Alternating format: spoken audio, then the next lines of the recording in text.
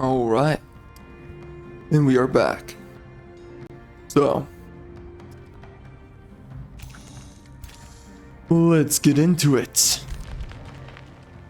I have no idea which direction I want to go in. Wait, this is the start of the next video, right? It is. Well, hello there. Anyway. Alright, so I'm thinking we're going to attack these guys. I don't know who I want to attack. By the way, there's something I don't like about the gameplay design of these Umbral dwellings. The fact that so easily they can turn against you. Just like we saw by a random global event. But somehow, for some reason, I need to be going to war with my actual vassals, like Omnisphere, just so that they'll be happier with me. You know, it doesn't work. Now I've lost all of my vassals in the pursuit of the Umbral vassals. It's all because of that stupid event that I lost all of them. And there was no way I could have fought that. That's the other issue. So, I think it's stupid. I wonder if you can just strong arm them into joining you. I wonder if you can do that. Because I would totally do that instead. The way I did it, it's just bullcrap. Absolute bullcrap. I don't even know why I gave a crap in the first place, you know? Anyway, we are going to be placing in our tier 5 here. And we are going to be...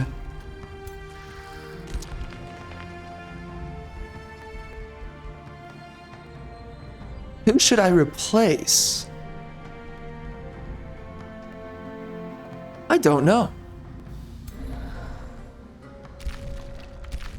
Yeah. I don't know. It's kind of a tough decision.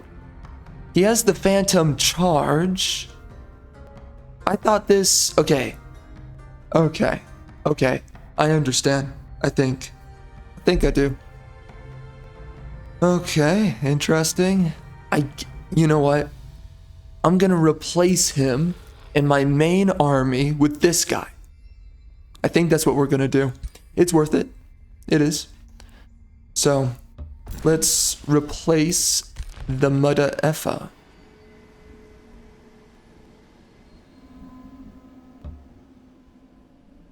Bro, you have no clue how many freaking videos right now that I need to freaking edit.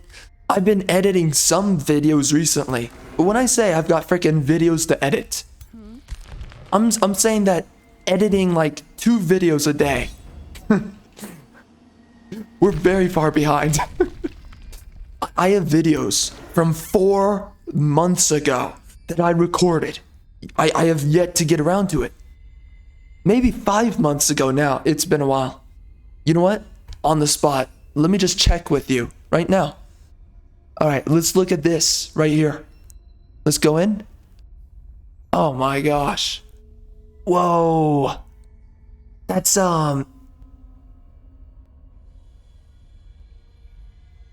yeah, that's 4 months ago. Oh my gosh. My gosh. Ugh. There's so much to go through. So much. I have videos that I've recorded right now. Well, like, within the last 5 days. I gotta get around to them. You know, one of the issues is I talk so much. It's not a problem if somebody else is editing your videos. Let's just face it, right? It's not an issue then, but when you're the frickin' person editing your own videos, you're like, oh my gosh. Holy. I don't know. I've got like 50 videos I've got to freaking edit, and Jeez Louise, I mean, some of my recent videos. Do you want to take a wild guess at how long some of my recent recordings are? 2 of them go above 1 hour. 3 of them, if not, yeah, I think it's 3. They go above 2 hours. So, yeah, man. Does it suck? Yeah. The pain that I've been instrumenting upon myself is no fun. I will say that right now. No fun. 0 fun. So, I don't know, man. Like, at some point, I've got to get on top of this. I've got to figure something out. Got to, because this is just getting out of control. How many videos I have to edit.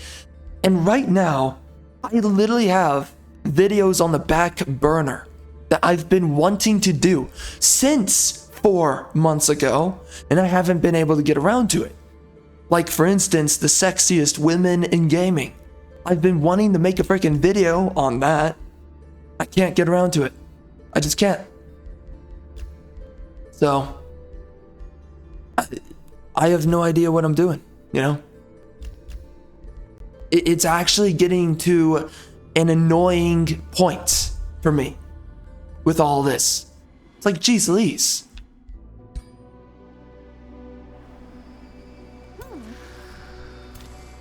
How do I make this more realistic for myself? Because right now, this is insane. My gosh, I just don't know. And then another issue that's been going on, I was talking about this in one of my other playthroughs. I actually don't know if it's come out yet. I think this one's coming out before that playthrough because this is a DLC, you know, that just dropped. So anyway, oh, love of God, are you kidding me? How do they die? How do they die like that? Easy. Please. I get it. I don't have a lot of mana, but I have fulmination. That's a great spell. So, come on now. I'm getting frustrated, for sure. Anyway. Something else has really been eating away at me, truthfully, at this point. So, when I did shorts on the channel, my main channel, it killed my views. Part of it is because YouTube just forgets who the frick your audience is. You start seeing bad click-through rate, you're like, that makes no sense.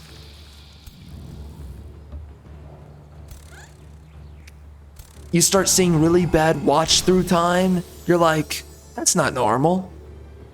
You start seeing things just falling apart. And you're like, okay, that's not usual. There's something strange and aloof to all of that. And you sit there and you think to yourself, well, what the frick does that come down to? And you don't know.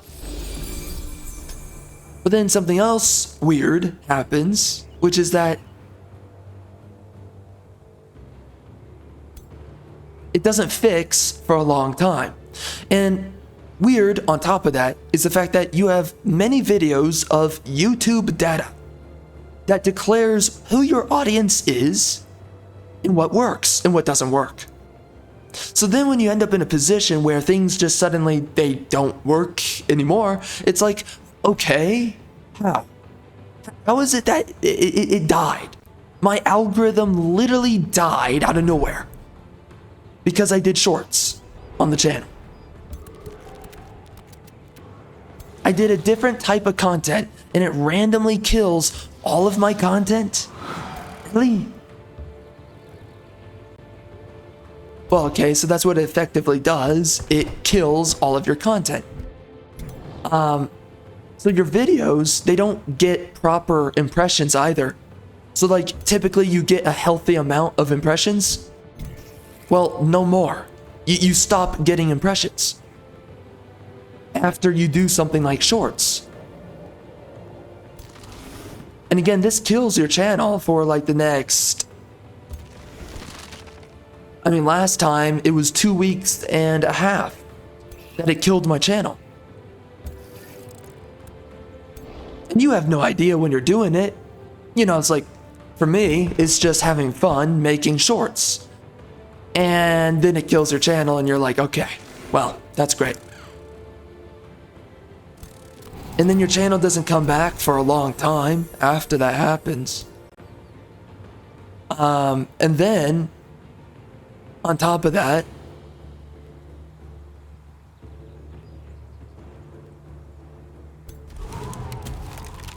what was the other point I didn't make yet?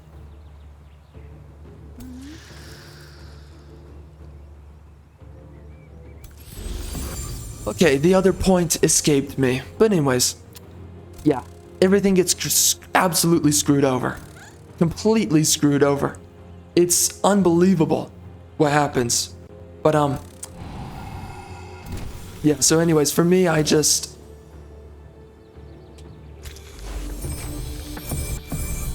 Oh yeah, I think it's had something to do with the impressions though. I mean, it's crazy that your impressions just completely die off. Your videos stop performing healthily, all that. Everything just falls apart. But the other thing that's very strange in all of this is how long, right? Nothing comes back, nothing recovers. And after all this time, well, actually, that's the end of that point. Let's move on to the next one. So then, what's the next issue that has happened? Well, once your channel does come back, it takes forever. You don't know when it's going to happen. I then did recently, I mean, air quotes on recently now. I mean, now it was, 2.5 weeks ago that I had done freaking live streaming. And that did the same thing to my channel. Now my main channel's dead. Any videos I freaking do, they enter the freaking abyss. They barely get any freaking views. They're not getting impressions. That's the biggest reason, pretty much of all. They're not getting any impressions. So it sucks. It sucks because like some of my videos, they perform really well, but for some reason they're not getting impressions. And no matter how well they perform, they're not getting impressions. It makes no sense. It's like, wow, if this video got like, let's say 3,000 impressions, it would have gotten like 300 views, which is pretty good. It's so frustrating, man. Or maybe even less than that. Maybe it's like 3,000 impressions, but it gets like 240 views. It's still pretty good. It's so frustrating because, yeah, I mean, these are videos that should be getting views, but because they're not getting pushed anywhere, they're just dying. So, this is the issue for me, is that I'm working so hard on all these videos. And this is the other problem too. I've been working harder on my videos as of late. Some of my best performing videos are videos I put less work into. And recently, I've been putting more effort into some of my recent videos.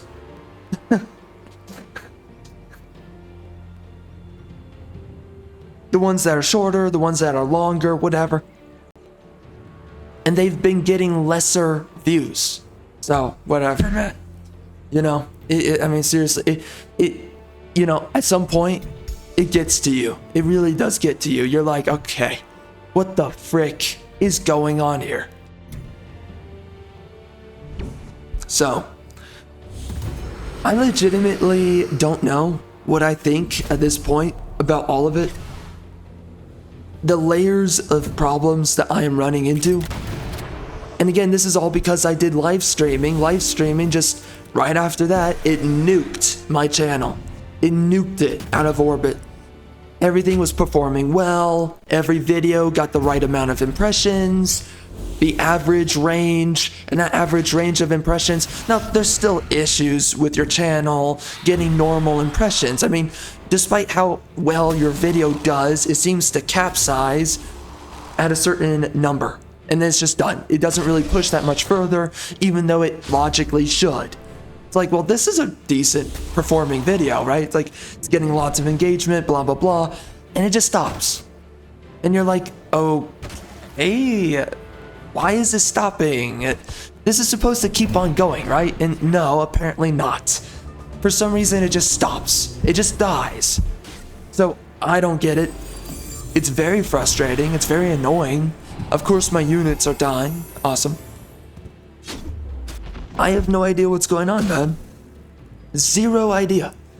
Totally confused.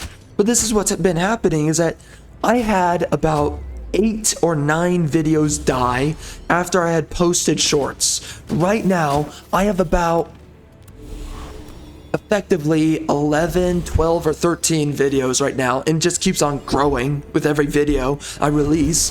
Every video dies. Every single video dies.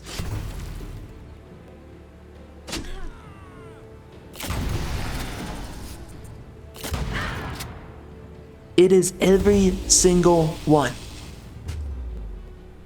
So I'm working harder on my videos, but my videos are now performing even worse. And this is something that I've just wanted to do. I don't really have to do it, but you know, I do think it adds to the videos, and I do think it makes some of my videos funnier, and my videos are just doing worse than they've ever done before.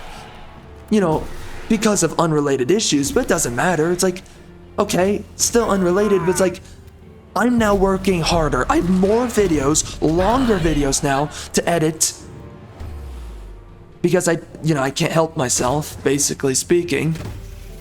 And now, because live streaming just screwed my channel out of existence, now I'm just watching my channel be a complete dumpster fire as I put a lot of work into these videos, and none of it means anything. So I don't know, man.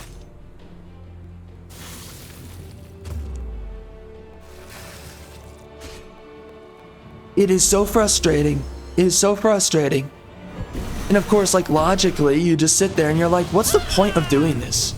What is the point of working on all of this freaking crap when it's gonna turn out like this every freaking time?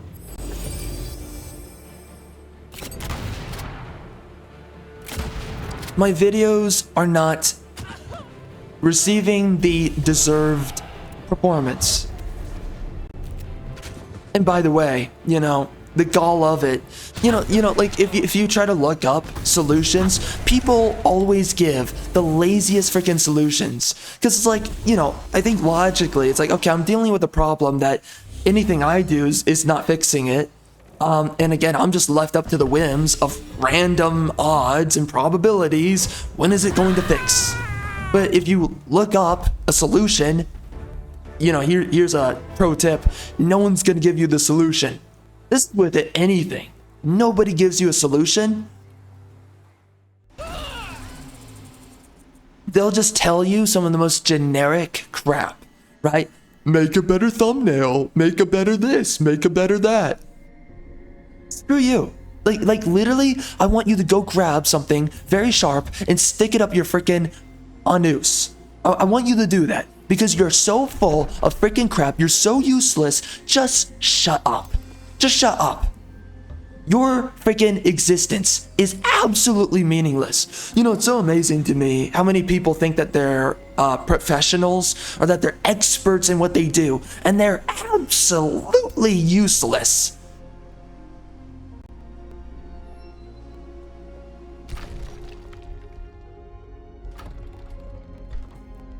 I mean, there are problems that are connected to nothing that someone's willing to give you the answer thereof.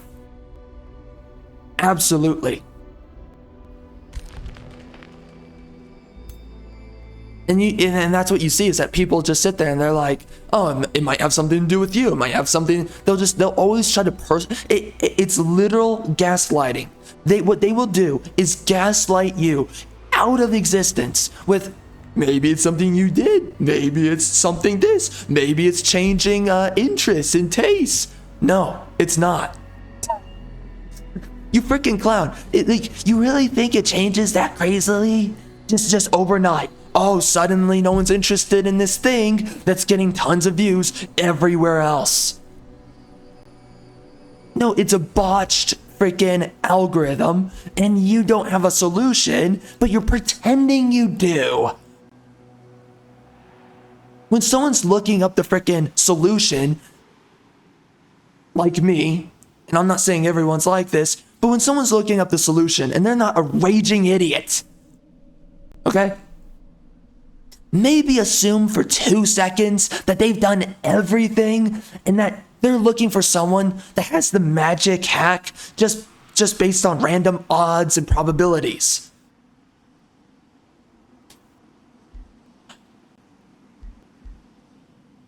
Because there's really just no alternative.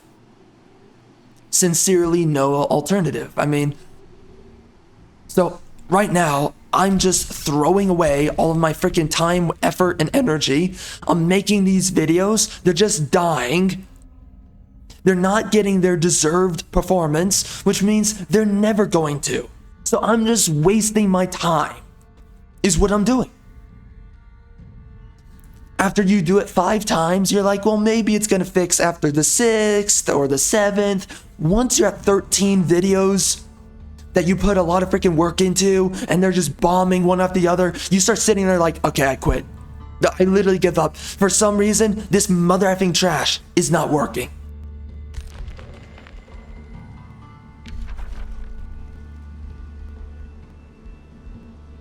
And again, like, anything that anyone else has to tell you is just retardation. It's, have you tried this? No. And by the way, changing thumbnails and doing all the things that they tell you to do, that can screw up a video. You've got to be careful about how you do that. But again, lousy advice, freaking morons who are acting like they have any answers. And it's like, if you're a raging idiot and you're super stupid, maybe don't talk. Maybe just shut your mother effing mouth. But, you know, if me saying that, it's like, well, then more than half of the people in your comment section wouldn't even be speaking up in the first place. Love of God. I mean, the answer is that, yeah, most people are freaking idiots, and when you give them an excuse to speak their freaking mind, where they have no idea what the frick is rambling out of their mouth, yeah, they're gonna speak. Yeah, they're gonna share their stupid mind, and you're gonna be subject to all their freaking, what's a good word for it? Their dis rhetoric, right? Their dis rhetoric that turns into disinformation is what it, I hate that word being as politically charged as it is now, right? It's now just a word that people gaslight each other with. But like, they literally tell you wrong information, literally, that screws you or that doesn't lead you anywhere. And it's based on faulty rhetoric. Because they think it sounds true, they start saying it, rather than knowing if something is true. But again, I mean, how many things is that true with? Tons of things, but of course it has a lot to do with politics. Right? You've got to tolerate everybody, even though there's plenty of people who are very despicable, and rightfully so. Right? Like, for instance, you need to tolerate a non-patriot within your country. Really?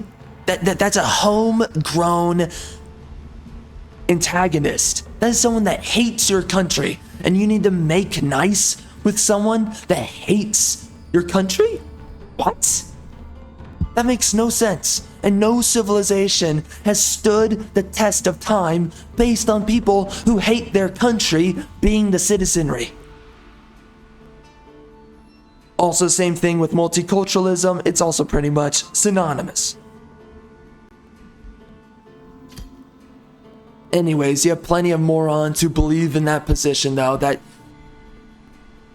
multiculturalism is a super good thing, blah, blah, blah. They say all kinds of crap. Okay, whatever.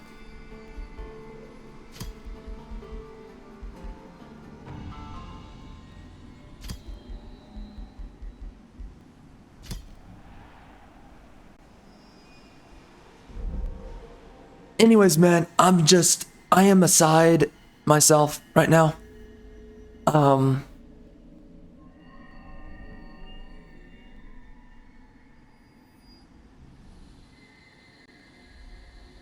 I have no idea when it's gonna come back. My algorithm, it's been broken for a long time now. And honestly, I'm just getting so sick and tired of it. I'm like, okay, I mean, what the frick do I do? Literally, what the frick do I do? I'm kind of at a point where... Oh, that's interesting. Nice. I did forget that I got that.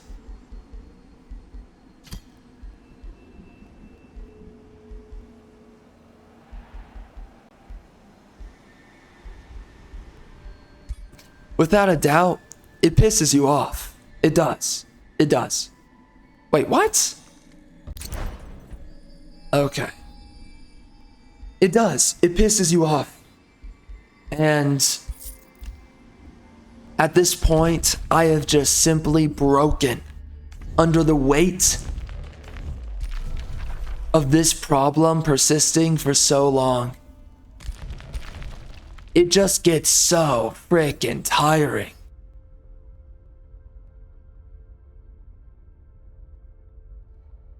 Eventually, you just say, okay, whatever. So, anyway.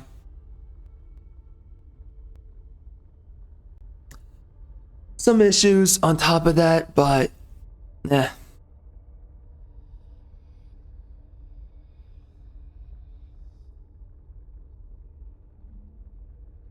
I don't know, man. There's all kinds of freaking dumb bullcrap that people tell you. And let's just face it, if people told you the truth, you would be successful. And when you run into issues, they wouldn't persist for a long time. And the truth is, no one's going to give you the answers. Nobody has any incentive to give you the answers. This is with other things, by the way, not just this. And it's so crazy how many people you watch, because it's true, there are tons of people who just grift off of selling you a solution, and it's a BS solution. It's non-existent. You know, give me money and I'll do this for you. And you're like, okay, I gave you money and it didn't work.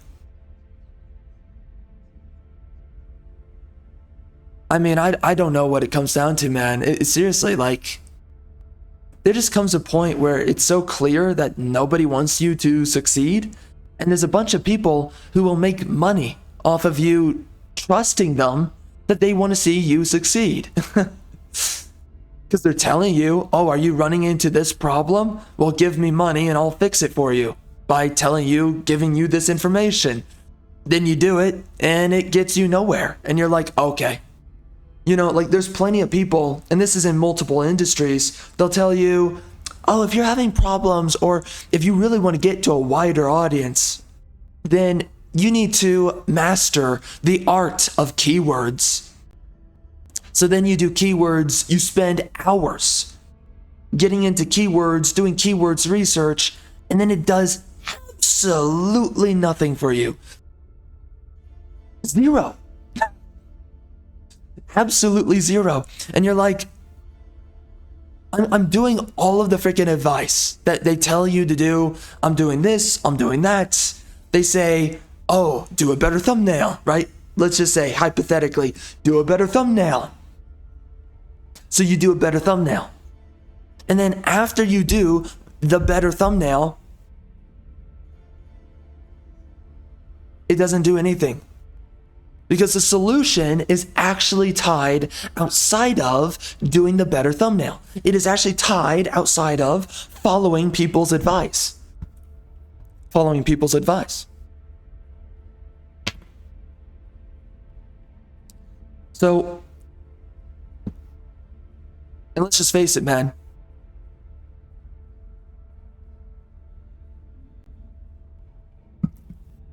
Nobody knows what the frick they're talking about. Nobody. How many people will tell you that like wokeness is a great business decision for companies?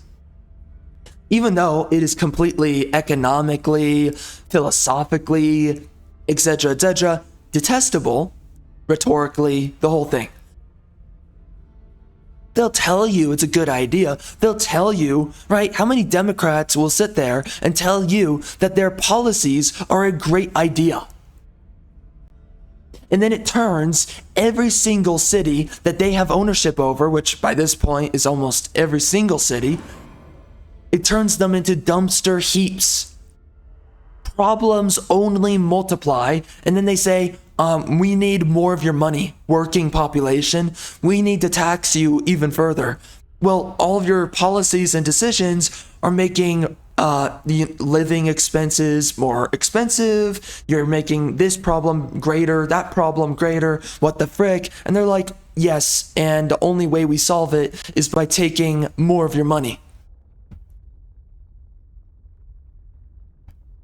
And then these people, they have the gall to sit there and tell you that you're ignorant, that you don't know what you're talking about, and that there's something wrong with you, and that, right, reality is going to humble you, whatever the frick that means. They tell you, they have the gall to sit there and say that reality will humble you when you say that all this stuff is bullcrap. By the way, Satanists are frickin', I'm saying it in the inverse. Democrats are Satanists, by the way. Through and through. They push everything that is demonic, everything that is anti-biblical, anti-God. And you literally have libtards who will sit there and tell you that you're wrong. Okay, so all that gender stuff that your mother effing side is pushing, tell me how that's not demonic, because it is. Saying that women are equal to men, tell me how that's not demonic. It is by God's design that men are to have authority over women, and that men were built for performance and function superior to that of women. And this has been all throughout history, and every generation of man understood this until this recent generation of retarded modernists. But you're right. All of my ancestors, your ancestors, they're all wrong, and you're right. And that reality is going to humble someone like me, my position, not yours. Even though every day, your position is humbled. So don't you love that the freaking Democrats, when they can't win an argument, they just start throwing at you vague threats. Oh, you're going to get humbled, bro. What? I'm going to get humbled by being right? So apparently, you're just so correct. I'm so wrong. You can't even prove your position. In fact, you're wrong in your position. Everyone's reality disproves your ideas and your beliefs, but you're going to just sit there. Again, these are freaking livid retards. They are terminally freaking possessed by their political stripe, and they can't think within logic and reason. They can only think within guilt, shame, and irrationality. And of course, political propaganda. Of course, that's a huge layer as well. Again, what gets me most frustrated about these retards is that they act like they know so much. They act like they're so smart, that they're so intelligent. And then when you get listening to them, it's like, if I follow what you say to me, I will not only waste my time, I will waste my money. My life gets worse by listening to your Dumas.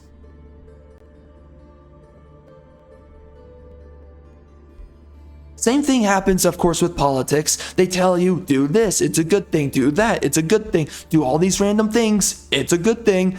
Then you do all that freaking crap and you get screwed over. But then they just keep on moralizing you, pressuring you. Oh no, but we're the right way. Oh no, we're the enlightened ones. We're the enlightened ones. You're not. No, you're not the enlightened ones. You're not. You're full of it. And all you do is you shame, you guilt, and you threaten people to get your political way. Screw you. Once you realize the absolute maliciousness of these retards, you realize why your founding fathers said, give me liberty or give me death. Because when you have to live next door to a freaking moron who their entire existence is premised within lying to you and benefiting off of the lie, you realize, oh, we are literally engaged with evil people. And when you call them out, they just gaslight you until either you bend the knee or something bad happens, whatever it is. That is the entire method of how they operate. It is complete maliciousness. And then they have the gall to sit there and to act like they know better. How do you know better? How do you know better? Because you don't. But they're so unbelievably conceited.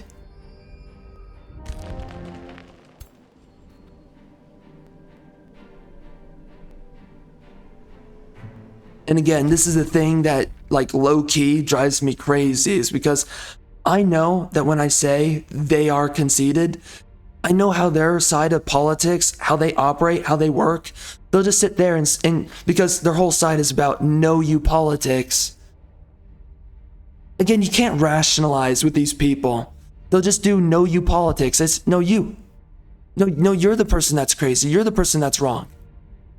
They'll tell you that you're living outside of reality when, of course, you're the one that has rhetoric and reason on your side, but it's not enough. You have to bend the knee. You have to.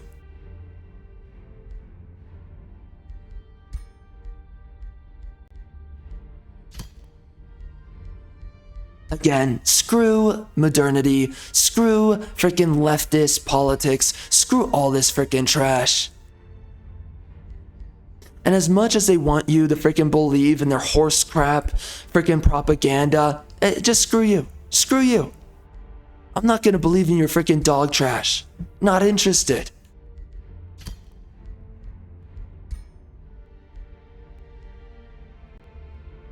And again, you can shame me as much as you want. You can sit there and say, you're this, you're that. Ooh, you're a meanie pants. And oh, you're this, and oh, you're that. Don't care. Don't care, bro. Don't care.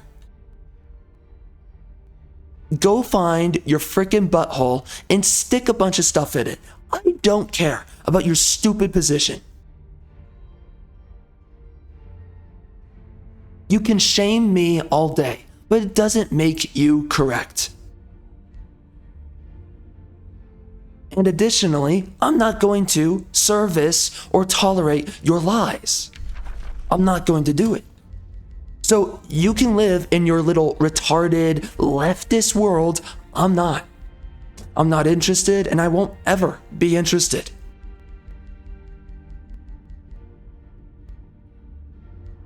And again, I already know how they would respond. It's, oh, you're such a bent backwards, twisted bigot, blah, blah, blah. It's always the same freaking crap every freaking time. It's like, man, just tell me something your freaking side hasn't told me. Love of God, you can't. You all think like a freaking collective. You don't actually have any thoughts. When someone tells you that you're wrong, and that reality has proven that you're wrong, when they tell you that 1 + 1 = 2,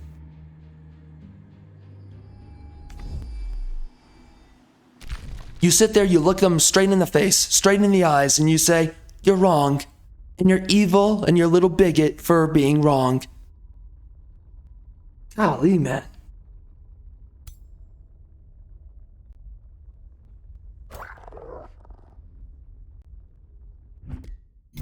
I mean, it's a freaking circus, bro. It's a freaking circus with a bunch of freaking clowns in all of it.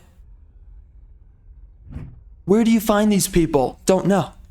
Don't know. But geez Louise, they come out of the freaking clown car like it's a freaking joke. It's a freaking comedy skit.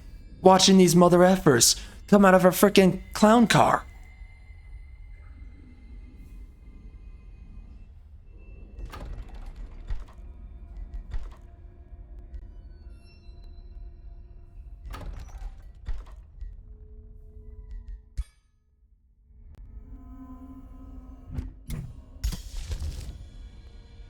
Anyways, that is the main thing I've been very frustrated with.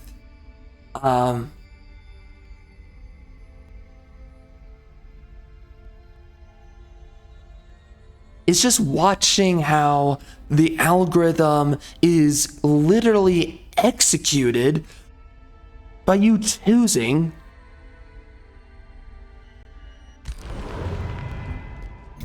Yo, that is not a lot of knowledge right there. But the algorithm literally choosing to execute your channel because you do shorts or live streams. It's like, seriously, why is that an option then? For real, why is that an option? Why can I do either of those things? At some point, like, really just say it. Like, what they need to do is just ask you when you're going to make content. It's like, do you want to be a live stream channel? Do you want to be a shorts channel? Do you want to be a videos channel? You select one and you go. I don't know why they give you this illusion that you can just do any of these things and it's just going to perform in the algorithm as it's supposed to, right? Rather than just nuking your freaking channel out of orbit.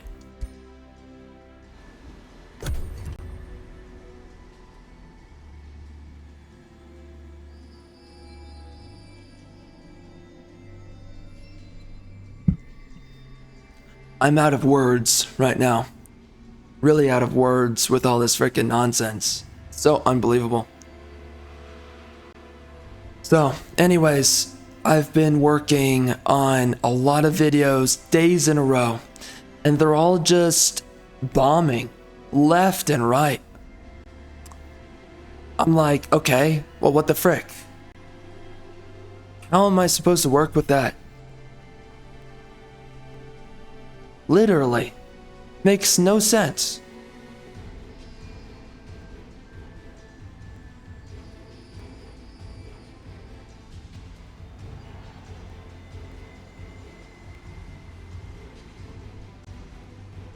And you know, when you're going through all this freaking crap, again, it just shows to you how many people are full of crap. Like, I remember the whole idea, for instance, of extreme ownership. That whole idea when it comes down to leadership. And I've experienced firsthand, I mean, just rhetorically, it's retarded. The idea of extreme ownership. It's like, what, I'm going to take all ownership of everything and somehow that's just going to create a better alternative when, like, listen, not everybody performs at the same level as you. And not everybody will have the same dedication as you. You have people who are lazy, people who are stupid, there's so many deficiencies about so many people who should be fired. And you have this idea of freaking extreme ownership. That you have people that they perpetuate this stupid idea. It's a false freaking teaching, it's a false philosophy. Firsthand, I have experienced what it looks like when you're trying to lead a group of people who just refuse to be led. They do not want to be led. They don't care about what you think, what you say. They don't care. They don't care that they keep on telling you day in and day out what their problems are. And when you tell them, okay, well, I came up with this huge plan. I have this blueprint, and we're going to go here, we're going to do this, we're going to do this, we're going to do that, we're going to organize here, we're going to do this thing, and this is going to address that problem there, that problem there. Let's say, for instance, let's say you have a church group, and the guys are complaining about how, I don't feel really close to God, and I'm just having a hard time with my spiritual life, blah, blah, blah. Go down the list. And it's like, okay, well, let me think it through. Let's come up with this idea. We have many guys within the group that are complaining about the fact that they don't have a great relationship with God. Okay, well, guys, we're all a church group, and figuratively, we are a brotherhood. Now, here's how we solve our problem with struggling to pursue God and have a relationship with Him. For one, we need to be reading our Bible. We need to engage with the Word of God. We need to engage with the Word of God. And we're going to pair up you guys together, and you can tell us who you would like to pair up with or whatever. And again, there's no exactly perfect plan. Doing it at random can be a huge mistake, but most often, letting people choose who they pair up with is a better choice and decision. The problem is that there's people that nobody wants to pair up with. That's just the truth of it all. So, again, the problem with going at it randomly is, okay, if you put people together at random, then you're going to put people together who don't like each other. Maybe other people want to pair with that person, but you're going to put two people together who instinctively hate each other, just based on temperament alone, okay? So again, doing it at random or doing it where people select who they want to pair with, those both have their detriments, but ultimately it's just better to have people select for themselves, because at least they're selecting someone they like, so that then when these two people are reading the Bible together, and again, you have to just trust that these people actually mean what they say, right? That they're not just going to sit there and when they meet up to talk about the Bible, it doesn't just turn into a freaking social hour where they talk about their real life and all the gossip surrounding it. I mean, again, but this is the problem, okay? With things like extreme ownership or whatever, go down the list, is like you're acting like people are even serious about many of the things that they say, right? So again, we're just assuming that for one, people are serious about it. So let's even though there's detriments with doing it this way, it's the best way you can go, which is people select who they partner up with. And you need to do it in pairs, because the more people that get involved, well, the more it can possibly devolve into a freaking social hour, right? So you don't want to do that, because me personally, and this is, again, I'm making a random example, but I have experienced it in my own life where I'll sit down with one or two of my friends, and we're having a great Bible study with each other.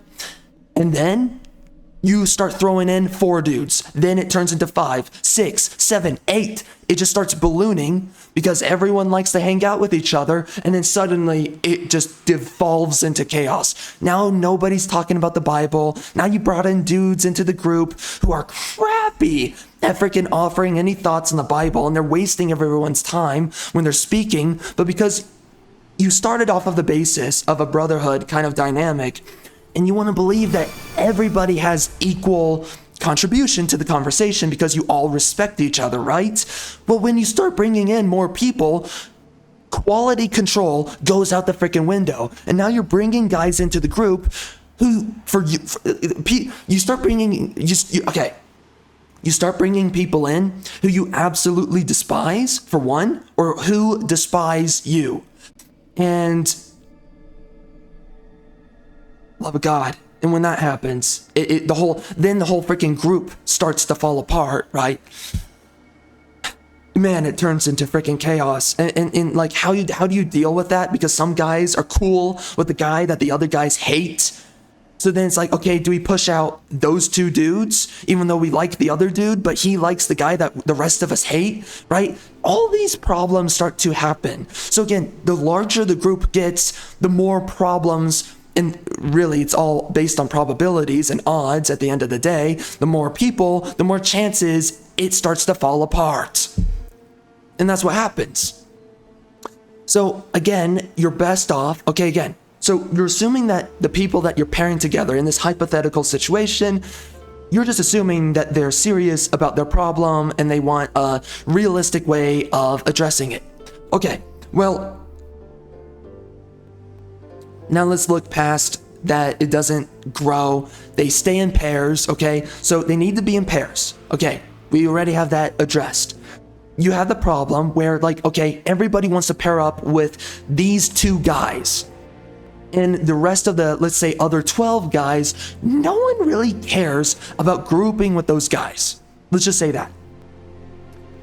You can have that kind of problem where there's just like literally only 1 guy, 2 guys, or 3 that people want to pair with, no one else.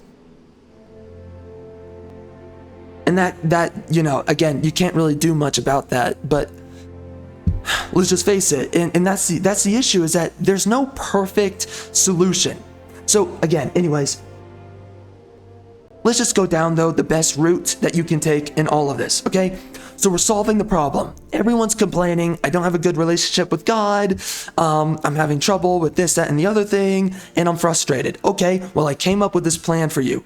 You're gonna sit down, you're gonna read the Bible, and you're gonna read it with a guy that you select that you respect and trust. You're gonna sit down with that dude, and you guys are both going to go over the Bible together. Let's say you read it beforehand, before meeting up. That's probably the best way to go about it.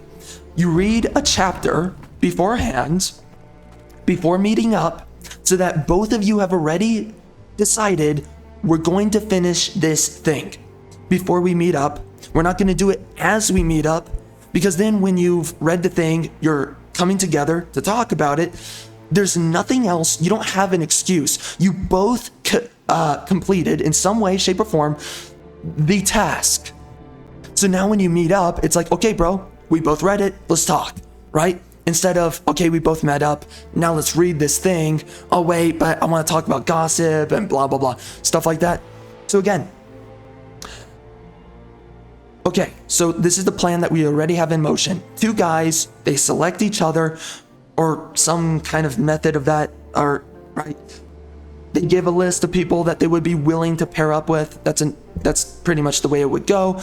Then you allow these guys to pair up with each other based on who they select, based on who they say they're open towards. It's anonymous, and yeah, I have no idea what you do for the guys that are not selected. I mean, just simple matter is, I don't know. With those guys, I don't know. Again, you don't want to do it at random, because they'll just, then nobody wants to be there. Nobody wants to talk to each other. That always devolves, always. Anyway. So anyways, okay, right? So we're going about it right now in the best way that we possibly can manage, right? And they're reading the Bible beforehand, and then they meet up with each other. I don't know, man. I mean, depending on the guys, if they're really disciplined, they can meet up together to read. Again, this is the issue, is that you're acting like these people are serious about you. The problem is if you are calculating for the fact or the probability that they're not going to give a crap about completing the task, then it's a complete waste of time.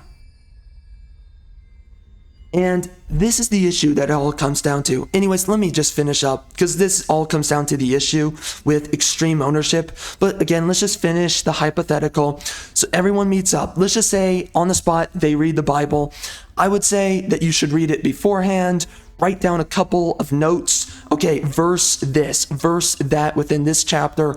I want to talk and bring this up with my Bible partner, my Bible buddy, whatever you want to call him. I'm going to discuss these verses with him and these little short thoughts that I had about those verses. Okay, cool. You meet up, you talk about it, done. And also part of this too is that you guys you partner up and you will talk to each other, let's say daily or whenever you can. whenever one of the guys has a sudden spur of thoughts surrounding spirituality, whatever, that you both will talk to each other about those thoughts and ideas. It's like, man, I've been thinking about this with God and blah, blah, blah, blah, blah, right? And they go through it and they have these conversations with each other on top of having occasional visits to talk about the Bible and to discuss the essence of the Bible verses that they're exploring or that they're investing time into, right? Or the books of the Bible.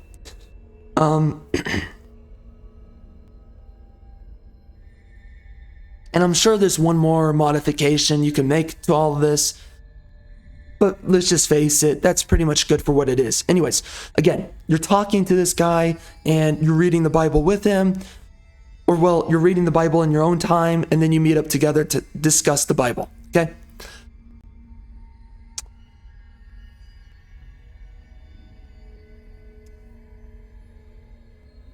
I think there might be something I'm forgetting, but that's pretty much it. So anyways, what is the issue though with extreme ownership? Is that you can't take responsibility for the fact that other people do not want to get the job done. You have plenty of guys who will complain about a problem, but then when it comes down to, okay, let's act on the solution, nobody wants to do it. It's like, okay, well, we can pair you up with this guy, that guy, and whoever it is that you want to select. Okay, we're going to partner you up with that one dude. And then once you're partnered up with that one dude, you can sift through the Bible and discuss it. Well, okay, now when they're doing it, they never talk about the Bible, or they're not even reading the Bible when they start meeting up, or right, they're not being accountable and they're not being disciplined within whatever it is that they're supposedly focused on doing. Okay, well, that's a huge problem now. And the issue is that when you are tethered to a group of people and you're supposed to be getting a certain problem solved in some way, and those people are not set out on authentically dealing with the problem, then you have an issue.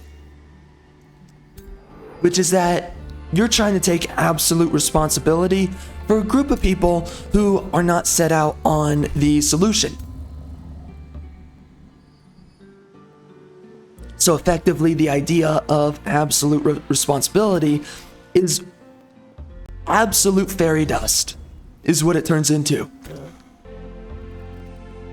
Okay, so I'm going to be absolutely responsible as a leader for people who are not going to uphold their end of their bargain.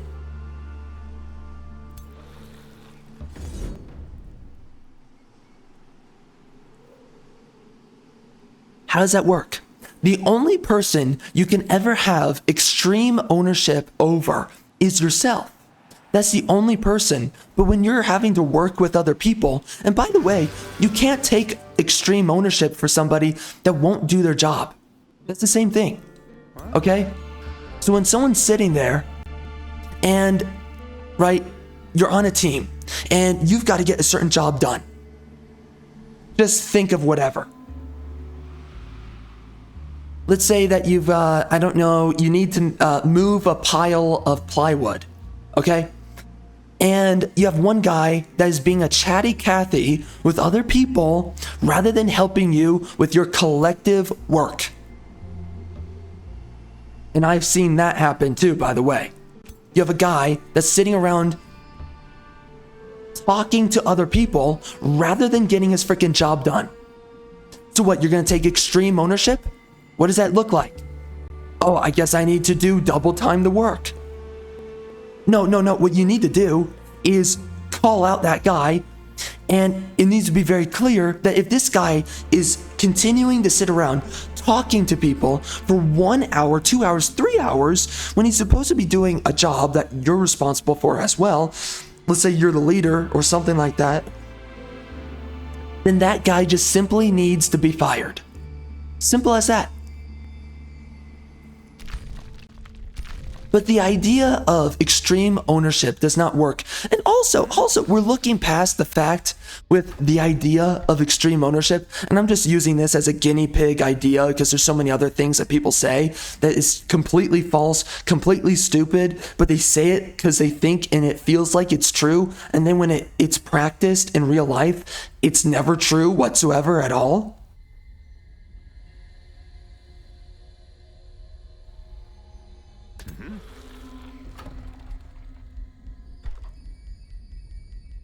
And we're going to get to that. Currently focused on going through all these thoughts, but you know,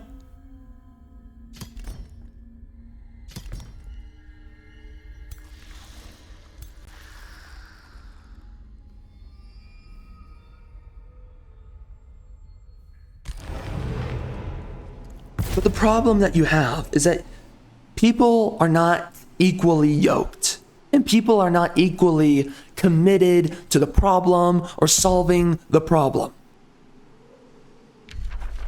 You cannot take responsibility for people that refuse to share the burden, or for people who refuse to, do things in a reasonable manner. You have people who are, and this is the other thing too, is that you're completely overlooking the fact that someone might just completely hate you or dislike you for no good reason. So what? Are you going to take absolute responsibility for the person that just randomly has it out against you? The person that no matter what you think and say, they just don't like you. You could say something that is true to them. Hey man, you're not dedicated to the task that we're both supposed to be set out upon finishing. You're just sitting around and you're not getting the job done. What the frick? And they'll sit there and be like, screw you, man. And they'll start throwing the blame onto you, and they'll start causing a bunch of problems, blah, blah, blah. What do you do then? What do you do then? Where does extreme ownership factor into people who just want to fight you even when they're wrong? What do you do then?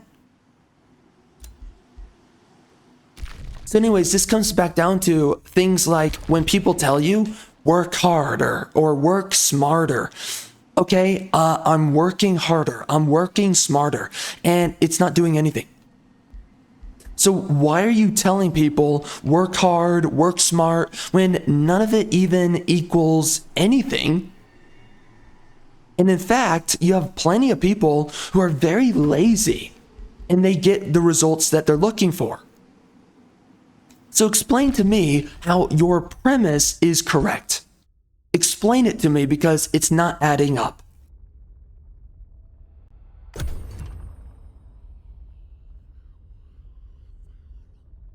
Again, you cannot take extreme ownership for people who do not want to share the solution, for people who actively negate the solution. It's like, hi there, we have a really dirty X, Y, or Z, right? Let's say we have a really dirty trash can, and you specifically are making the trash can lid or foot handle, you're making it really dirty, and it's making it disgusting for other people to take out the trash. Again, this is another hypothetical. And when you're speaking to somebody that's like, well, that's not my problem, that it's absolutely filthy to take out the trash. It's like, you understand that you're the problem? You understand that you're making the trash absolutely disgusting to take out every time? That my sock, when I touch the foot handle, it's getting dirty because you have marinara on the foot handle, or you have on the sides of the trash can because somehow you can't figure out how to place trash straight into the dump, the trash chute or whatever. It's on the sides, so when I'm trying to take out the trash, I'm touching a bunch of your freaking gunk from your food that you were eating from your saliva. It's disgusting. Can you do something real quick, do something that a 2-year-old can learn to do, which is throw away your trash without making a mess? Can you figure that out? And you will have people that will sit there and look you straight in the face and say, I didn't do that. I didn't make that mess. Okay, everyone else didn't make that mess. I didn't make that mess. So who the frick made it? Because we know it's you. Or they'll sit there and they'll say, okay, man, you're just being an a-hole addressing this problem with me. And they'll just shrug you off. They'll get offended. And you're like, what the frick do we do? Well, you know what you do? You get rid of that person. That's what you do. You tell that person, get the frick out of here. That's what you do. It's the only thing that you can do. And so this idea of extreme ownership is stupid, but also the idea of like working harder is stupid because there's plenty of people who don't work almost at all and they just do really well for themselves. And then you have other people who they tell you work smarter. Okay, working smarter, nothing's happening. I educated myself on the topic, for instance, like let's talk, right? That's what working smarter means, by the way. Educate yourself on the problem, on the topic, so that when you're addressing the issue, you can go about it in the most strategic manner possible. And then when you do that, it doesn't create any solution. And in fact, you're wasting your time. What's the purpose of wasting your time? I'm working smarter and nothing's happening. I'm working harder, nothing's happening. And the truth is that whenever people tell you that they have the solution to anything, they're full of it and they're lying to you. That's what's going on. They don't know what it is that they're saying. They're completely made up in their conclusions or in their position. They have no idea what's coming out of their mouth. And then they're going to have the gall to sit there and tell you, well, you're doing this, that's what's wrong. No, I'm doing everything I am supposed to be doing. And then there's clowns like you who are sitting there telling me that I don't know what the frick it is I'm doing.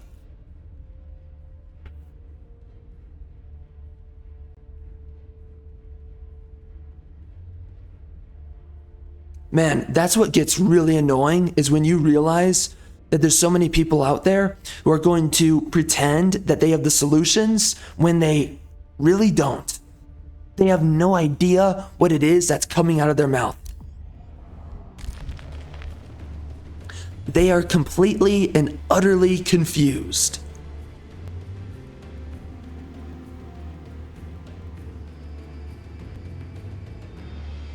It is so many times that I have ran into this. Because again, something that you realize is that people do not have the solutions.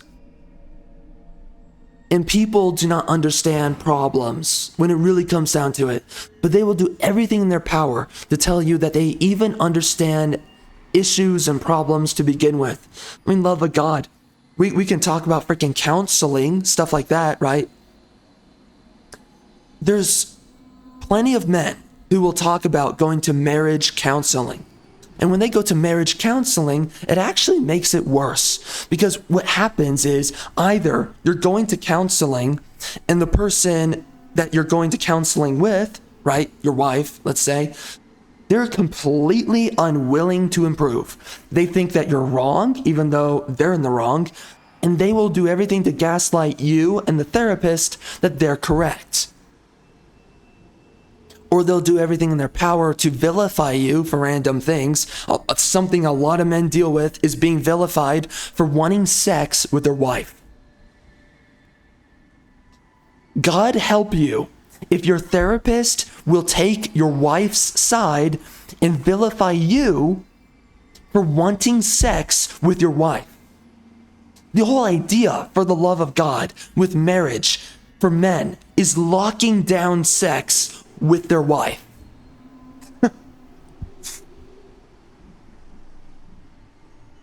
But you will be completely shamed for simple little things. But then let's even look past that. Let's say that doesn't happen somehow. Well, then you're very well likely, it's possible that when you go to marriage counseling, you're going to be talking to somebody that is possessed by modernity. And this can be someone that's a Christian counselor or someone that's a non-Christian They're some kind of atheist or whatever, something like that. Or they're just non-denominational, something of the form. And they will sit there and they will tell you all this random BS, and they will gaslight you and be like, well, have you considered doing this for your wife? And have you considered doing this? Because typically they always put the blame on the man, not the woman. Like, for instance, they'll sit there and tell you, like something that a lot of guys have said that happens with marriage counseling is, have you considered doing the dishes? Oh, you know, she's not really in the mood for having sex with you. Have you considered doing the dishes for her? Mother effer, that's not my job. I'm the freaking husband. You freaking clown. I'm supposed to freaking work. She's supposed to do the freaking dishes and all the other stuff. And then you get claimed as and labeled, well, you're a bigot and you're a racist and you're a homophobe and you're all these random terms because you're not going to do the dishes for your tired and struggling wife who just can't get her who cannot get off of her freaking fat, lazy anus. But somehow they're going to sit there and act like that they know better than you. They're going to sit there and tell you that you need to take on more responsibilities to make your wife happier. It's like, no. How about this? How about my wife figures it out that she needs to work out and do the dishes? Two things are very easy to do. And by the way, I mean, if a therapist is looking a dude that is a complete slob in the face, this guy is, let's say he's fat, he's messy, he does things that he really does not need to be doing, okay? Right? Like, let's say that he just makes everything that he does, because, like, let's face it, there's a bunch of dudes who are freaking slobs. Okay, if his wife is like, you know, I'll clean stuff, but he won't listen to me when I tell him that he's a freaking slob and he makes all of the mess that I have to clean up, he makes it even worse than it has to be. And I want him to just meet me a little bit of the way and help me out by not making everything unnecessarily dirty. If a wife were saying that, then that makes sense. But that's not what happens. Again, most of the time, these are deranged, politically possessed ideologues who will say and do exactly what their politics confirms that they should say and or do.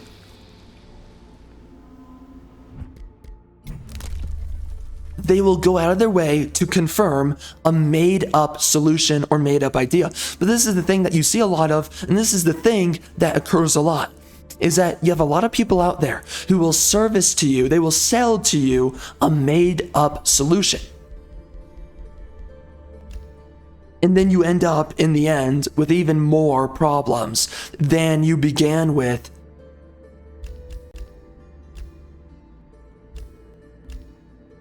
Like, for instance, you as a man having to take up more responsibility when it should be your wife taking up more responsibility.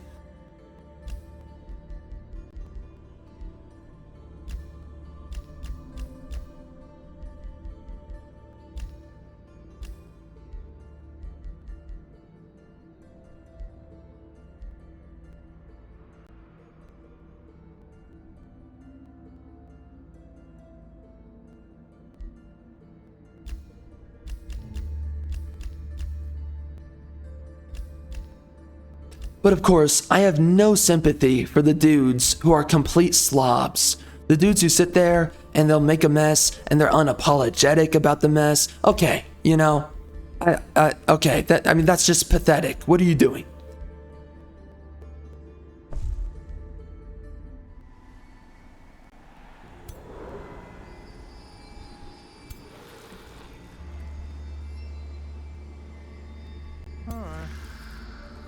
But again, the whole thing is that people will refuse to offer you legitimate solutions. That's what it comes down to.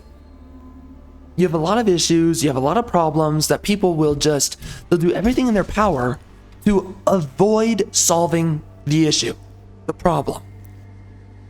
And that is what's so amazing of all.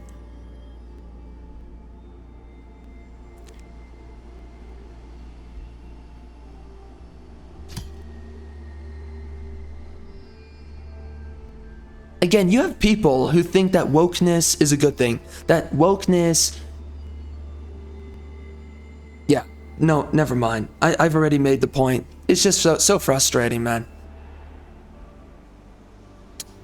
So, that was dovetailing into something else, but...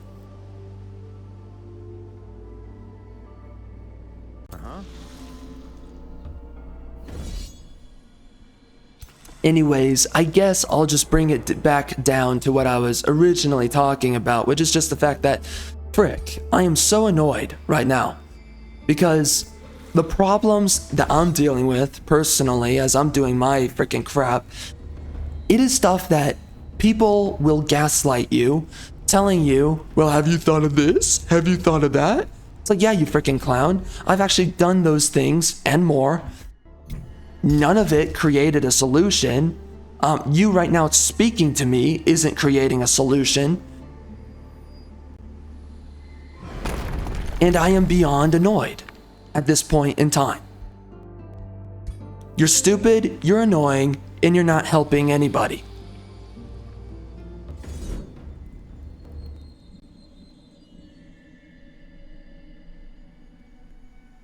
So, that's the ultimate thing. That you realize is that, okay, so you're SOL, you need to figure out your own solutions because nobody else is going to do anything to help you out at all. So, I mean, all of that comes down to, how do my units die? They have all this power and they still die. We are literally, I think we were 3 times the power level of this army, or slightly more than 2 times. And we still lose 3 units? Are you kidding me? Jeez. So anyways, you know, me getting a solution right now, though, to this freaking problem is just the most frustrating thing.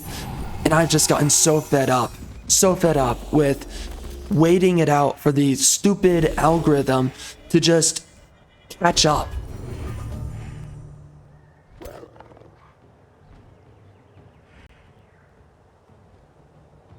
I mean, it's like, seriously, man, come on. I've been working my freaking tail off, and then the mother effing algorithm just refuses to meet me at any point in time. So, anyways, that's what I've been frustrated with. That is what has been more than irking me as of late. I am definitely seething at the moment. It is absolutely unbelievable. And right now, I'm just wondering to myself, like, what the frick does it come down to?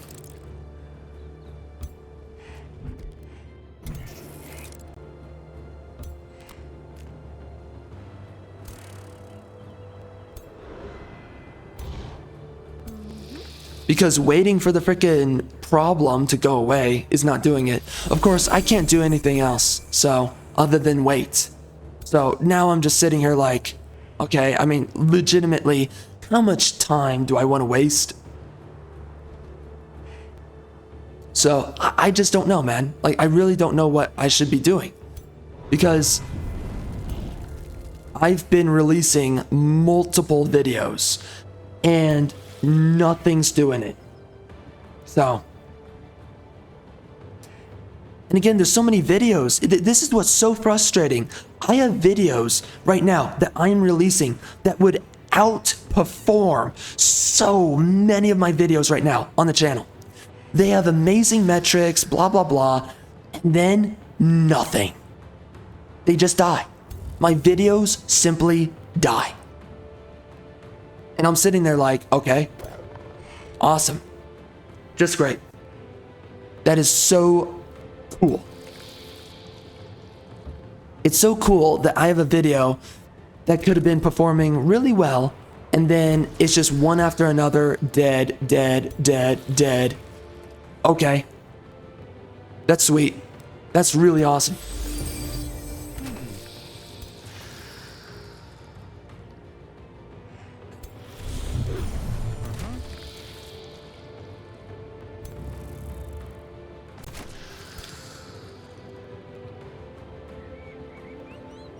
So all of this leaves me with the thoughts of, well, what the frick do you do then, right? What should you do? How do you solve this stupid problem? I don't know.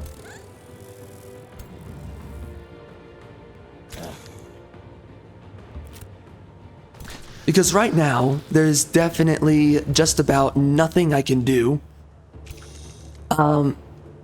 There's no way to find the solution.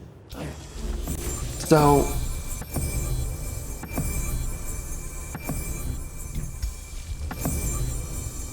you know, I'm kind of left with myself like, okay, well,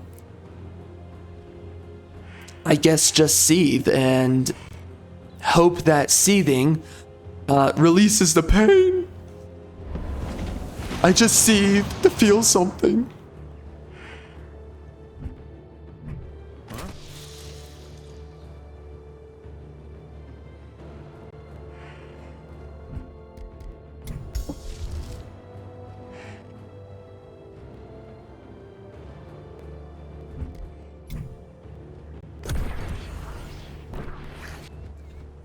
Yeah, so we're gonna see what happens. We're gonna see.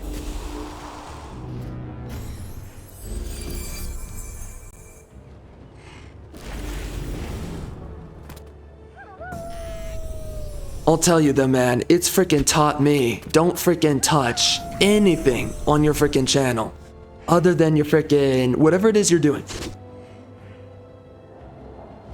Guys, holy crap. Does it just nuke you from orbit? Holy crap, it is insane. I am just so astounded to the magnitude of the problem.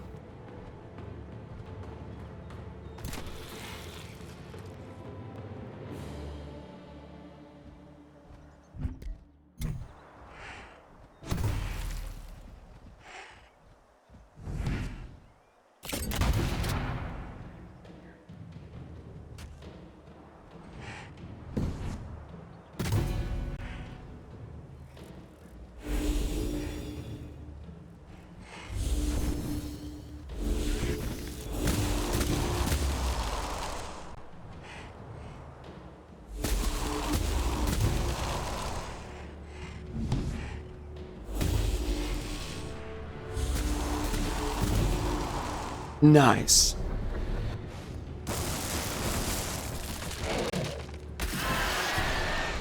Dude, that is huge damage.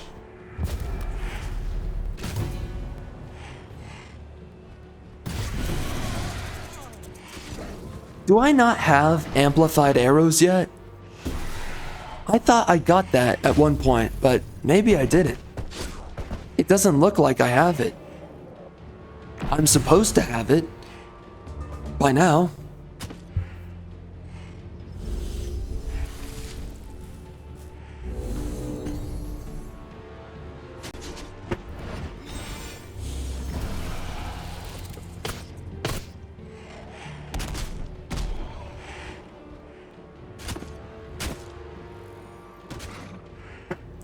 And the other issue is too, by the way, you never know if coming out with more videos, is that creating a solution or is that just perpetuating the problem? Or if it's not, which I think most likely it shouldn't be, then the problem, or the question is to the problem is, okay, so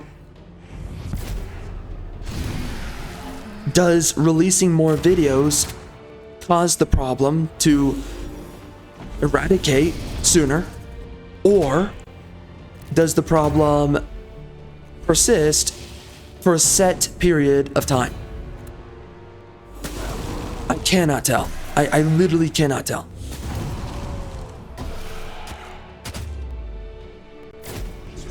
That is what's so frustrating about all of this.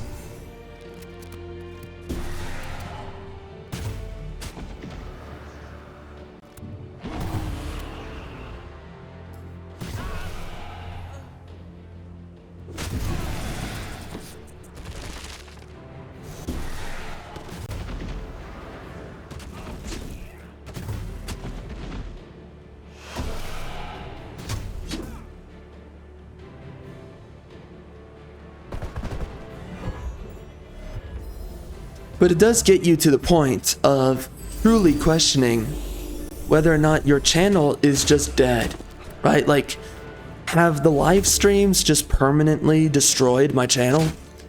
That's a legitimate question I now have because of how long it's taking for the solution to kick in.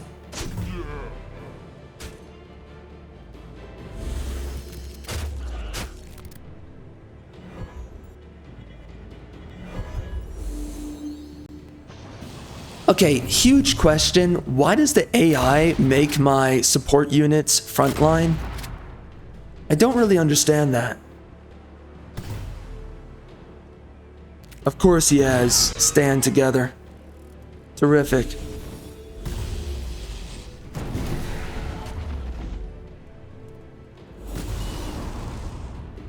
Oh no, it's not stand together, it's keeper's mark.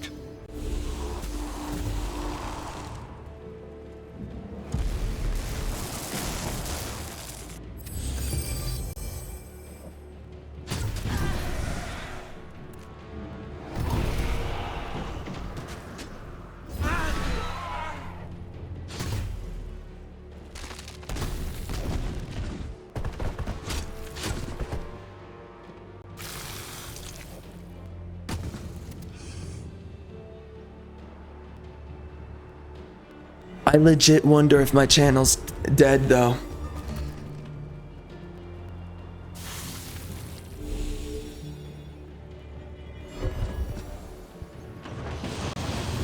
Because right now, the problem's been going on for so long. Now for me, it's like, okay, so when is it just gonna learn? I mean, no clue, no clue.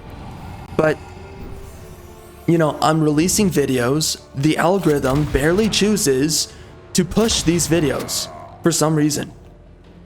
So I'm just sitting around thinking to myself, well, here we are. Freaking fingering myself, thinking to myself, when is it gonna work?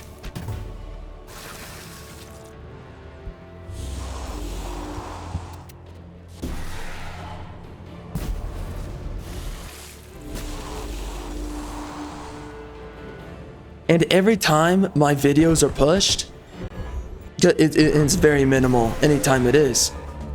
The impressions are a minutia. I would say they are about a fifth or a fourth of what they typically are. So the video barely goes anywhere. Okay, so one unit died. That's unfortunate. And it was a legendary rank, which is just great. Nice. Well, I think I have to take advantage of this. I don't really have any better time to just take back, well, to take any of these cities or to... I'm not gonna go for Omnisphere. I should go for Treeway. And if I do that, that'll be difficult in its own right. What's beneath here? Yeah. A lot of good stuff in this area. Yeah, honestly, I'm gonna take this city for myself.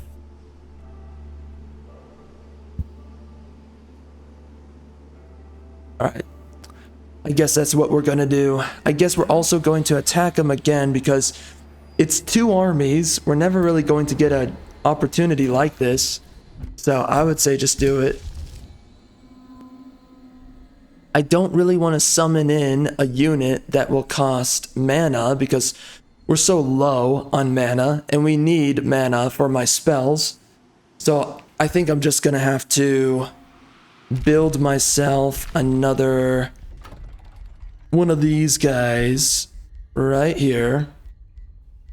A spell weaver.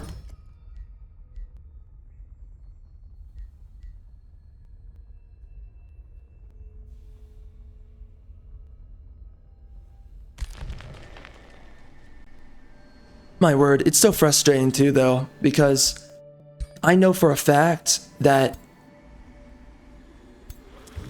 my channel right now would probably be double the size that it's currently at.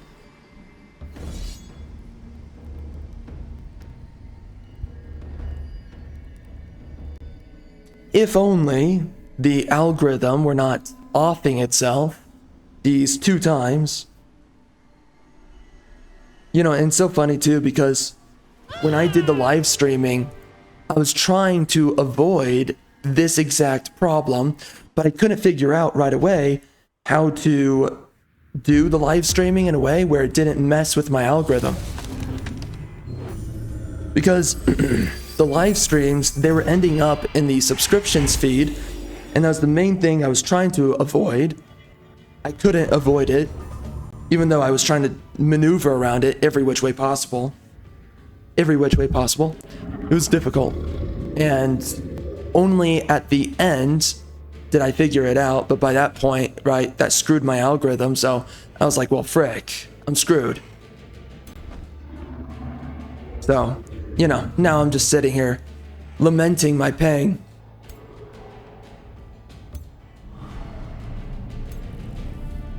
And again, I have absolutely no idea of when anything is going to turn around.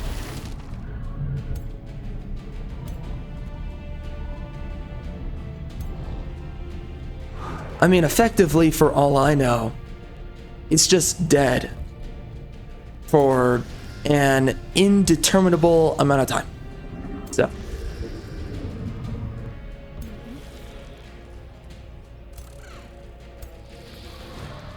Rest in anger, bigot! Rest in anger! Yeah.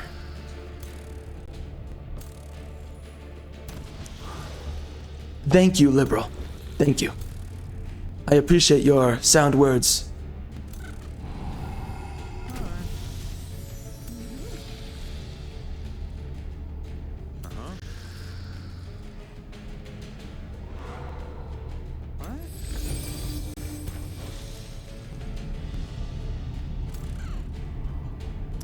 But you know, taking a step back to just think about it and process, well, what's going on? It is an interesting problem to endure. It is a very interesting problem to experience.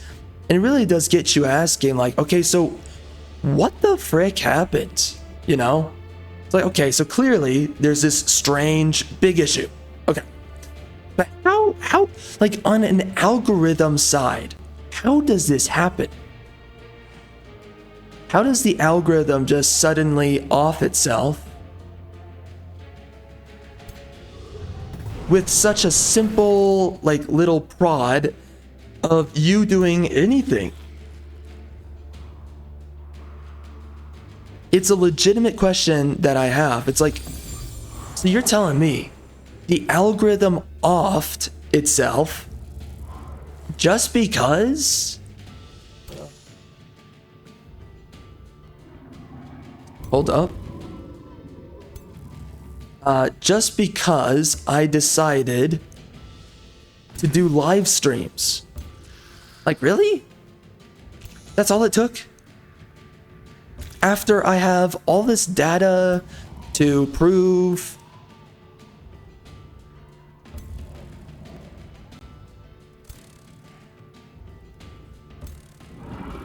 you know what my channel's audience is.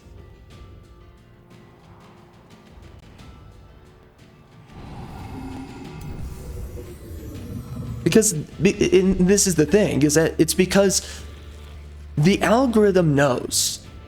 So the fact that it screws up so heavily and so easily, that's a huge question. It's like, well, how the frick does the algorithm completely miss out or forget on what it knows? How does it just suddenly lose itself in the frickin' in all the noise, right?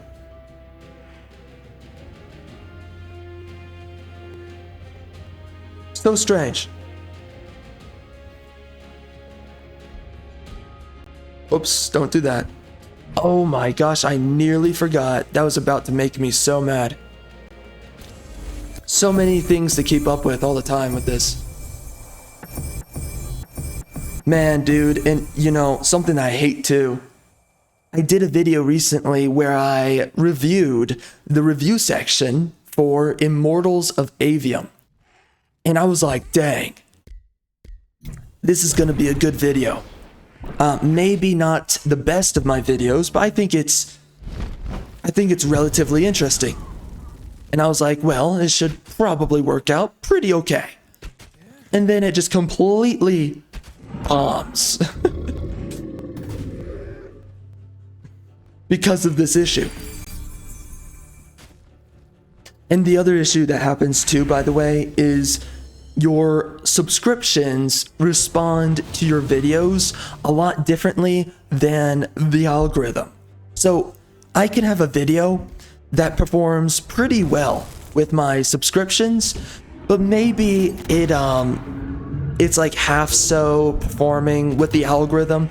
Then I can have videos that perform terribly with subscriptions, and then it performs terrifically with the algorithm.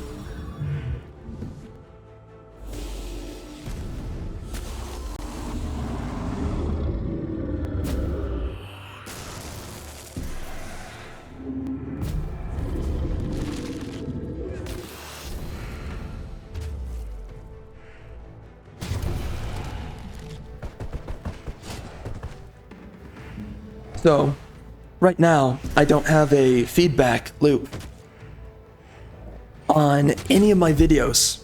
I have no clue if a video is good, if it's bad, because it's getting no further than just a couple of people right now.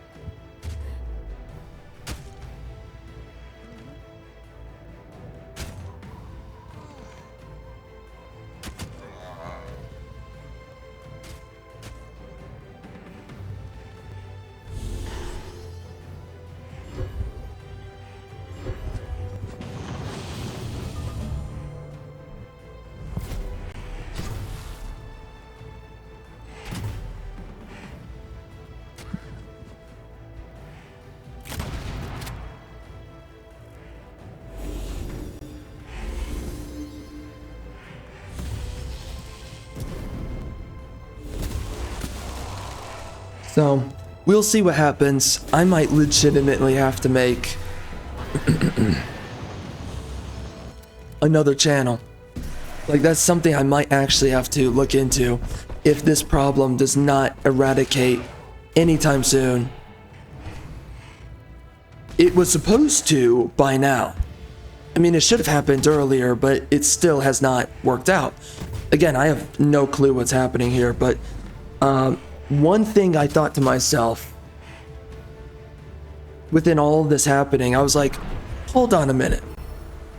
Could it be? Because the last time that my channel started performing was when I was releasing these gameplay videos at the same time as my main videos on the main channel, right? My topic videos and whatnot. When those videos were performing, I was also doing these videos. When my algorithm recovered the first time around with the shorts, I had been uploading playthroughs of the Primal Fury DLC.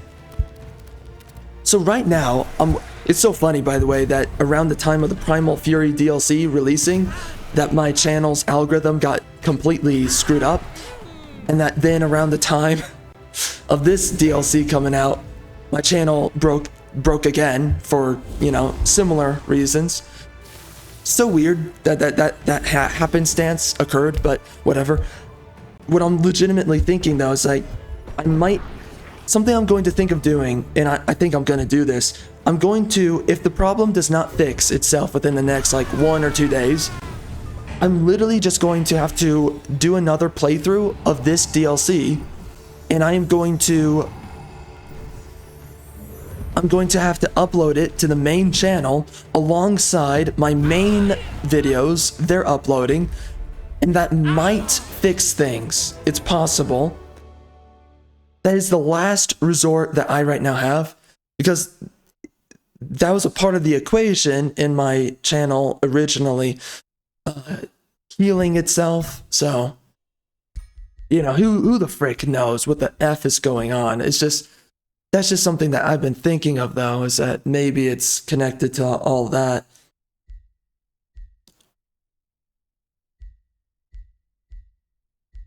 So I am going to do it. That's just a simple fact.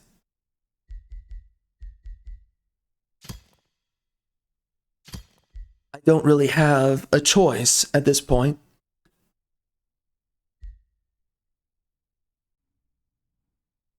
So we'll see. I will be releasing one of my future playthroughs, the next one actually, on my main channel. And we'll see about that. We'll see. We'll see what happens. It is totally up in the air, totally a coin toss. Who the frick knows what's gonna happen? It might just do absolutely nothing. Could happen that way. But we will see.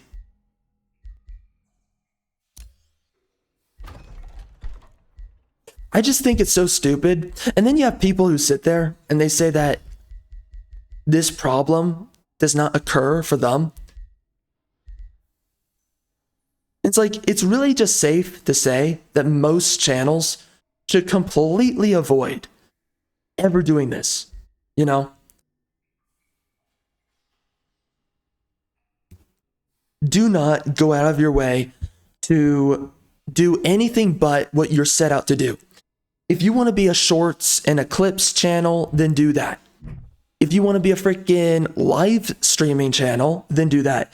If you want to be a video channel, then do that. But never mix these things together. And of course, if you do, be prepared to kill your channel. That's really what it comes down to. Again, there are so many blatant lies. And the only time I have seen doing shorts and doing live streams and doing videos on one channel not screw up the algorithm, and I don't even know how reliable this is, I've just seen it work out this way. The only channels that do fine, from what I have seen, are political channels. They're the only ones to survive.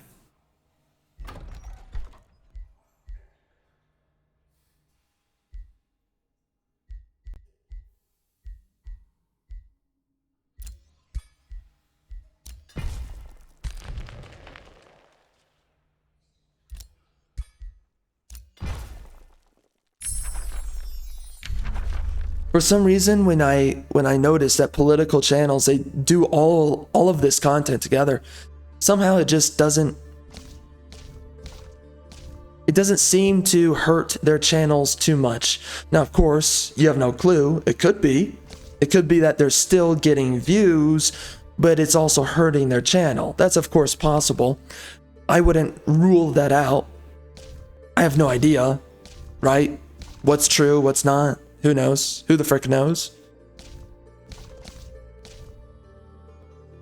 I kind of want to get Tome of Revelry, so I think I'll do it because I don't have any chaos right now. Although I would like to get the Stormborn because I want to get the Stormbringers. And I would like to maybe get the Mere Veil. That also seems relatively good. I also want to get the Tome of the Cleansing Fire. That seems really good. What else? Anyways, let's just do this. Let's get myself some Scalds. Because I keep losing my frickin' support units anyways. In an enemy than a foe who revels in battle. The warriors who Why does this have an exclamation mark next to it? Is it easier to research or what? take glory in the Because that's 3 turns, and these two over here are 2 turns. Why is that? Oh, it's expert. Okay. Well, I really want to get a Scald. Fine. Let's do it.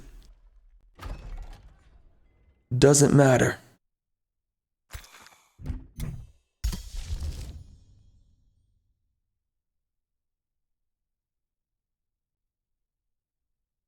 What do I have for units here? Man, they're so damaged. Just like my wife. Yeah, I don't know. I would like to have another support unit, but I don't know if that's realistic. I mean, what, just do a soother? I could just do that. It's totally possible. You know what? I think we're going to do that.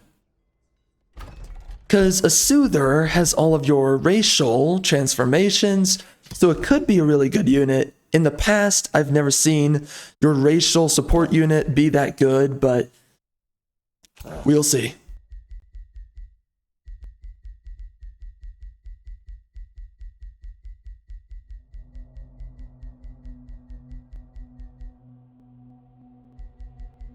I kind of want to get Inspiring Leader, make things a little bit cheaper. I'm not against it. Oh, but Manifest Tentacle. That should be pretty cool. I don't know if it's a terrible idea, though, to grab. It does good damage. It's a tier 1, though. Golem Assistant is pretty nice. Let's just do all of it. Let's just screw it. Let's do it live. Because I don't know how long I'm going to have to wait for a good skill or something of the like showing up in here.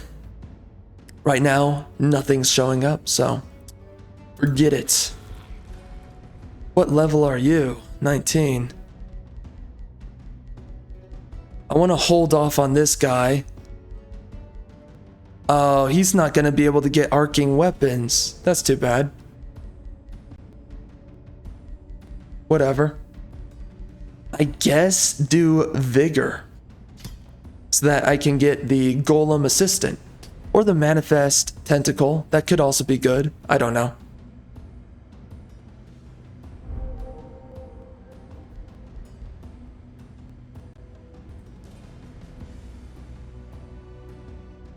Let's go over here. Let's get ourselves some support skills. I guess Vigor. And we're going to do these two as well.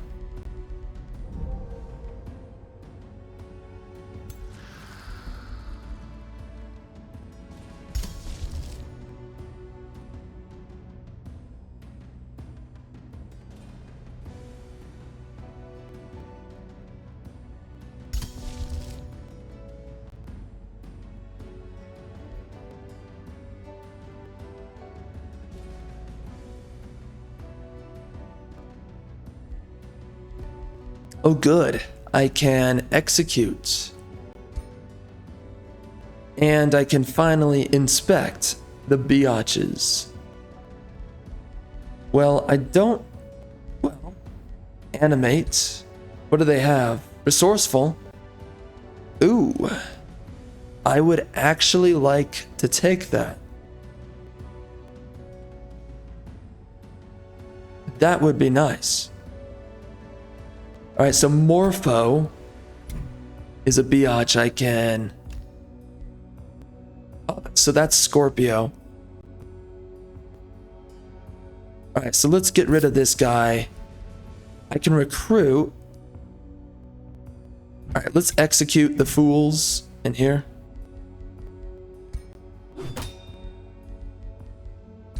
Pure evil. Absolute pure evil.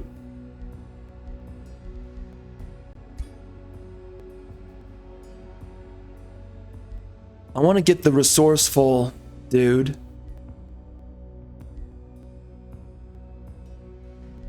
Okay. I've been... Oh, Burden of Guilt. Thank you very much. I really appreciate it. Oh, I was wanting to see this. Can I... Oh, that's too bad. Hold on. I can do this. I can't afford it. I've stocked up a lot of gold in here, but I want to get healing spires so that my homeboys up here will heal off a lot faster. That'll be huge.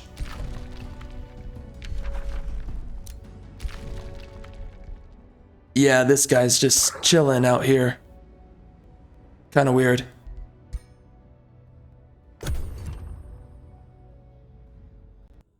Bro, these late game turns, my goodness, they take forever to get through.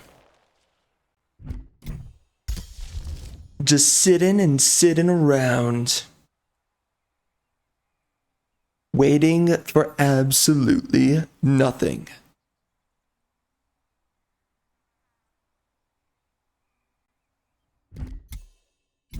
Do I have these guys on my side yet? No, I don't. What the heck? Melody. It's taking forever. Forever. Alright, so they've healed up quite a bit. Very good. Very good. Yo, these units are taking forever to make. What should I do? I would like to pick up. I don't know. A market would be nice. I don't really want to rush anything expensive, which right now everything is expensive. We got homeboy here, so he can join up. Let's do it. Beautiful.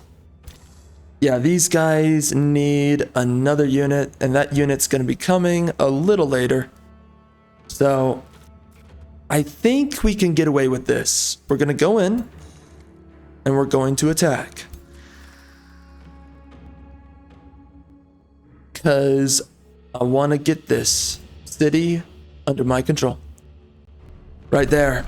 He is reinforcing, and this guy's got some dragons. Oh, and constrictors. And this guy's got 2 armies on its way. Terrific.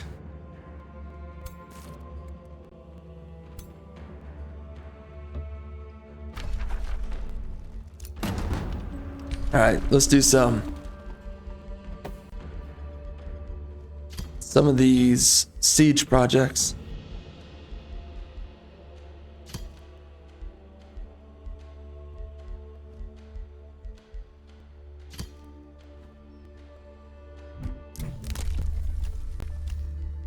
I guess I didn't grab this.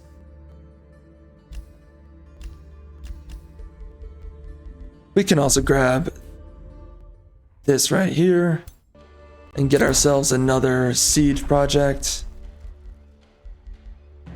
Maybe spend mana for it. We can do that. It makes it 4 turns. Right? Yeah, it does. Alright.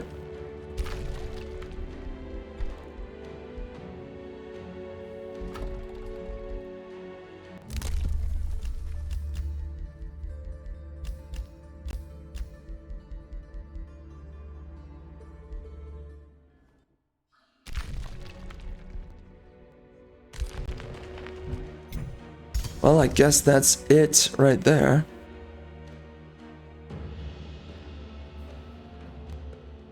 We can get the mass phantasmal.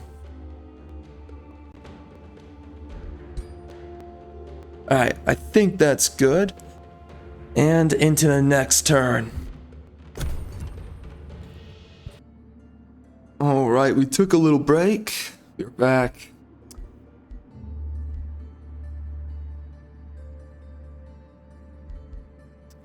You know, man, I have to say it. It has become very clear. America is not a country any longer.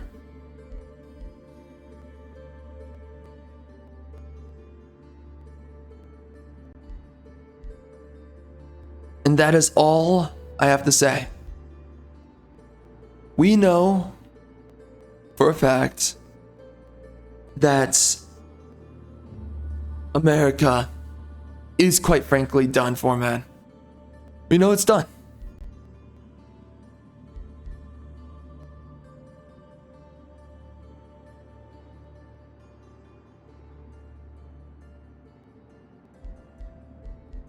You know, it's so strange because I've been saying this for a while, right? With everything that we're looking at, but without a doubt, we're seeing the absolute decay of everything.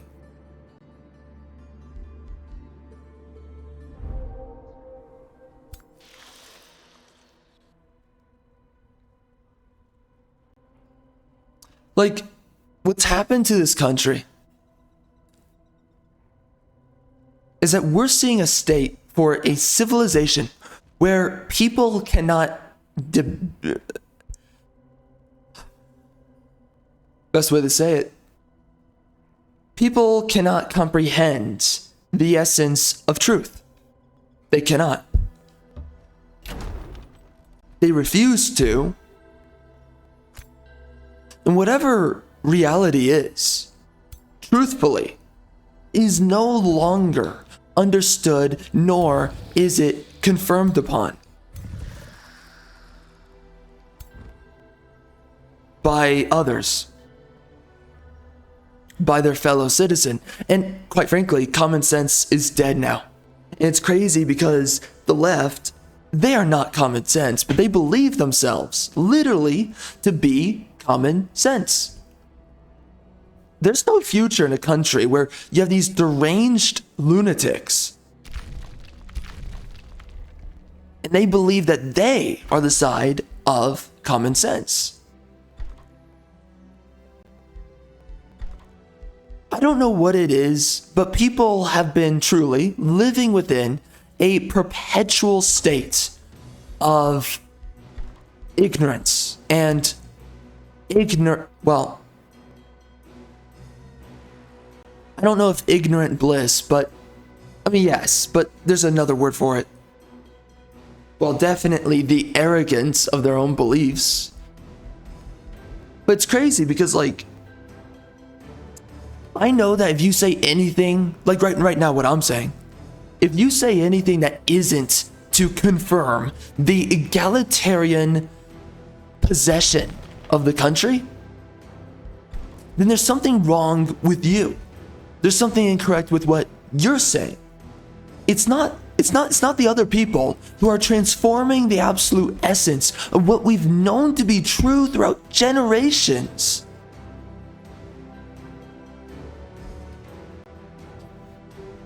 In modern civilization, no, you have to believe the subversion of our ethics and believe that is true, and that there's something wrong with you if you don't believe it's true.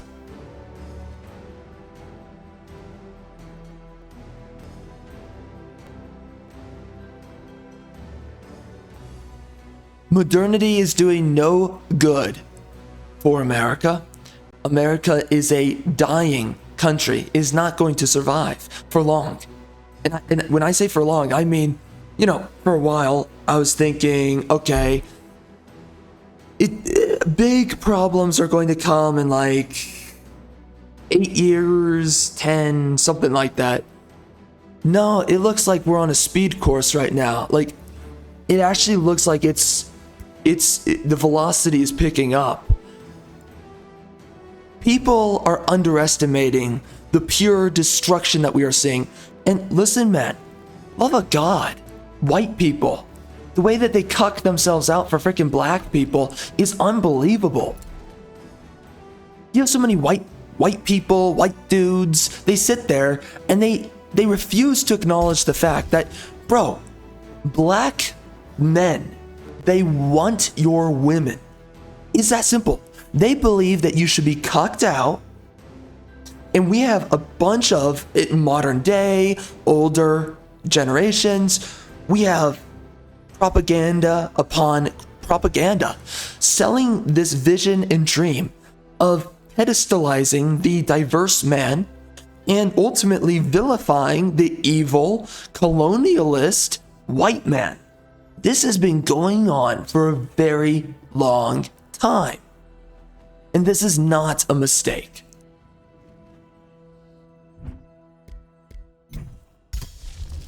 I am amazed to see how far these people will go. And you know, we think that we have such a collective society still that people should just trust you and believe in you when you say whatever it is that speaks from your mind.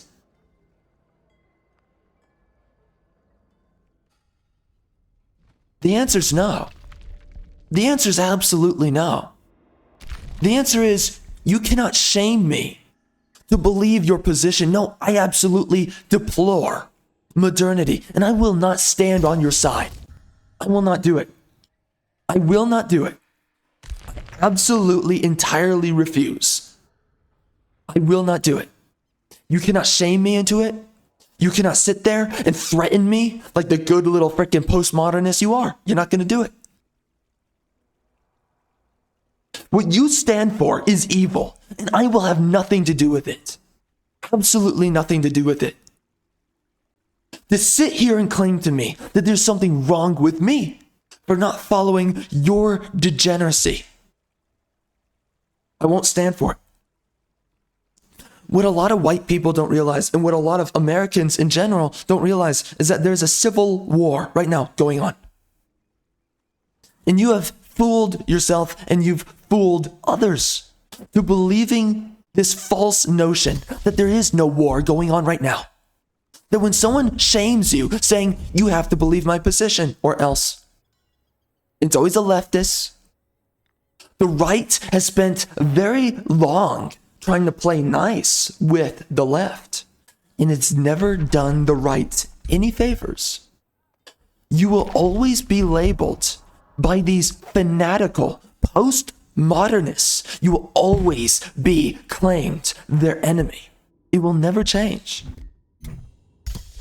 So either you give yourself to their ethics, you allow them to twist and conform your society, which the conservatives, they've allowed this for many generations now. They keep on giving over their terrain to the other side. Either you continue to allow this to happen, or you say no more, and then you say, I will resist you when you make your pushes upon me. Again, this is a civil war. You are not avoiding the conflict, ever. You are never going to avoid the conflict. The conflict is always going to come for you, no matter what. No matter what. It's only as long as you bend the knee, which conservatives and overall white people in America, they've always been bending the knee ever since really effectively World War II. And inch by inch, and then mile by mile, and now by freaking leap and leap, they've been losing territory, and now you've lost an entire nation. An entire series of nations. Let's face it. America and the EU are dead. And white people, they moralized their own destruction, saying that there's nothing wrong with admitting other people of other cultures into our society. And there's nothing wrong, because clearly these people from other backgrounds, they love me just as much as I guess I love them or something. Or whatever the frick we're making up all the time. What the frick does anyone even believe in? Nothing, let's face it. This is something that you have to understand. There is no such thing as good and evil. There is no such thing as morality. Nobody lives by it, and nobody plays any kind of rules by either or. Now, it's nice to have a story that does surround around some essence of good and evil, which is typically the safest way you can go about it is good guy who doesn't commit crimes versus bad guy who commits crime. But nowadays, we don't even think criminals are bad.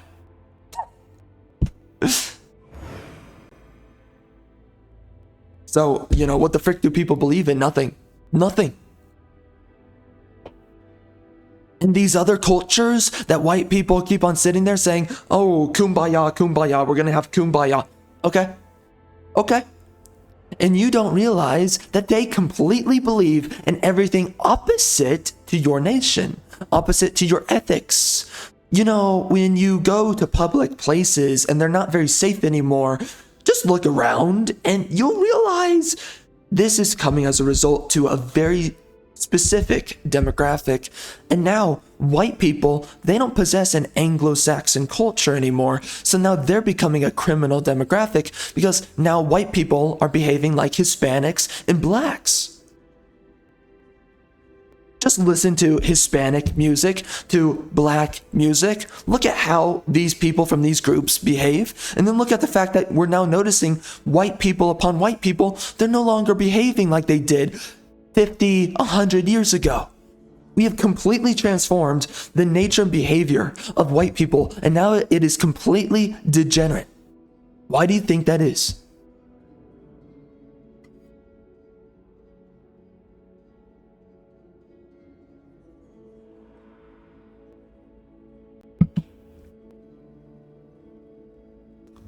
Why do you think Americans are so uneducated nowadays? Why do you think that?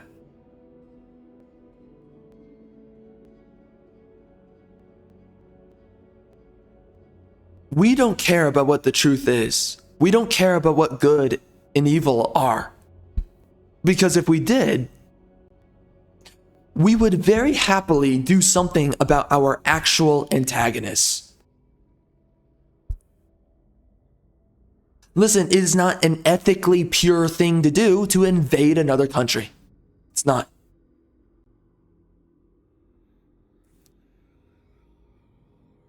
And in the way that we're seeing in modernity, how countries are being invaded through the method of open borders, this is not ethical.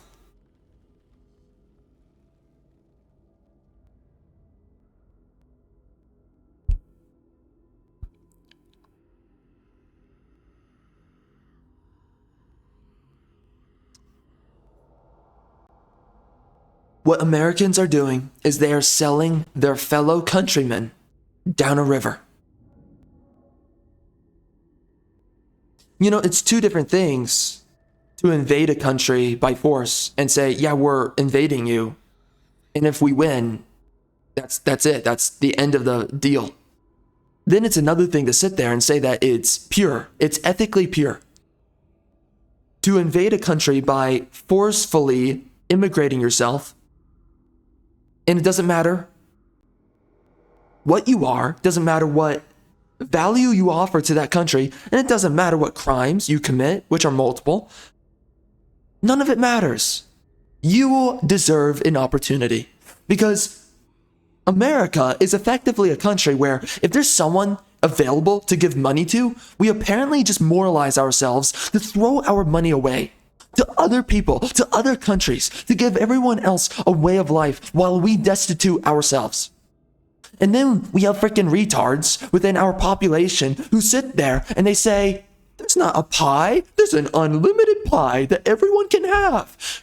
You clown. There are not unlimited resources. There is a pie, and you are throwing away your pie and you're just giving it to everyone else. While you starve yourself, you are feeding your enemies.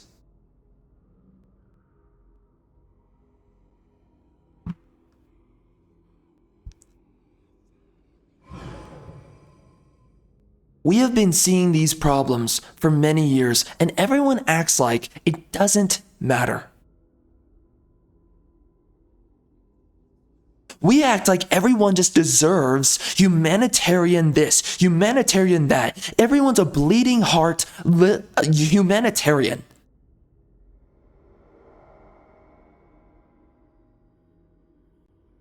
To what purpose? To what purpose are you some kind of bleeding humanitarian?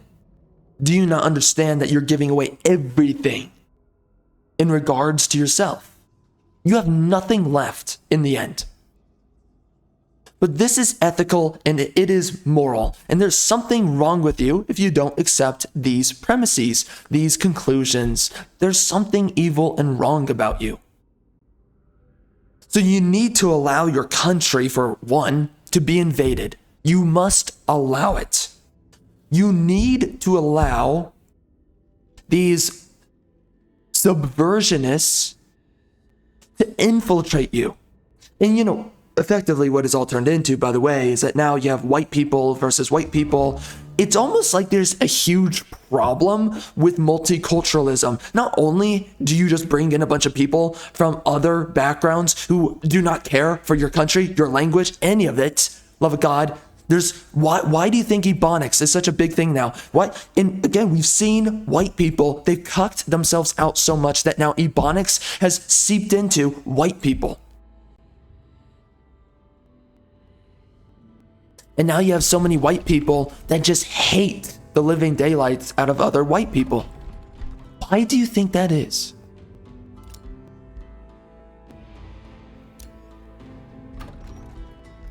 Even I used to think in some of these ways.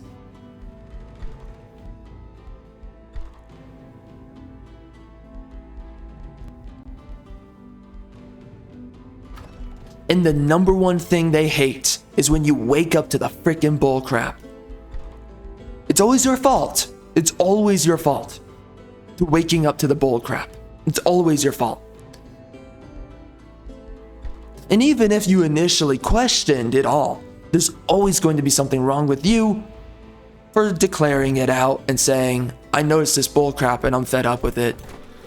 There's something wrong with you. It doesn't matter if you're right or wrong. No one cares about what's right or wrong. Everyone cares about optics. Oh, is that a good look for you? Not, is that correct and true? Because we don't care about the truth. We have become a country of optics, no longer a country of truth, no longer a country of reason, rationality, proper order, proper conduct. What is a man nowadays? What is a woman nowadays? What is being a gentleman nowadays? What is being a gentlewoman? Well, a lady. These things do not exist. There are no ladies anymore, and there are no gentlemen. This is now the minority of the population. It used to not be. And then you still have people who sit there and they say, nothing wrong with multiculturalism. It's a beautiful thing. As you watch your nation be stripped apart from its seams. Brave and beautiful. It's brave and beautiful. Don't question it, bro. What's wrong with you, bro? Why are you questioning it, bro? Everything's going according to plan, bro. Just follow the plan.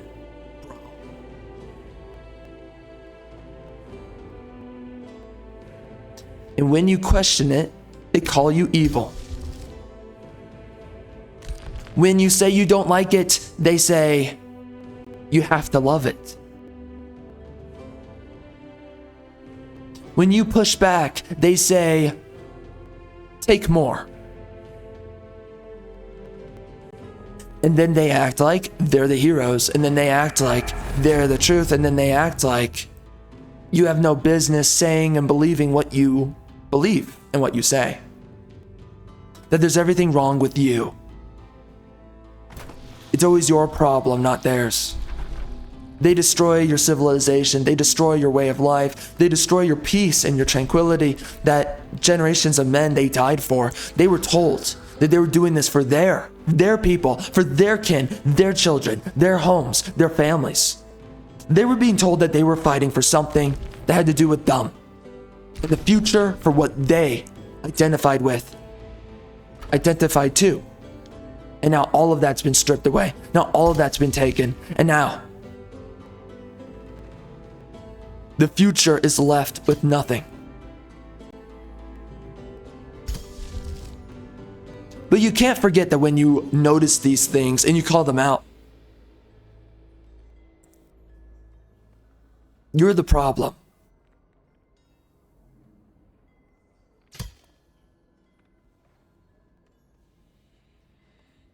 You're the vessel of chaos. You're the vessel of disparity, blah, blah, blah. Not the perpetrators. Never the perpetrators. It's always you. They're just simply misunderstood, and that's what you have to understand, is that you're a raging, ignorant bigot, and declaring what these things are makes you the individual that has all the problems.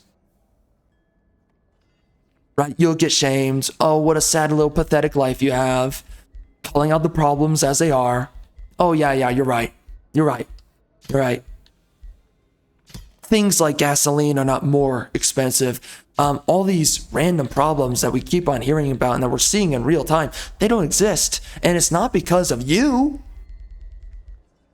the exact individual who has justified through their sense of policy these problems. No, you're right. The person that you're going to go out of your way to maliciously declare as a bigot, as a schizophrenic, all this stuff, all these words they love to call you, all the ways that they shame you and that they act like they know better while they sell you down a freaking river to drown in.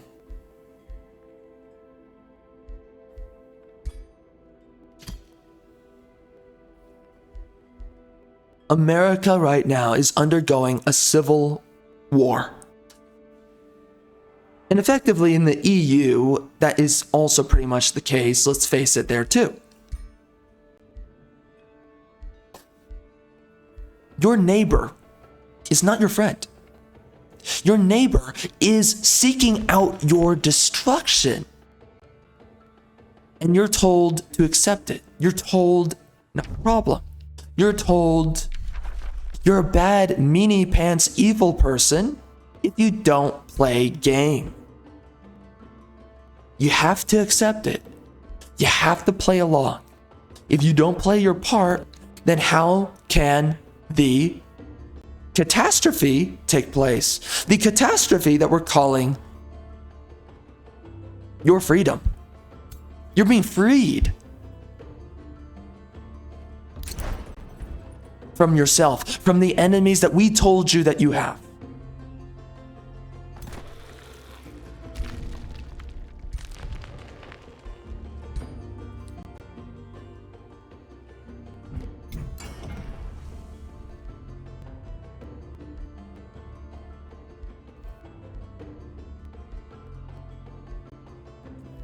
It's amazing to me because, like, okay. You have all these people who want to pressure you and say that you're wrong and evil and all this stuff. They want to moralize the living daylights out of your existence. They want to sit there and say that you're misled. They want to sit there and say that you don't know what you're talking about. They want to sit there and just make up stuff everywhere. They want to moralize and pressure you to just follow along with all the bull crap that's going on.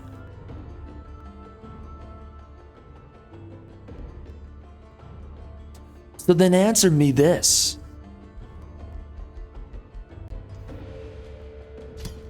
When the wolves come to my door, what are you going to do for me? How are you going to go out of your way because I was ethically pure, I followed all of your politics? How are you going to save me? I follow all of your politics, how are you going to make me rich? Tell me, how are you going to just provide every which way for me a pleasant way of life by following your politics? Explain that to me. What is it that I currently do not have that you will provide unto me? What is that? What's it gonna be? Will it remain as nothing? Will it ever become something? Do you care, or are you just lying to me so that I play along to your destructive melody? What is it? What is it? I can't be an evil little meanie pants, whatever, a little evil maniac, as they like to Posturate. Okay. Okay, I shouldn't be a meanie. I'm so sorry. So, what are you gonna do for me then? Because you're still causing the problem, so now I need to play along. Or else. Okay, I'm playing along now. What's next? What's on the agenda? How are you going to save me now, right? Because now that I play along, you now provide for me, right? That's how it works. Oh, that's right. You don't give two craps. And as you're selling me down a freaking river, you want me to believe in your lies. Freaking joke, man. These freaking clowns, they sit there and they act like they're moral. They act like they know better. They act like that there's something irreversibly damaged about you. If you don't play along to their bull crap.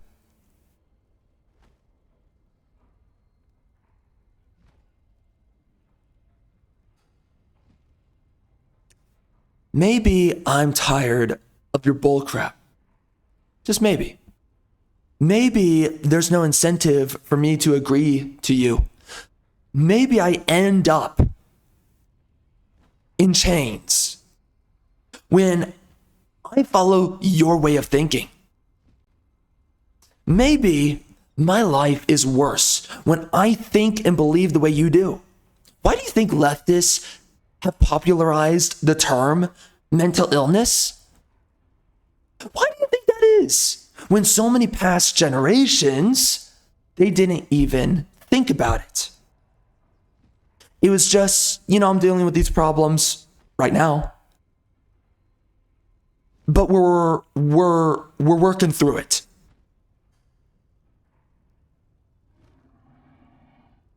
Not anymore. You're not. Not anymore. Now it's popular to have problems that you can't fix.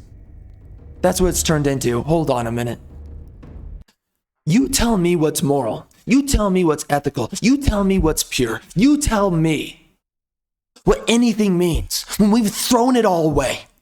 Hey, yeah, you know what your ancestors, what they thought about race, religion, economics, elements of philosophy, governance.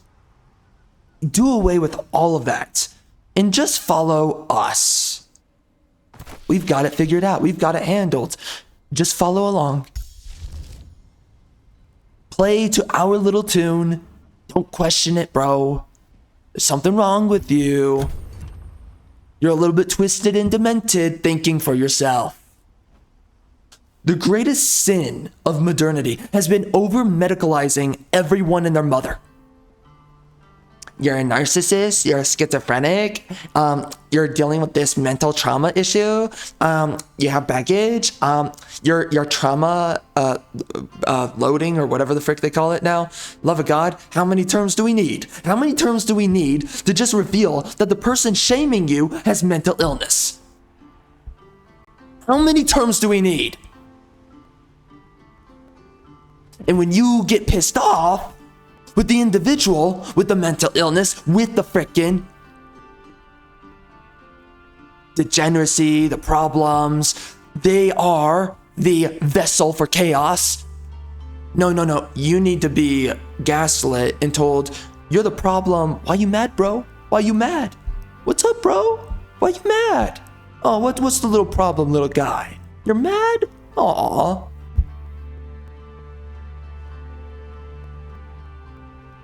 And you continue to believe that you don't have enemies within your very own borders.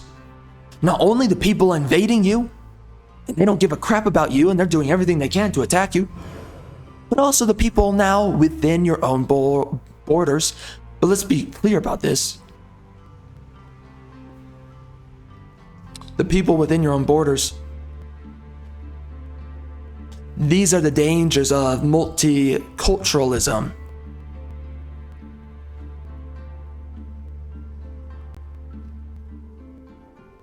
Multiculturalism comes for all, and it destroys the essence of a stable civilization where people believe in themselves and each other, and they have a faith in their common population.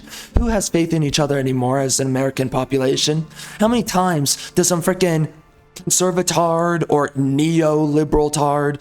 That's really what they are. How many times do they need to tell you that, oh, Americans just gotta get over their differences? Oh yeah, it's that easy, huh? It's that easy. And if I just get over my differences, do all the problems just go away suddenly? Because that's what I'm looking out for. That's what I'm waiting on. Hasn't happened yet.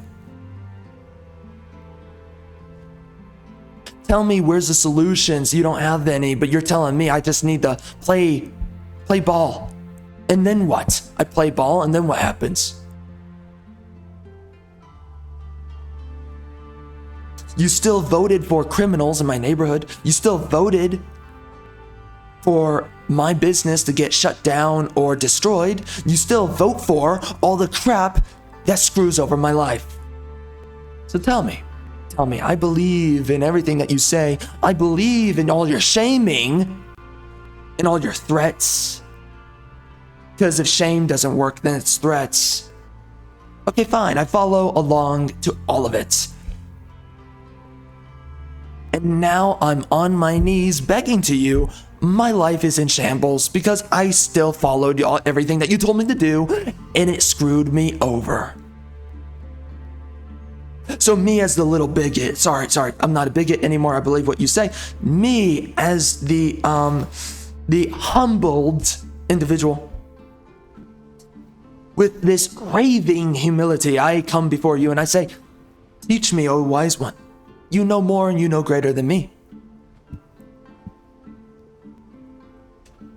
You tell me what is good. You tell me what is evil. You tell me what any of these things mean when you do not even live within a world that abides by these notions.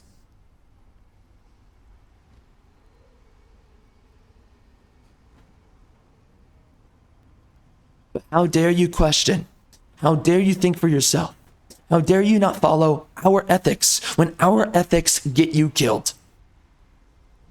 How dare you? How dare you? Oh, and by the way, when our ethics bring to home these problems that our policies create for you, it's ethically immodest and impure to forcibly remove the problem. You can't do anything. It's at your home now. It's at your doorstep. Oh, you know that raging dog at your doorstep that's biting on your children and shagging your wife? Yeah, that's okay. You need to accept that, you bigot. Now tuck your mother effing little tail between your legs and accept it. There's something wrong with you if you don't.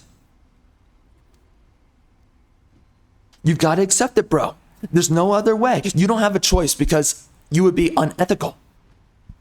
So again, that rabid dog that is currently fornicating your wife, biting at your children, yeah, that dog. It would be immoral of you to do anything about that. You shouldn't force them out of your home and then also out of your country, or I don't know, capital punishment. No, that's wrong. That's not okay. That's not okay. Okay? Okay? For one, we've got a couple of threats, for one, because you're questioning everything. That's for one.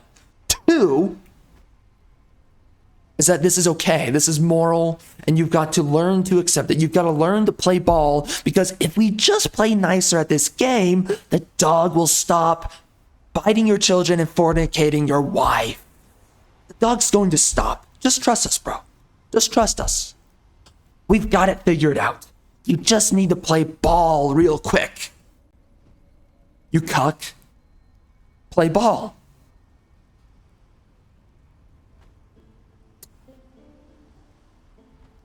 Oh yeah, and when you can't feasibly play ball anymore and something about yourself and your life falls apart, either we are going to execute you or the dog's going to execute you. It's either or, doesn't really matter because it's relatively the same thing because the dog and we are on the same side. This is what your government and the American people, I'm sorry, the people in general, wherever you're at, that's experiencing this current dynamic. That's what they're telling you.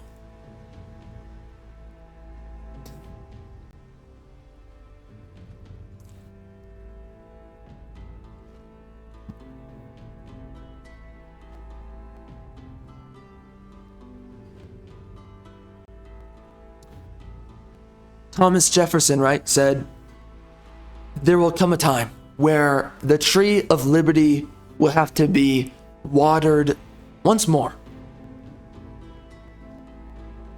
Nowadays, you're a crazy person for that.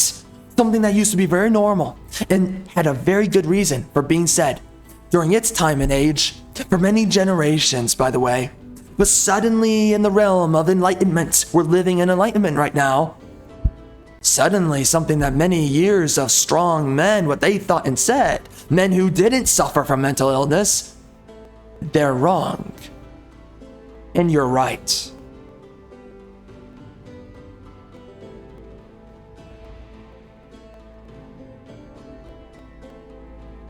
So that barking dog over there, don't worry about it. And when that barking dog brings in his friends, no problem. It's okay. It's okay, bro. It's okay.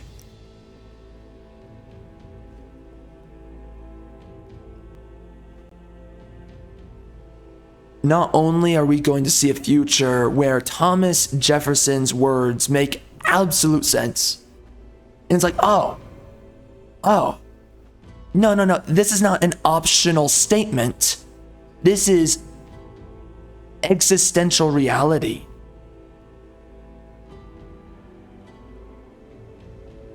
Not only are you going to see this, but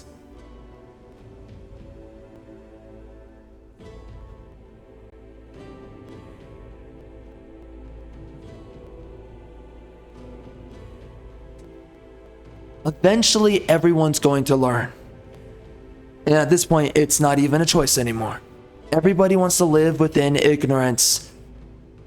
There's going to come a time where the meaning, give me liberty or give me death. I said this before. It's very important to understand this. Give me liberty or give me death is going to have a completely new understanding by everybody, except women, because they will always be devoid of the responsibility that they've brought on to modern society.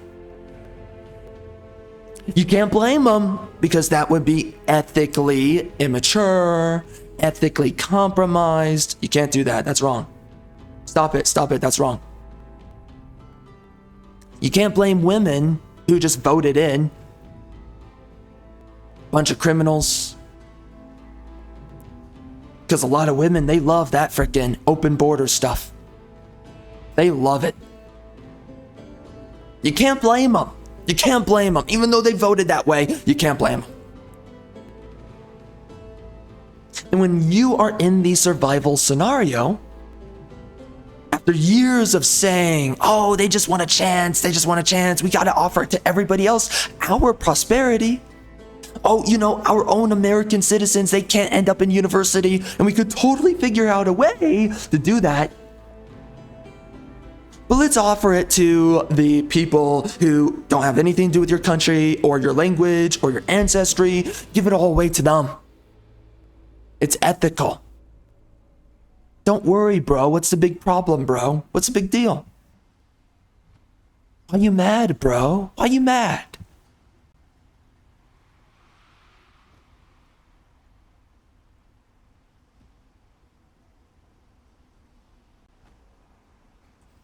You live in a country where your fellow citizen is your enemy.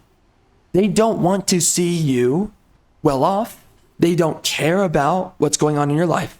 They only care about benefiting everyone that they're told to benefit because it saves their hides. If they don't play ball, then they don't get paid.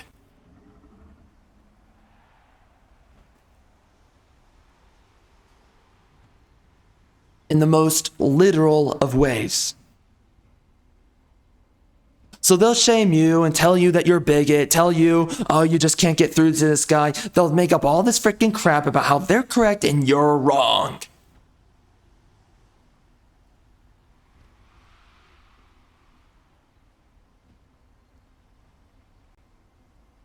But what they bring forth is a civilization, a society to which you don't have a choice. You're going to learn the meaning of give me liberty or give me death. And a lot of people are going to choose to die. That's just a simple truth. One way or another. And they are going to enslave themselves to the politics of the side that is telling them, just trust us, bro. Just play ball. Be a good little freaking slave. And you'll get a little piece of the unlimited pie that doesn't exist. Don't worry, bro. Don't worry. We've got it figured out for you. You just got to listen and stop being a bigot.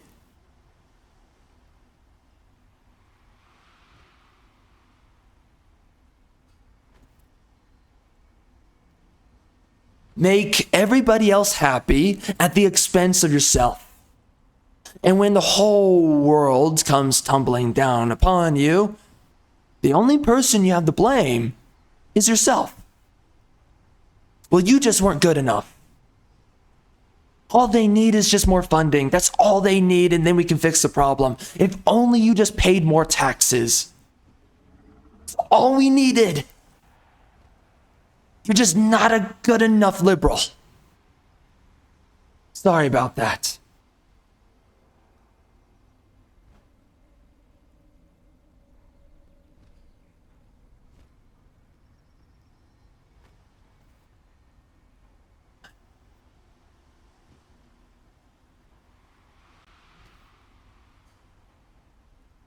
The same side that told you, don't bring politics into this, don't bring politics into that.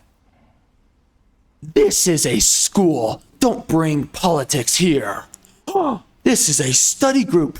Don't bring politics here. Meanwhile, they sneak in all their politics.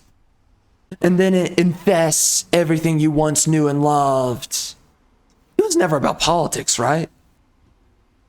You played ball. You played game with them. It's weird when I did what they said, they just went ahead and did that thing that they told me not to do. That's weird. Every time I'm shamed and they moralize me to death, I don't get my way, but they get theirs. Oh, that's interesting. I'm the crazy schizophrenic, whatever the frick that means nowadays. But that's just a term they're addicted to throwing around. It's a fill-in for all their other terms that they like to make up. Oh, you don't get laid. Oh, you don't this, you don't that. By the way, I don't get laid. Why do you care? Why do you care? I'm sorry, you have a problem with straight people.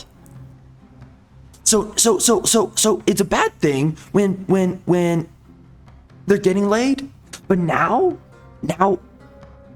it's a good thing?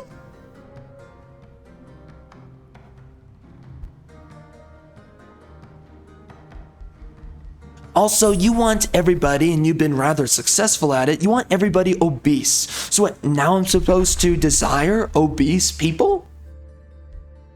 Sorry. Tell me what I'm supposed to believe. Because apparently, right, I'm not having sex with anybody. And because of that, that just confirms your position, even though you don't really believe that anyone should have sex. And there's something wrong with sexualizing attractive women. And I'm sorry. I'm keeping up with everything that you're saying.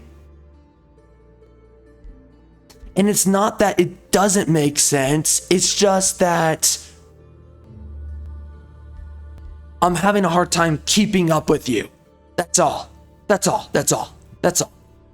I'm sorry. I know. I'm being difficult right now. I should just think things out with you a little bit deeper. I should stop thinking for myself and listen to you. You're right. When you shame me, I just accept it. No matter what that shaming is, or however you want to threaten me. Oh, your wife should stop having sex with you. Oh, your wife is how is your wife married to you? She must be married to a degenerate. Oh my God, she must be married to an evil man. She should divorce you. You're evil. Oh, that's a shame that she divorced you. Why don't you get sex? There's something wrong with you.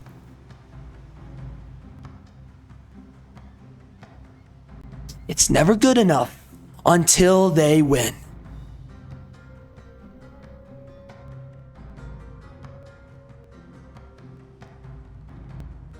They're the party of political, mental illness, but yet they're gonna shame you and say, oh, you're this, you're that, right? You're schizophrenic.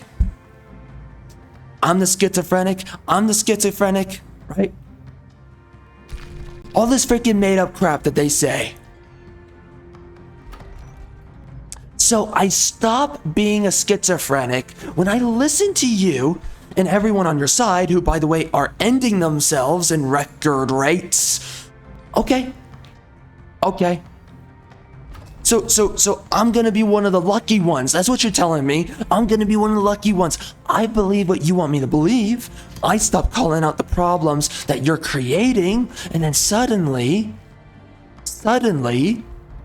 strange thing happens. I'm one of the lucky ones. So you're telling me you're going to save me from the hell that you confirm upon your fellow, whoever the frick, on your side. I'm sorry, I'm having a hard time keeping track with all this bull crap. All the ways you're shaming me, all the ways that you have to shame everybody else. That because we don't believe in what you say, there's something wrong with us. Because I'm not having sex with your obese liberal women who also happen to be raging feminists. Because I'm not doing that, apparently, there's something wrong with me. And if only I would just listen to you, I would redeem myself, right?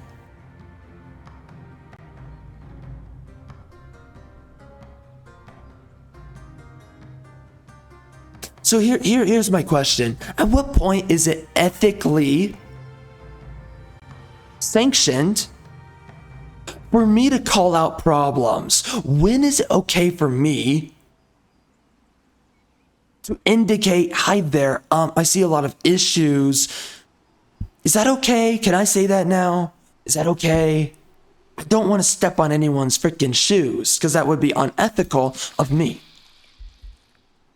And as we all know, I want to be ethical. I don't want to be evil. I'm so sorry. I'm trying my best here.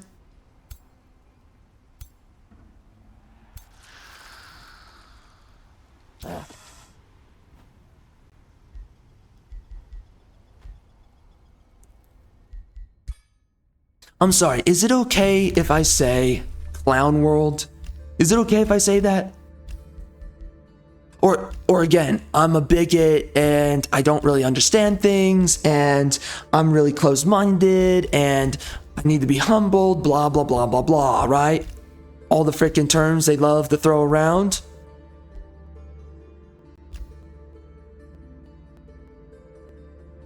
There just comes a point where if I flagellate myself with your ethics enough, then I see the light, right? That's how it works. Suddenly, I'm no longer lost and confused and bewildered. No. I see the light for what it is, and you are my savior. You woke tard, right? That's how it works.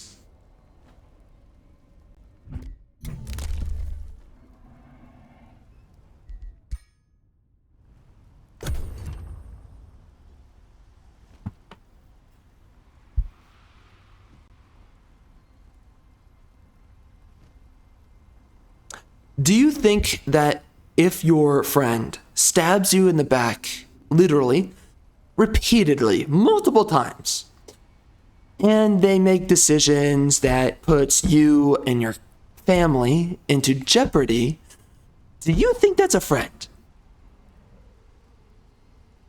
would you say that's somebody that is as equal of a citizen as you are?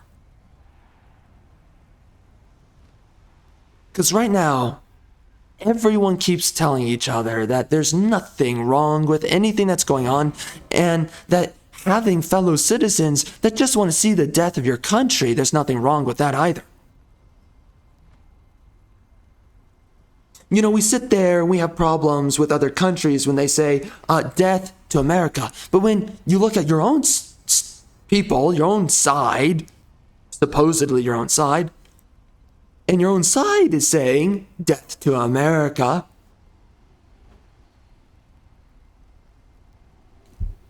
they like to make little changes to the rules, changes to the First Amendment, the Second Amendment, all these things.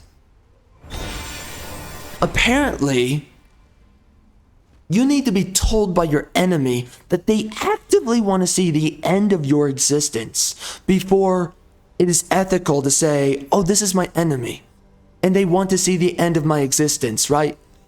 Something can only be woke, right?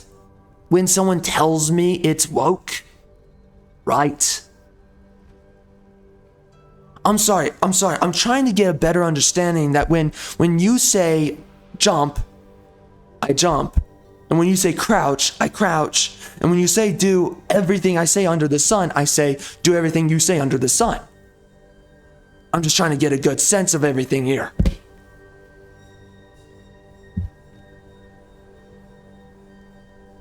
At what point is it ethically okay? Is it ethically acceptable to say that everything is a freaking joke and everything is a lie?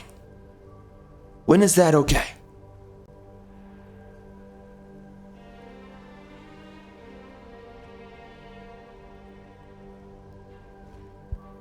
It's just a genuine question that apparently should and never will be answered.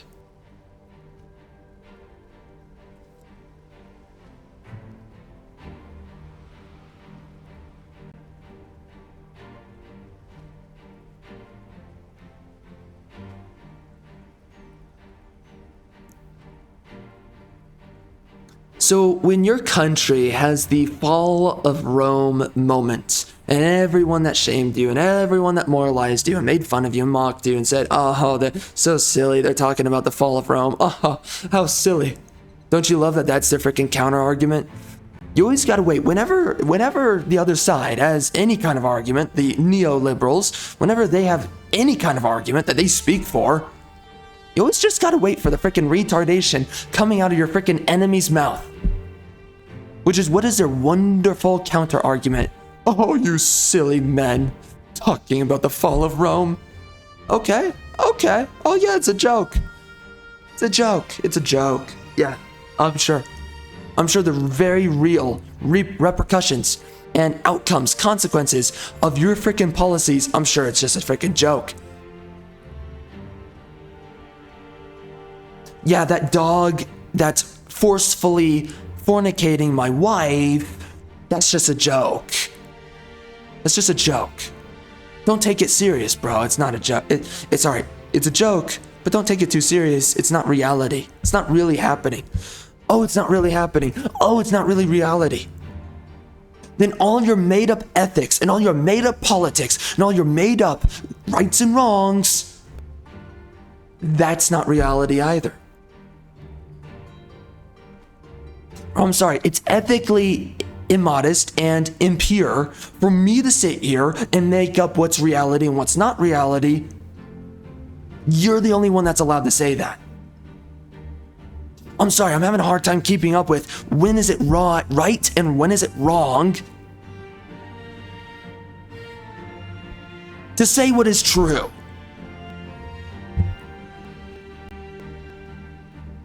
I'm just trying to figure it out right now, because right now I have to walk on eggshells or else I am ethically impure.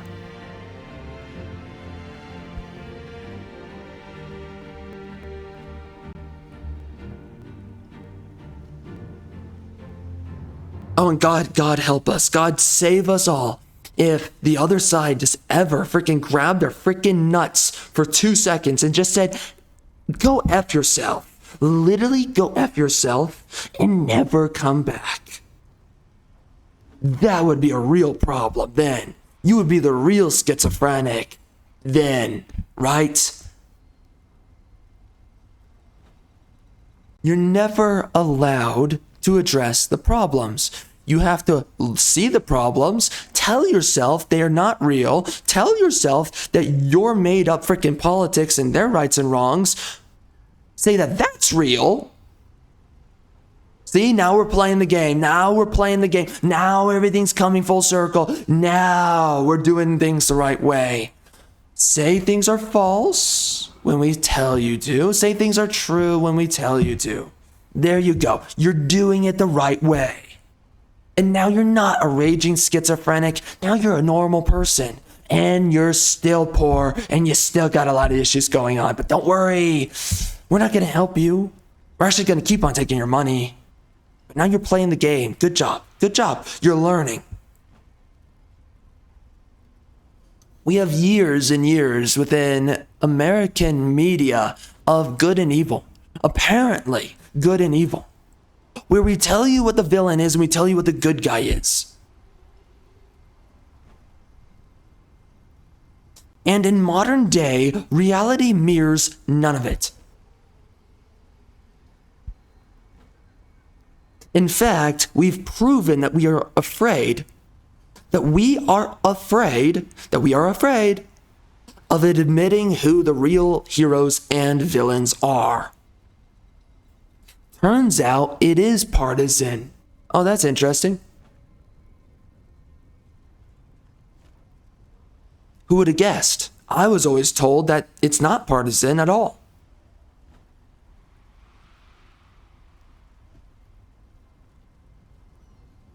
But don't worry, the conservatives over here, the neoliberals, they're going to go have a conversation with the libtards, and we're going to go figure out a new solution. Don't worry. Oh, hey, they just came back. It literally took 2 seconds. They said, what's wrong with you? Why are you making it all up? You're just making it all up. They also told me to say that you're a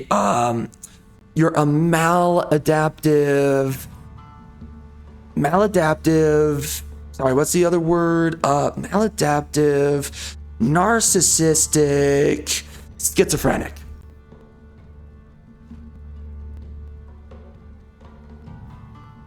The greatest sin that we've ever done, again, is that we have over-medicalized absolutely everything. People just cannot exist anymore and have their problems and overcome their problems. We can't do that anymore. Everyone has to be diagnosed with something. It's always some kind of word. This word that everyone loves to throw around now is maladaptive.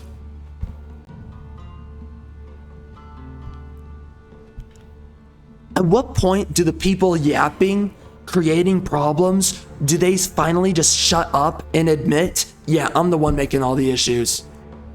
You know, people used to have problems, and what did they do? And what did people understand it as? Well, for one, you don't talk about it. And for two, you freaking fix it.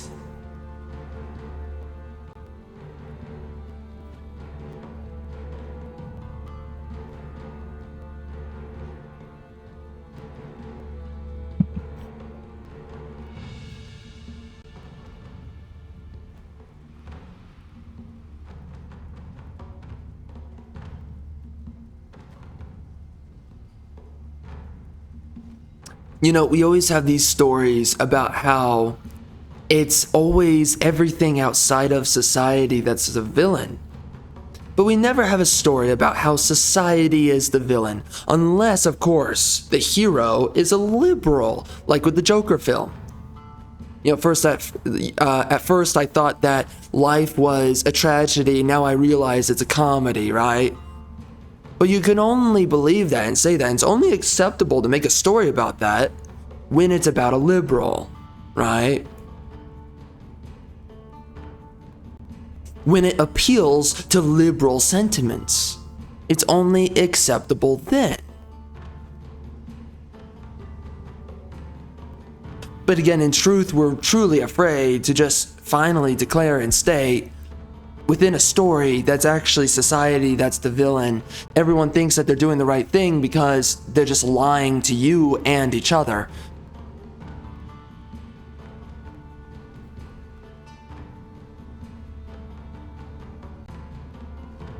But let's face it, that is too complex of a story to sell, even though it's as blatant as sin, as the sun is freaking yellow.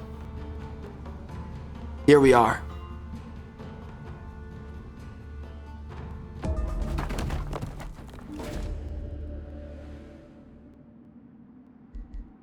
What do you want from me? Bro, you just leave me every time, brah. I mean, what's the point? Seriously, what's the point? What, lose allegiance? Frick. Fine. Fine. It doesn't hurt me too much to do that. Just like agreeing with a libtard. Doesn't hurt me, bro. It's not a big issue. Yeah, you say duck, I run for cover. You say pop your head up, I pop my head off. I get shot in the face, you say good job.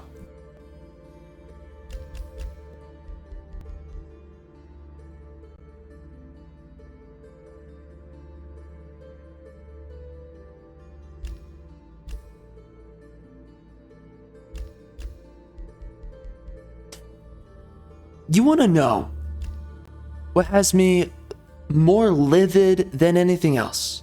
Truly.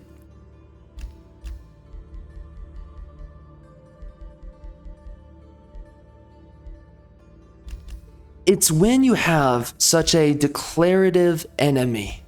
When you have someone that is so willing to lie to you and to threaten you when you don't play by their lies, and they're too blind to witness upon themselves their own irrationality. No, it has to be something wrong with you, clearly, right? You're the problem, and they're the solution. You just don't get it yet. Right? You're ignorant, you're stupid, there's something wrong with you. That's why you have your position. You're an idiot. You can't help it.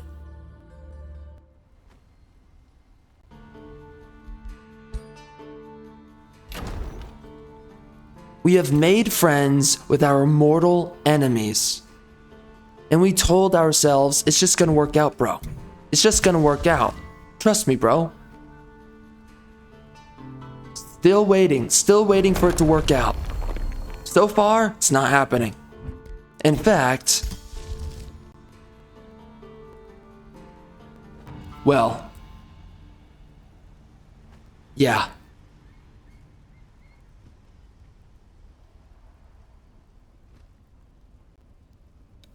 I think that is effective enough to say.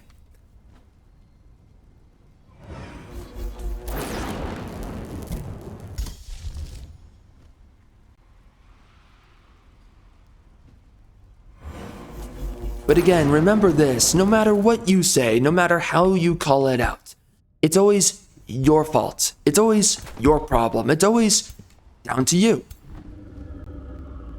You're the sinner, and they are just the charitable saint, who of course is robbing you from behind your back.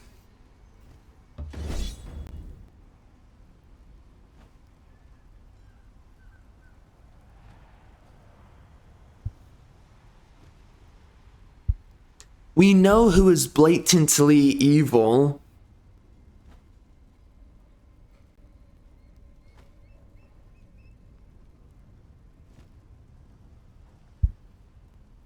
But apparently it's wrong to call it out.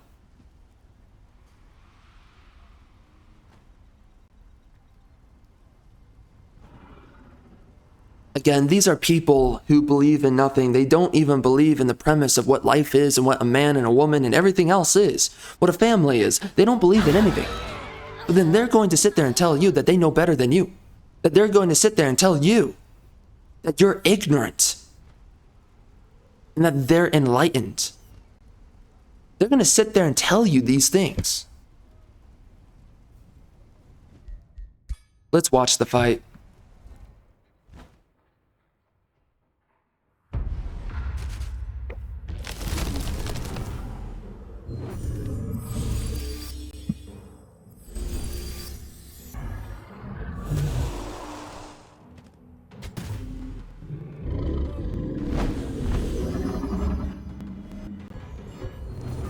Yeah, well, here's the truth. Screw your ethics. It's as simple as that. Screw your ethics. And whatever it is, the heck that you want to say to me, whatever it is you want to make up as right and wrong, good and evil, don't care. Not interested. It doesn't mean anything to me. It never will mean anything to me. Because I don't listen to liars. Well, it's not as simple as that, but you know, in some essence, that is what it is. But also,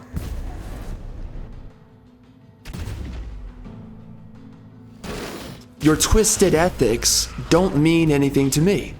And I can see past your malice.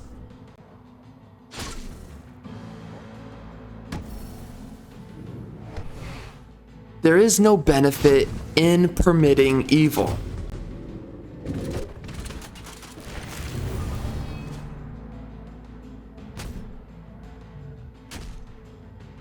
Either way, they get you killed. So, what the frick is the point of it all? What's the point of playing their freaking game? Oh, what? Okay, so now I'm what? I play your game. I'm ethically pure now. Okay. And the same end of the road is demise. So, I'm so sorry. Explain to this lost bigot what the essence of truth is, or what it means. Clearly the bigot is just lost in the music. Golly, it's such a freaking joke, man. They don't have an argument, and they still think they're better than you.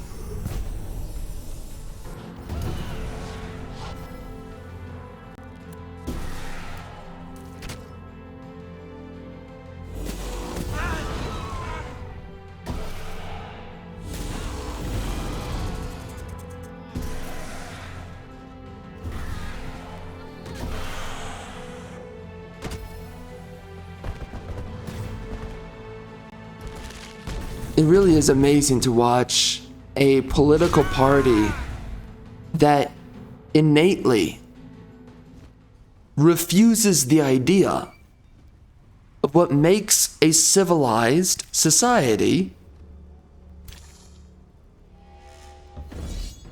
It's amazing to watch them believe that they know better than you.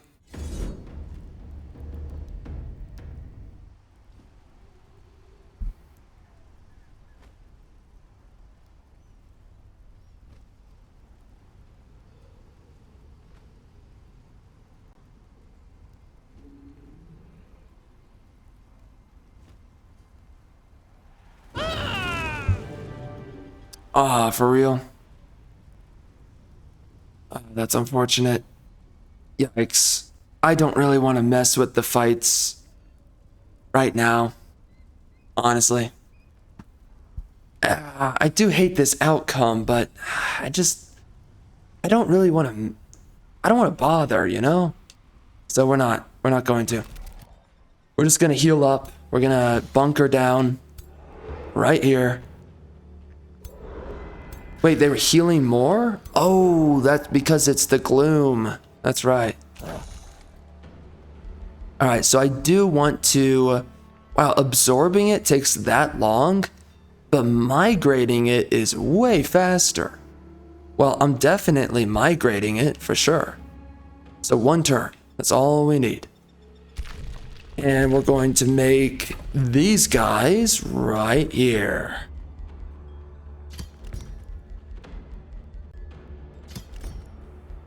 Hold on. Let's go over to my capital.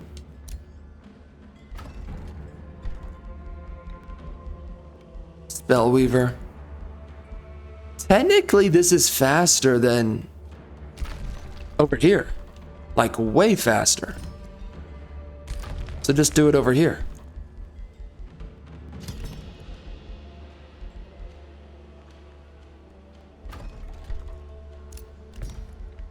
All right. That's looking good. Oh, ruler statue. I can't really even use this, but I will figure something out about it.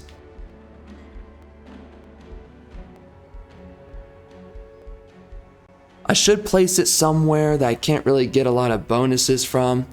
So like literally right here, I'm thinking.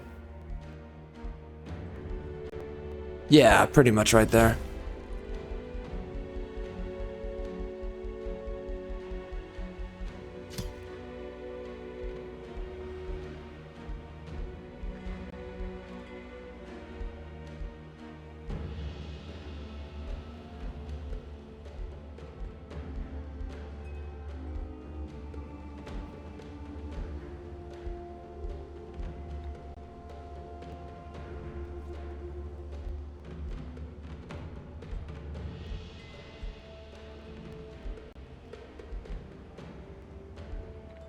I have no idea what kind of synergy bonus I'm going for around here. I think over here, how many mines can I make? 2 mines. So I do think I want to get the bonus up here. So we're going to do that. We're going to try to get the bonus there too.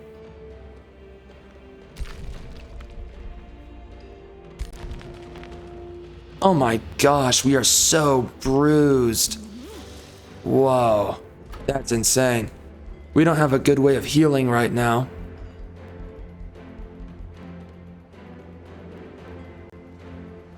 Yeah, not good. I'm thinking I could probably get spur to action. I'm gonna do that, actually, yeah. And I think endurance is a really good one because it makes your units a little bit more durable.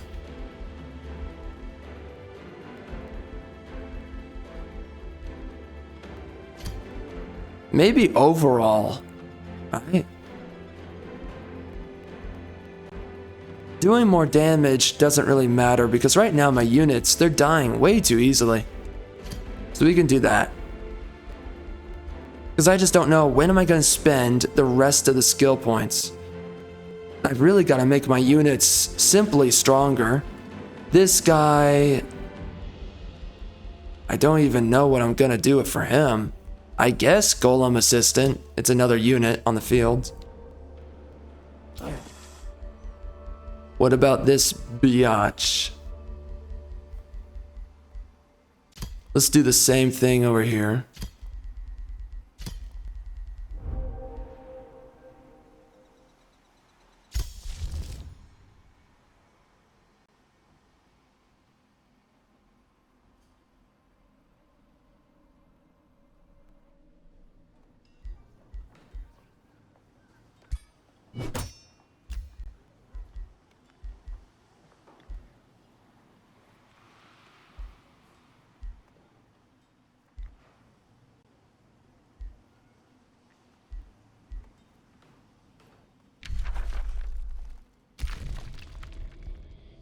Alright, I think that's it.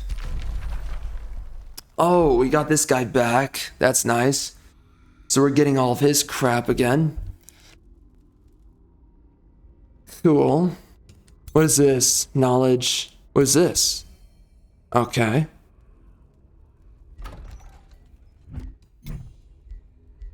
Well, I guess I can afford him some units to defend. Of course.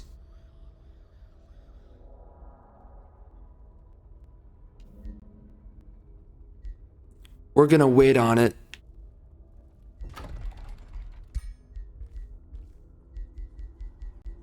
Yeah, he can just attack, I think. I don't really want to tell him where to go. Oh, look at that, a sanctuary outpost.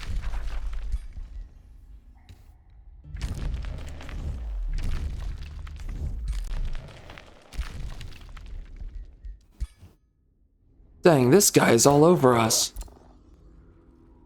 Oh, he's taking my research there. That's nice. I mean, all I could just do is attack him. So, it's not too important that he's doing that. As annoying as it is.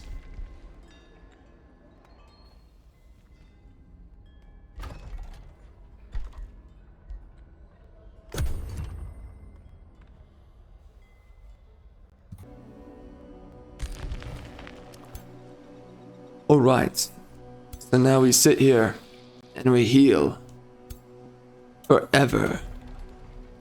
Oh, it's mine. Beautiful. Very beautiful.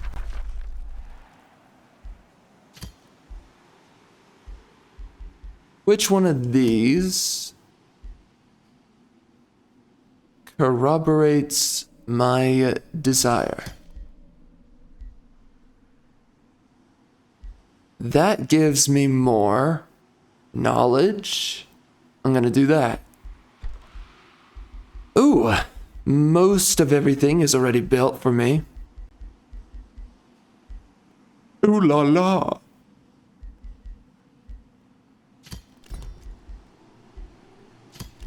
Shaky shaky, mother effer.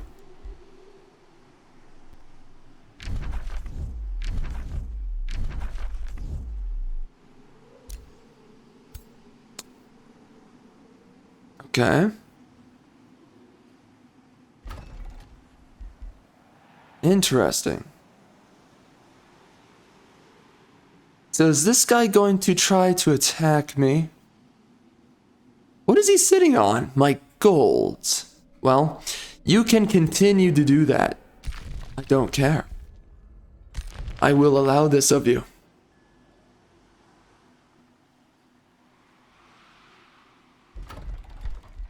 Like a righteous begot. Ah. Where should I place this?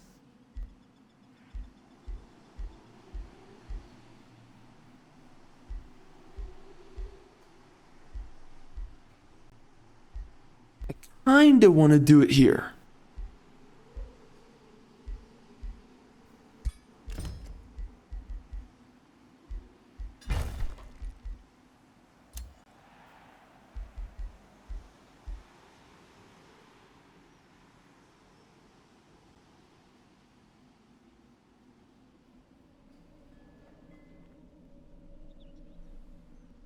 I should make a teleporter. I believe. Well, actually, this is gonna be one of my main cities, so maybe not. Who needs it? Did both of them? Oh, no, no, no. Okay, so let's move you. You. And let's move him up here. There you go. What do we have for units here? We lost a spellweaver. I'll get myself a banshee. Banshee.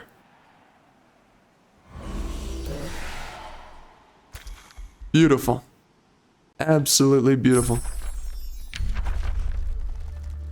Resurrect unit or get arcane maelstrom. I mean, the game seems to be telling me that I'll get a boost on this one if I do it. Is that true? I guess that's true. So let's do it? Question mark. I think I'm doing the right thing, but heck if I know.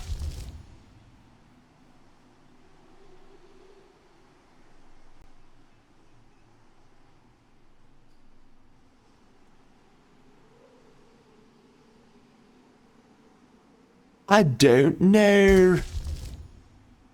What the fuck? What's happening here? Oh, shoot, brother. Hello there, brother. It looks like we're having a problem.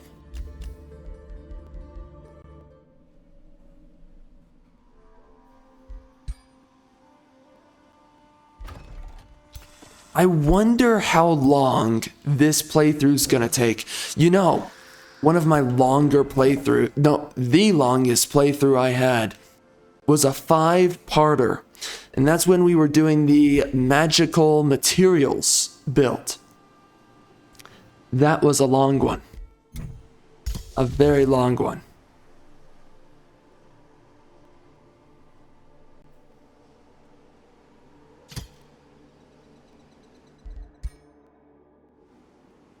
Golly, that was a long one. Frick. That's what she said. Listen, in the next couple of turns, if I can grab for myself Sanguini. Oh, Sanguini's getting attacked over there. Ah. And Deep Dwell is also getting attacked. Well, then that means I can barely take much territory from her. I will try to take Wayne then. I can do that.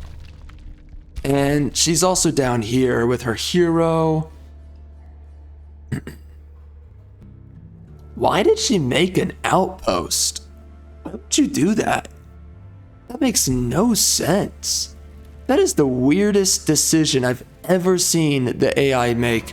The only reason I can guess she did that is because she thought she was going to make another city, because I've seen the AI do that. Right here, she's making a city. So I'm gonna rummage around and take some territory from her. Abso-freaking-lutely.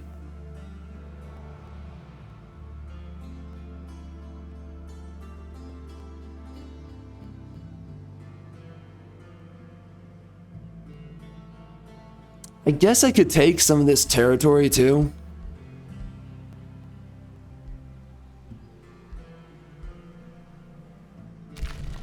For Mysticarium. I'm gonna do that because I'm about to transfer Mysticarium.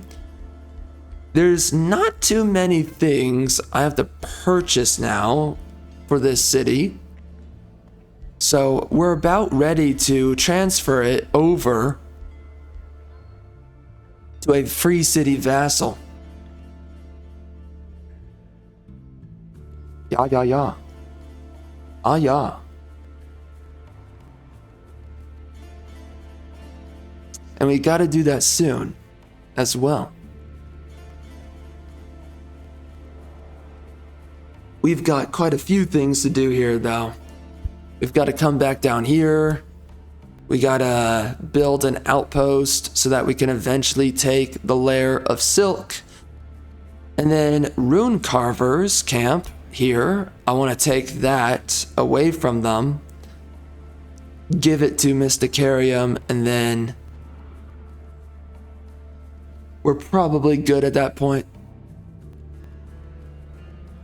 But we will see.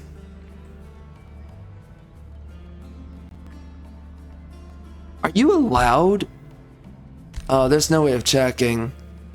I want to know if you're allowed now to truthfully transfer terrain between yourself and your allies. I've never read the notes, so Who knows? I mean, maybe it's allowed now. I don't know. I should go look at the patch notes because clearly they've made a lot of changes.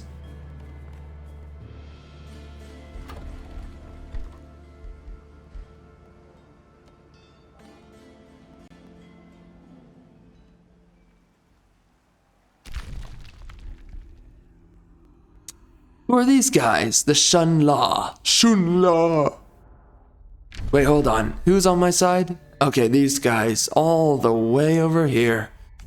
That's quite a ways away. And they're connected to the bottom of the map. And that's it. I see. Wait, how do you get here? What the heck? You can't actually get here? Looks like you can't. Do I have to teleport here? Is that... Oh, wait, no. That... Yeah, that right there. Oh, wow.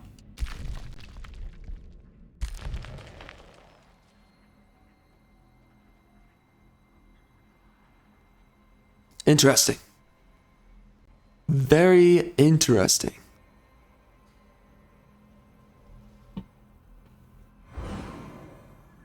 So getting the marching gloom is going to be super nice. Grabbing these guys as my followers. That'll be interesting. Flesh abomination. How do you get this guy? I don't know.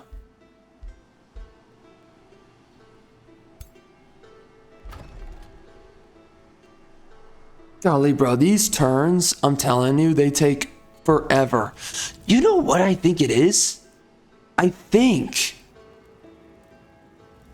it looks like to me that maybe it's the game with...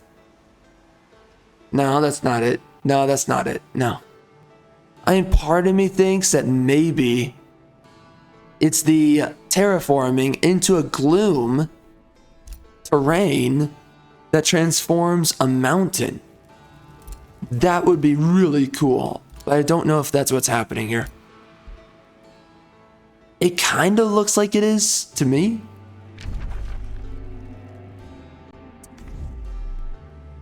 Maybe. But I can't tell.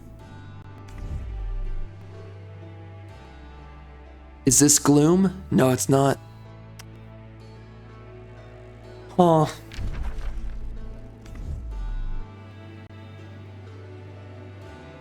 I would like to go over here and take the invading sapling.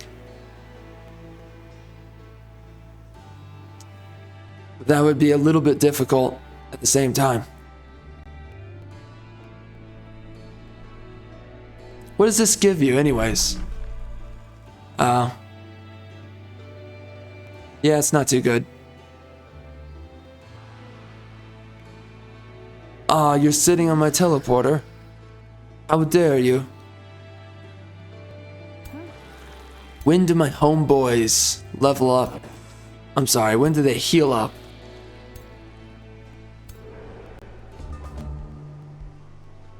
Not yet. That's the answer.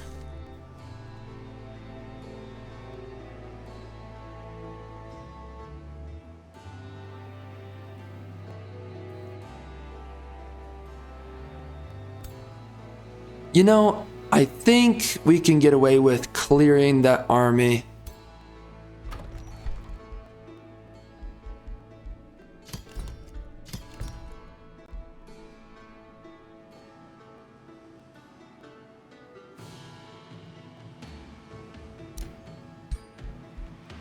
Let's do a forester. Before it's too late. Yeah, so we're gonna clear out these guys because I don't want to see them around anymore.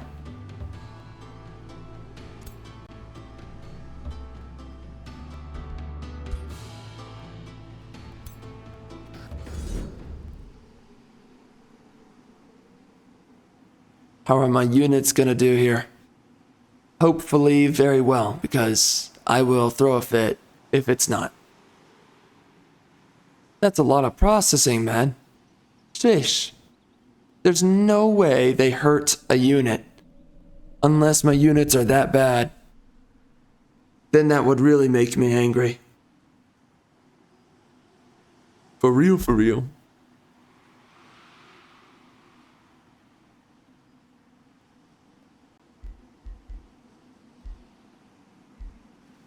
Oh, they're condemned. That's weird. There you go, we got a level up. And then let's go attack this guy.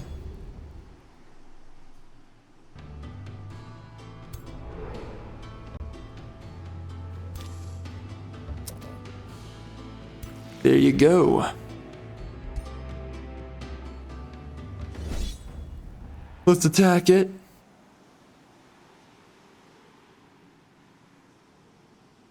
This will be a tougher army, but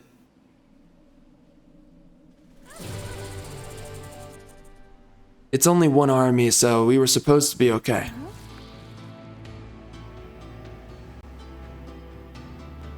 Okay, so as I heal up, I'm gonna go over and clear out the gold, I believe. What's down here? So I have this? I do. Oh. There's a brigand camp.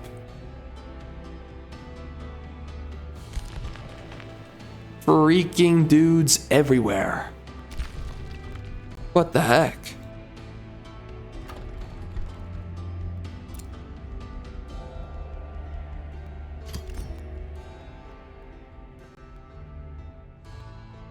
A lot of dragons here. Wow. Jeez.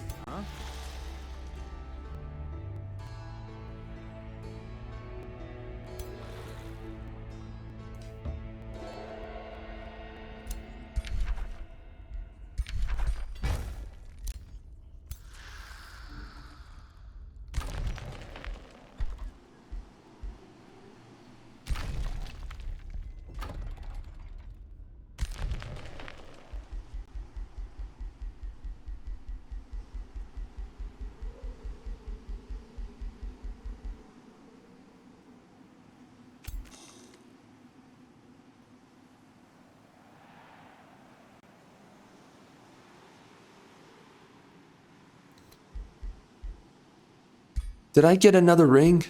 I have 2 of these? Oh my gosh. Whoa. It's crazy.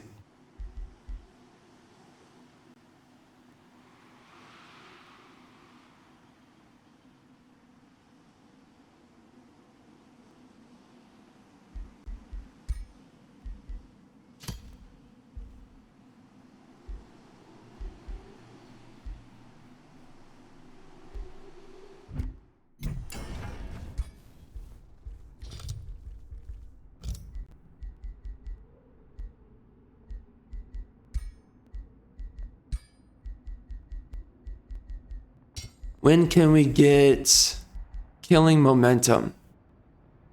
2 haste berries. Wow. That's all it takes. Huh. Interesting. Well, can I make a helmet with Starblade? Wait. Do I have Starblades already? I don't think so.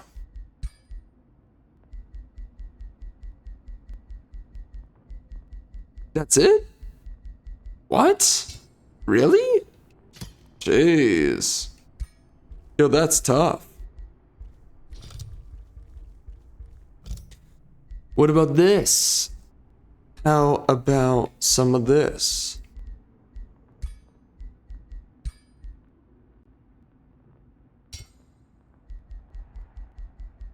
Undying?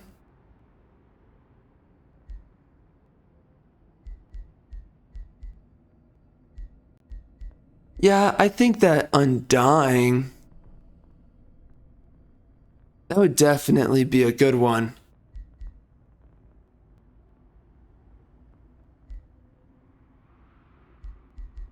I think we should do that. I don't see it as a bad one to grab. So let's do it.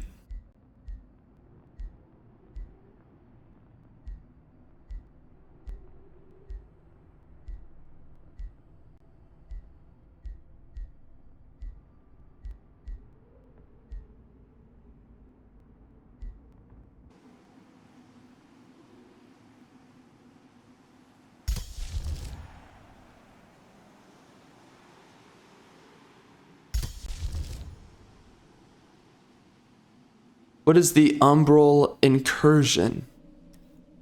I don't know. Oh, this? I kinda want to use that. Yeah. So we're not gonna mess with it right now. We can do this.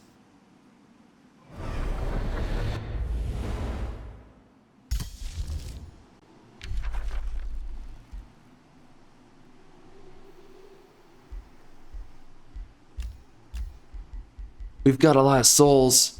You know, we're pretty much at the point where I think we can make some Reapers. Did I research that? Or did I skip over researching that? Yeah, we did not research it at all. That's too bad.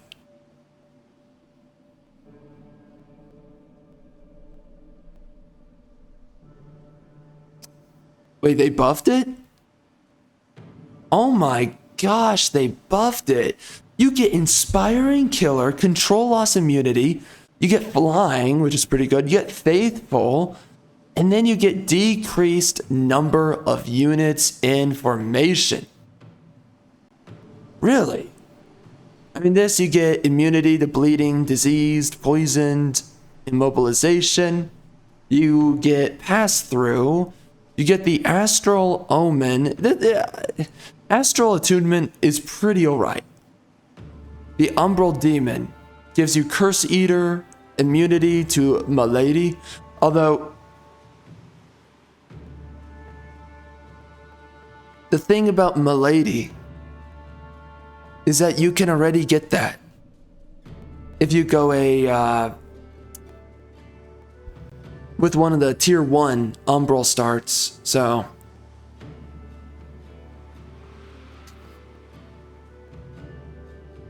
I actually don't know if this is really that good. You get Floating, which is pretty okay, but it's almost exact to Flying. Is it not? Hold on a minute.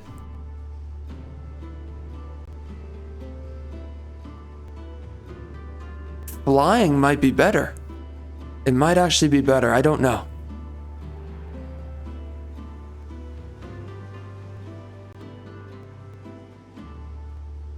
Whoa, it's better! What the? Why would you do Gloom Strider? The only reason is because of Malady. That's it.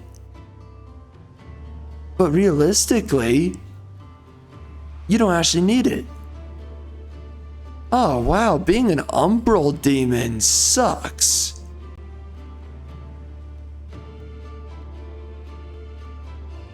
Weird. Huh.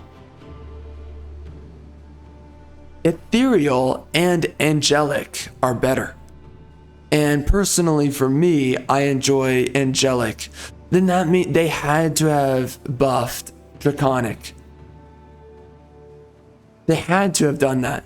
And probably even Demonkin. I mean, all of them, I'm guessing, got buffed. Had to. We'll see what happens. We have a lot of mana now. That's nice.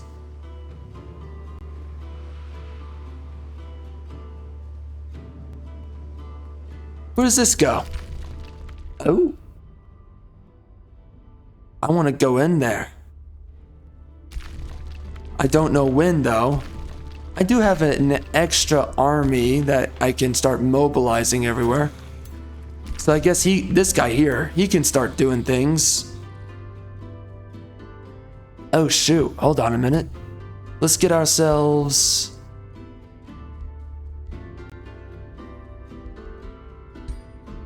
Let's get ourselves a... Oh, I can't afford it. Screw my life. Too bad. Quick save again. I guess that's it for us.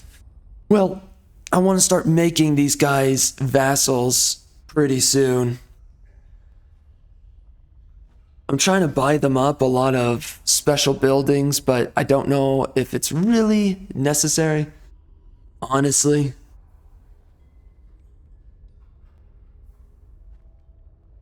I don't know. It is unfortunate though that still the same problem still exists where the altar of marching gloom only applies to the same layer that it is built on. So I'm not getting any of the marching gloom up here. That sucks. Oh, whoa. Oh, dang, this guy. Wow. They're duking it out. Well, anyways, I definitely want to expand quite a bit right now. My ruler statue is about to come out. And I do not mean the game.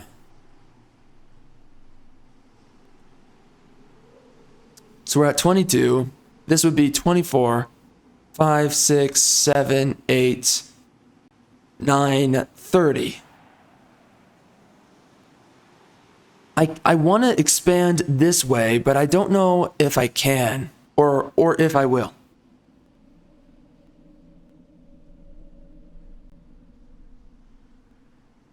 These guys are attacking these dudes.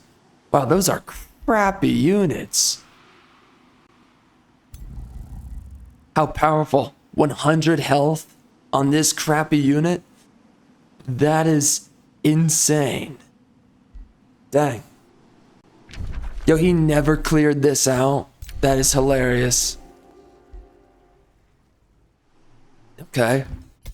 How am I doing with this free cities?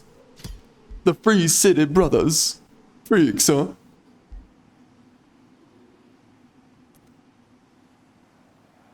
That's pretty nice, right there. We're getting a +5. That's really good. Is the same happening with the guy that I'm at war with? How do I get over to him? From there? Ah, jeez. That is tough stuff. I don't know about that. Yeah, that's not really perfect for me. Not at all. Okay. Weird. Well, I want to start finding my way onto these islands. I'm gonna mobilize multiple armies at this point. And you know what? Down here, I can actually turn this hero right here. I can turn him into one of those tier 5 units. I am definitely going to do that.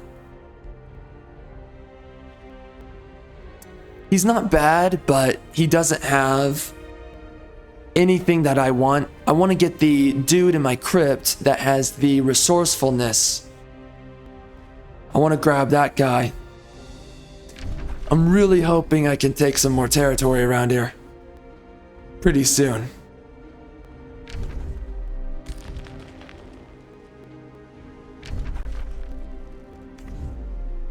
We'll see though.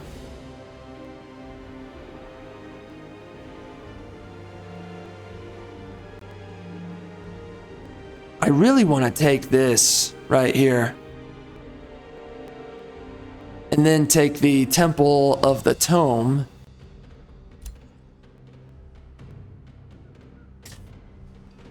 Taking territory is so annoying in this game. Honestly.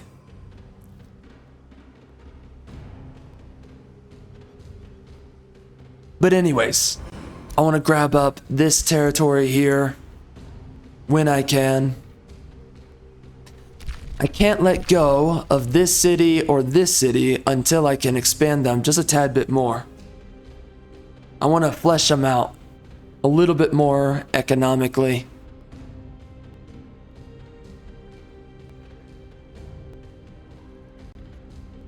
This guy doesn't have too much. Oh, actually a lot of room to expand because she's got all this water. So what is that? That is 1, 2, 3. Wait, no. 1, 2, 3, 4. Oh, 5. Unfortunate.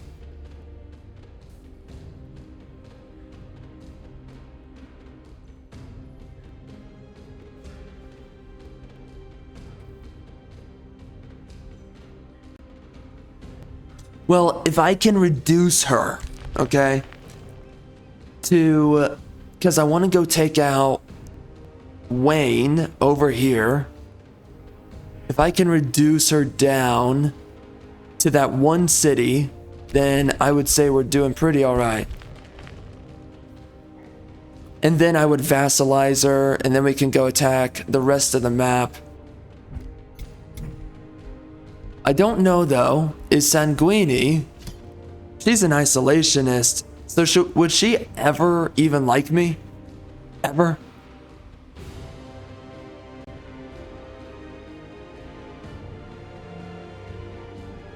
I think she would still like me, right? I can try. See, if I take all of her cities, where could she expand to next? She would definitely turn this into a city, which I am not against her doing that. I don't know where she would go to start another city. Honestly, she doesn't really have a whole lot of options.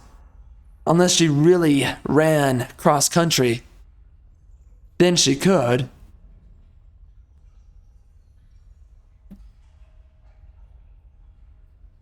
But everybody else has pretty much taken over the entire map. So, yeah. Pretty much. She has the ruler's statue. She's getting 6 Imperium from that. Who are her vassals? Oh, Deep Dwell in Omnisphere. Yeah, that's right. That is correct. You know, I was thinking of destroying Omnisphere, but now that I think about it, I'm thinking to myself, well, oh wait, I don't know. Yeah. I don't know just yet what I want to do. I do want to get the invading sapling though. But then that means I need to raise this city. My gosh, bro. These turns are taking forever. This is the biggest issue with playing on super large map with 9, is it? AI rulers? That is crazy.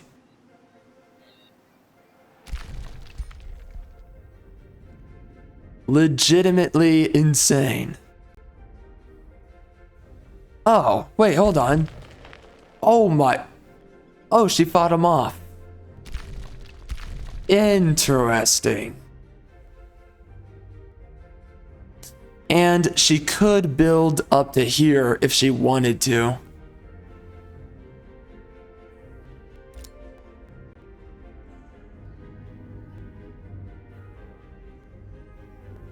Interesting. I would maybe place a city here. I think I would do that. Yeah. Because how many would that be? That would be, oh, that would be 1, 2, 3, 4, 5, 6, 7. Okay, so I could actually use this guy to expand out down here. Because I think he's maxed out up here. Or, yeah. Kind of. Alright. I don't know where I want to go first. Do I get... I barely have anything in chaos. That sucks.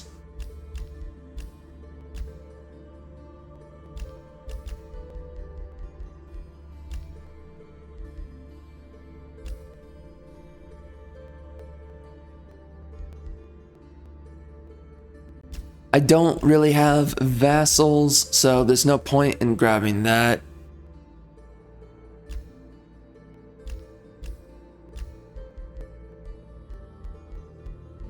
Honestly, let's save up my Imperium for now, at the moment, for my city cap to be raised, because that's going to be a bigger issue.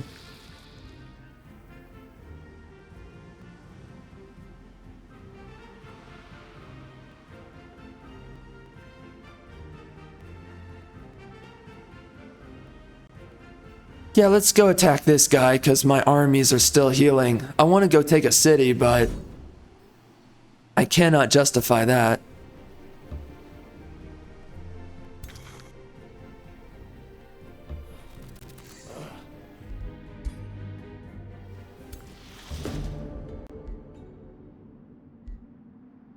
Ooh, knowledge. That's nice. Grabbing that trash. I wanted to recruit the ferry. A little bit expensive. And then I want this ferry to defend my homeboy. Hopefully I never lose my relations again. That would be nice. It is interesting that they give you a benefit now for being pure evil in the game, opposed to before. Let's do palisade walls there.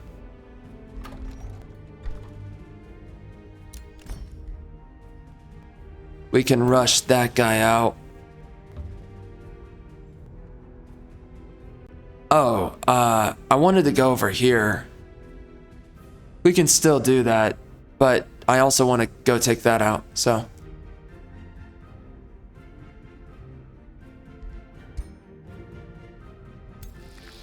Let's hope he doesn't have a hard time. He should be fine, I imagine. Or not. Oh my gosh. Jeez Louise, bro. Well, we get to see these units in action. Good news. I want to see how the abductor works. Oh my. They are prepared for war. I think fulmination is always a good use. Just like that.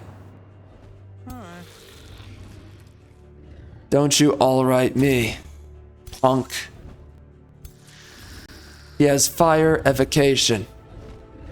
A little bit homosexual, but let's do it.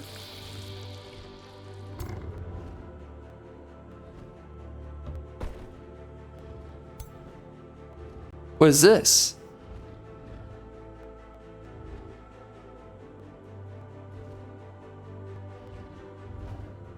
Well, that barely reaches. Let's keep them spread out a little bit. Oh, hold up. What was that?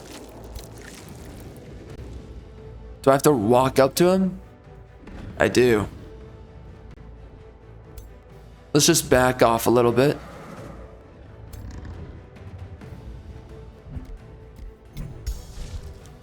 Alright.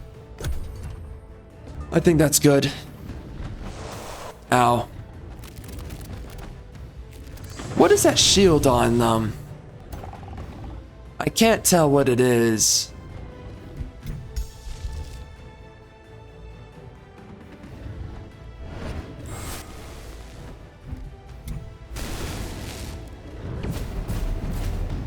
That's some good day. Oh my, the Mirror Veil. Yo, I did not know Mirror Veil was that strong.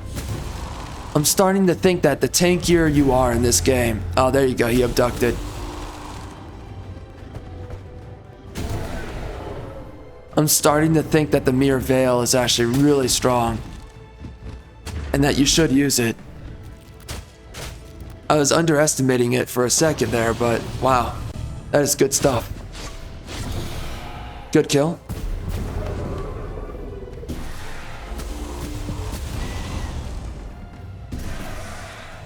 Yeah, the Mirror Veil is stronger than I thought. Alright, so we got a hammer out of that. Now we're gonna head right back.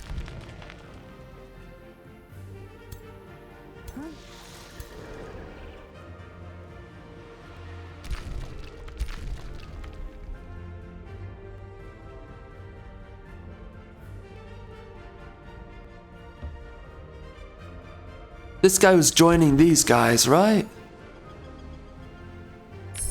We got Resurrect. Oh. Oh shoot, brother. Yeah, getting arcing weapons, that would be a pretty big deal right now. Getting Mirror Veil, that's also really good.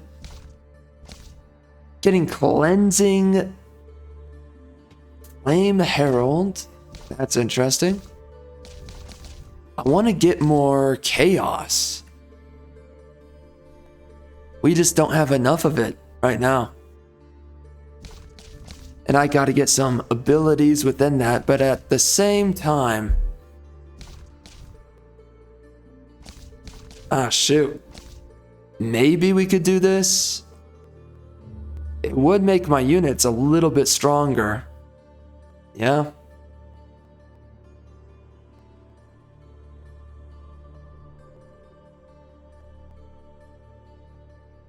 That's pretty good. The Pyre Templar, that is a strong unit. It's racial too. Ooh. That's even better.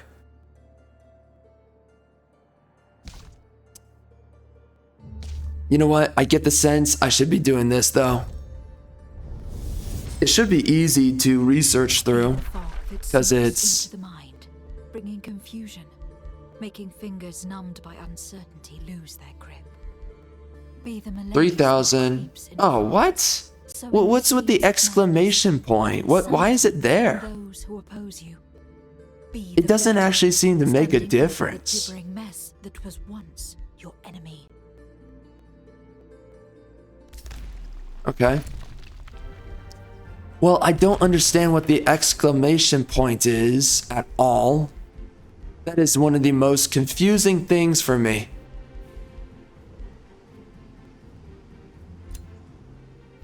Like, seriously, what is that?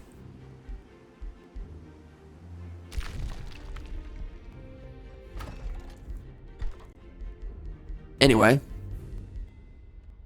we are going to... Let's build some Inquisitors from my main city. Let's do one Inquisitor. Let's do 2, and that's good. And then we'll do some more Spell Weavers and some other units, some higher tier units. Oh yeah, again, we're going to be transforming this guy pretty soon here, so no need to invest into him at this point. All right, so we're going to do...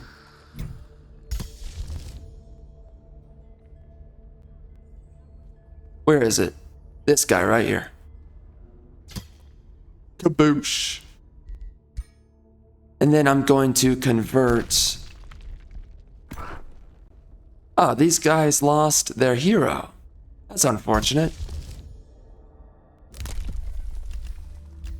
He was a hero.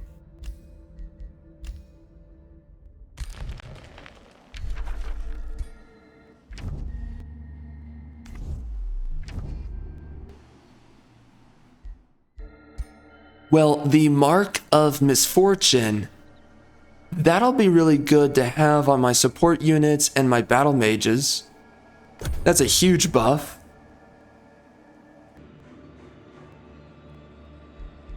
Alright, let's take a look here. What do we have? What is it that they're... What, primeval? What is this? Gain a necromancer.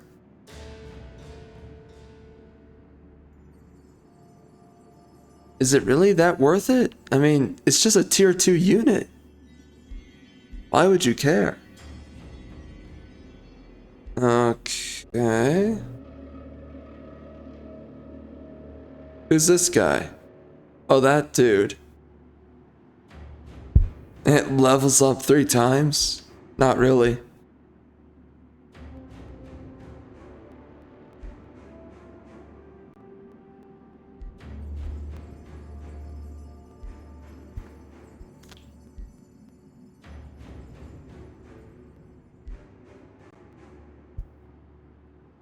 Yeah, I don't see any of this as worthwhile. Although, I guess we could grab the necromancer. He would be of our race, so that would be kind of nice. And I don't really have anything else I'm doing with my souls, so we're going to do that. What are these guys going to do? Should I end up... I think I should take this out. What else would I want to do?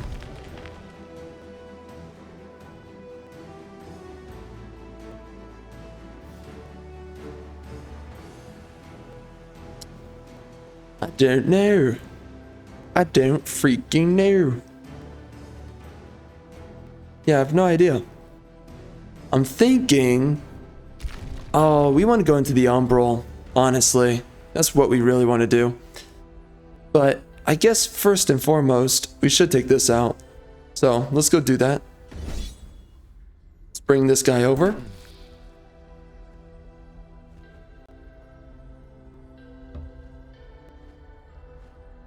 Alright. Where's the other biatches? Right over here. We want to bring them down. They're gonna meet up with these homeboys. There you have it. Oh dear God. I don't know if they can take it.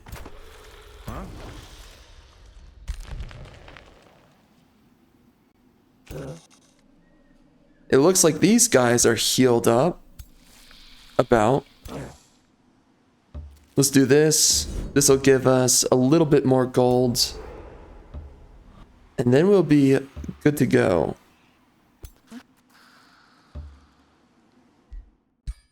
As much as I want to like the Umbral demons, I don't know if they're that good. I mean, they do eat up negative status effects, and that's pretty good.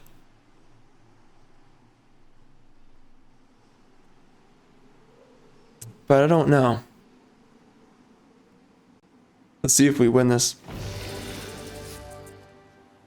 I just don't know if it's better than like anything like Angel Eyes or something like Astral Attunement.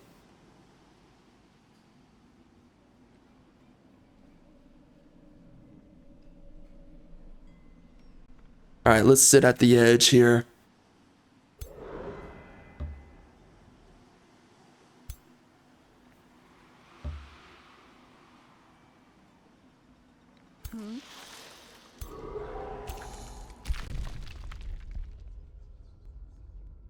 And we'll just have a stare off on these dudes. I should finally try to build, I think, a channeling tower, like up here. Or, no, we could place it in the middle over here.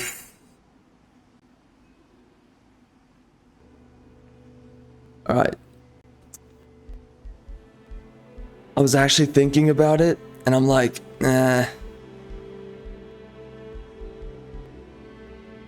I think I should place the channeling tower like maybe there, or I could place it over here too. It really doesn't matter, because there's no good locations. I don't want to get rid of my research posts. Those are so valuable, so it would not be worthwhile. So I think, you know what? Funny mine. Yeah, some kind of central mine over here. Although I don't have a great foundry yet, so I can't really make too much use out of that. That kind of blows. Yeah. I guess what I'll do... Oh, this would be a good couple of these would be good locations for different things. Well, anyways, I think I'll put the channeling tower right here. And I think that's pretty good. And then I think we'll grab... Sanctuary's a pretty big deal. But resonance fields... It's not that important, actually. Spelljammer's pretty important. But again, where would be a good location?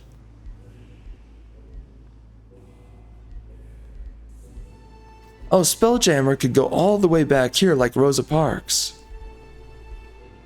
Yeah, we could just do that.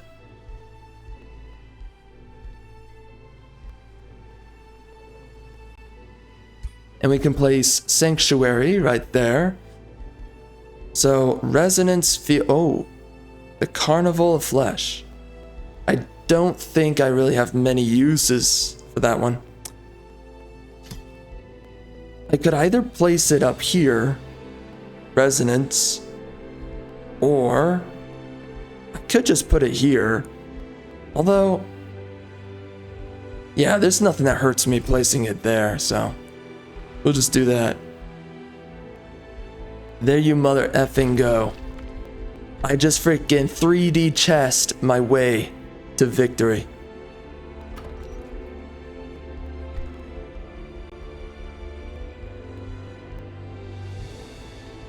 I kind of want to get a Doom Depth over here. Oh, we should build this. Yeah. That's huge.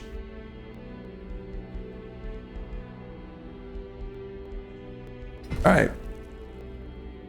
Oh, well, hold on a minute. If we take some territory up here and we flesh out this area, that would be way more desirable.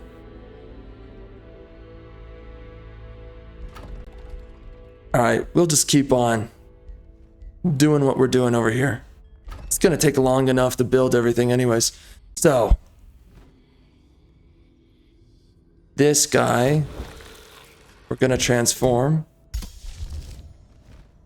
right now. Get out of here. Out of my lobby. Oh, frick, he has Melody. Milady. Shoot. I was not thinking that would be an issue, but it is. So who's the guy? Who's the guy I want? Animate. This dude right here. Anyone else that's better? A lot of order adepts, but yeah, this guy's it right here. Oof. That's good stuff. Where's the homeboy? Over here? Yes, sir. Alright. So now he comes over. He can't really make it that far. I'm willing to do a staff.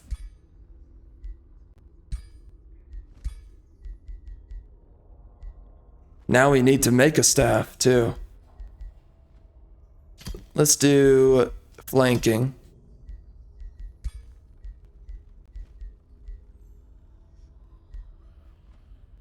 Alright. Let's also do the hero skills. Assassinate. Really good. And then we have Summon Undead or Mana Unchained. It's actually really tough to pick. Holy Retribution is also a really good one. I might just do that. It's never bad to have a bunch of reflection on damage. It's always a really good thing, so. I think it's better. Or maybe Mana Unchained, because at the start of a match, I can see that being really good, so. Fine. We'll do that horse trash. Magecraft. I guess lightning, although I don't typically like to grab it. Let's do spell amplification. Arcane strength is really good. Overcharge. Boon. Frost is huge to get. Oh my gosh. There's way too much that's good here. It's hard to just select a couple. Do I still think that mages are pretty weak though? I think so. They seem weak to me. I can't tell if they're really strong or not. I'm typically disappointed by them.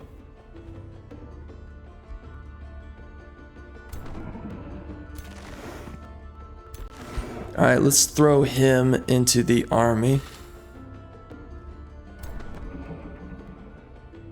It's always a Scourge of Spring. How do I get the other ones? Honestly.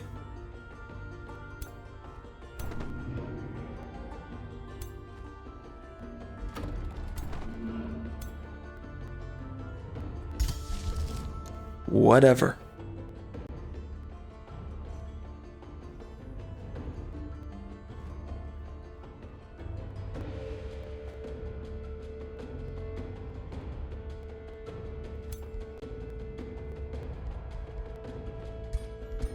We're gonna set aside a couple of units.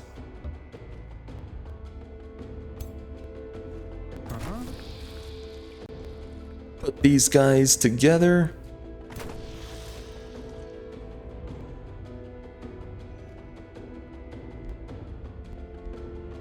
And then we might sell some of these dudes.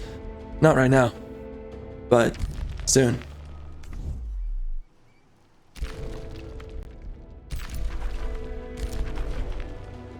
Alright, that's pretty good.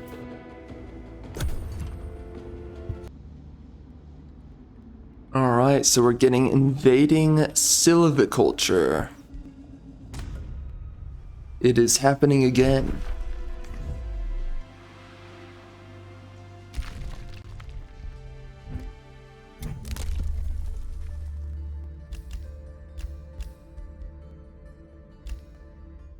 Okay. So we have 4 units here. And we want to move... Oh. Yes.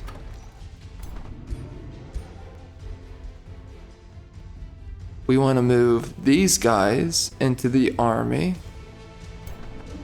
We don't have any supports, but... Does this unit really need to be here? I don't think so. He can go into this army. And we can do a necromancer with these guys. So, let's use those dudes.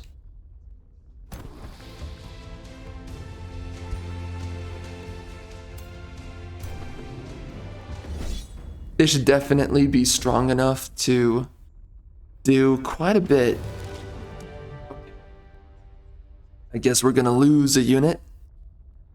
Amazing. I just don't have the bother to do anything about that. Whatever.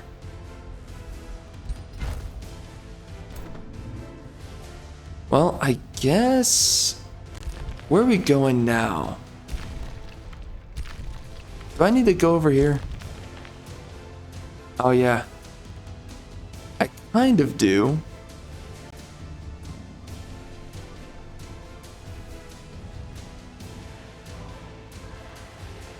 Yeah, we can go chill on over here. We're gonna have these guys park right up next. And these guys are all ready to go. Let's do that. All right. Oh, shoot.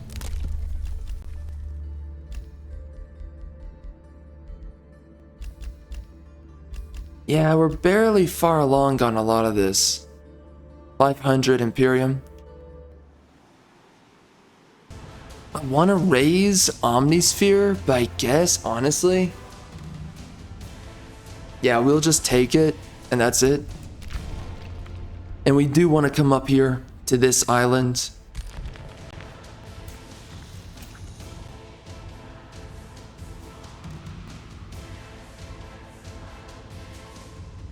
Okay, we can make that work. These guys are not ready for the freaking thunder, man. They're about to get cooked, brother. Aw, shoot, man.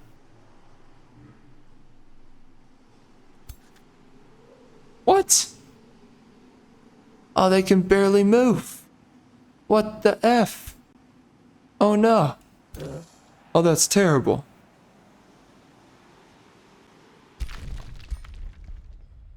And then this little biatch can join them right here. Perfect. Beautiful. So this necromancer, oh wow, you are a freaky little biatch. Don't you know? Wow. Crazy.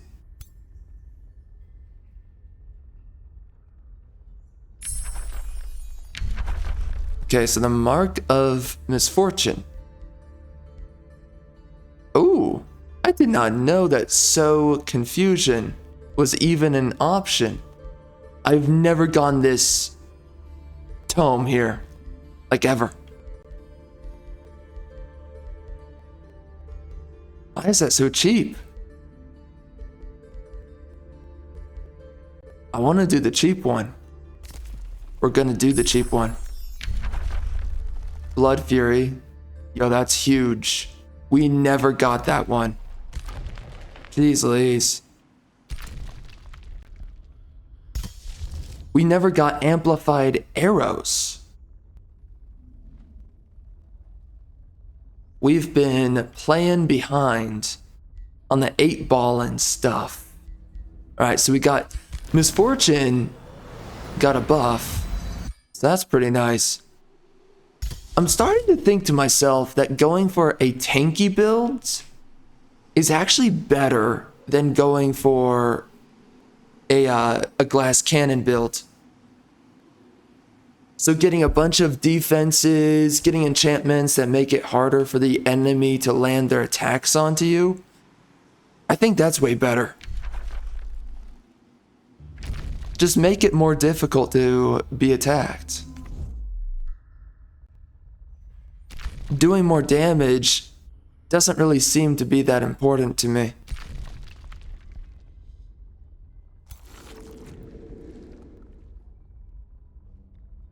I kind of want to throw a Banshee into one of these armies.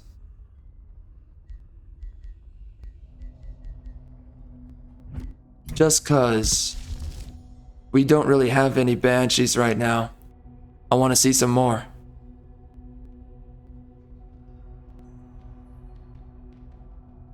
So I think we're gonna do that.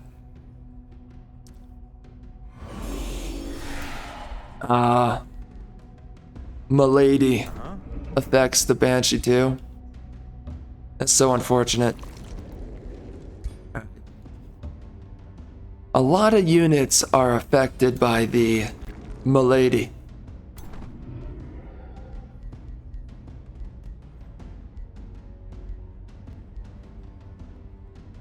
Alright, I think that's it. I believe.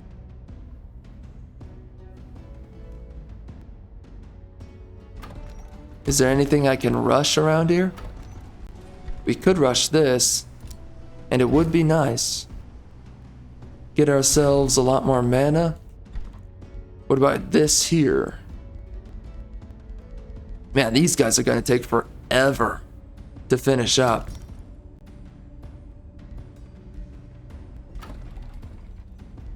I could just rush this. But why? Why would I do that? It's not really important. Actually, do want to check it out though. We gotta get that and that.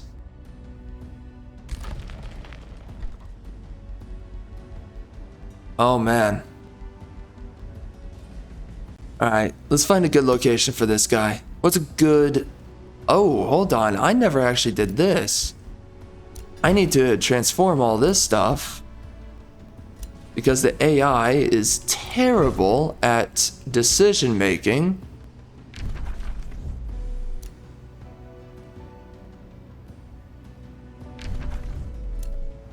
What benefits is he getting? I'm guessing the claw mark is giving production. I'm gonna keep the worker nexus because it's kind of nice to have. Ish. My gosh, the AI really misplaced everything. Just about. Oh, Marching Gloom is here, but Research Post could have gone there. What about this? No. Well, interesting.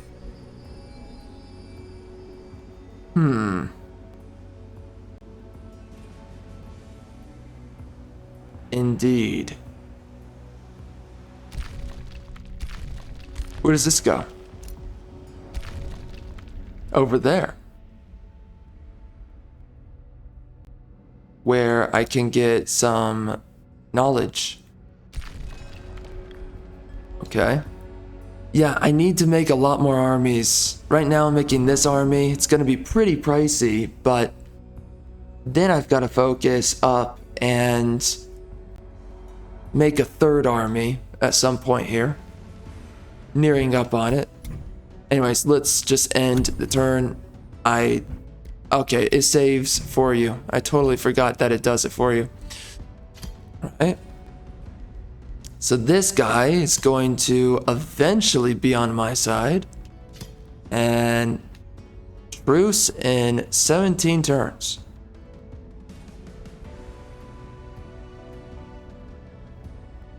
Interesting. And if I went to war with this guy, I want to see what happens if you go to war with them.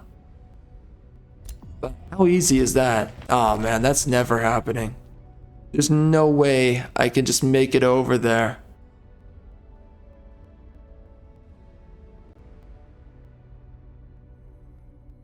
Oh, what the? Wait. Why can I see this?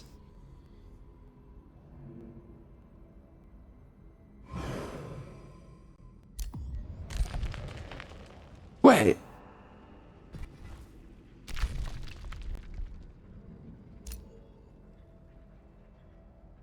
One of the Umbral dudes came over here? Through the frickin' portals? What? Was it ever even possible to build here though? I don't think so. Doesn't look like it to me. So Was there ever even a way to grab this?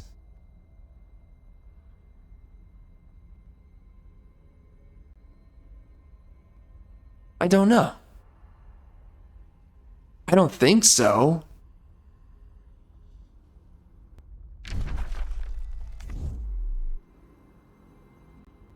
Wow. He actually came over there through... How'd he do it?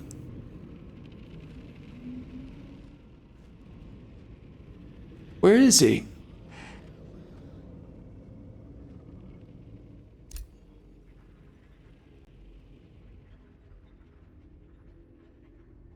Wait, he took all of this? Oh my god. Yo. Holy. I hate how difficult it is to read all of the territory, but... Wow. So he came all the way from over here. They can do that. That is so strange.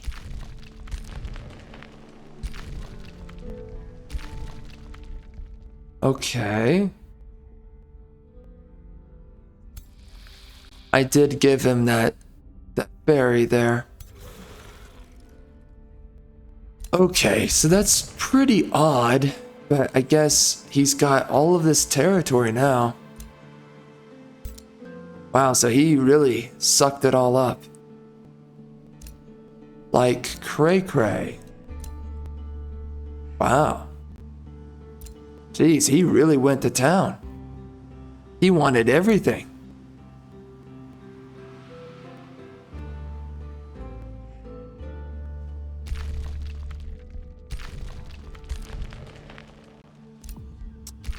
How good of a job do they do at defending themselves? I wonder. He's pretty much just like a Free City vassal. Maybe stronger units because he has the Umbral Tyrant. But I don't know. I mean, these units seem to be pretty good, and he also spreads the melody stuff. Whatever the frick it is. So, pretty interesting. Down here, we have this. And she has a sanctuary. Void stones. Right there. Yeah, again, I should be taking more territory around here. I have not bothered. This dude is perpetually sitting here. Very odd. It's also very strange that I've been in this just one war this entire time. Yeah, I'm gonna expand into the Umbral Rift. I think it's about time. I don't really have an excuse to avoid it at this point.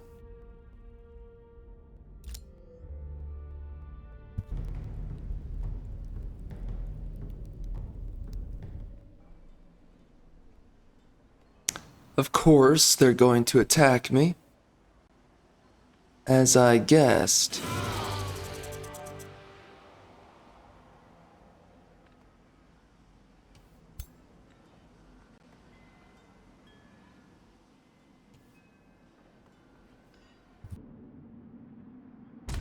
Alright, we've got a dude down here. So I noticed something looking in here. They have a workers' guild. Get that out of here. ASAP. Get those stinking workers out of here.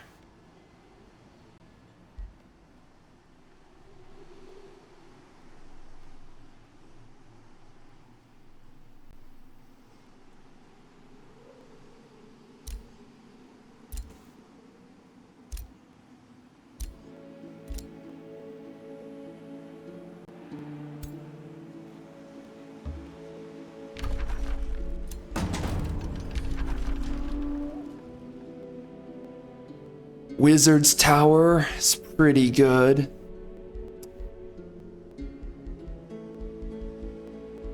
We can also do this, but a little bit expensive on the side of mana.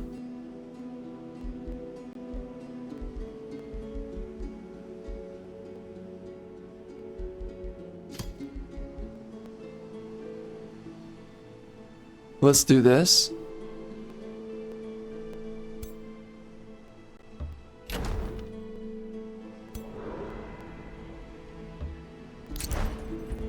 All right. And this goes up there, so we're gonna have an army for that.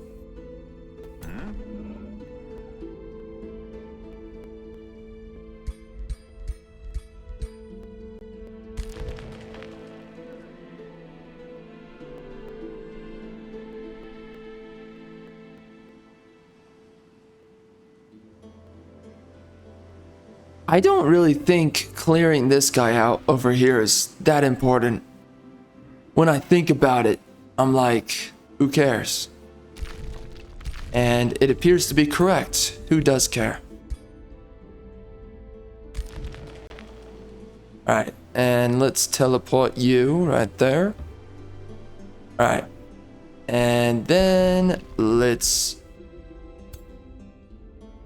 grab these guys. They're looking good. We're getting a lot of units right here. And then we're gonna get some skirmishers to join these guys.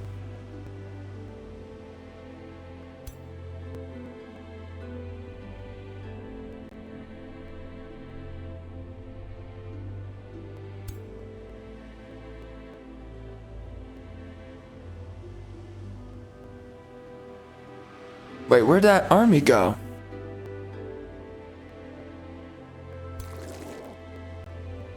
Oh, they teleported.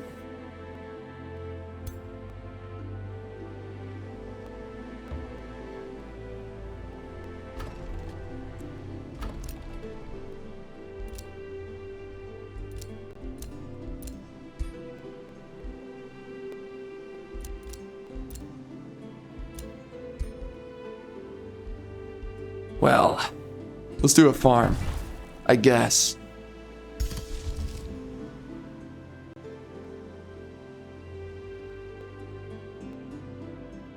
And soon we're gonna get Blood Fury, I guess. I'm wondering if I can rush it a little bit. Maybe not. It kind of seems like a good use of thralls, especially late game. You don't have too many uses for thralls. Condemn army is ready. I'm thinking we gotta get this city cap. The Eye of the Undying.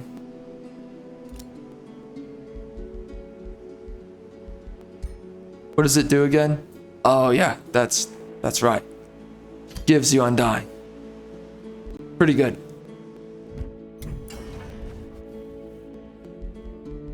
Well, I guess we should do this, right? Oh, Arctic. I'm getting a lot of tier 4 stuff. What the heck? Oh, no. That's what I can build. How did I forget that?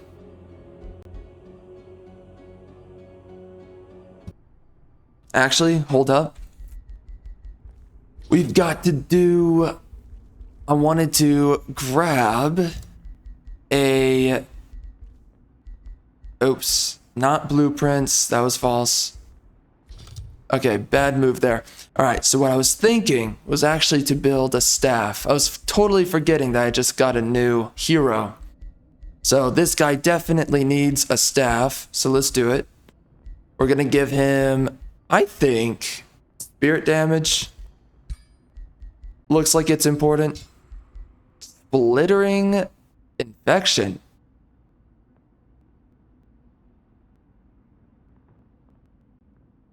That's interesting. True damage. That looks really... Yeah, you know, that's good. No, totally good. Yeah. Yeah, that's good. That's actually really good. frick. I wish I could grab that. And I'm talking about my wife. This one's really good. Grave Call. Like, if I'm willing to get the one that when you get kills, you make decayed zombies, this one's even better. Yeah, it's better than infecting. Infecting is actually worse. And they cost the same. Ooh, my goof, son. Oh man, I'm kind of down bad to try it out. Let's do Grave Call. I know it's a little bit risque, but we live on the risque, so we're gonna do a crit chance. I think that's also nice. What's an ability? Oh my. Oh yeah, we've got quite a bit going on here. What the heck? All right, let's build this. Let's see how it works out. It's looking pretty good.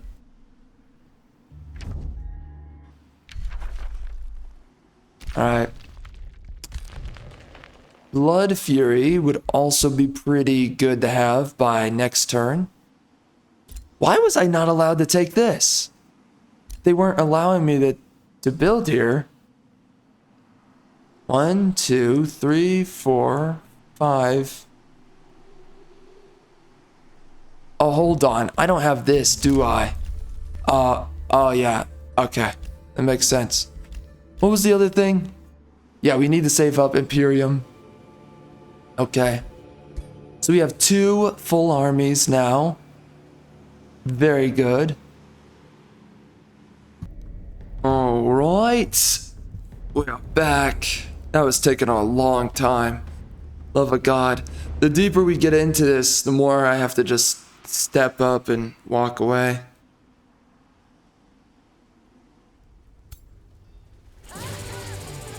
Nice. Very nice. A lot of research with that as well. That's pretty cool. Oh, nice. We're not finished yet. Good. Very good. Just terrific.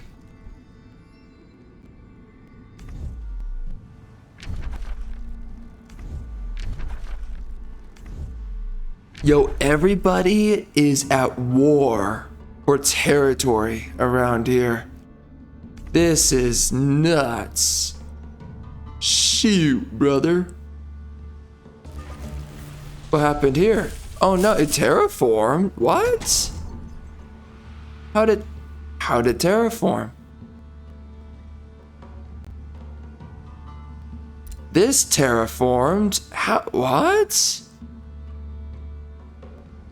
How did that happen? Oh, it's because of the invading silviculture. I see. That is interesting.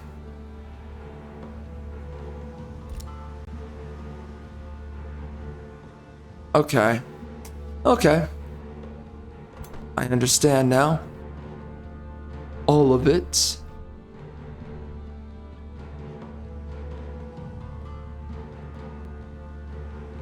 Part of me thinks I should be taking some more territory from this guy. I think I will be. Alright. So we're gonna transfer that. Just a little bit so that I can build up this city a tad bit. Wait, who am I capturing it for? Okay. Can I go over here too? Nice. Alright, let's keep on going. So, I'm gonna take the 2 of those, but after that, yeah, it's not too important. Honestly. I just want a little bit more space to build some special province improvements. We're gonna do Monument of Supremacy. We're gonna do a watchtower and a work camp. A work camp where I put my slaves.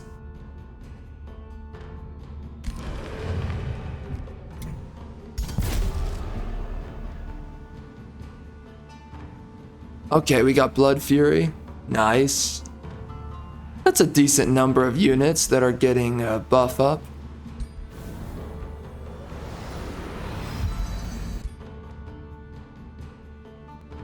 Pretty cool.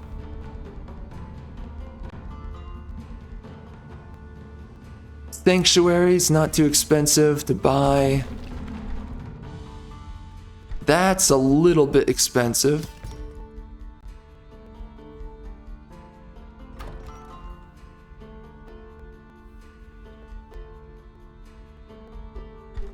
This too. What about this? A good bit. Ooh, Scholar's Guild. Yeah, let's do that. That's a huge one right there. I'm pretty happy with that. I would say that is all. So let's keep on doing knowledge.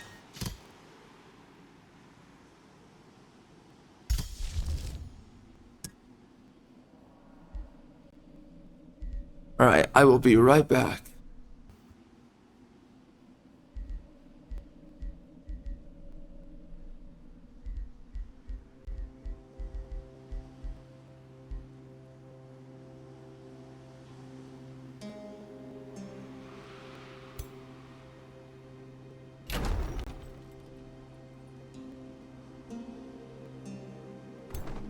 Okay, so what the frick was I doing?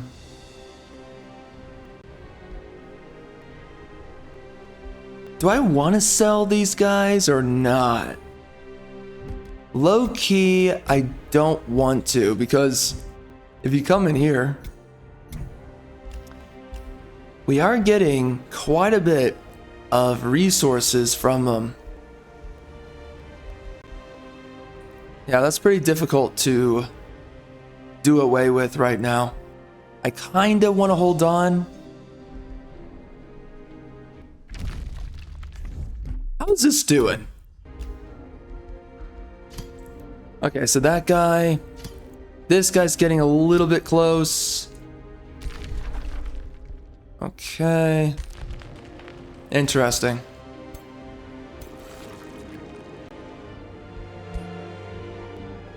Okay. Well. I guess that's that.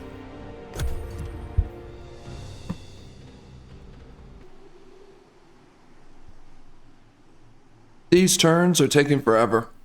Oh my gosh. What a pain.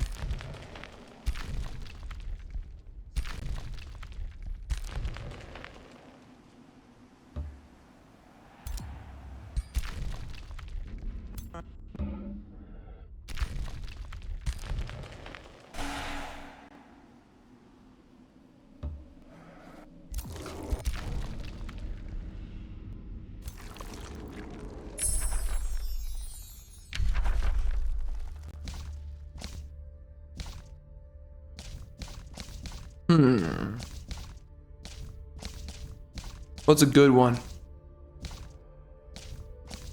I think Havoc Magic would be really nice. Vessels of Chaos, that would be really cool.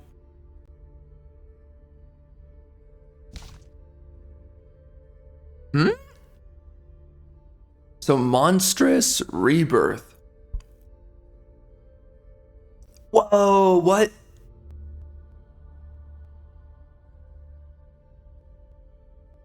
Dies at the end of combat. So it's a weird way of turning your units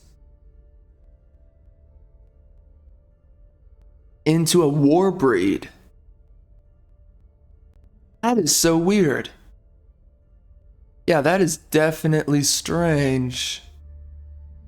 Huh. Well, let's do it. Above all, the fray. I want to grab that flame burst.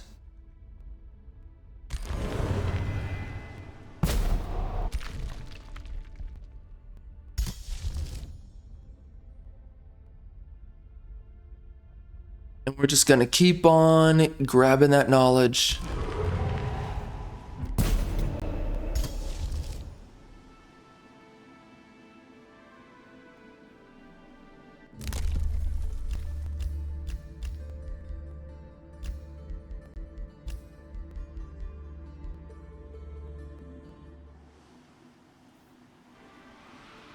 And we're about to get this city too.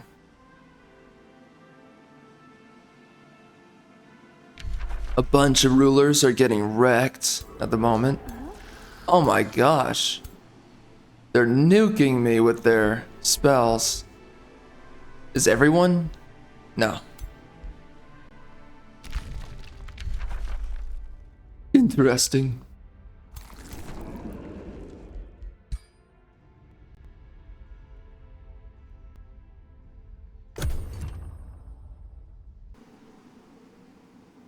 Dang, Sanguini is getting destroyed ever since I took over that raging biatch. Sanguini stands no chance. None. Zero. Absolutely zero.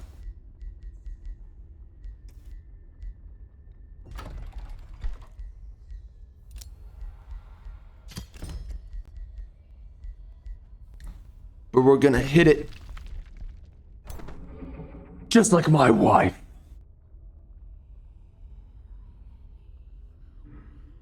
Alright, punks. Who are these guys? Where'd they come from? Just random units sitting here. What are you doing? Why are you here? Weirdos. I need to craft some more units. The time is now. Ready the cannons. Call the horns. Absorb the city. That'll take a solid 4 turns. Well, we do want to do that. It will be interesting to see how they built everything. Honest. The AI. The Free City AI. I'm very intrigued to get a look.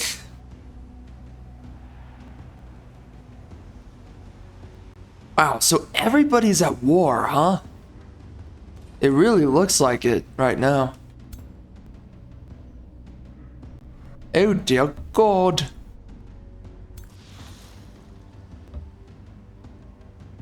Alright. Dark knowledge.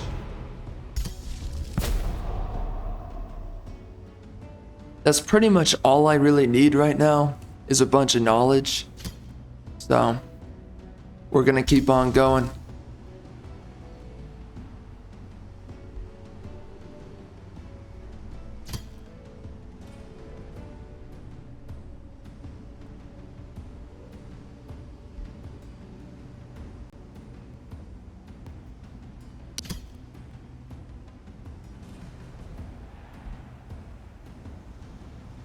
This is a lot of knowledge we can get out of all this.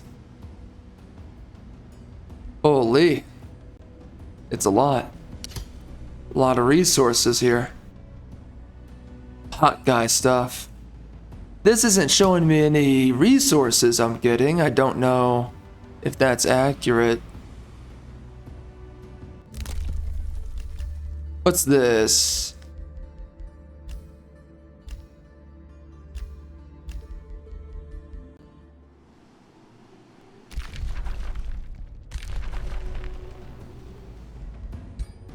All right, so our weapon is ready next turn. I think that's all. Yeah, we're getting this. Yup. Very good. Bro, me working through the turns is going faster now than the actual turns. Passing over to the next one. Goodness. Good frickin'-ness. Gosh. Unbelievable. WTF. Oh, look at that. We got these guys right here. I don't know what I'm gonna do here with this city, but I've got to figure it out.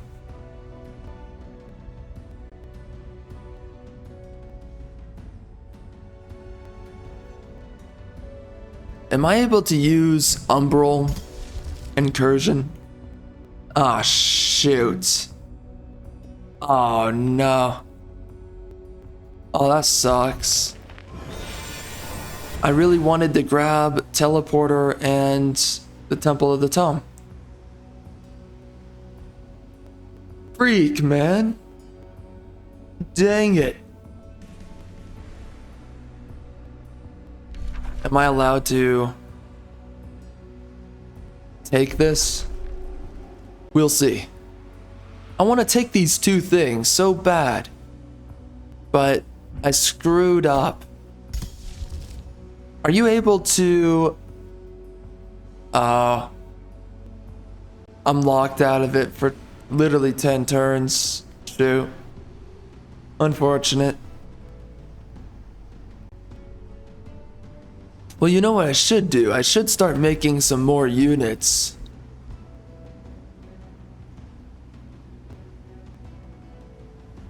For real, for real.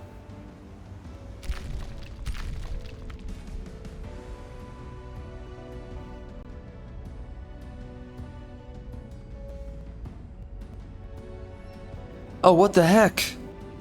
There's a random brigand camp right here. How did these guys get here? What the heck? They're so weak. Jeez. And this guy came down here. Oh, wow. Oh, wow. He's vulnerable to the milady. Oh. That is brutal.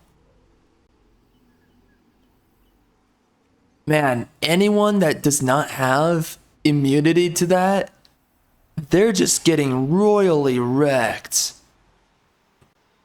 It is such a weird way to allow you to win wars, like almost instantaneously. That's crazy, man. All right. That was a long time waiting, but we're back. Huh? Why is he not healing? What's going on there? Okay.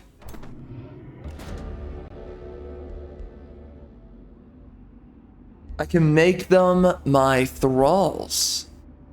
Let's do that. I don't know, what is this?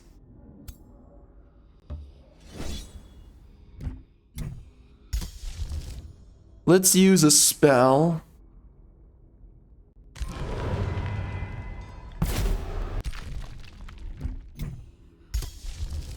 This'll make things a little bit easier. It's always good to do this.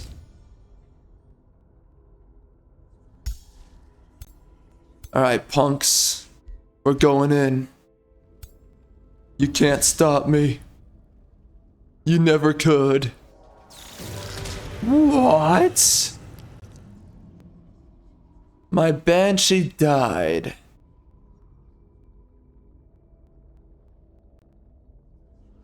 It's not worth it. Just let it happen. Oh, I got what the? You really? Oh, that's nice. Huh. Okay then. Oh shoot, do they have a Mage Bane? Oh, they don't. I should grab this. Flame Burst weapons. Finally got it. We're gonna get a Mage Bane for these guys. A little bit expensive on the Imperium. It's why I am so desperate for all the wonders across the map. I want to get as many as possible because I am so low on Imperium at the moment.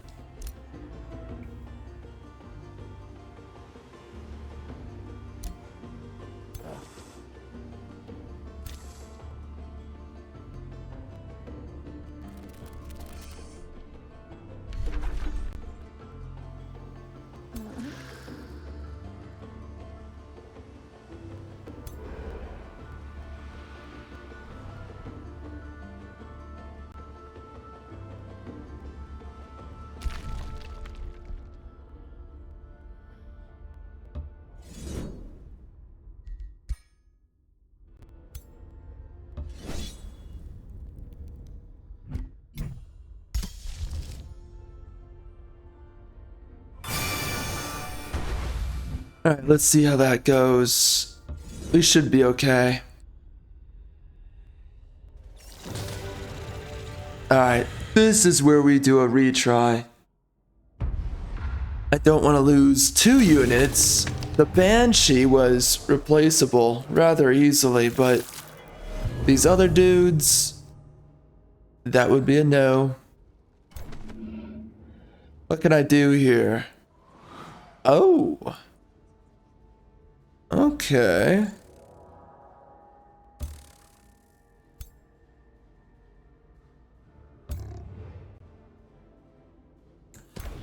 The Juggernaut is such a strange unit.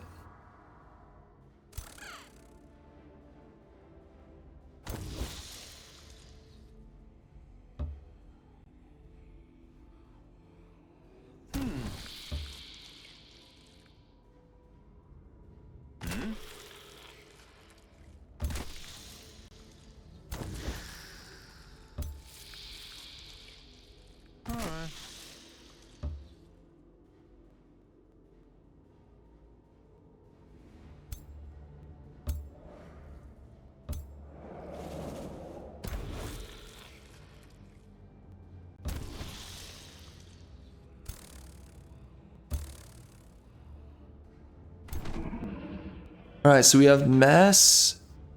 I don't remember grabbing this. Yeah, I don't remember grabbing that at all. That looks wrong. I'm gonna have to check. There's some. Did I forget to restart his skills? I'm thinking so.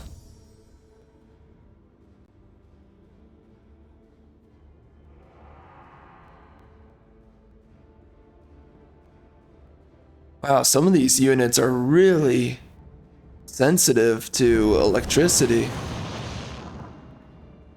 Alright, let's just sit here.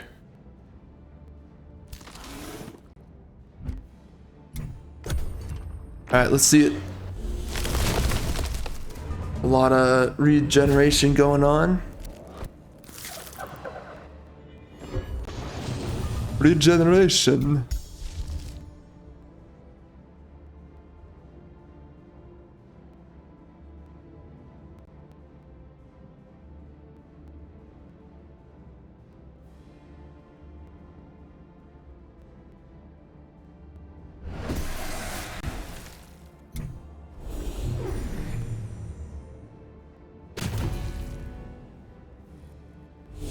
I have yet to get amplified arrows. It has taken so long.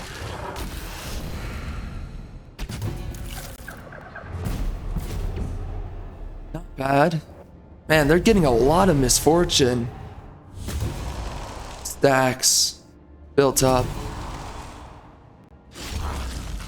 Good kills all around. Oh dang, jeez, that is insane. Whoa. Wait.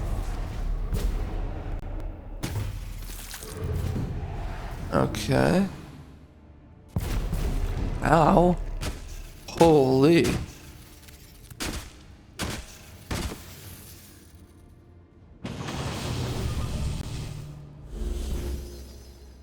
That is a lot of damage, man. From a support, that's really good stuff.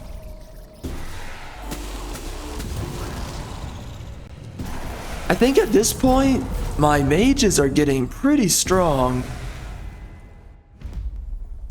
Yeah.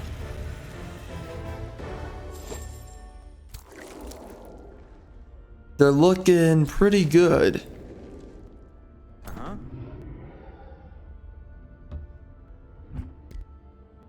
All right.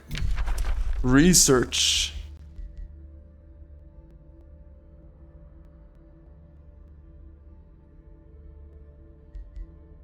Let's do a Scald. That's a good unit to grab. Although the Scald cannot survive the melody, so that is an issue.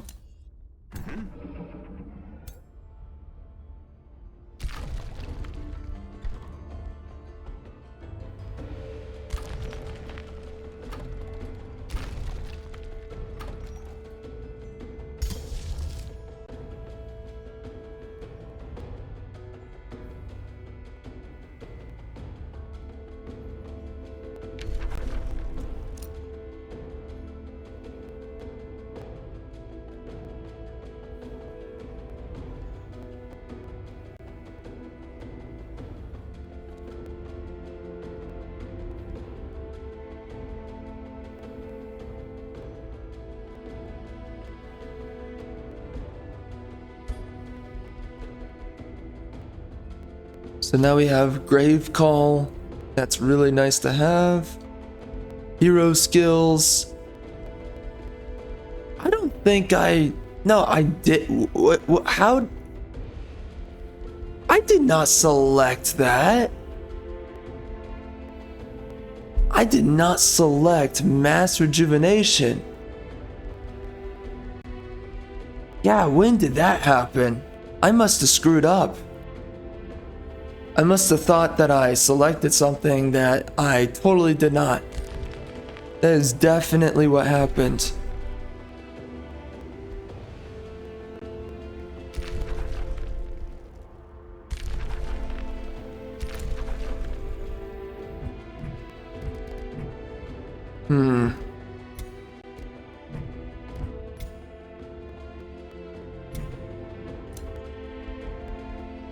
Create a bounty. And let's take down a nest, I guess. I've never seen them be successful at a bounty. The bounties have always been unsuccessful from what I can tell.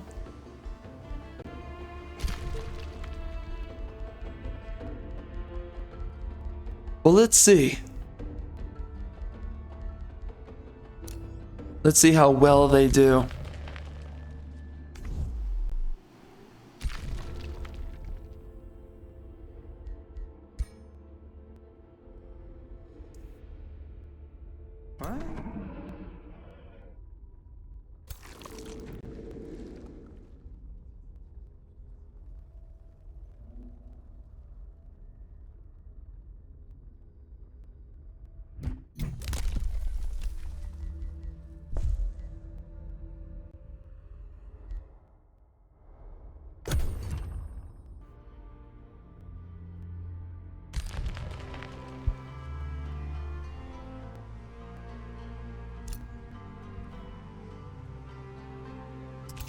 Okay, so what are the chances? Yeah, see, you can't take this stuff. So, like, how are you supposed to disconnect everything? I don't get it. Yeah. It's kind of frustrating. We also have this chick in the back, expanding. I want to send my other army over here to take this, but those guys are not really ready for a fight. Honest. Huh?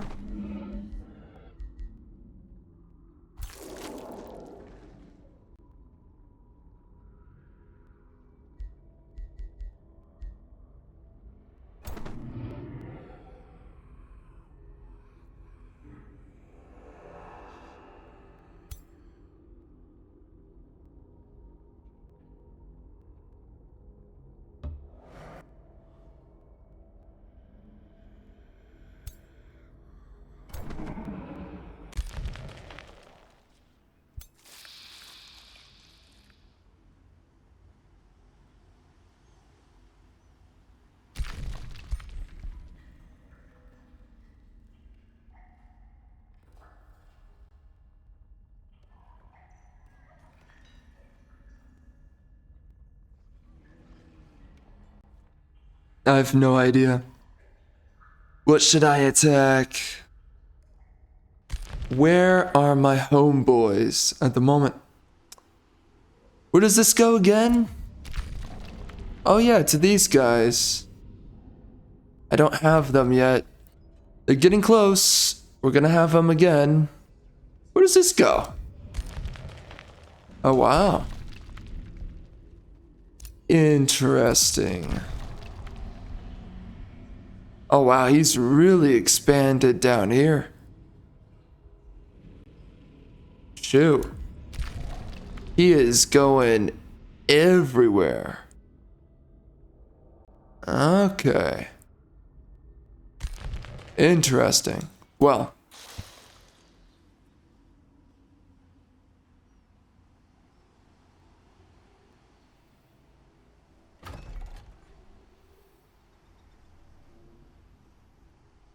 Shoot, man. I really want that tranquility pool. What do I have?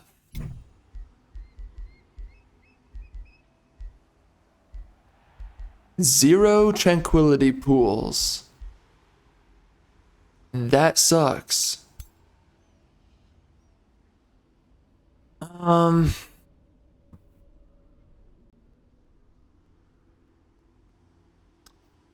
I guess what I can do is run around, start pillaging everything. Ah, shoot. Oh no. That's gonna take forever. They have a sanctuary. Oh no. Oh shoot. Alright. Forget that. That's not happening. And on top of that, going through my turns is pain.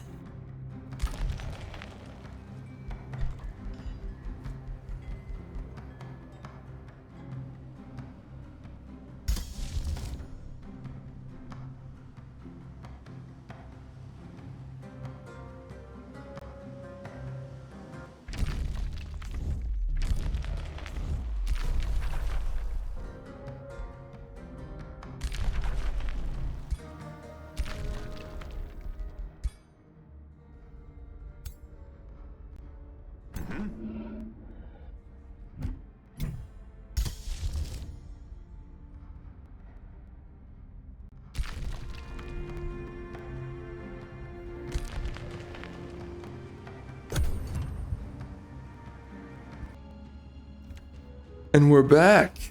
This game takes forever.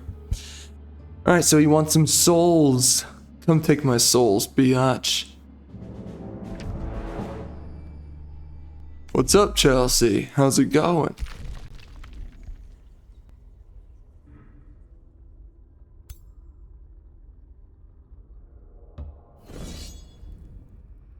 Ay, ay, ay. Do we have what it takes here? I don't know.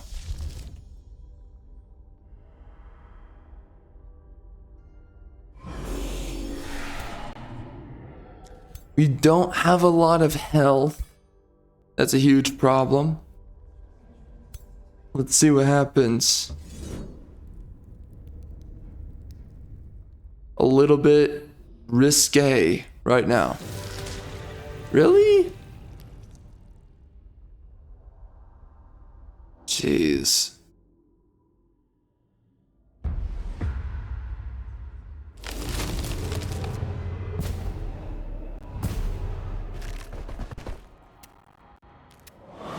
Lots of units.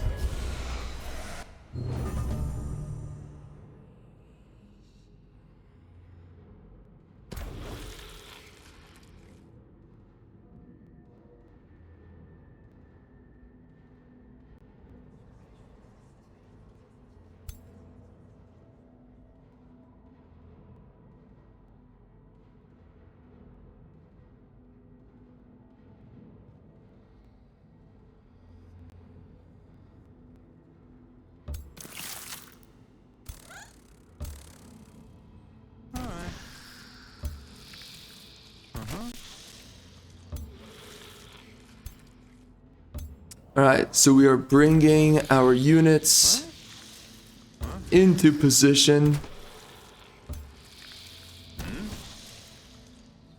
to heal them up.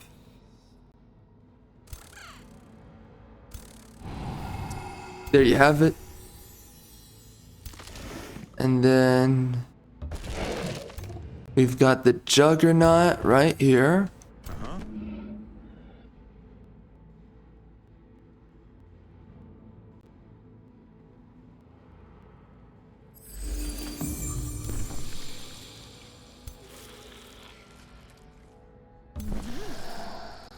Yep, a decaying zombie right there. That's pretty good. All right.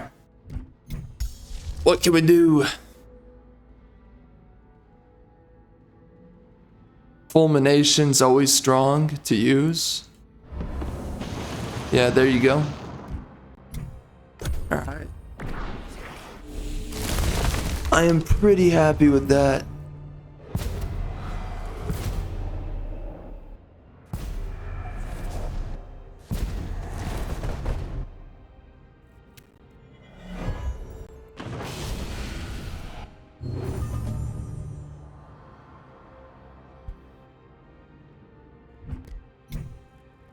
I think they have it.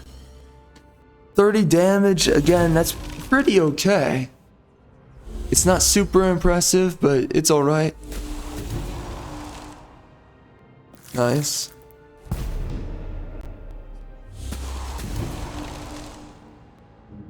Please tell me you're gonna use a spell. They did. Nice damage. Okay, getting some kills. Ooh. Not bad.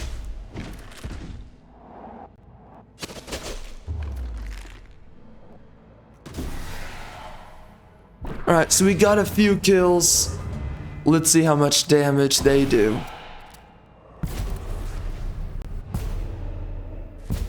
Yeah, so the Abductor is really good for just randomly snagging up units, I notice.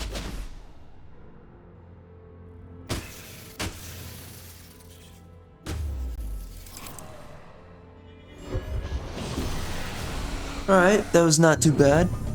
Yeah, I mean, dude, literally, he absorbed a tier 5. Like that. Half health, that is super good. You cannot underestimate how powerful that unit is for being able to do that. I think having more of those dudes on your team is a big deal.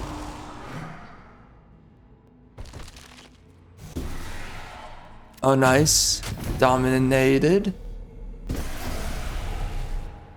Good damage. Not too bad. Alright. Yeah, I think having like at least 2 abductors on your team might be a really good move to make. It kind of looks like it to me.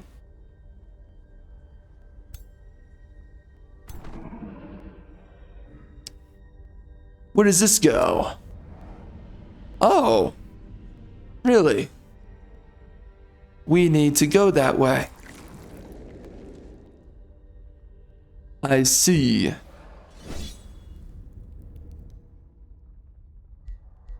What's over here? A scald. What else? Oh yeah, ascended warriors.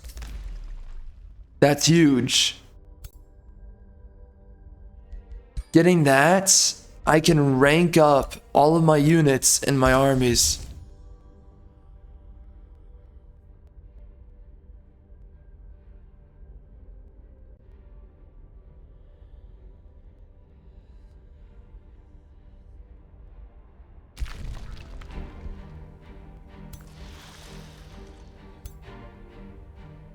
We're gonna go over here like a royal biatch.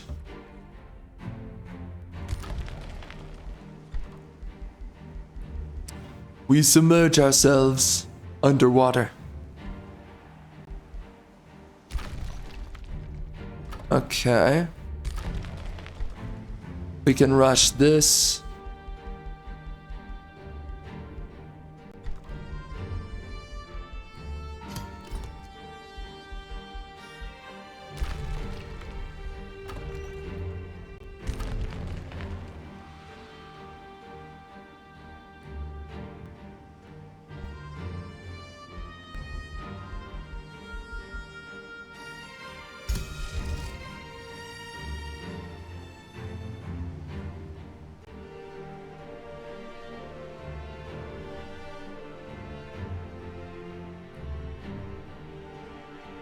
I don't think I have too many astral siphoners, right? So I think we can make one. Get him to spawn on top of my homeboys. Where are they? What the heck? Where'd they go? Over here. There you go. Perfect.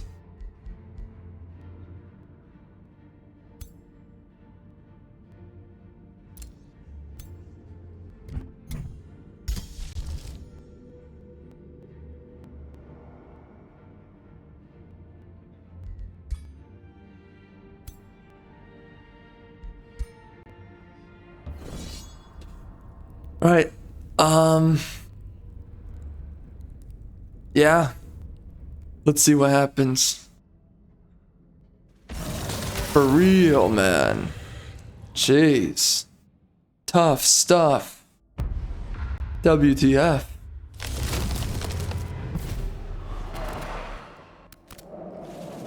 What's it gonna take around here?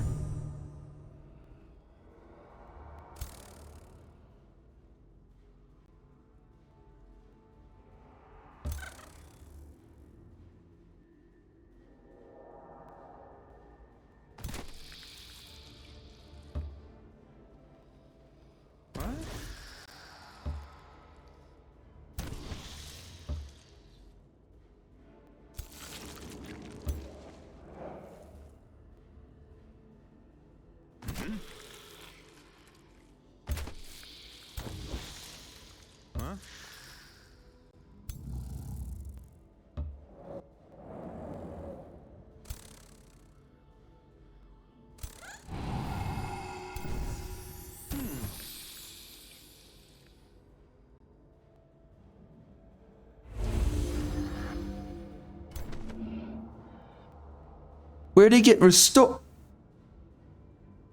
Huh?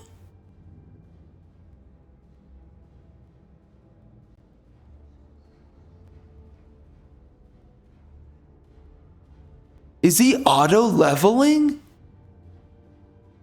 Oh my, How is auto leveling activated on this guy?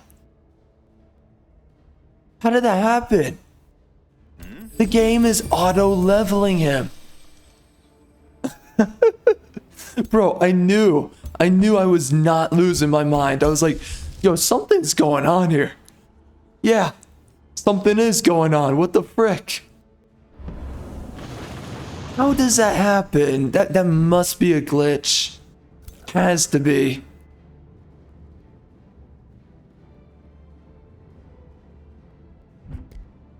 It's either that or the game is ragingly homosexual. One or the other. Alright, come on. Come after me, punk. Fight me. You know you're not ready. I will defeat you. Come to me. Disruption. Let's go. I'm ready. Oof, that damage. Oof, more damage.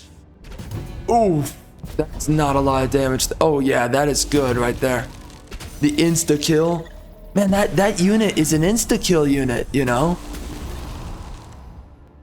The abductor is really good.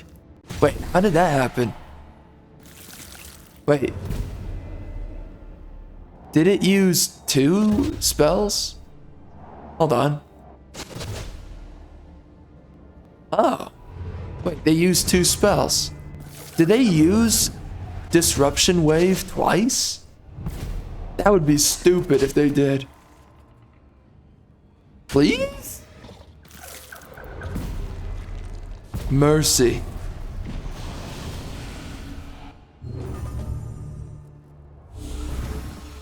Oh, 82 damage. That is really good. What the heck? Yep, froze. Good damage. I don't know if damage is any longer connected to your tier on the unit. I think it's only your defenses and health. It looks like it to me. I could be wrong. That's it. Okay.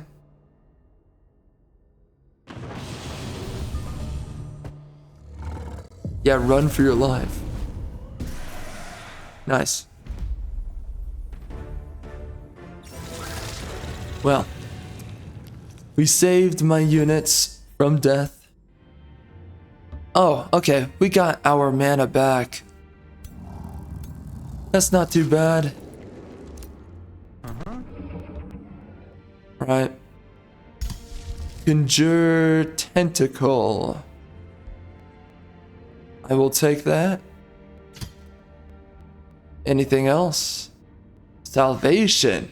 Well, it's kind of whoa. Sheesh. Whatever, fine. Let's do it.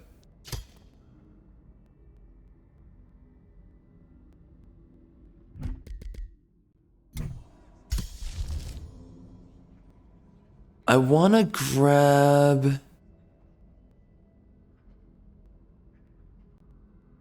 another Umbral Mistress. That would be kind of nice, but I don't know. I'm having a tough time at the moment on some of my resources here. Let's do Condemn Army. Imperium, I'm not sure if I can really hold it together.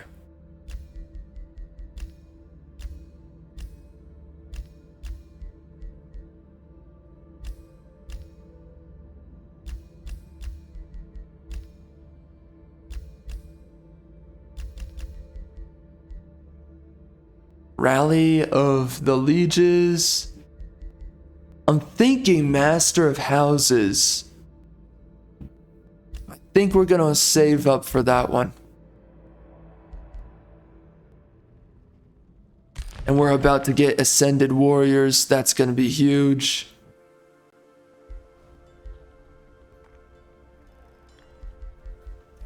Wait, what's the difference between animate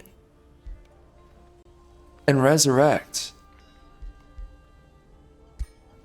Who's... Oh. Oh! And this guy was a...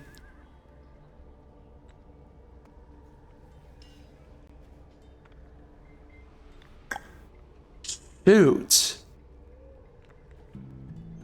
What did I make you? Yeah, you were gonna be a bow and arrow.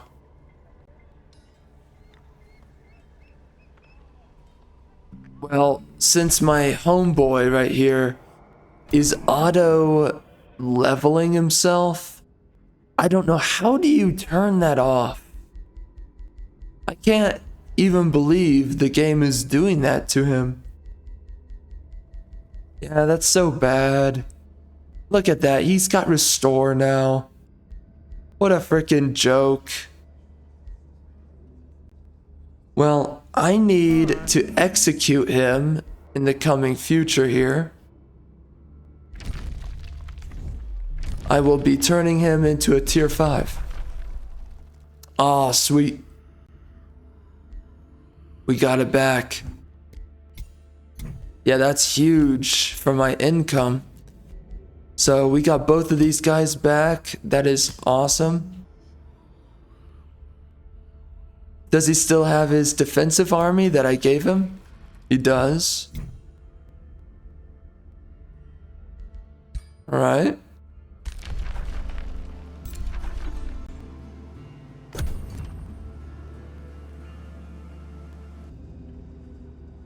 All right. So we can banish it. Or we can grab a bunch of production. Let's do the production. Freaking do it.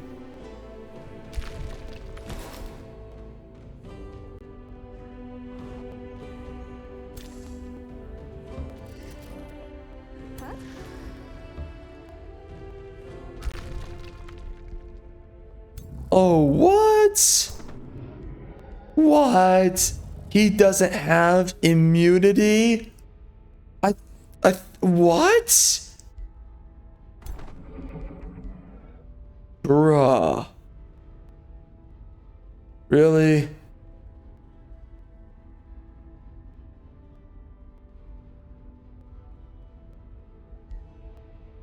What is he? Magic origin? Ay, ay, ay.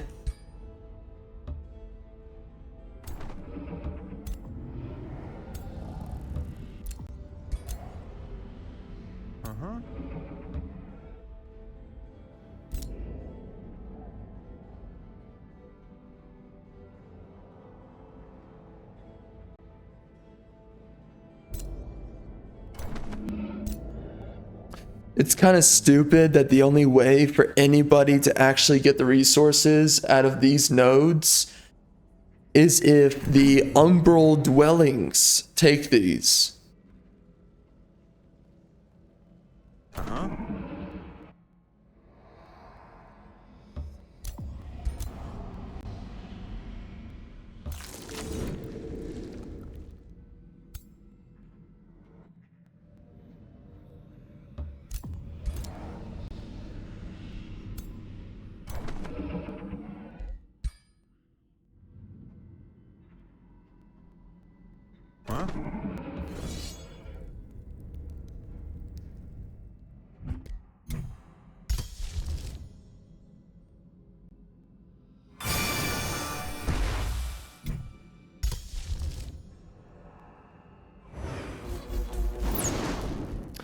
Okay, let's do it.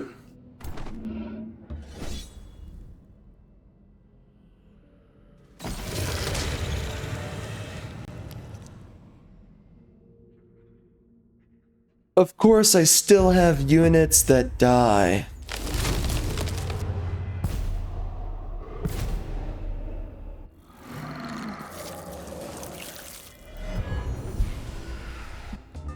Ridiculous.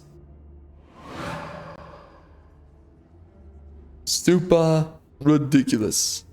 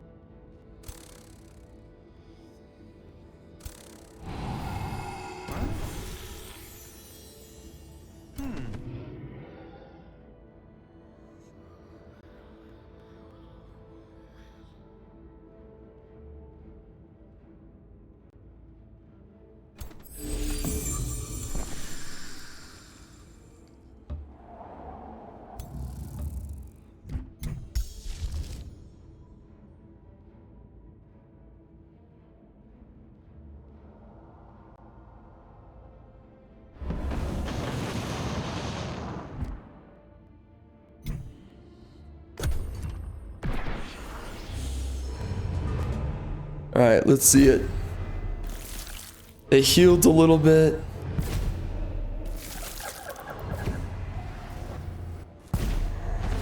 Jeez, the damage, son. Holy. That is my tier 3 you are speaking to. How dare you?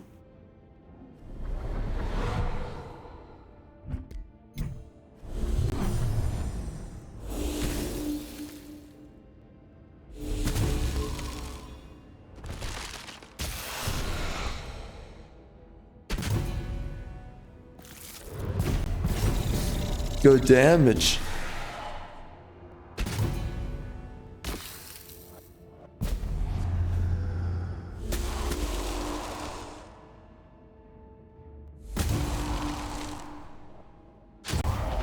Ooh.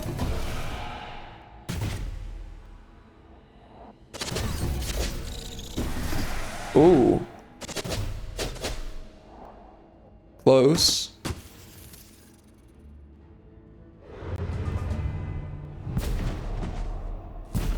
Oh, come on now. Easy. Easy on me, son.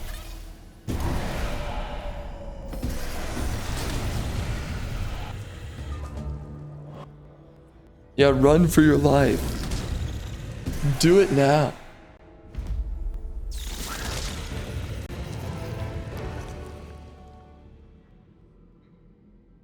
Bro, I swear the game is about to crash like every 2 seconds.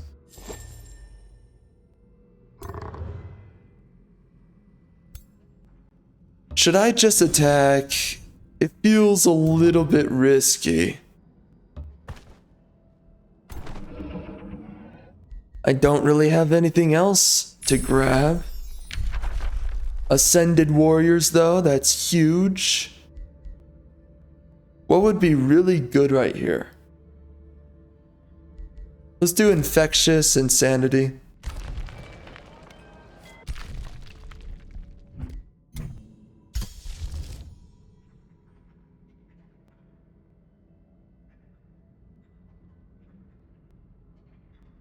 Alright, I am down bad for some rank ups right now.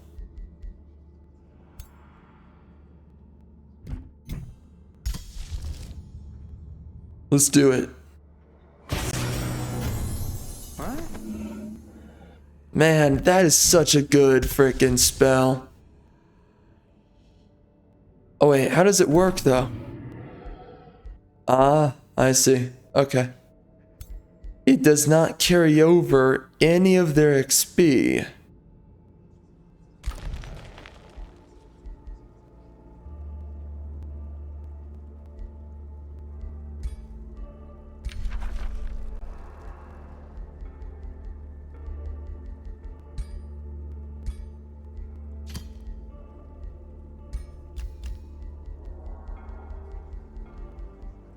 So the AI did not build any unique buildings. Yep, nothing. And it also built a farmer's guild.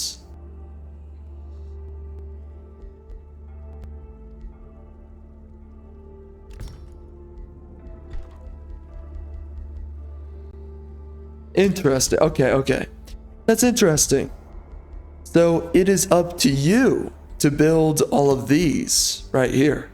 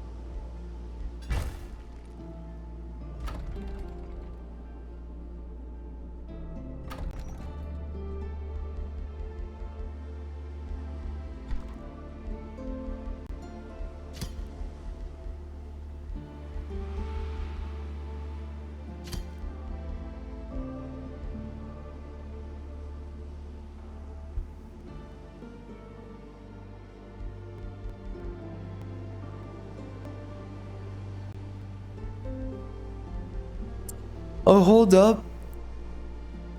Oh, never mind. I was nearly shook right there, brother.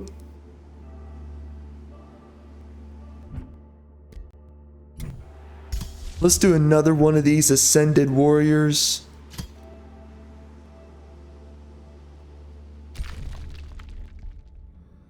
You know what? I actually want to use my spells for this one. So we're gonna wait. Alright.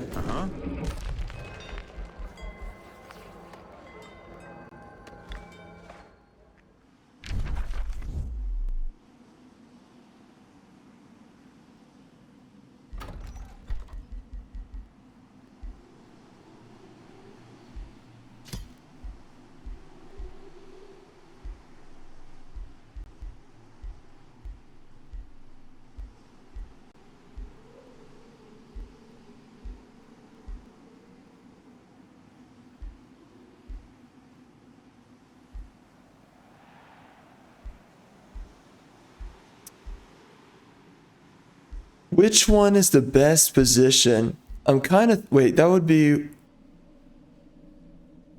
1, 2, 3, 4, 5. Or that would be 1, 2, 3, 4, 5. Okay.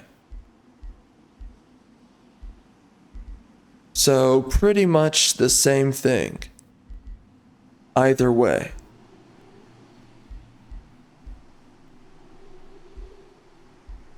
Oh shoot, I have to sneeze. Ah, frick.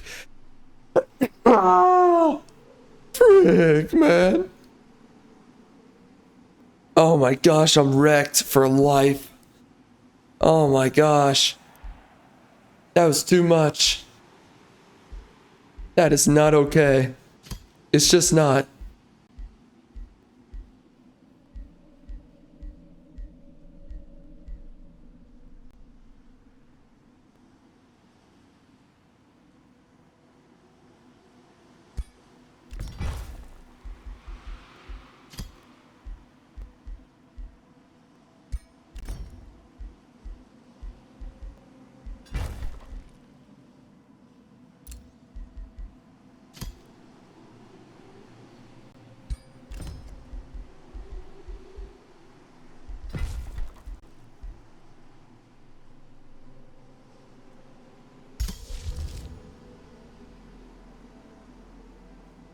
Wait.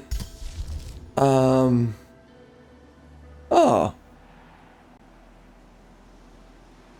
It's already active, right? It is. Okay. Interesting.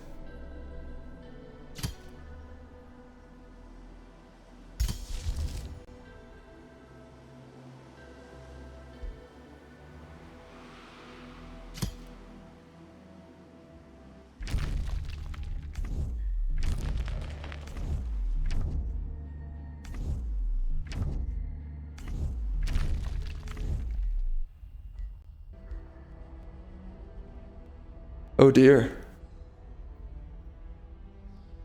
So I could get another Umbral Juggernaut. I'm feeling it. I'm feeling it. Another Abductor. Yes. Those are good units. Alright. We're gonna work with that. That gives me a major freaking stiffy. All day, every day. Anyway. Let's go up here. I want to make sure my homeboy right here is well defended. Let's see. I want to give you a living fog. Let's give him that. Actually, let's hold off for 1 second on that. Yeah.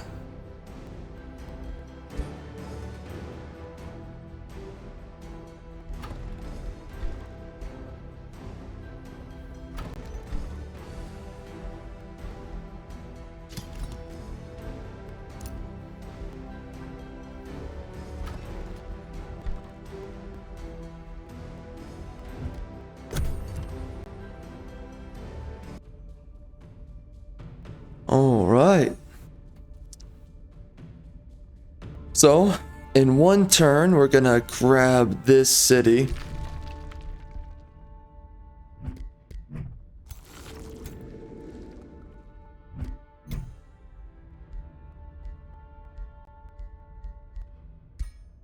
Okay.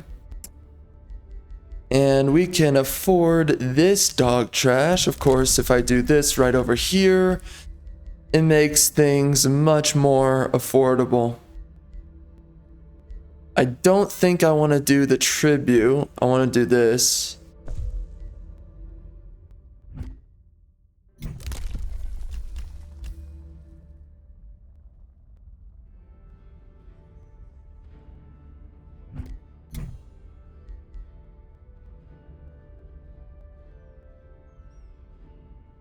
You know, man, it's crazy. I've heard stories like this before, but holy crap, I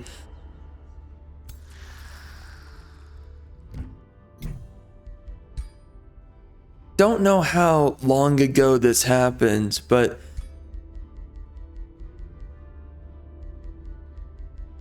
I just heard of another story on how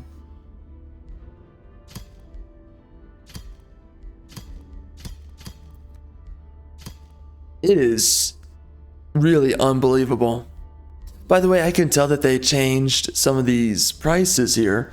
I can tell. Anyways, it is disgusting. I mean, everything that you hear about the illegals coming into America, it is absolutely disgusting what is happening to the country.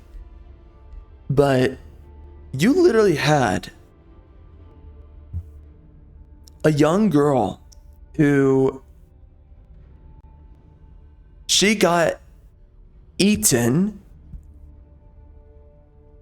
from her skull or her head, whatever, by some kind of unknown object, and this was by an illegal. And her face was disfigured, being eaten in that manner. So, I mean, that is you have multiple stories like this.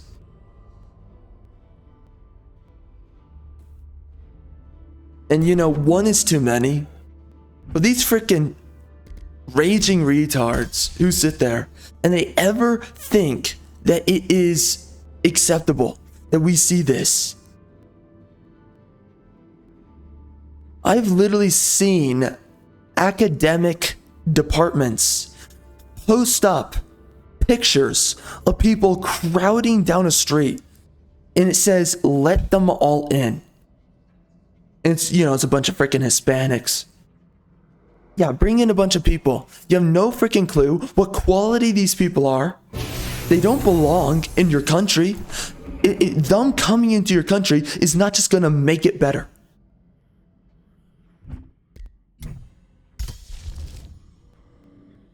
And of course now we're hearing stories of these insane. And again, this is this is exactly what I was talking about earlier. When it came down to a liberal, a leftist, they're always going to tell you that this freaking crap doesn't exist. That's not actually going on.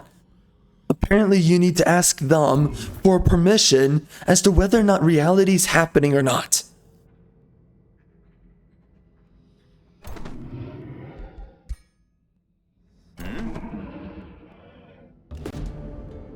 There's no excuses for this. This is absolutely disgusting. They make excuses for this all the time. The freaking left.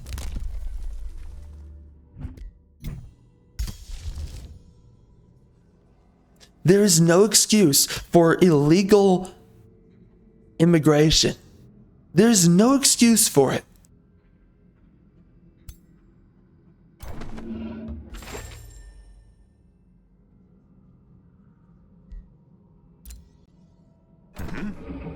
and what it is doing to America. It is amazing to see, because they will tell you that you're not at war, that the state of your country is not at war, that you are not in any way fighting for your life in your own borders.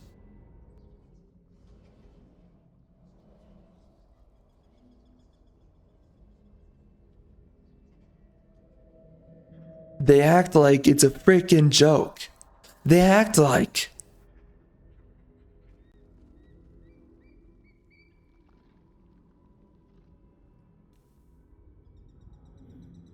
that somehow these people, that they're not somehow vicious, vile predators. And again, just based on principle and philosophy alone, they don't belong. They don't deserve to just waddle into your freaking country. Your country's not just some open freaking terrain for people to just waltz into. No, they don't deserve your prosperity. They don't deserve your opportunities. They don't deserve your tax dollars. They don't deserve any of it.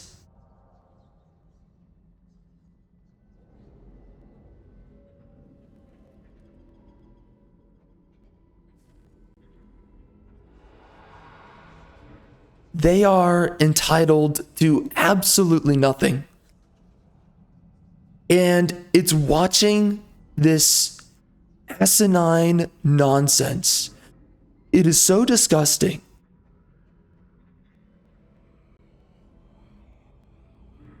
But again, for mother effing liberals, this crap does not exist. Of course, they make up their own freaking stories about, oh, you know, Trump is a massive criminal because we have a corrupt government that just made up a bunch of bogus freaking charges and the whole thing.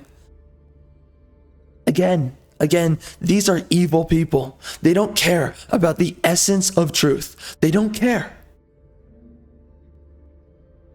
I am so unbelievably disgusted. You know, once upon a time, Americans would do something about this. We used to not be afraid of going to war over many things that had to pertain to our country. And nowadays, we fear absolutely everything.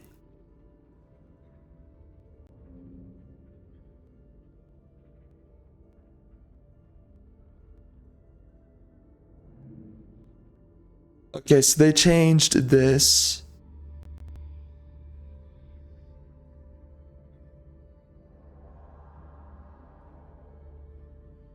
Well, that's kind of interesting. It's weird that they changed that. Okay.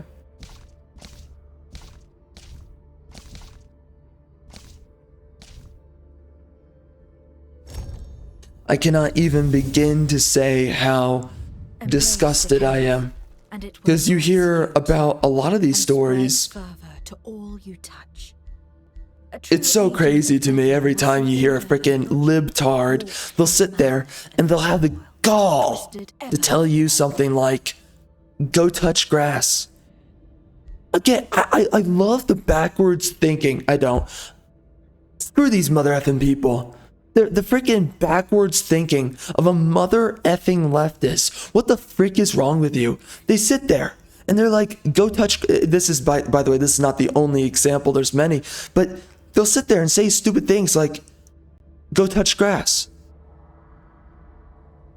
Oh, go touch grass? Go touch grass, you little freaking libtard? Let me go touch grass outside where you have a freaking border that's being spilled in by a bunch of mother effing criminals, by a bunch of people who are incentivized to not follow the law. They broke a law getting into the country, and now they're incentivized to continue breaking laws. It's really to their benefit. Go touch grass. Go touch grass. No, no, no, screw you. Go stick it up your freaking rear end. You're the freaking enemy.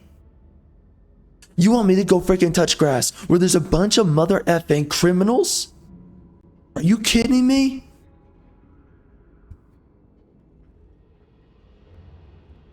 Golly, man. How freaking stupid do we have to be?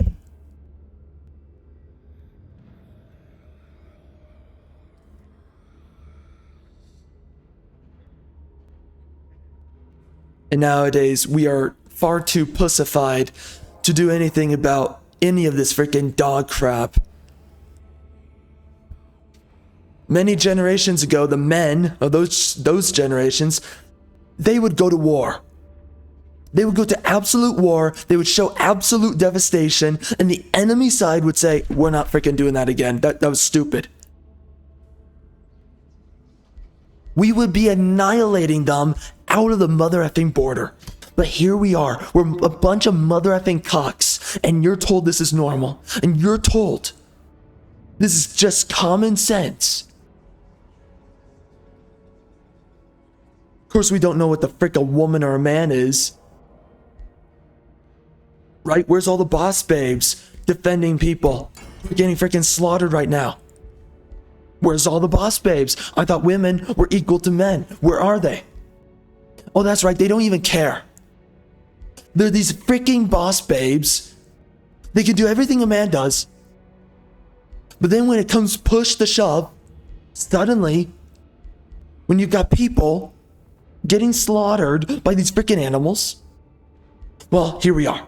It doesn't matter. It doesn't matter. Apparently, it doesn't matter.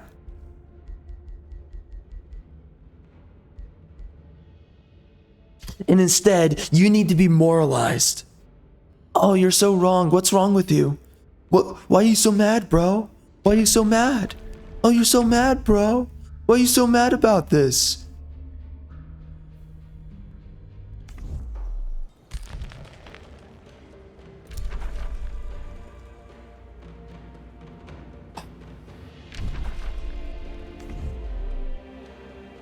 So disgusting. So disgusting.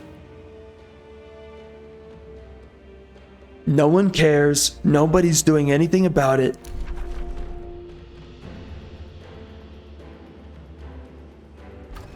Doesn't matter.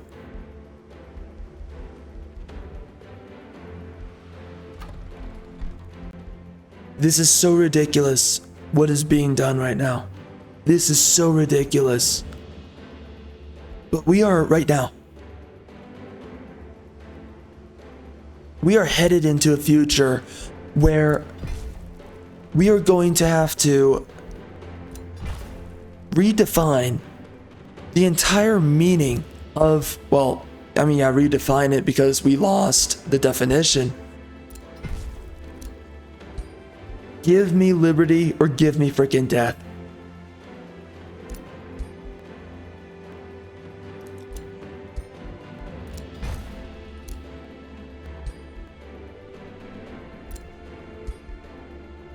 Liberals think it's all a freaking joke.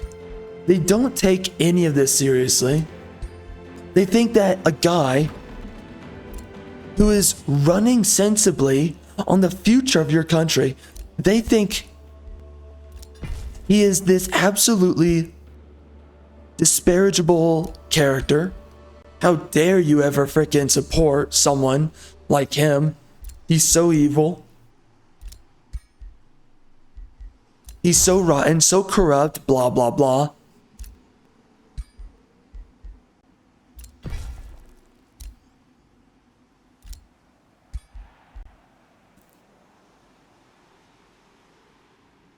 When have Americans had enough? Of course, what is an American now? What is an American?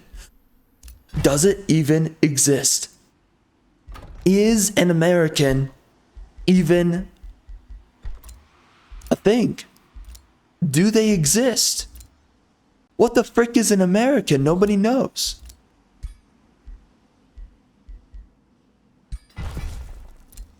We killed whatever the frick an American was.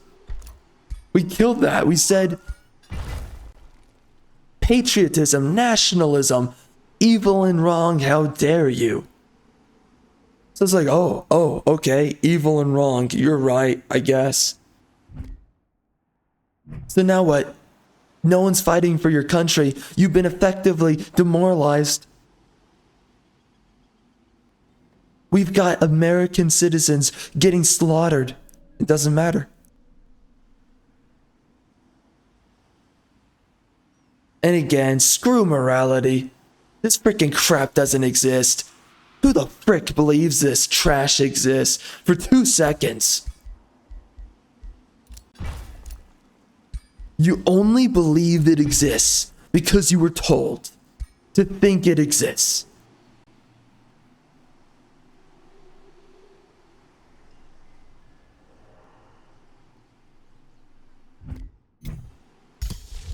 These are the barbarian hordes. The modern day barbarian hordes. And we're just sitting by. Nah, who cares? It's not important. Doesn't matter. Just let it all happen. Let this stupid crap happen. What the frick is going on? What the frick is happening? How do you go from generations of men that they would fight to now every man is a freaking cock?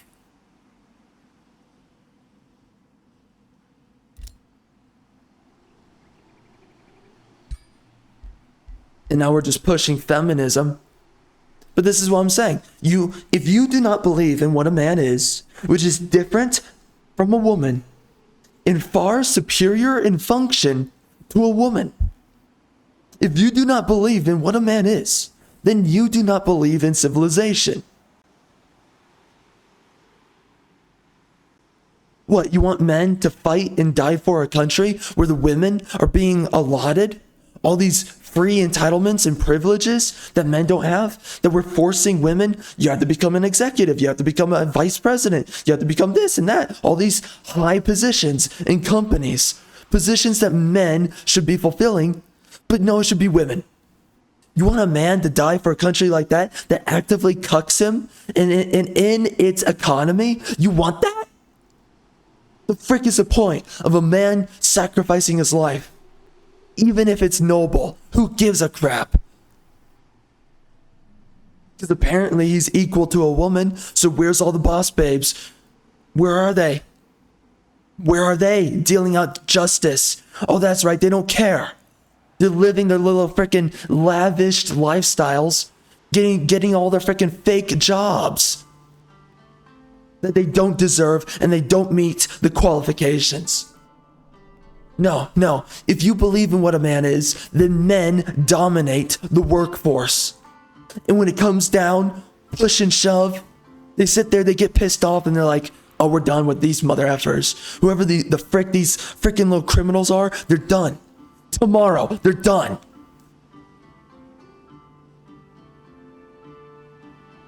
It's not even a question.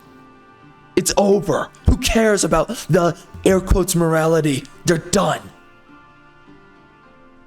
You want to cry to me about it? Go cry at their freaking coffin.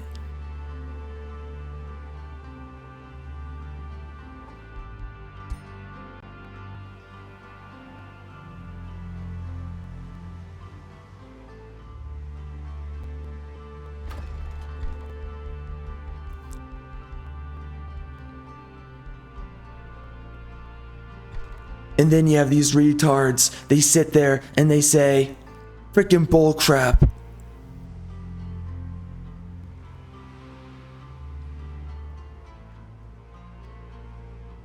Like, Batman doesn't kill. My ass. My ass. That Batman doesn't kill. Freaking screw you, man. By the way, he did kill until Robin came into the picture and they wanted to turn Batman to be kid-friendly. That's all it was. Because they wanted to sell Batman to kids, and Robin entered the picture as the sidekick to Batman to make Batman more accommodable to children, they said, okay, no kill rule. And that was it. The rest is history, but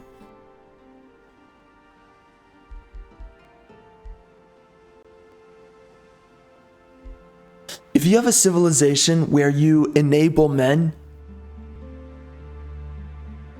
this evil, and I don't give a crap about morality, so screw the frickin' libtards, whatever the frick they want to say about anything, they can go frickin' screw themselves. This is pure evil. This is pure evil.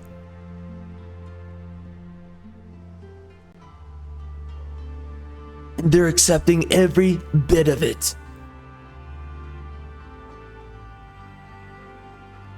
They're cheering it on. Freaking singing their crappy fuck. Okay.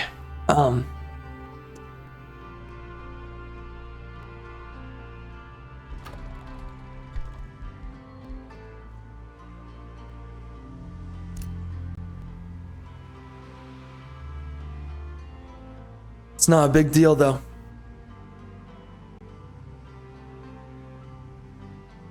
See, nowadays, there's something wrong with you if you're willing to fight for your country, if you're willing to fight for something, if you're willing to procure peace for your nation and its people and not anybody else's people.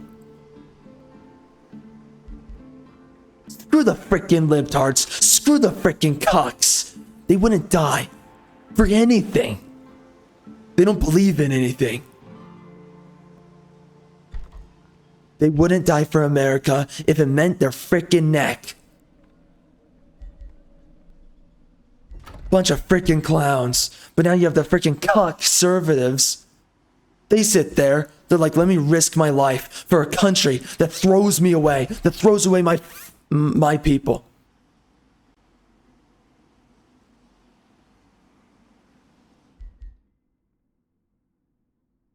Yeah, tell me morality exists. Tell me good and evil exists. Tell me anyone cares.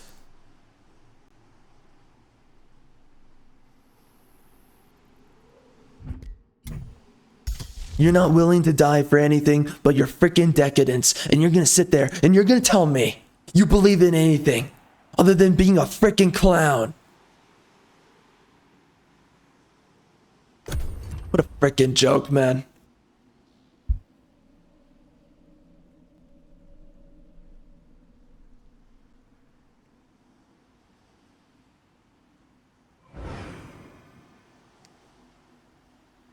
Oh, I'm sorry. We moralized that being angry is wrong. Being angry is a bad thing. So you can't be angry. Sorry. I'm sorry. You're right. Getting mad over anything is just wrong. I'm sorry. Thank you, libtard, for correcting me of my wrongs and my ways. Yes, I should behave myself and stop being mad. Yes, you're right. I'm so sorry. You're right. I'm wrong. I'm being a raging bigot and you're being the enlightened intellectual. So sorry. You're right. It doesn't matter. None of it matters. Nothing matters. Yeah, when bad things happen that your boss babes, they don't do anything about. You have all these executive, C-suite freaking women. They don't deserve to be in their positions. But when a bunch of bad stuff happens in their country, you don't see them picking up a freaking Glock, going to town, going vigilante justice mode. You don't see that. Oh, it's weird that it always comes down to a man, no matter how boss babe women are. And then these mother effing liberals, they have the gall to sit there and to say that a girl boss is a real concept and idea. Yeah, it's real, huh? It's real?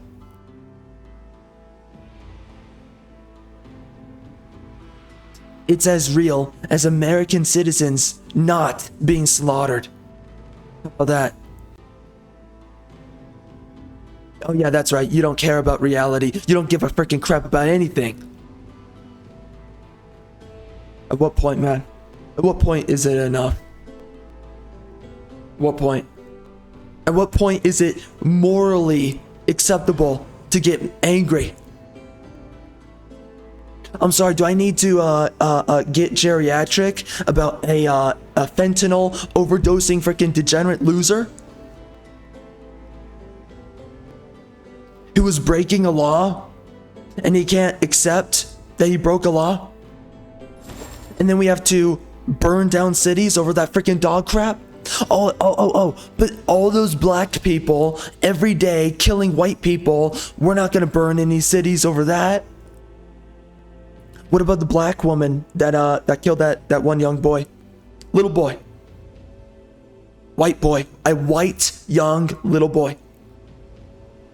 And she was smiling in the prison photo. How about that? Are we gonna burn down cities over that? Oh, that's right. That's right. We can only get angry when the liberals tell us it's acceptable.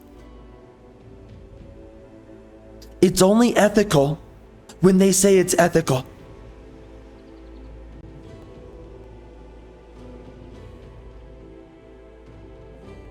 See, we're the ones making up the narratives. We're the ones that are the conspiracy theorists. We're the ones that are, geriatric and all that crap. Meanwhile, Exhibit A, B, C, D, E, F, G, the whole freaking alphabet. No one cares. No one cares. It doesn't matter because you're crazy. They're not.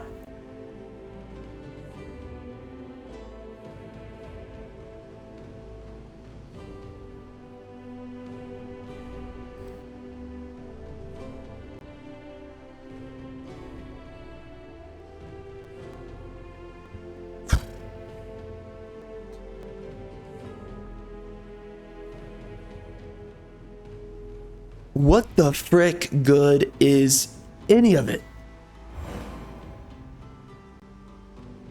Is any of it?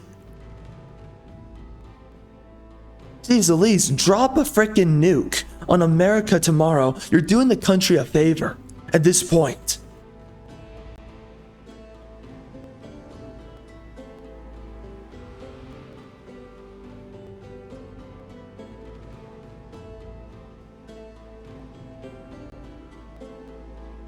People have lost their minds so far and wide. People don't believe in anything so extensively that we are effectively at the point we don't have a civilization. We have the facade of a civilization, but it is being stripped away from you day by day.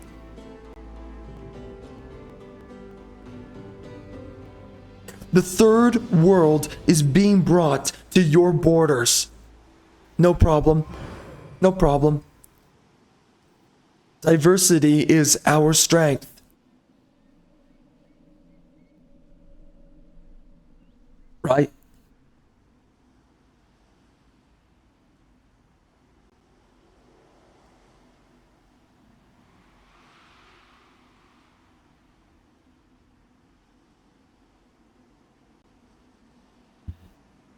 This is so stupid because what people don't realize is that education is going to become a privilege in the future of America. Education. One more time.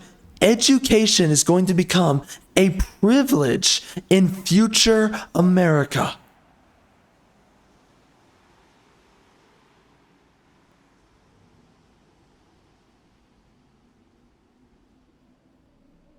You are going to be lucky that you can even get educated in the country of America.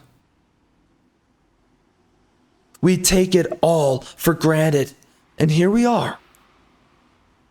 What a freaking joke. What a freaking joke, man. What a freaking joke. All of this. And these freaking clowns, they've supported this crap.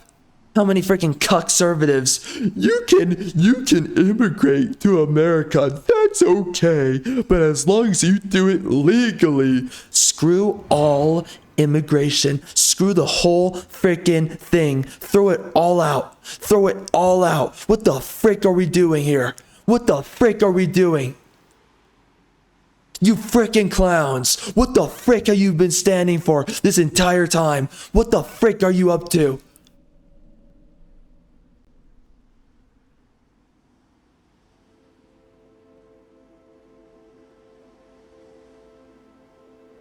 Immigration is a problem. Immigration is bringing incessant issues to your doorstep. No, you don't sit there and say there's nothing wrong with immigration. You say no more. No more. We're bringing in daily problems that are only going to capitalize further problems. Screw this trash. Absolutely screw this trash.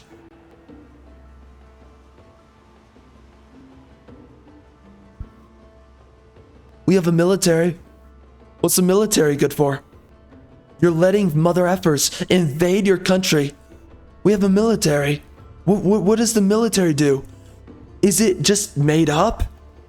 Did we just make it up out of thin air? Are all these soldiers just fake numbers? The frick is this stuff, man?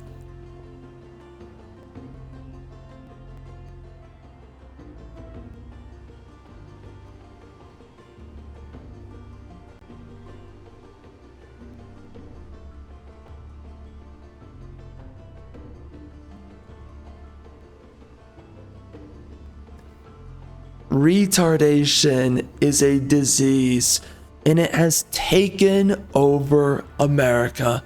You have these clowns, and they sit there and they support their dog crap politics, their dog crap positions. They think they're ethical, they think they're right, they think that you're wrong, they think all this made up crap.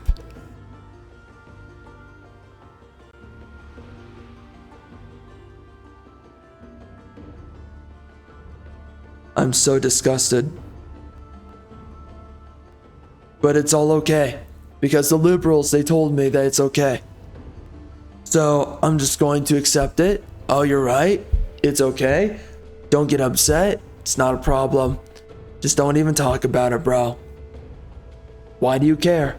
Why do you care? Who hurt you, bro? Who hurt you? Okay.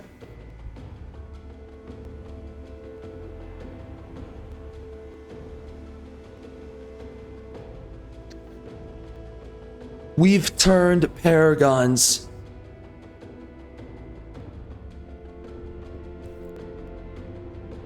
Actually, that's the wrong way to say it. We've turned cowards into paragons. I was about to say paragons. We've made paragons out of our cowards, but, you know, technically the same thing, but still. Anyway. We've turned our cowards into paragons. It used to be that we looked to warriors in our society, men who were warriors. They were the paragons of our civilization. Now, no more. Now,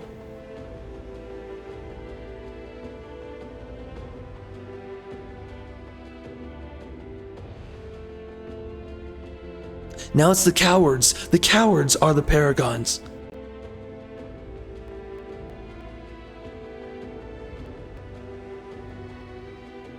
This is a tyranny of the weak.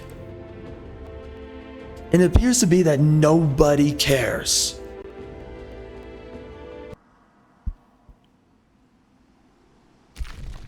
All right, let's keep going.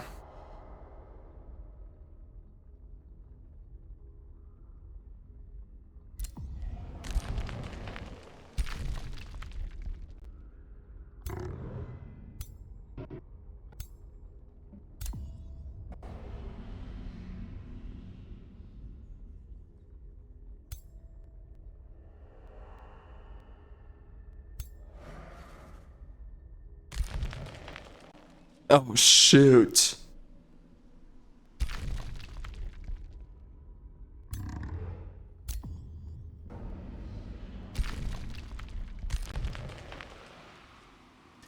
She seriously showed up. And my army is seriously right here. Yikes.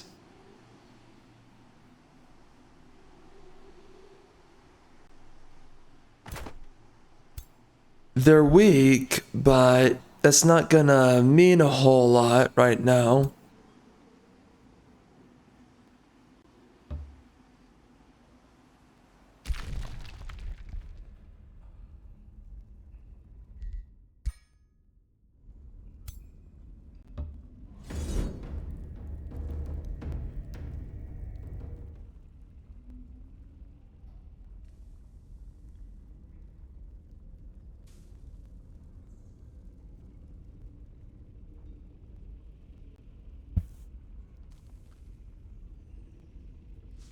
Yo, bro, it's just 2 units.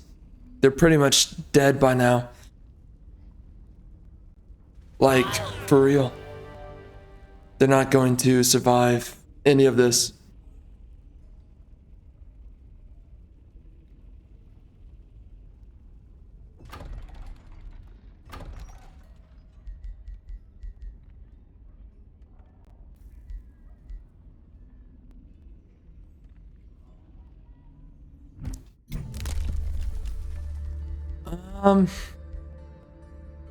I think I would like to raise the city as an alternative way. Yeah, we're gonna do that.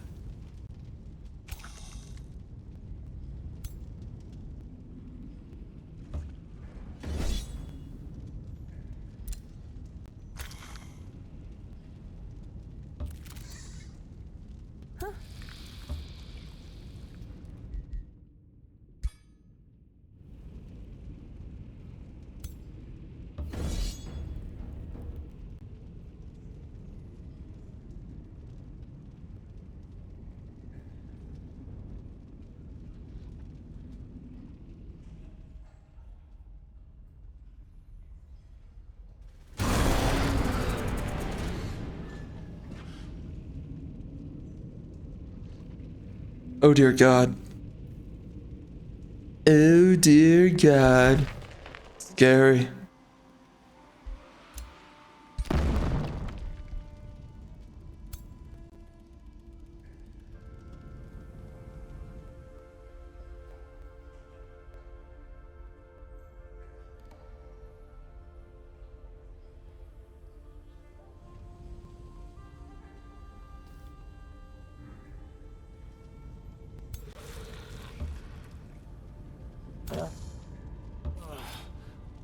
Where does this go? Oh. I wonder what it looks like to go to war with these guys. I'm going to try. I want to see what happens.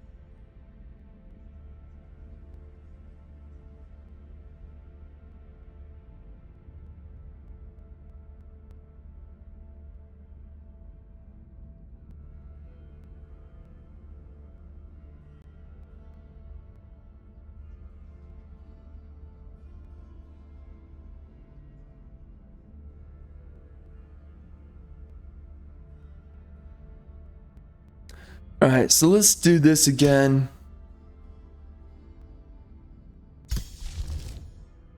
I think that's pretty much everything that we want. I can't really think of what else. Whatever else could be important.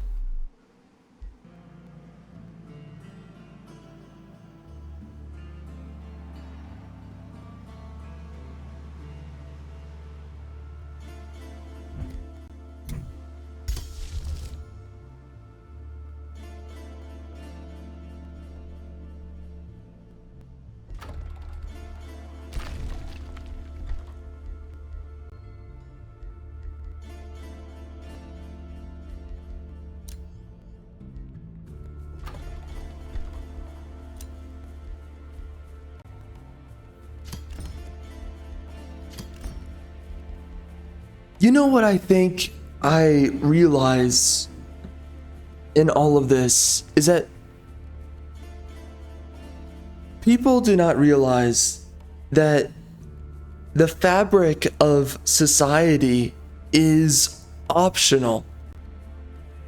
The whole thing is optional. And if you ever got properly fed up, you could just sit there and say, I'm done. I'm out, bro. I'm not contributing to this mess anymore. And you could just pull out. Just no more. No more mess, no more fiasco. Just say no more. It's over for me. I'm done. It's like, oh, but that's not moral. Oh my gosh, what are people gonna think about you? Don't care what others think. You know, like, good luck with you and your little whatever the frick you're doing, because you're gonna need it. You're a freaking dumpster fire. You brought it upon yourself. I have no obligation to help you. You are not of my kin. You do not mean anything to me. I hope you rot somewhere in a grave. Good luck, have fun.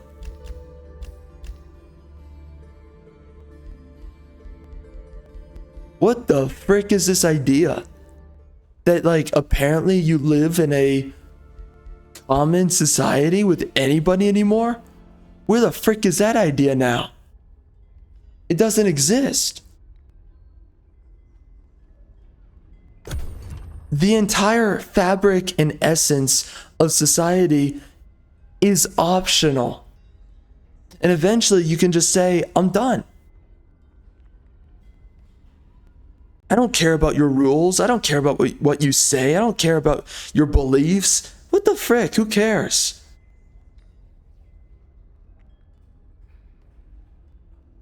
Oh, but you're a moral quandary.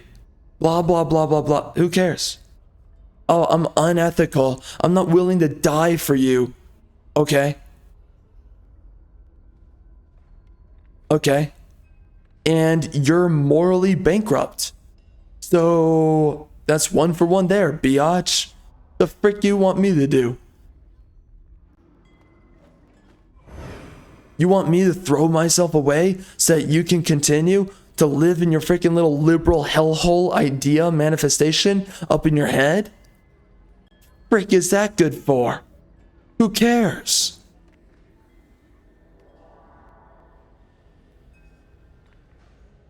In the end, we know it's ridiculous. In the end, we know it doesn't matter.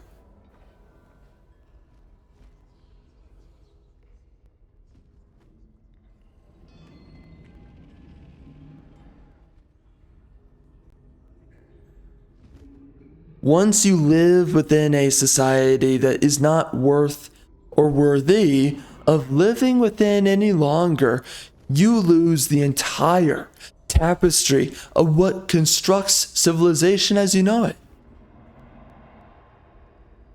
You know, the frickin' blacks with their frickin' bullcrap, they like to talk about this stupid trash and make up their little stupid narratives. Don't care. The social contract. This is something that you do not have to abide by. right? If a bunch of people make fun of you, oh, haha, this guy did something so stupid. Oh, let's all make fun of him. You're all a bunch of clowns. What, the circus is laughing at me and turning me into a clown? Well, yeah, that's all the circus knows. I don't care what you think. What, I'm gonna suddenly care what the circus thinks? The circus is demented and crazy in of itself. The circus itself is morally corrupt. And you're gonna sit here and you're gonna laugh at me thinking that it actually holds any weight? You don't have any freaking footing to stand upon. You're gonna laugh at me for not freaking bending the knee? And who are you?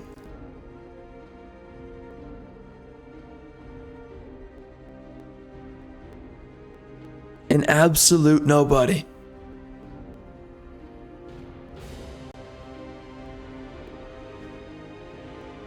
All of this is optional. That's just the reality of it all. All of it is optional.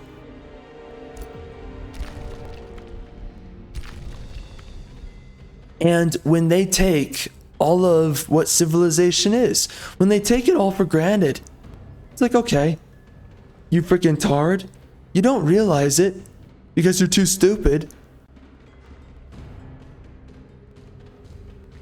But you throwing away the absolute essence of civilization and society means that there will be no society left. How could you fool yourself otherwise?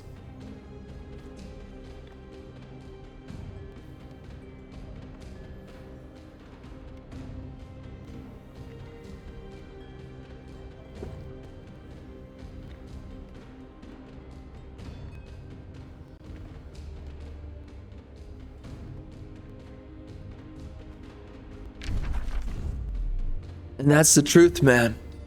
All of it is optional. You don't have to care what anyone says. You don't have to care what anyone wants to frickin' moralize to you about, pressure you. Oh, if you don't play to my politics, you're evil and you're wrong and everyone's gonna make fun of you, okay? And your entire existence is a laughing stock. So what, you're gonna laugh at me? And then what? You're still destroying the country. So how long do you have to live to laugh at me?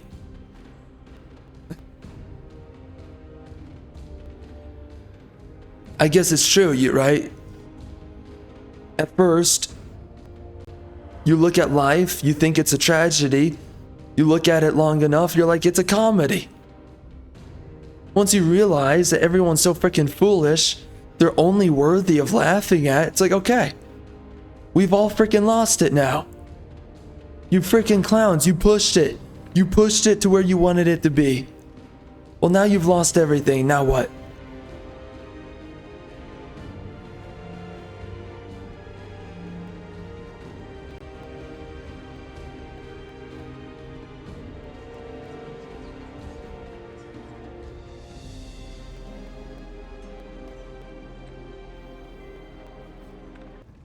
Okay, man. Well, I think so far, we're definitely pissed right now.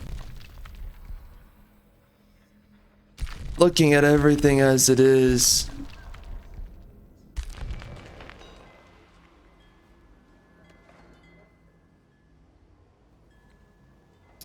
Uh-oh, hold on.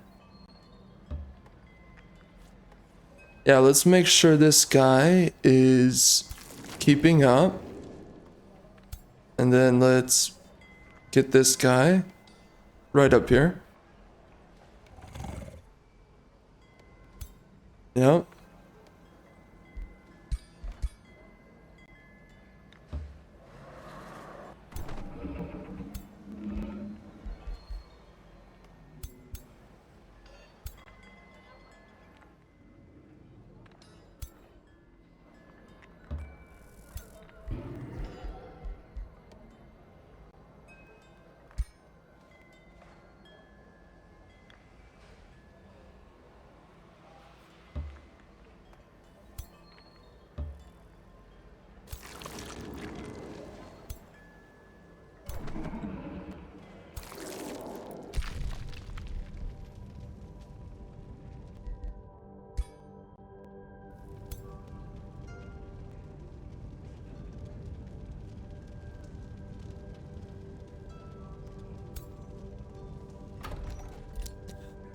Yeah, I think I'm gonna take this by force.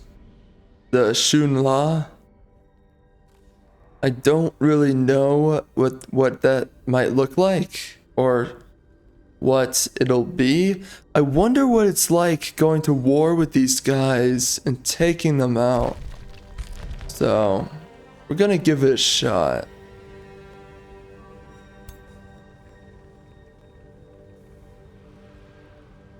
Well, actually, he doesn't care about... What would this guy do? Absolutely nothing. Okay, so let's go in here.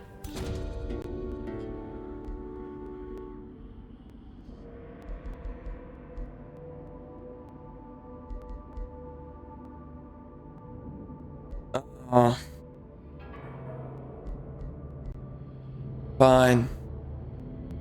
I'll give him 2 thralls.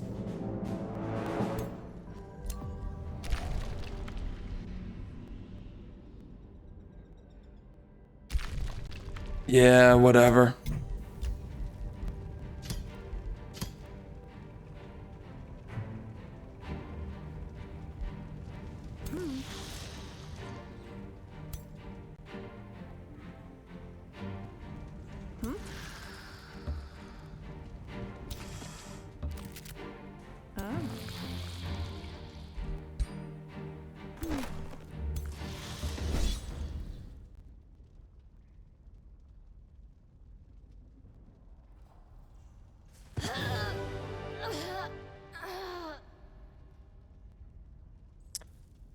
I think that's what's so ridiculous though, man. Like when I think about it,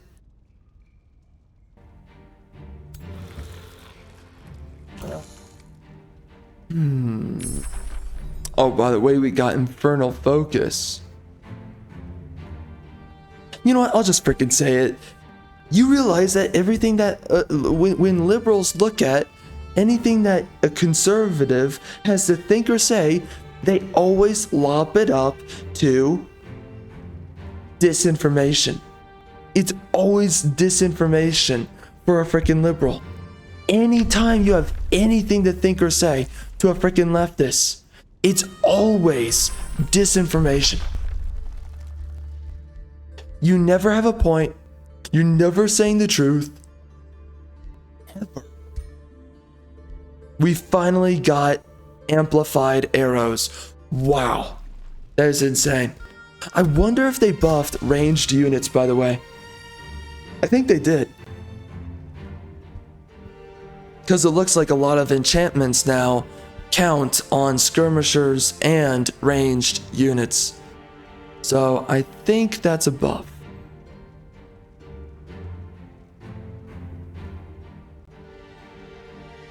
But anyways, man, I mean, that's the thing though, is that even if you know what reality is, it's not enough. Because you have this other side. They want to say that everything that is reality was made up in your head.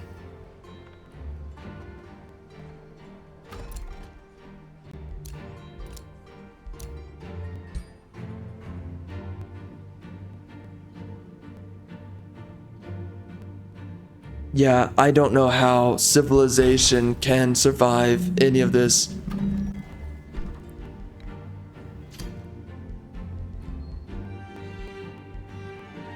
I just cannot even feasibly conceive of what it does and how it does it to stay alive.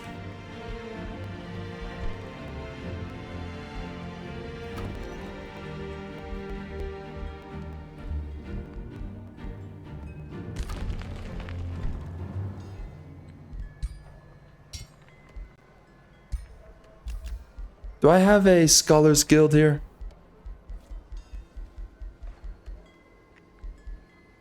No? I do.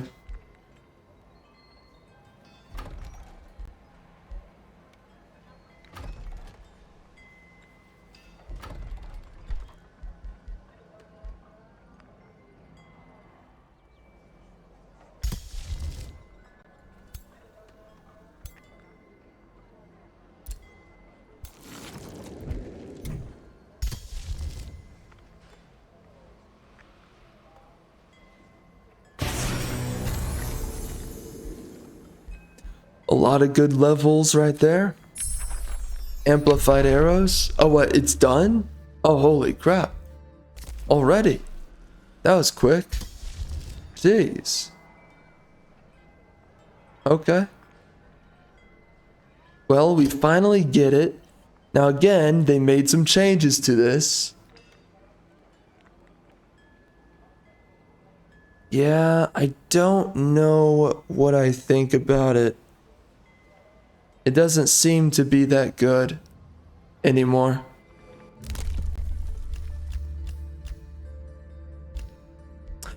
By the way, oh, we do need to get this.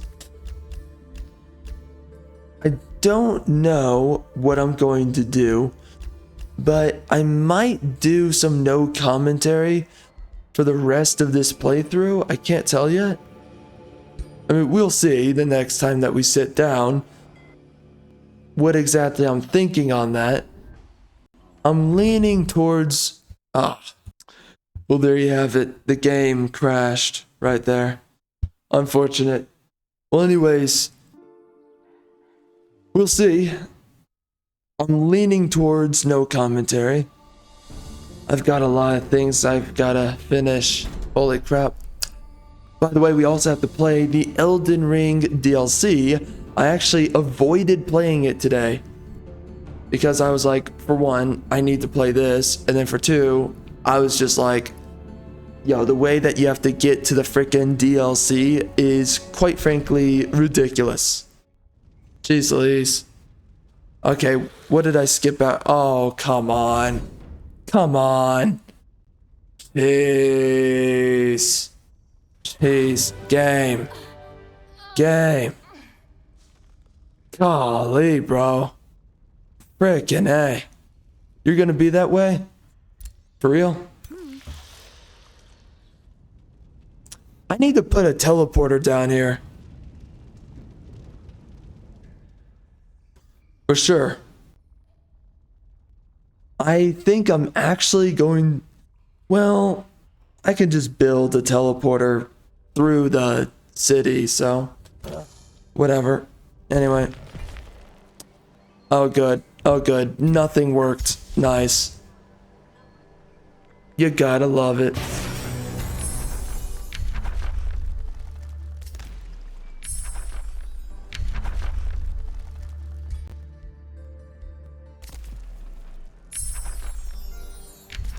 What was...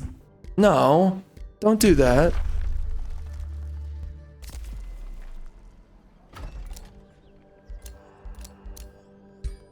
Bro, I totally saved way more than that. What the heck? What is this?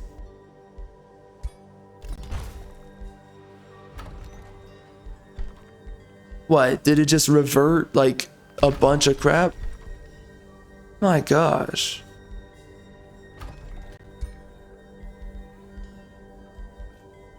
Really? It seriously reverted everything? Jeez Louise. How does it do that? How does it corrupt the save file like that? That's ridiculous.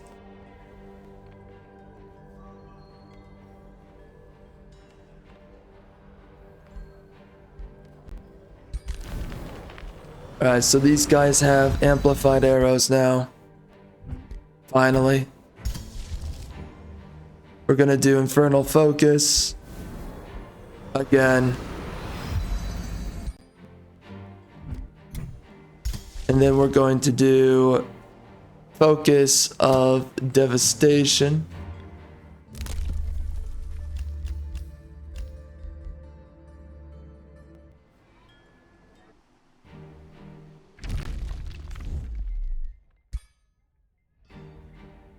I'm gonna let it finish saving for a hot second. See, I want to make a lot of cities in other locations, but I also want to upgrade my own cities. Maybe not as much as my initial cities, However, alright, where's my homeboy? So he has 3 units there. Oh dang, they're close to max level. They're getting along. Right to it. Alright, so he has a full stack defending him. You know, the changes they made to rank ups in this game is really making all of these units powerful.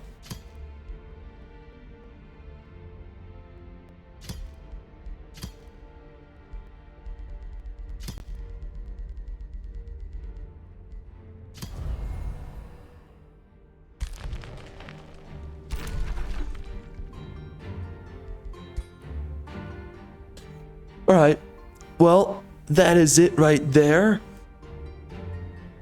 I will be back. I think this is going to be the same video, so in the next 2 seconds, we'll be right back. I will be ending the turn right here.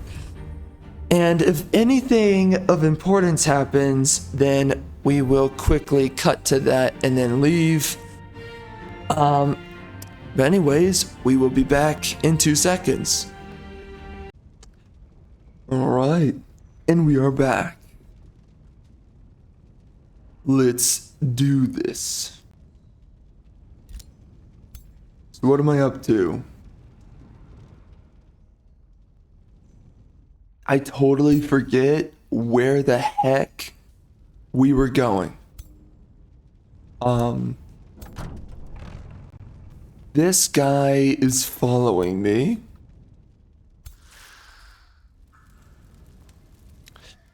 You know, I was thinking so that I could decrease the lag in the game that I would just nuke Sanguini. I was thinking I might do that. I don't know. I cannot tell what I want to do. I think we're just going to keep on going. Right? Don't know. You know, man, it's kind of weird. I have no idea what I am going to do right now with my main channel, because effectively I do feel like I'm kind of existing within a weird, like a weird time vortex. You know, because I have so many of my videos simply dying. You know, whenever you have a video that performs, it's kind of locking you within a certain space of time because you're tracking it based on the notion of performance. But when what you produce is not performing, well, now you kind of get lost within the mindset of the last time when you had any of your stuff performing. So like right now for me, effectively speaking, I am kind of lost within the time vortex of when things were actually functioning. That's effectively what is happening at the moment for me. I'm I don't know. I'm kind of in a weird mindset because I'm just watching my videos for so long, they're just dying. Now, if my videos performed, I would be able to sit here and regard my videos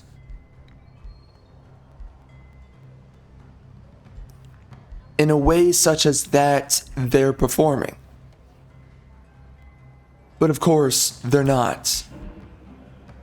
So now I am practically sitting here like, okay, like my mind is just stuck within the time that the videos were performing. It's really weird because you don't realize it after a while, but it really messes with your sense of memory on your channel and its performance. It is a really strange effect, honestly.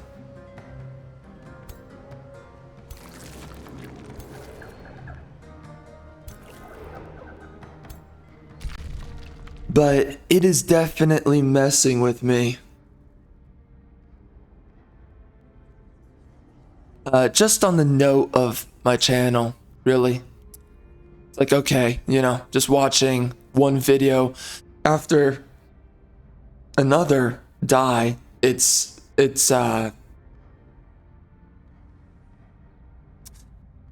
not so much tragic as it is incredibly annoying. Very annoying. Wasn't I trying to go here? I think I was trying to go there. I forget. Where was I going? It was one of these. Oh wow. Oh, this is where... No. Was it? It doesn't really look like it. Where was I heading to? Okay. Interesting. Let's go somewhere that is relevant. Somewhere I want to be. I kind of want to be here. Yeah. What's another good place? Right here. There's a good bit of stuff over here. I want to go somewhere a little bit larger. So... frick, where was it? This would be a good area. It's gonna take a little second to get there.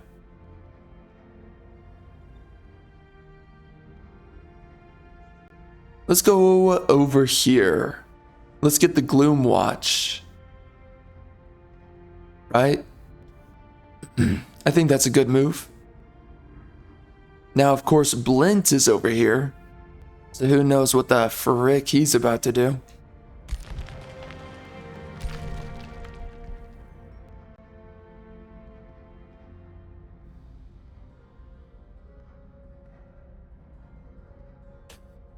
Yeah, so anyways, man, what I'm realizing is that I just don't have, like, tracking within my head. I don't really have a chronological story for my channel right now. And it's because of how long I'm watching the videos bomb one after another. So that's what's so interesting for me.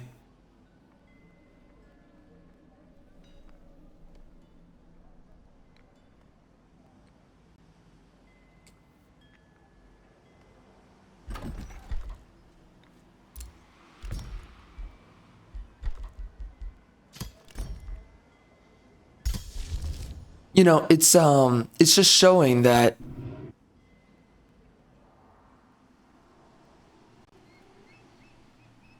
in some sense it doesn't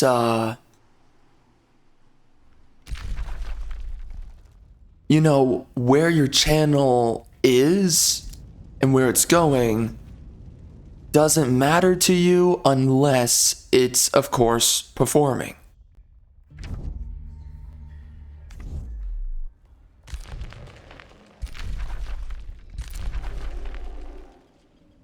So, basically stuck right now in a figurative time vortex. It's very weird. It's very weird.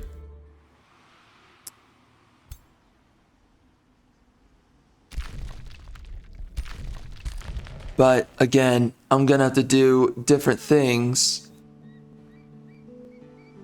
to possibly restore the algorithm. It's crazy. It's crazy. The thing I was thinking of recently is that I might have to delete the live streams that I was doing before my channel completely took a crap.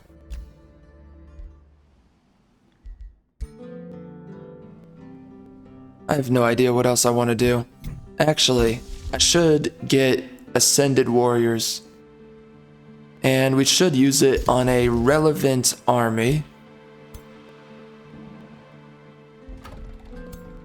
Yeah, I could use it on these guys. Let's do that. It's a good army to rank up. Doesn't ranking them up give me some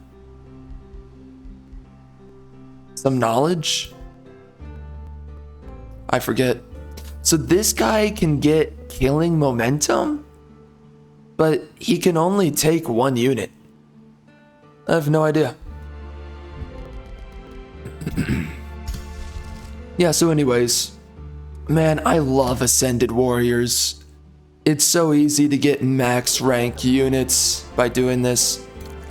And once you get those max rank units, it makes a lot of the fights a little bit easier when everyone's doing so much damage and everybody can take more damage. So anyways, by the way, I have a different way I am now going to go about my future playthroughs. Pretty sure. I think I need to reduce by 2 player counts.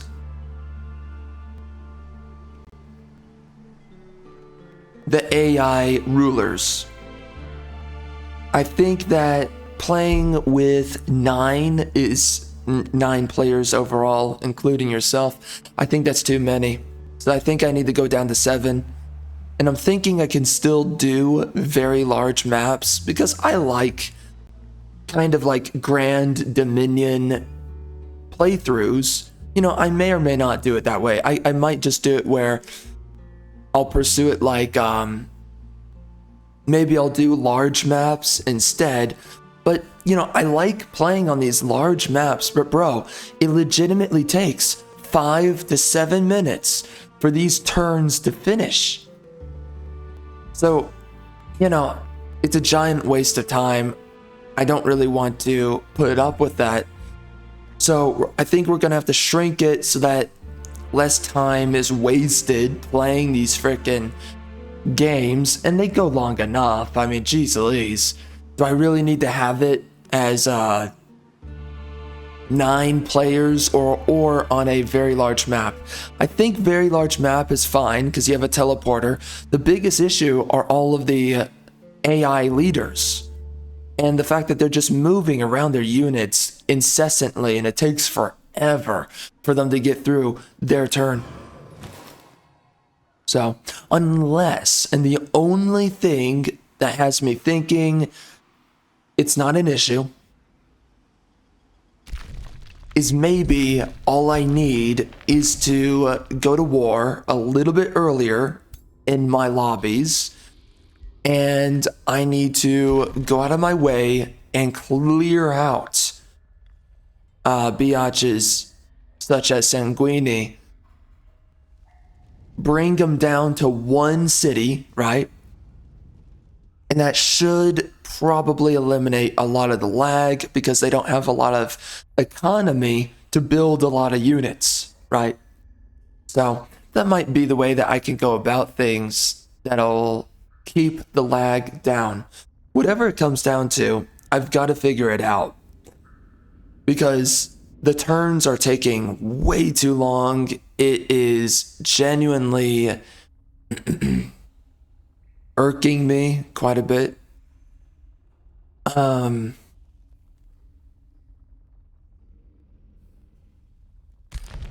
I should run over to Gray Square, take that out.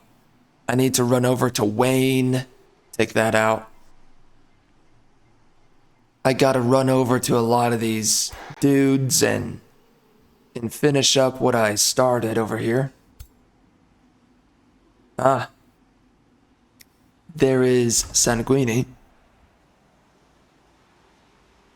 Running over here. I think something I'm going to do, by the way.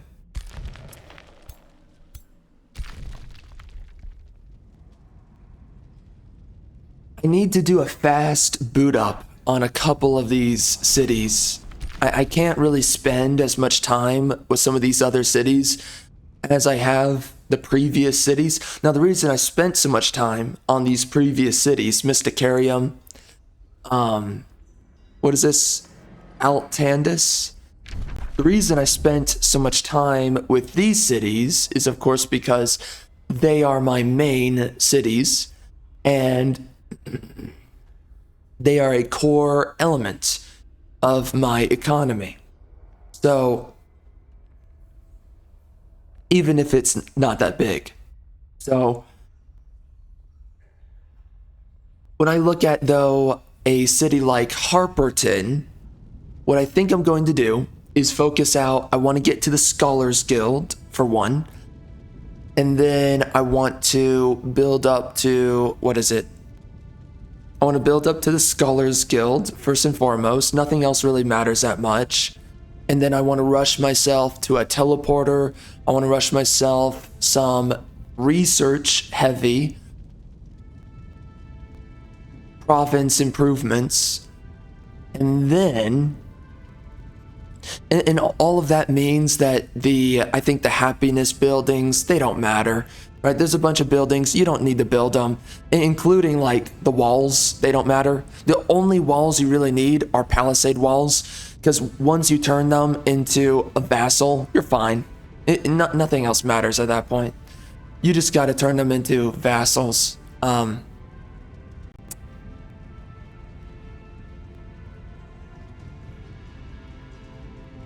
Because then you can stack them right here. So yeah, you want to focus on building up research, get them a teleporter so that it's easy to get around to your AI, and also it makes it easier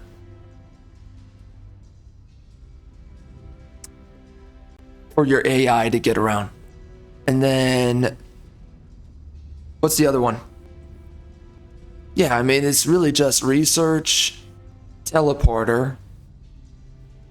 Oh yeah, and with this civilization type that I'm using, what's also really important is getting the marching gloom. That is also very important.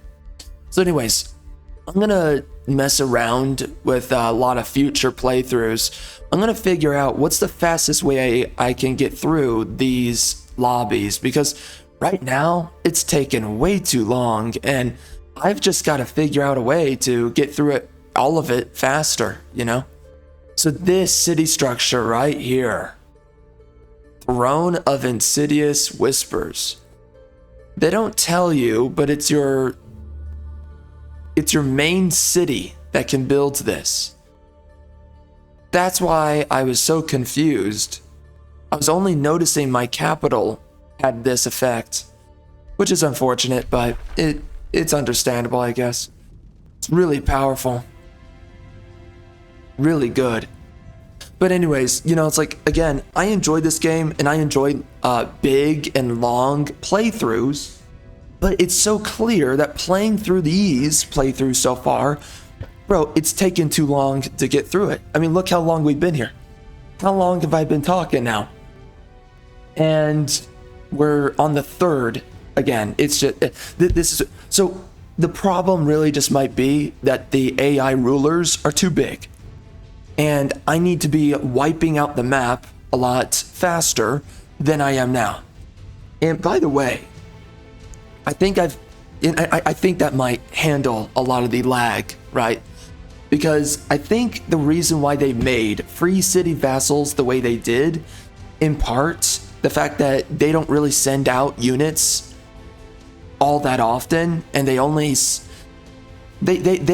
I would say they perform at maximum affinity with you. They basically perform at like a third or a fourth of the capacity of an AI ruler, right? So I think the reason they did that, I think the main reason they did that, I believe, because they already don't have a big economy. So it's not like if they actually performed like an AI ruler that they could really make that many armies and do that much. So I think the main thing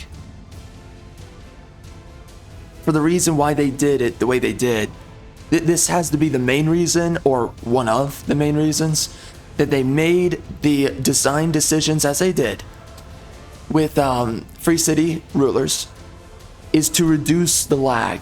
That's my main guess as to why it's like this. Otherwise, I just can't make sense of it, but I think it really does come down to lag, right? If you have a bunch of AI free city vassals constantly throwing around units every turn, I think that right there would just get a little bit out of hand. So they made it where basically, right, it's like at max affinity, your AI vassals are going to be sending out units, I think, every 6 turns. It looks like for the Umbral dwellings, it's a little bit slower, as far as I can tell. So that's interesting. Umbral Rift. So anyways, we're going to figure out what it is I can do to make everything a lot faster. Because, I mean, look at this. We're on the 2nd ruler now. Like, this is what I'm talking about. Bro, it's been like, I think it's almost been 10 minutes. Like, what the frick are we doing here, you know? This is crazy how long I'm waiting just to get a frickin' move on. It's insane.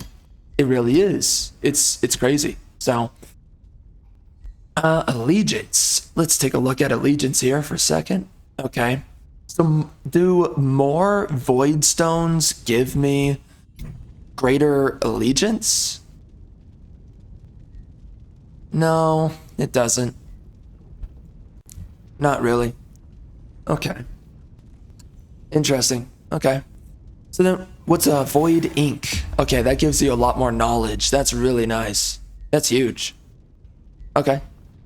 Well, anyways, again, I like longer matches. It's just that the AI and the lag gets all of it. It gets so out of hand.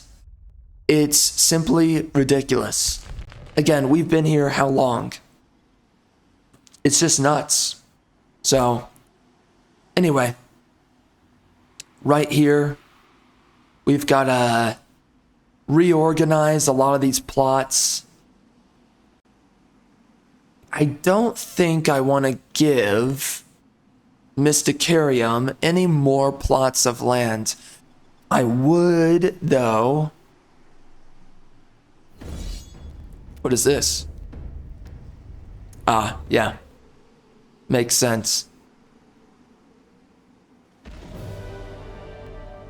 Nice. I should get rid of that Umbral Rift, because all they're gonna do is attack me at this point. Although, I think I should do that with a separate army. And by the way, I've got to get rid of this guy. It's so freaking stupid that... What can I do to get him killed? I don't know. But it's so stupid that the hero skills... I mean, moving forward, I am not going to convert or...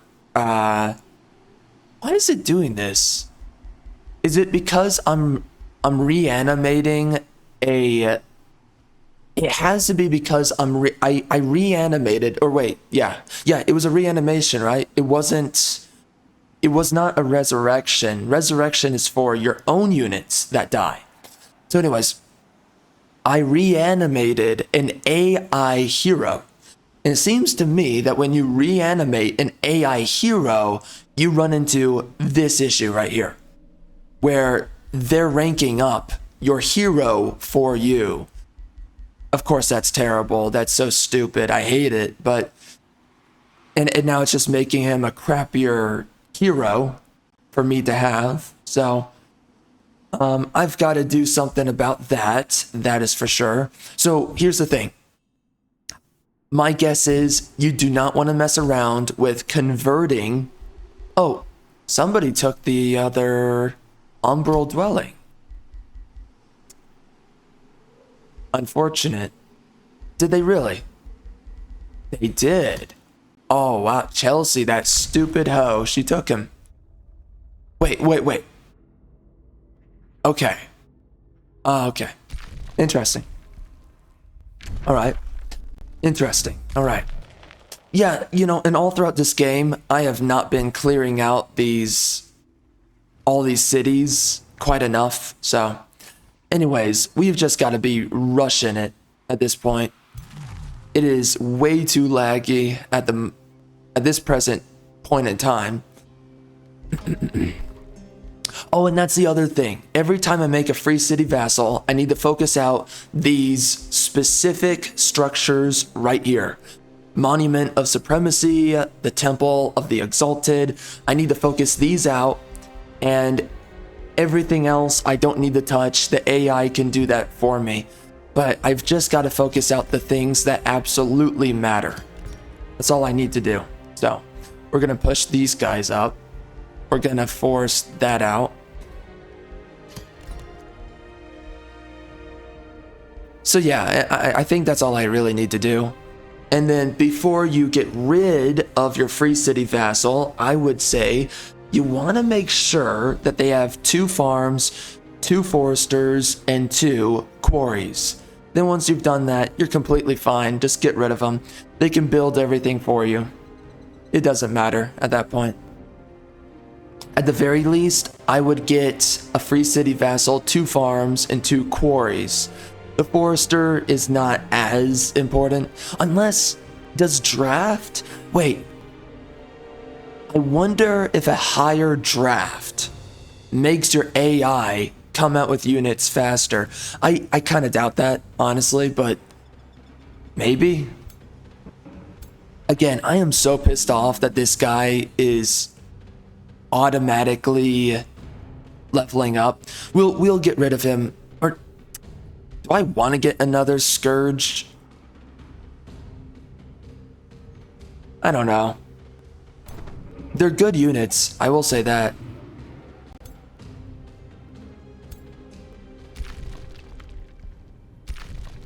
Alright, let's send this unit over here. And the main reason I want to come up here, by the way, I want to come over here. Where is it? Frickin' A, where are you?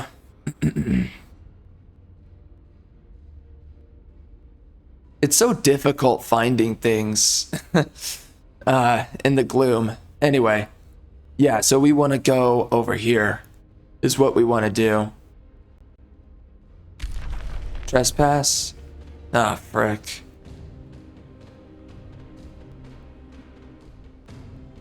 That's no fun.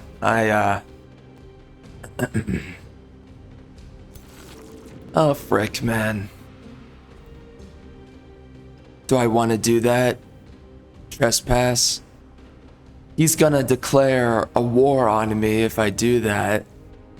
I don't really want to fight more than one war right now because I need to get myself Sanguini as a vassal. So, at least I think, unless, do I want to build Sanguini for myself? I could do that. I don't know. I have no idea. Yeah, that's kind of a tough decision. Because if I grab Sanguini, is she even going to fight for me? I think if they're solitary isolationists, I don't think they fight for you, period. At all. I think they just kind of sit around and screw off. I'm pretty sure of that. But you know what? Let's grab her again, because the last time I grabbed an isolationist, that was back when I was doing the one playthrough where everybody was getting these passive grievances, as I remember. So we'll see. I think the best though that a solitary isolationist does for your civilization is when they're a vassal is they'll minimally help you out because they'll barely like you enough to help you out sometimes and defend you sometimes, but they don't go above and beyond for you. That's what I remember. And I think that's correct. I think it works that way. So, we'll see. We got ourselves a dire caster. I don't really want to grab this guy, or do I? He's a good unit, but I think I want to save, right?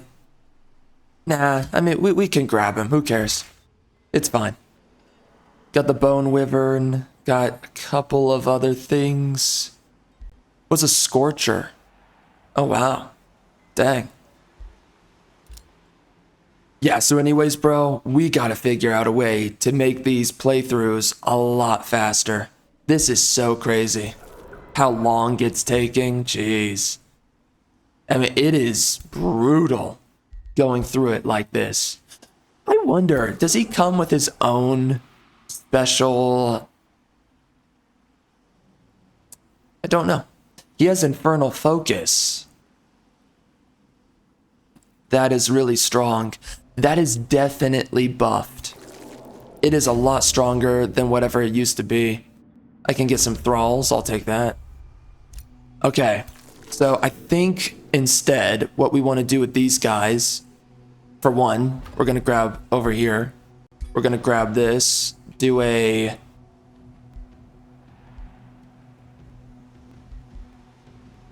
forester.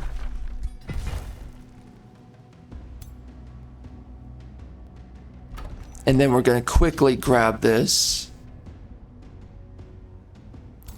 All right, so what I think I'm going to do, I'm going to come over here. We're going to take out Wayne. Now, here's my big issue here. I'm not enjoying this. I am waiting for skilled raiders, 2 turns, and war slaves. That's going to be 7 turns. So we're definitely waiting it off at the moment.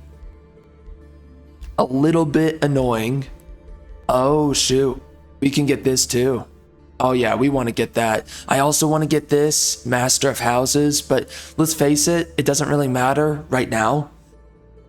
I mean, with my Umbral dwellings, it kind of matters, but specifically, we want to get this. Because this will give us some really nice bonuses to my units. So, we're going to do that.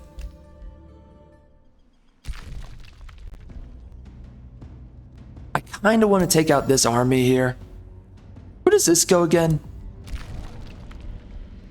Shanla. Yeah, that's right.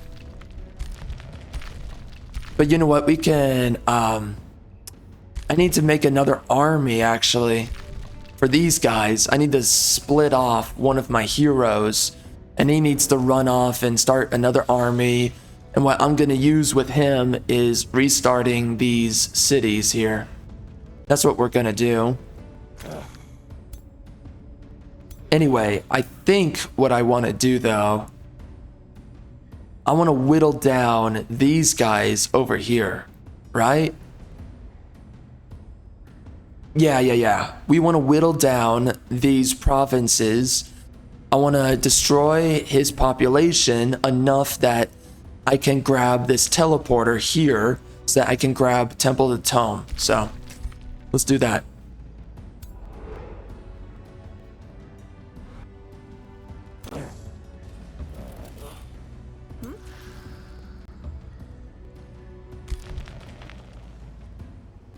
And we're gonna... Oh, you know what? We should totally clear out... Yeah, we're gonna do that. We need to clear out Sanguini. Sanguini's just running all amok on my territory, and I'm not really digging it. I don't really trust her in my territory.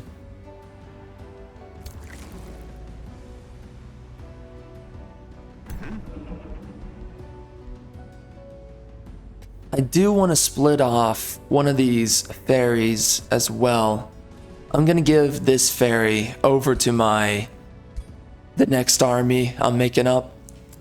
So we'll be doing that. Oh, he can't get over there? That's too bad.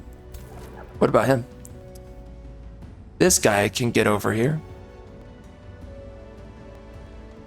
Well, anyways, we're gonna make a scourge out of this guy here. Another scourge. Hopefully we get a different one. There's 4 different scourges, and so far I only have the green scourge. I don't know why. Wow, these guys are damaged. Just like my wife.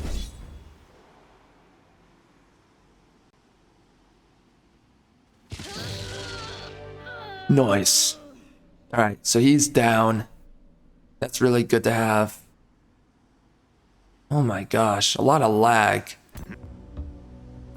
Okay, we're gonna sit around, and right here, I'm gonna start building here, but not yet. I don't want to do it so far. I want to hold off.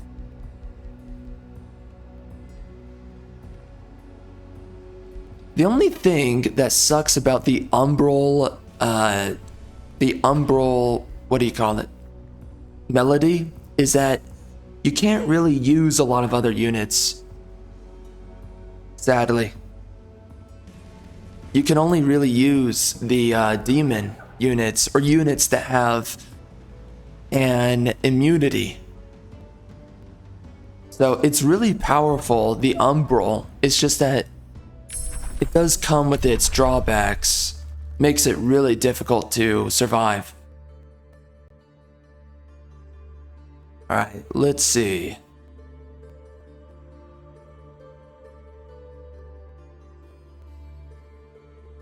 So Mere Veil, I've come to realize this is really good. Oh, that's the other thing I forgot to mention. So something I'm going to do, they definitely nerfed this. Yeah. They definitely nerfed this. That's a huge nerf. Although, there's some nice elements to this at the same time. It makes a copy of another unit. So it seems like now, actually maybe they buffed it.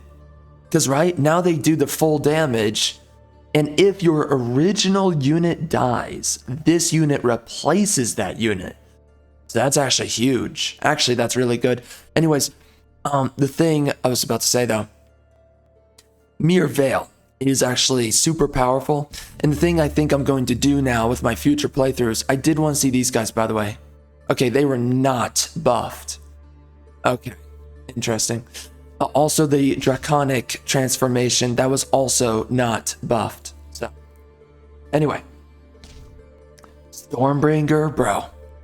I want to see if Stormbringer is still good. Is Arcing Weapons? Oh. Did they nerf this too? Oh no. I think they did. Oh, that's unfortunate. That's so unfortunate. Dang. That's kind of sad in its own way. Too bad. Too bad. I want to get this. This will give my units a huge boost in damage as well. I like it.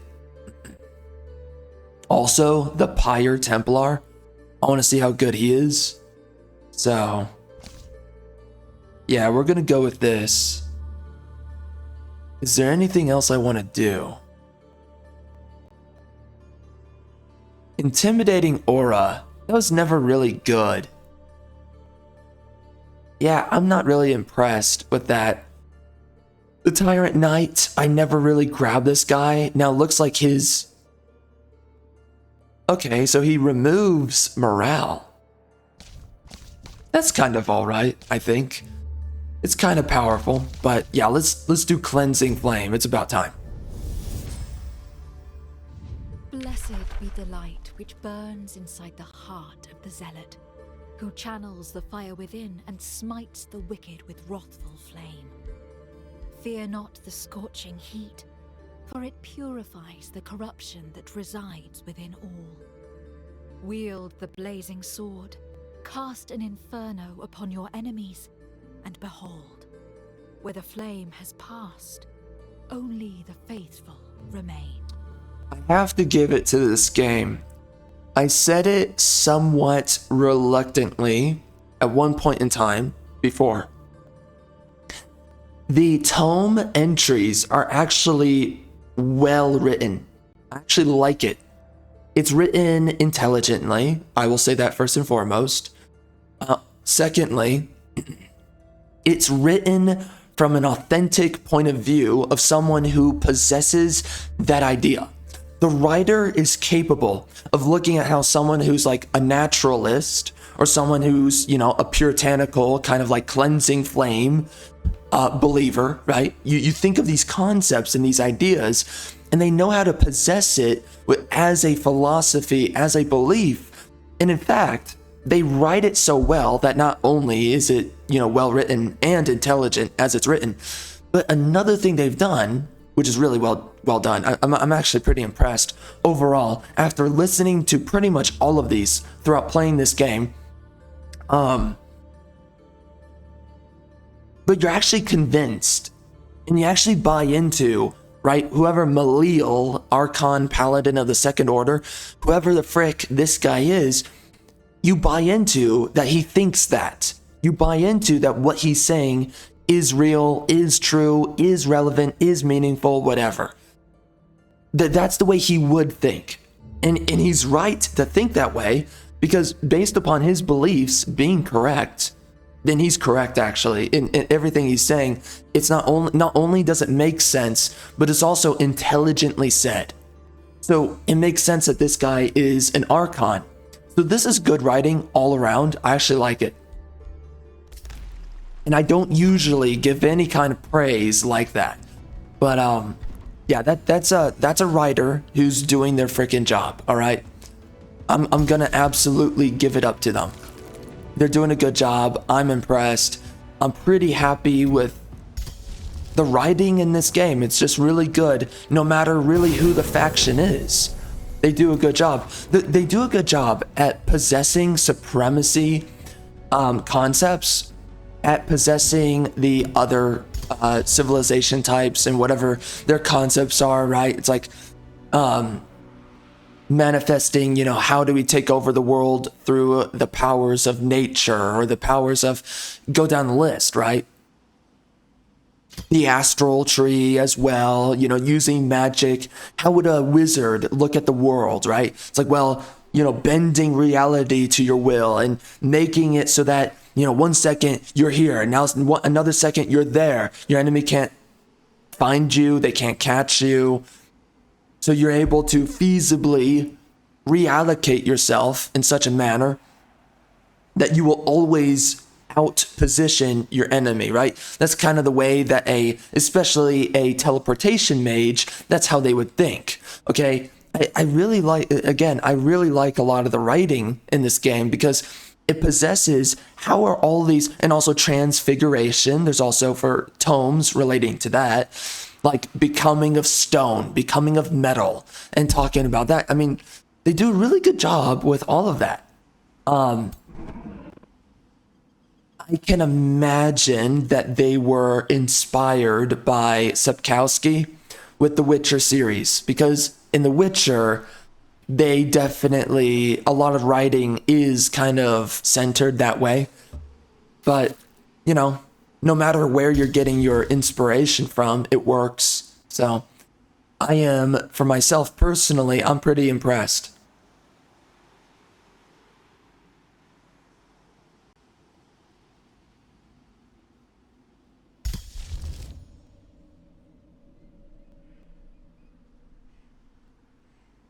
Let's do this. Ooh, knowledge. Awesome. What else? Mass condemnation. I don't really use that. I don't even really use the Anthem of Victory, although I don't really need to do that. What is this? Imperium? Yeah, let's do that. I use explosive manifestation a lot and fulmination, so we're not going to get rid of those. This one, we can... Yeah. I don't really need to use treacherous reflection too much. Did I completely forget what I was saying earlier? I think I did. I think I completely just got lost in the music. Anyway. So, ooh, we got this. Who are we going to use it on? Not that guy, no. Let's use it on you.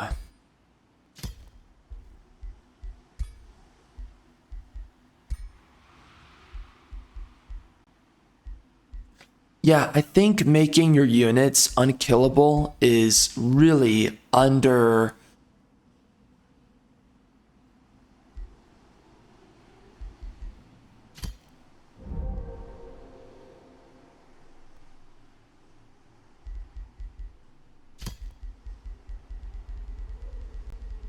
I think it's underrated. What is this? Oh, shoot. Okay, let's do this. I want to see this. What does this do? This looks pretty alright.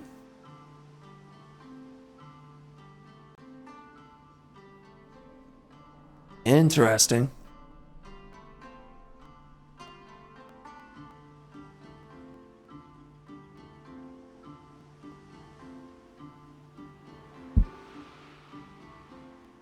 Oh, so it gives him that buff, doesn't it? I'm guessing. I'll take it, I think. Okay. Anyway. So what was I saying there? So in future playthroughs, what I want to do and what I'm going to do, oh, that's too bad. Yeah, so he's taken. That's unfortunate. What I'm going to do in my future playthroughs is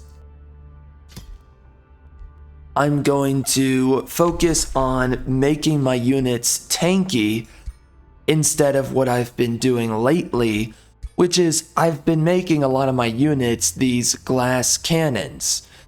And in fact, I think that focusing out on defense is actually more important. Now, I think early game, it doesn't really service you as much, but late game, it does.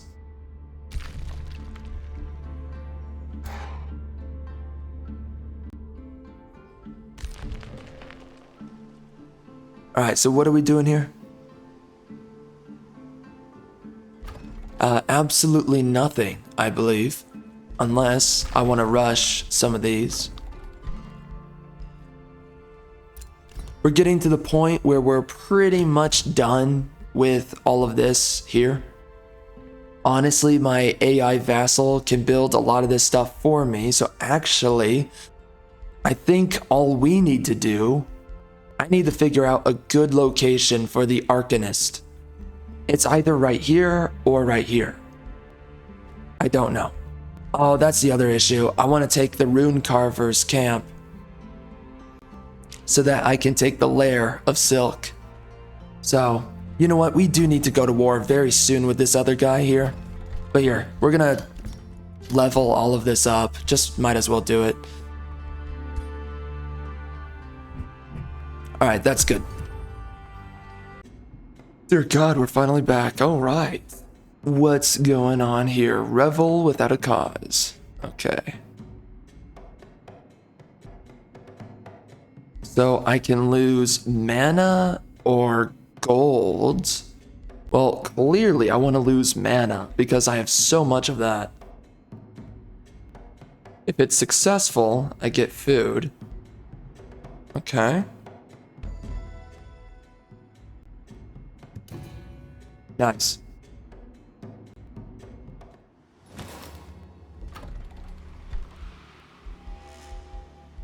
So what does the Pyre Shrine do? Units produced gain +1 rank.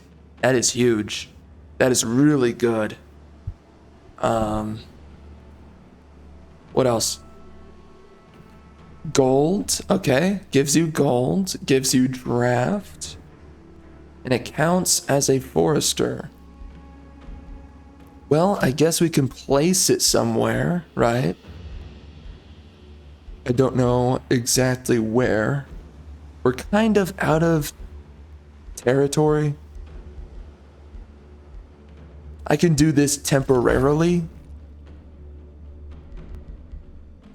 Okay, so we can do that. And then I'm gonna come down here. It's about time. This guy's gotta be freed from his shackles. So, I honestly, oh, well, we gotta go to war with Blint, but anyway, I'm pretty decided that we're gonna do it here. So, it just doesn't matter, like who cares? Just rush it out. Do it now. And then right here, we're gonna place the, I think Marching Gloom should go right here. Yeah, because there's enough cities above ground, so it's not gonna be too big of a deal above ground. So,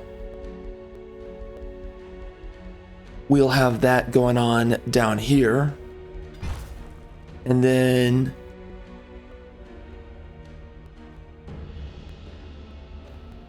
let's see. We want to build the Doom Depth.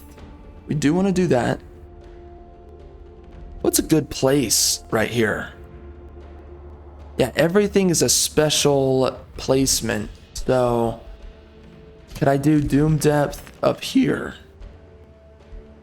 We have the teleporter. I don't want to mess with it.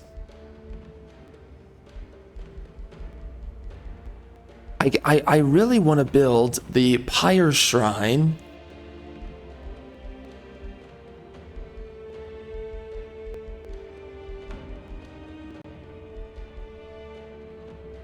Definitely a difficult decision here. I don't really know what to do. A tithe collector, that would not be the biggest deal. Don't these only give you, yeah, 5? Okay. So the tithe collector counts as 2. So I could come up with an excuse on that. So let's see. Right here, I don't know. What would I do right here?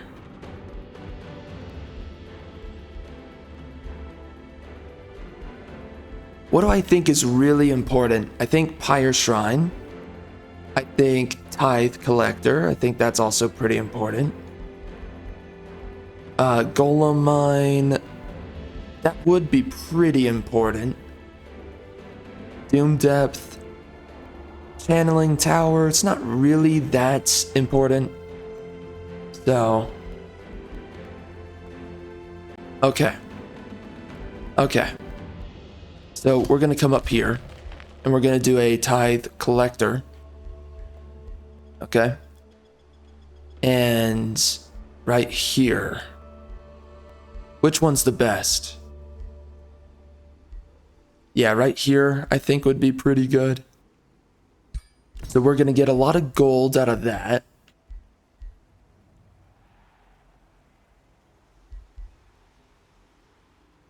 I think Doom Depth. I think we should be placing it, let's say, right here.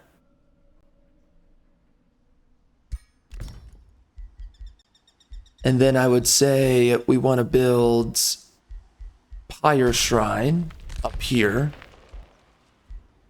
Right? Actually, hold up. Carnival of Flesh. That's better. What has better proximity to something? Absolutely nowhere. Yeah. What about this? Does this have any proximity bonus? It's a forester. This would actually be better, I think. Not really.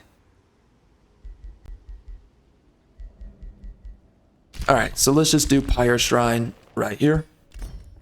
And then let's go right here and do Carnival of Flesh. There you go. And then I guess we can do Sanctuary right after that. Maybe. Yeah, Sanctuary and Golem Mine. I could justify that.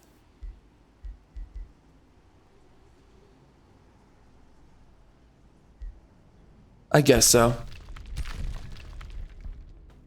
The Golem Mine should honestly go right here. Well, maybe. I don't know. Whatever. Anyway, so that's gonna be built up like that. And then, right here, we want to build... I think we want to build a Spell Arcanist, but at the same time, not really. We do want to get these halls built up. Yeah, wow. We can't do any of it right now. So, that is definitely rough.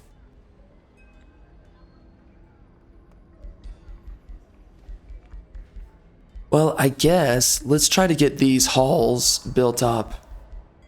The stone walls and stuff like that, it doesn't matter. The AI can do that for me.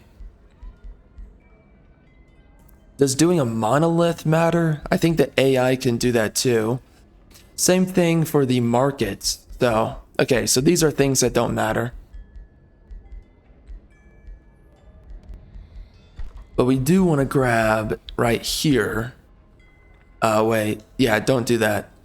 Let's go right here and let's do a quarry. And then we can transform these into farms and get the estates later.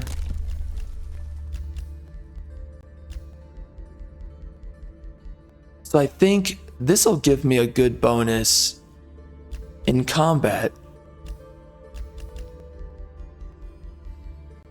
Although more research, wouldn't that be a bigger deal?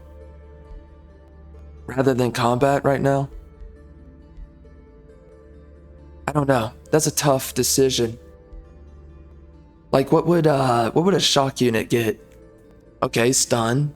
Skirmisher gets evasion. Support units get bolstered resistance. That's good. War mage gets weakening. That's good. Giant Slayer, unranged. Fighter gets frenzy. That's good. And mythic. So these are good. It's so difficult because research is a bigger deal. And I think I should go for research. Because that also feeds into my combat. Oh, it barely gave me anything. That's terrific. Beautiful. Beautiful. Yeah, we barely have any vassals right now, so that's the reason why. So these guys are now giving me only a tad bit more. Why is that going down? Is it? No, it's not. So he only has 67 knowledge. How did that change? Maybe he's getting attacked? No. I have no idea. Oh, look at that. Wow. He's got a lot of units.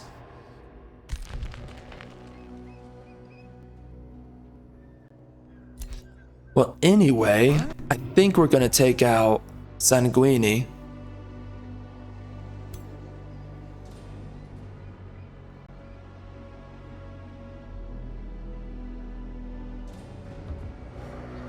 Alright, let's go clap those cheeks.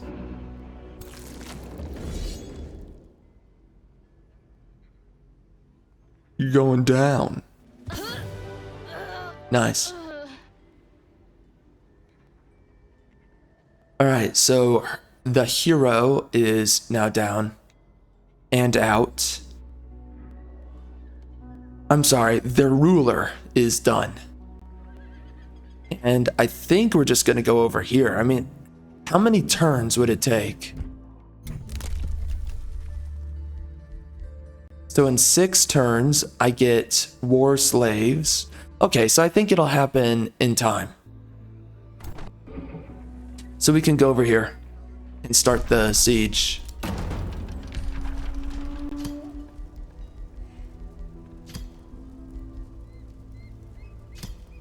Wow, this is gonna go by fast. 3 turns? Holy crap. That is quick.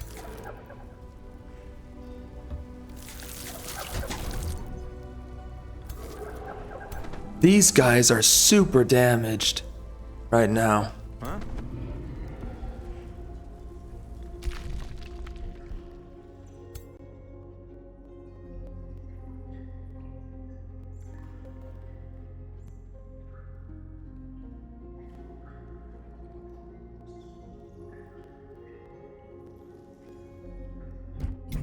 Okay, so next turn we can get the skilled raiders. So honestly, let's just run on up.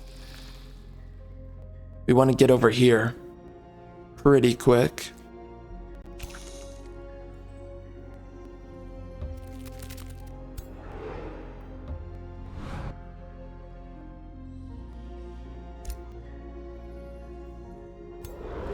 Yeah, Sanctuary makes it so much more difficult to pillage. And that's why, for that one reason alone, it's probably a good idea to build Sanctuary on your vassals. Makes it a lot more difficult to take them down.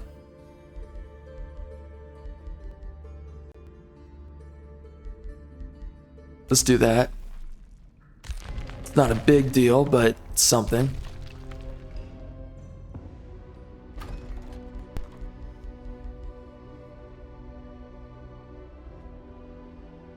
Yeah, I think I'm pretty sure right now that mines are probably the least important building slot on your cities. Like, they're so expendable.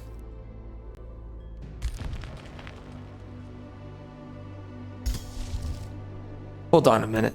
Who can I rank up? Who's the best one to rank up right now?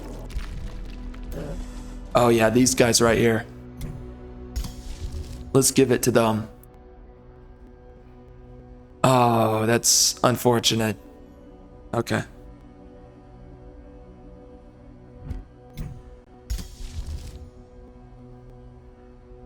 What else should we grab? We can do this right here. That's huge.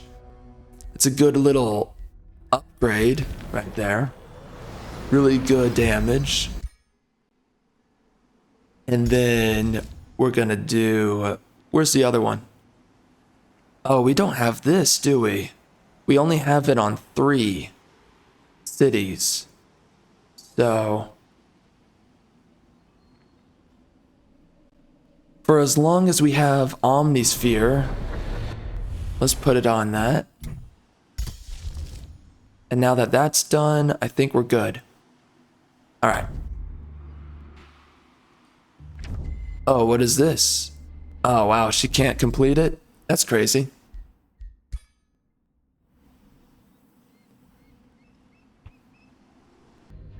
Okay, thank God, we're back. That took forever, but we are here. All right, so what should we do? Let's put these guys right here. There you go. And these guys are going to take out Sanctuary. Unless, can I grab this? Yes. Very good. Very, very good.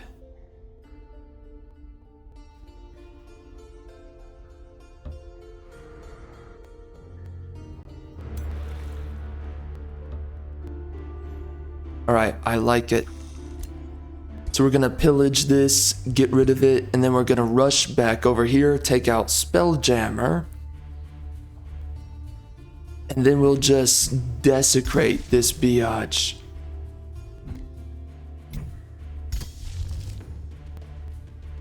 And also, we do need to prime up Umbral Incursion. Let's do that. Oh, hold on. Can I use it? Let's see. No. I cannot. Pure Flame. That's a nice one.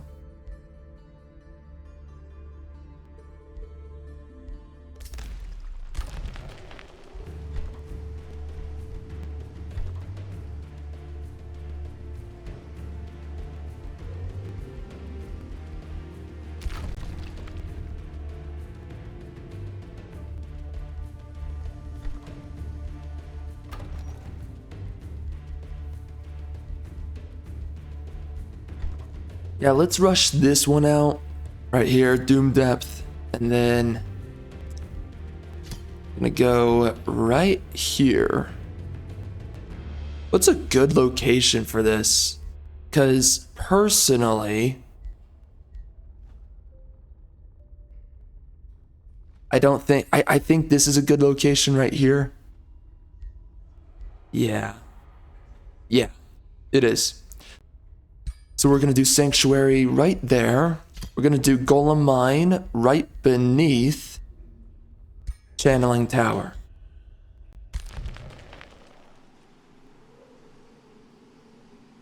I think I'm happy with that.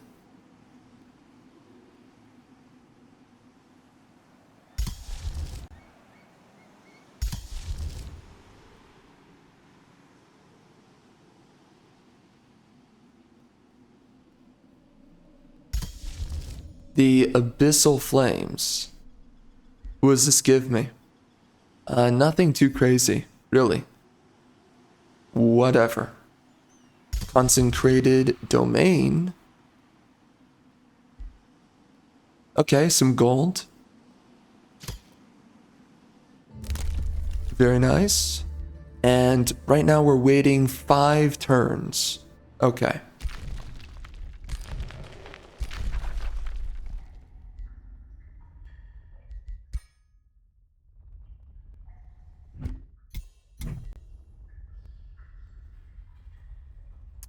Okay, so we need to come back over to here and resurrect the city.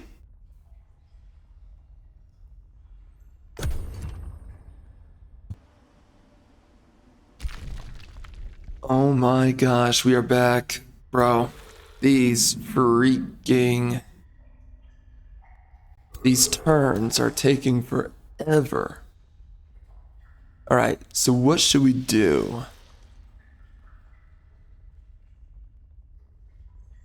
Well, I can only really take out one of these every so often. Okay, so here, I can only take out one province at a time because this guy's got a full army stack just sitting over there. So I don't want to catch my units getting wrecked right now. Here, let's do this. So we took out Sanctuary. That's pretty nice. And we're gonna keep on going. We gotta take out the Spelljammer pretty soon. What happened over there? Don't know. Alright. Yeah, let's shorten that. And over here, I definitely want to get my homeboy 4 more units. So we're going to pick up some of these guys. Maybe get an Umbral Mistress. Maybe. A Living Fog, that would also be pretty cool.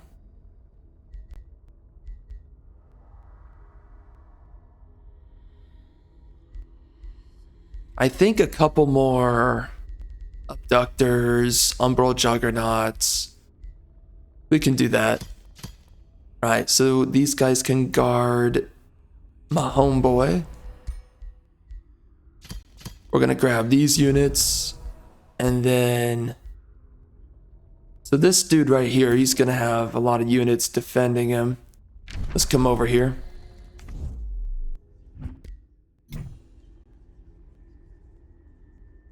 Is he sending out an attacking army yet? I don't really know, but... Here, let's give him an Umbral Juggernaut.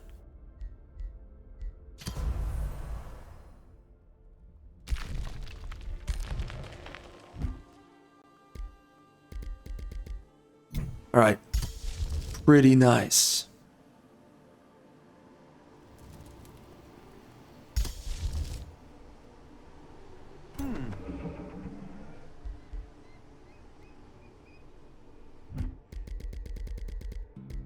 And what was the other thing we wanted?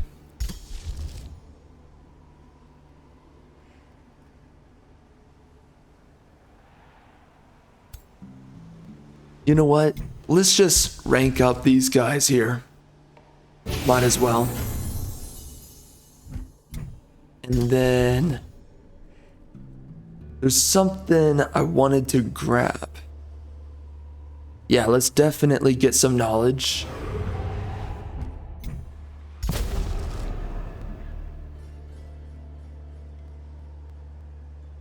Knowledge is nice. And then let's do the pure flame.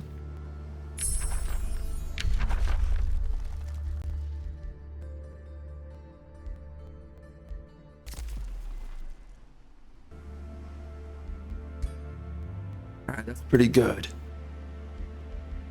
These guys are a little bit stronger now. Man, they do so much damage. Alright, is that it? Yes. That is it. Okay. Oh shoot. No, it's not. We gotta get this. Get these upgrades going. We definitely want to build... let's get Sanctuary out.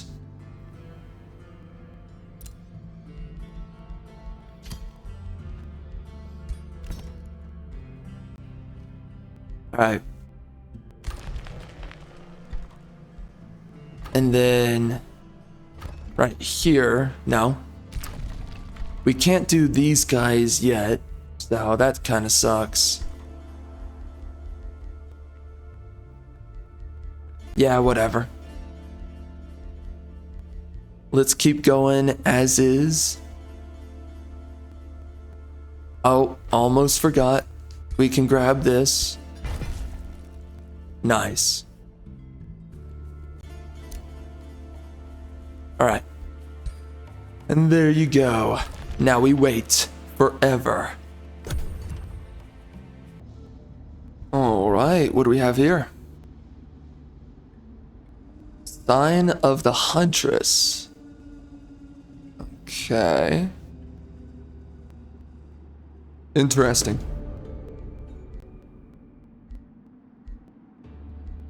I guess we'll give some gold to Shun La.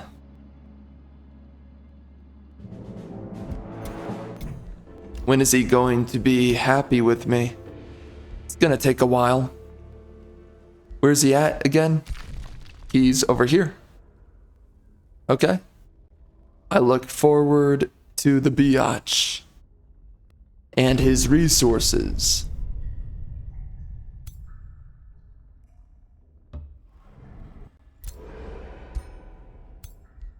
Oh, that's an interesting look on the card art there. All right.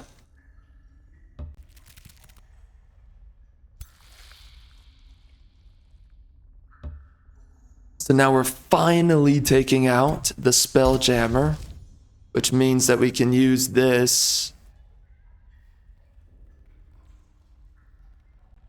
Not yet, apparently. Nice. Very nice. We can use this.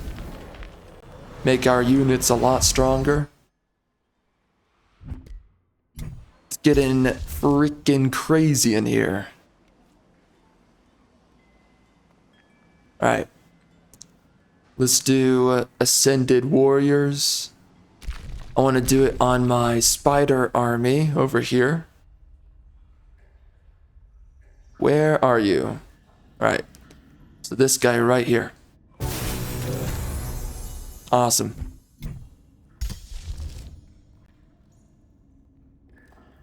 And I guess do it again?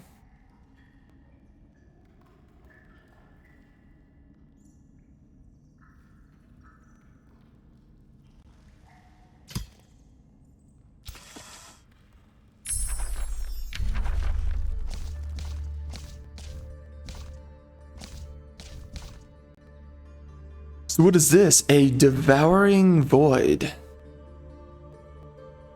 Ah. That's kind of cool.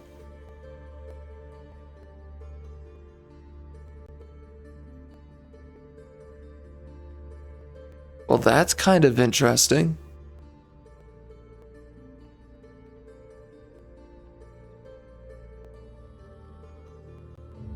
Whoa.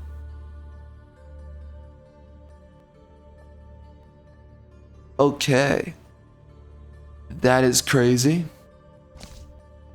So what's a good one for picking up?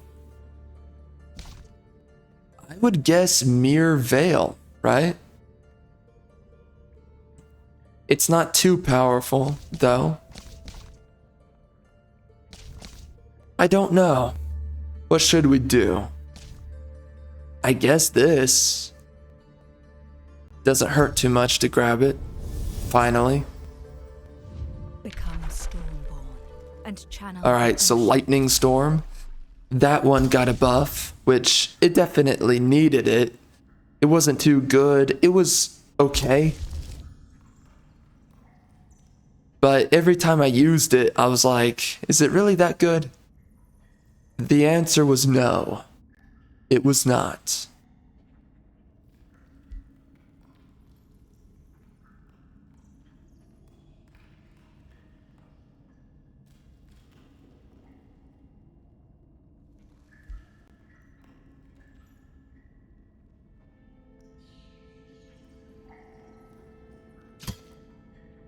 Yep.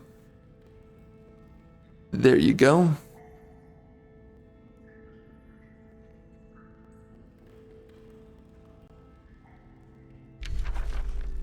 Alright, so the Eye of the Undying. We got this again.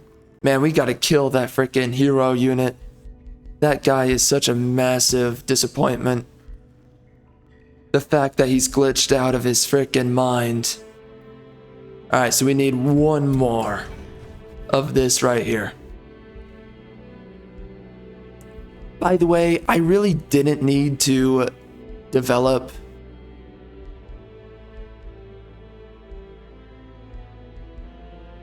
There's a bunch of other gear pieces I really should have worked on first than the ones I'm making now, but whatever. It works well enough. It's not too important. So, but yeah, the Eye of the Undying, it's really something that you build way later on. You don't have to do it right now. I didn't have enough magical materials to make what I wanted, so I just committed to that instead. Wait, can I do this yet? What, 3 more turns? Yep. Right. Let's attack.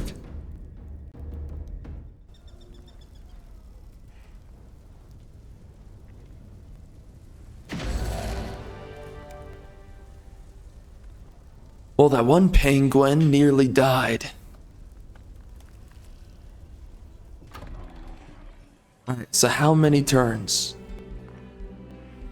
So, 4 turns. I think we can afford that. So we're gonna sit here and just wait it out.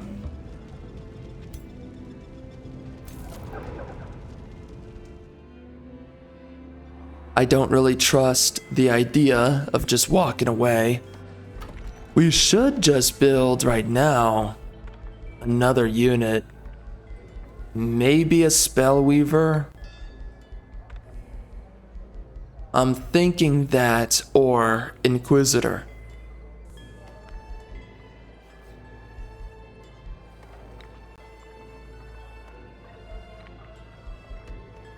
Let's do a Spellweaver.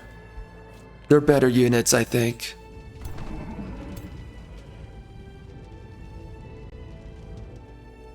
Alright, I think that's all. We don't have to do anything else. I'm pretty sure. Oh my gosh, I just forgot. Ah, frick. Hold up. I totally just forgot to rush my buildings.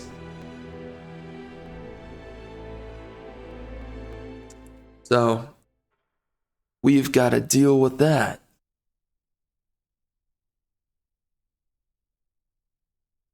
Oh my gosh, bro. I'm hoping I can delag all of this.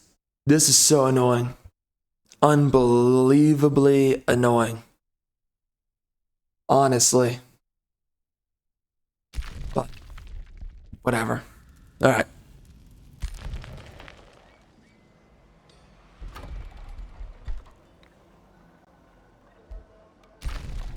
Alright, so we could rush that.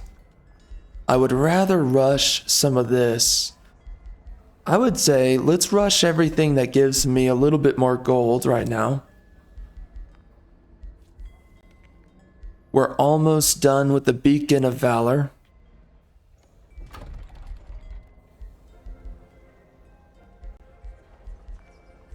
Okay. That should be good. The temple here. Let's rush that. Alright, we're making some progress. Omnisphere is gonna take a hot second, love of God. Alright, that's all. That's all we need to do.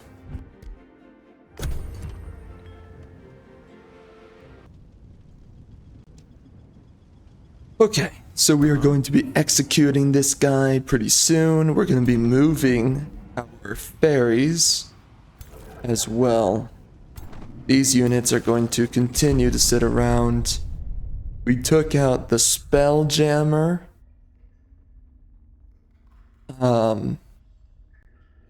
Now...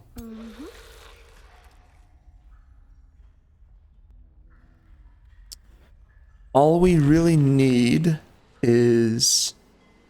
let me go over here. I want to make myself a mystic. We're going to rush him out. We're going to grab this guy. And he's going to rush all the way down here.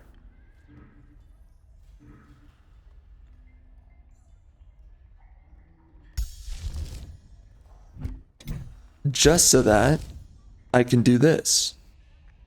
We're going to do an Umbral incursion. Okay, good. So we got it up there. And now we can actually go up there and take it. I'm going to set this guy on auto explore. He's done his part. And now we can finally go up here and actually get myself the Temple of the Tome.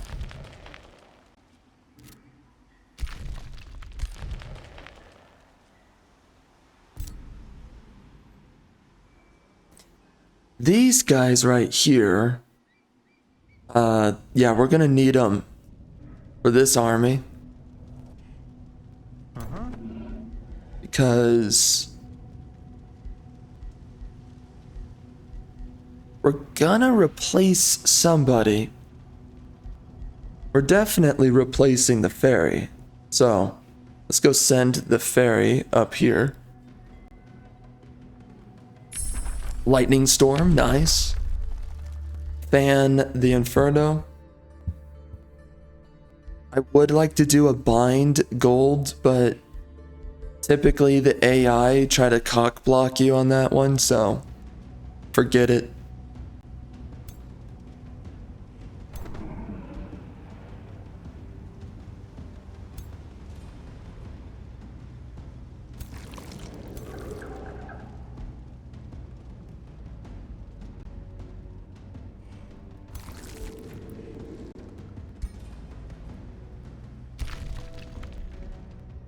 Alright, we got Ascended Warriors. Do we have this yet? What? 2 more turns. Really? Okay. Jeez.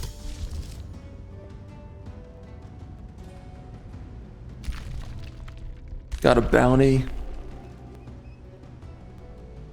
Doing things. Alright.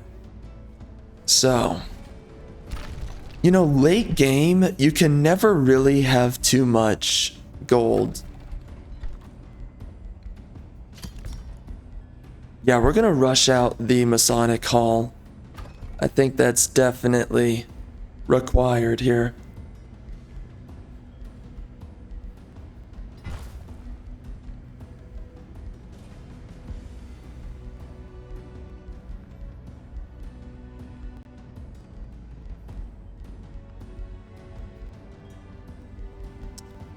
Oh no, let's not do it like that. Let's do this. The Golem Mine gives me a little bit more gold.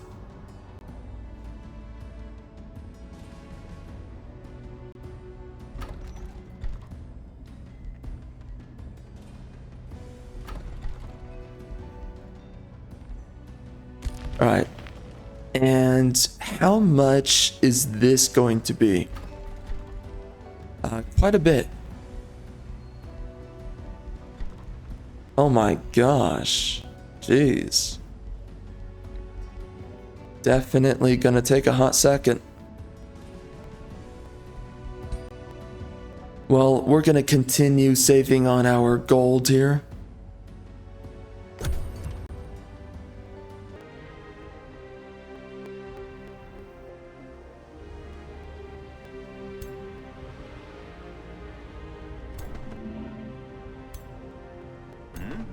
Okay, so I think at least 3 abductors might be good within one entire stack.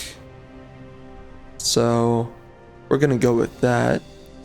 We're gonna send this guy over here.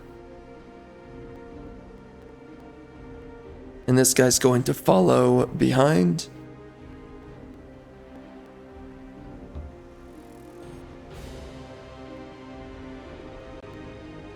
I'm also gonna get rid of this hero here.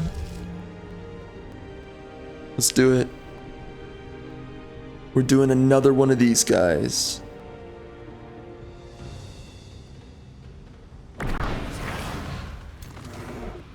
Alright. So we got another one of spring. Alright. Let's get ourselves another hero. So we can either resurrect or recruit.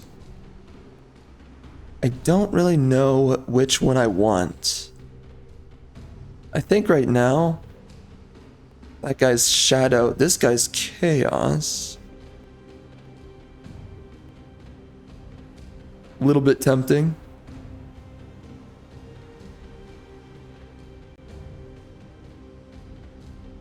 Yeah, I guess we could do that. Alright, so recruit. We will recruit you.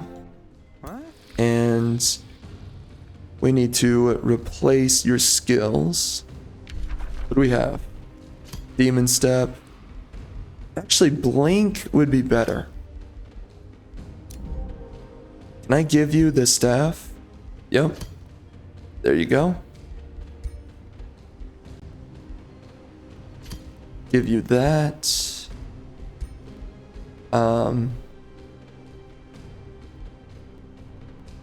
Okay. I guess that's all the dude had. Okay. Well, let's do some spells or skills. Spells and skills.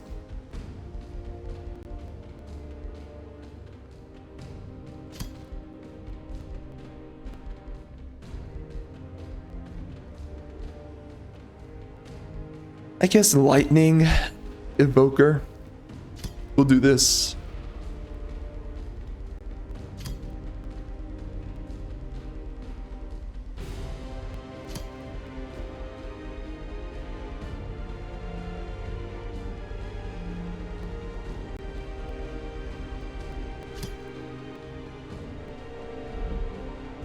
Alright, that should be pretty nice.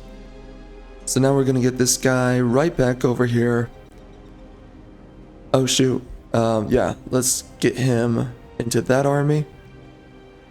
And we're gonna grab this guy. We're gonna get him over here.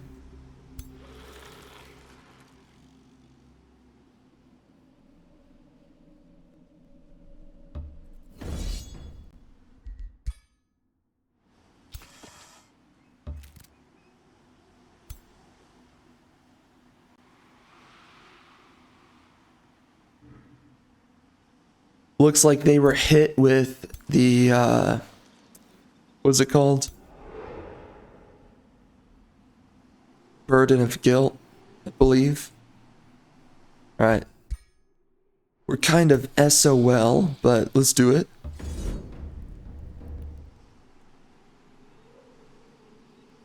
Get some levels out of this.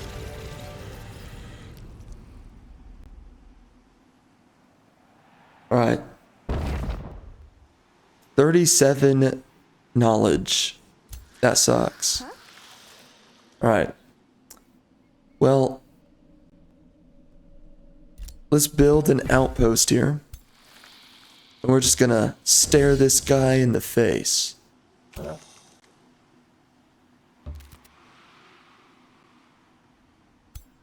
And I think I'll just break off, I guess, this guy from my army. Okay.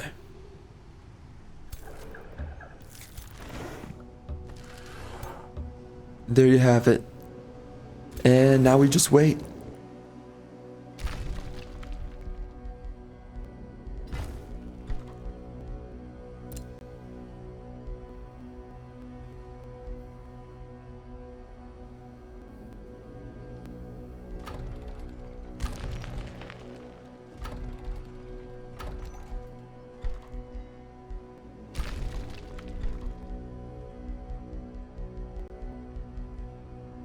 Yeah, let's rush out the Masonic Hall and then let's go over here. Let's do farms.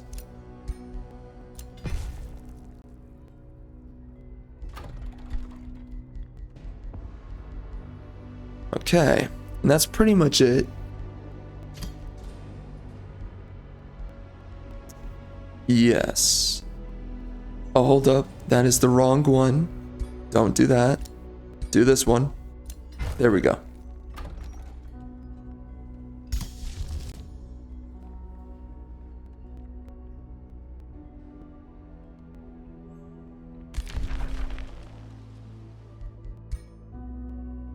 Nice. Man, we are so close. Goodness. And then I will be saving up for this one right here, the Knightly Order.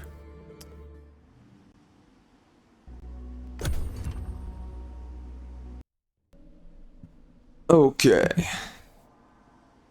Wow. We're still going. Holy crap.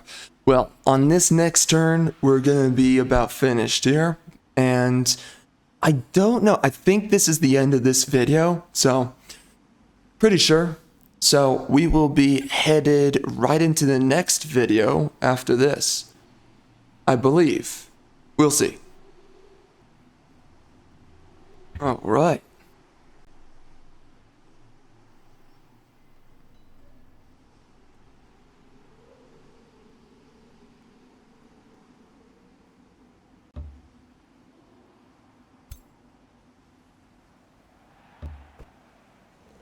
So these guys are right now sitting on top of my freaking wonder. A little bit unfortunate.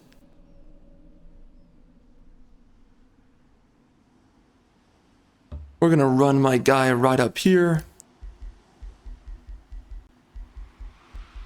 And let's grab ourselves a palisade walls.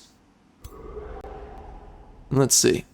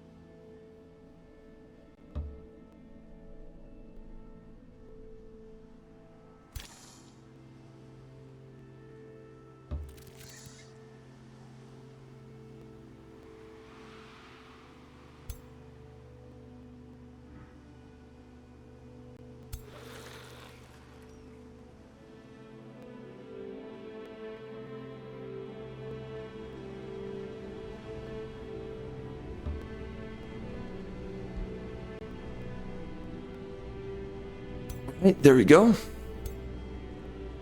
And we are going to also place down some war slaves on the Empire skill tree. We have Fan of the Inferno.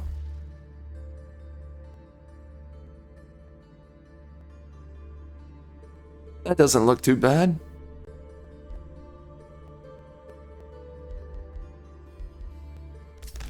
I guess let's do that. Never mind. Oh wait, it already... Oh, that's unfortunate. Okay.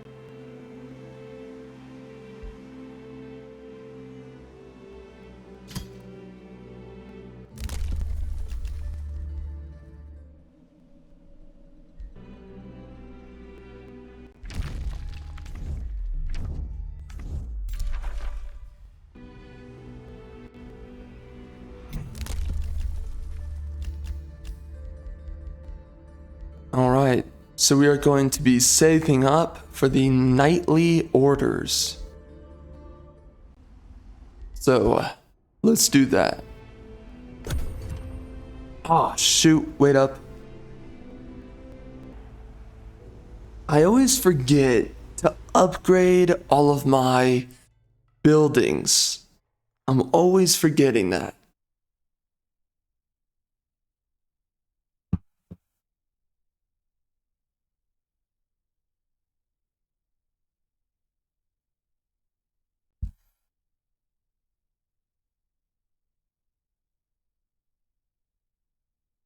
Gosh, it is so stupid seeing a female in a combat role.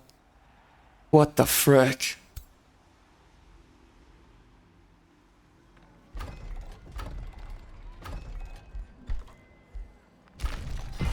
I mean, you just look at it and you have to actively deprogram the propaganda. Or rather, you're sitting there resisting, actively resisting the propaganda.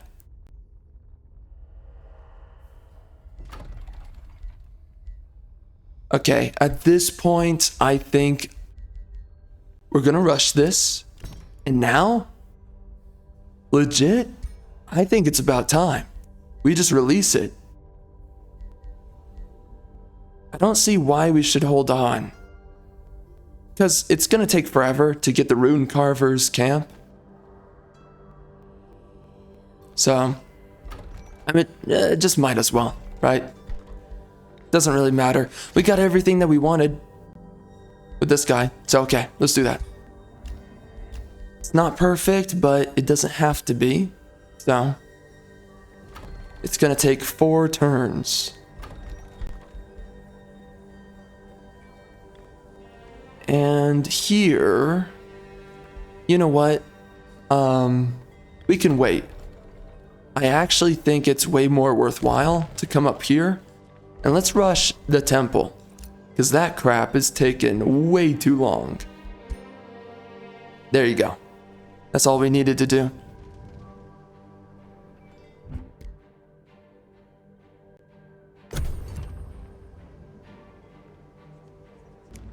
Alright, so I think this is the end of this video. I think. I don't know yet. But anyways, we'll be back. We finally got to the next turn, which that took forever, but alright. Either we're going to be back in the next 2 seconds, or we'll be heading into the next video. Okay. We are back. Love of God. Took a hot second. Alright, so we just got into the next turn here. I grabbed all of this... Whoa, all this territory here. This is a valley. It's kind of cool. Yeah, look at that. Huh. Anyways, we've taken all this space, and we are now building all of this trash right here. And then I plan on building all these, and then we will be releasing Outlandis. Okay. We can also get some more space over here, which I might do. A little bit tempted right now.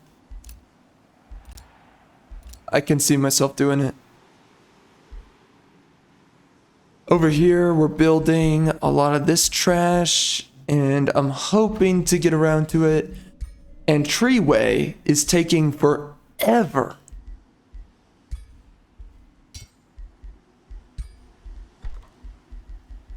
To get more provinces.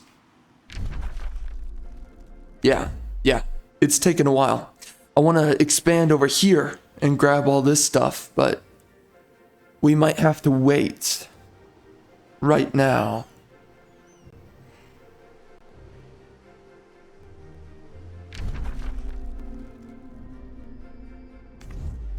Freeway is a weird one because we're not going to be able to really expand too far with this here.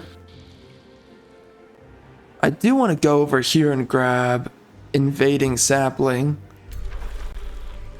I guess we're going to capture it.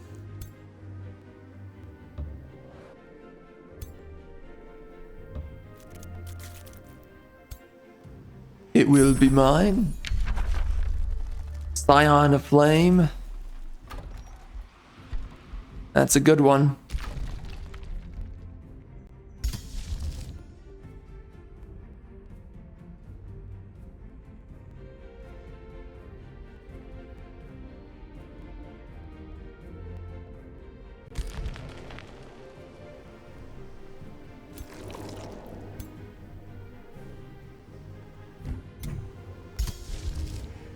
Let's do Ascended Warriors on these guys.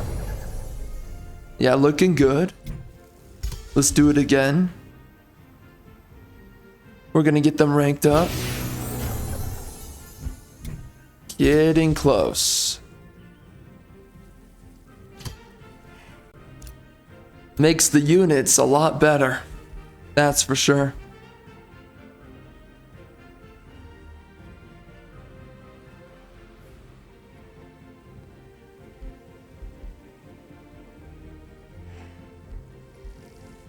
Okay. Cool. We're gonna release, or actually, let's go over here. Some gold. Okay, that's nice. A hero wants to... Oh, we can get another hero.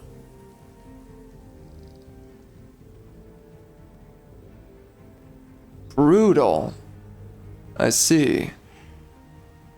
What does he have for racial transformations? Umbral Thalls. Thrall. Umbral Flesh. Okay.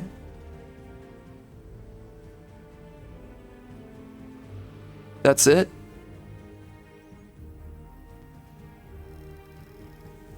Okay.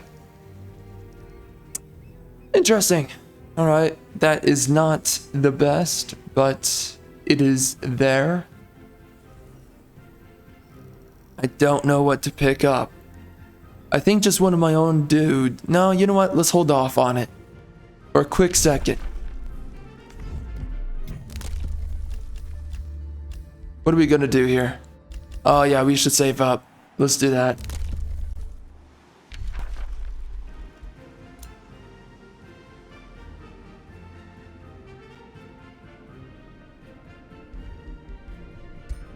Alright. There we go, we got the Eye of Sauron. Oh, we gotta get another one. Love of God. Jeez Louise. Alright, well I think that's it. I think we're good now. We can grab this. Which of these guys needs more armies? This guy has 2.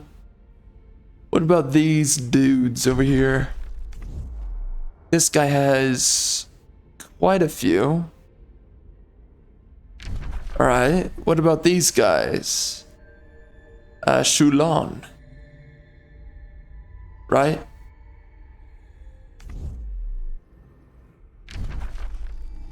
Where is Shulon? Where the frick are you, biatch? Oh my... Oh, wait. I lost him? Oh, Shunla. Yeah, Shunla. Whatever. Okay, he's close. Well. Let's give this guy some armies. There you go. Akkad. You can have it. And then we'll be waiting. Shunla. We will give them a couple more units. And we do want to give these guys a couple more as well.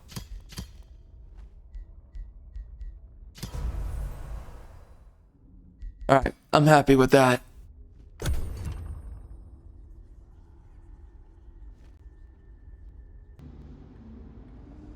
Okay, what is this? Oh, that is an enchantment. Gives you more damage with less range. You know, that's kind of risky, but also a good thing at the same time. Typically, your units face hug the enemy anyways, so it's not like it's a big deal, honestly. Let's do it.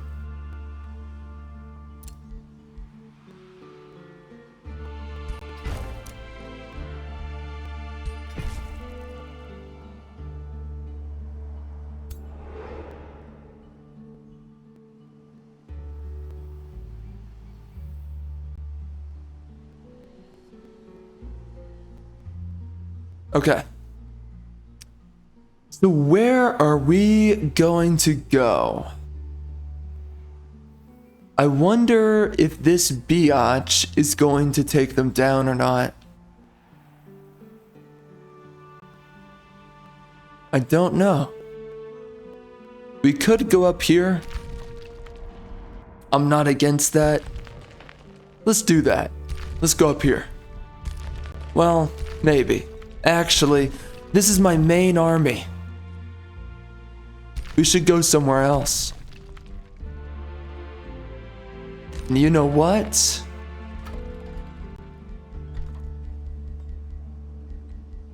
We should also make a teleporter over here.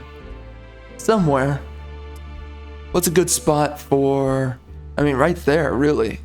Yeah, that's a good spot. Wow. Okay, so we can do that. Yep. Looks pretty good. Alright. So I'm thinking a teleporter like right up here. Oh yeah, that would be a good location. Pretty sure. It looks good to me, yeah. I don't have any issues with this location, so we're gonna do it. And then we're gonna rush it so that we can get around very quickly. Alright, that's pretty nice. And let's just do this to remind ourselves. So we're gonna place it right here. Really good spot. And then I could put the channeling tower here. Or go down here. This might be even better. That's 5.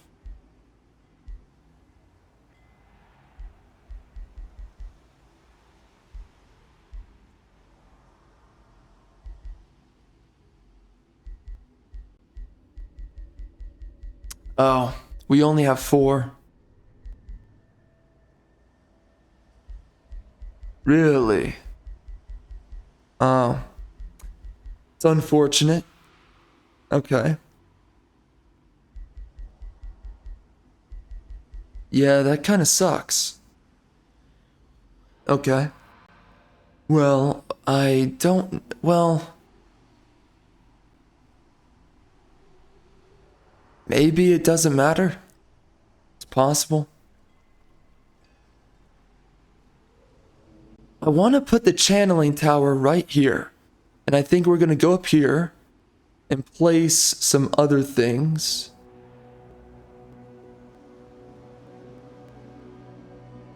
Yeah.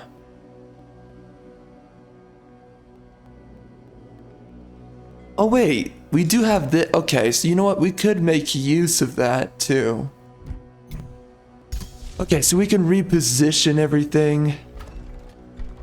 So let's put the channeling tower down here, because it will be a good location. Okay. Yeah, so right here.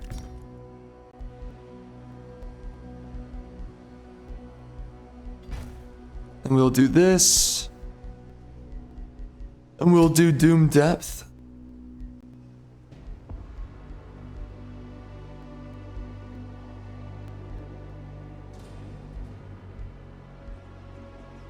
I guess right here. Sanctuary. Where should Sanctuary go? I think in the back.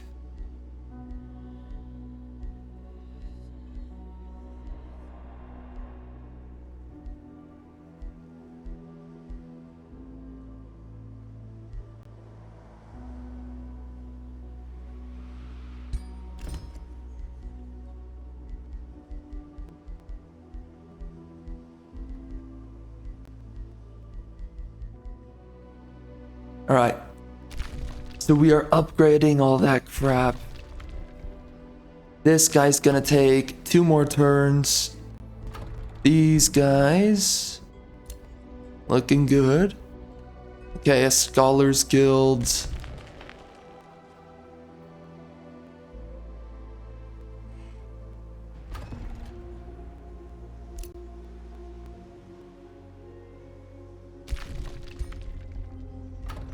What am I gonna build here?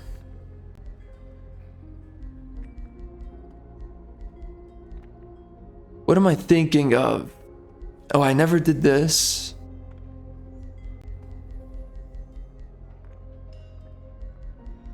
Are there any... Okay, Forester and Forester. Okay, we'll do that. And we've got to get ourselves a Doom Depth somewhere. I think right here. Is there a good location for a channeling tower? I don't know.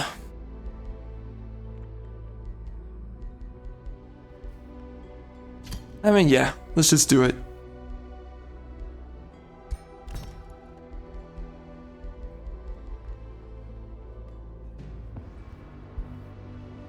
Spelljammer, that's a huge one that we've got to grab.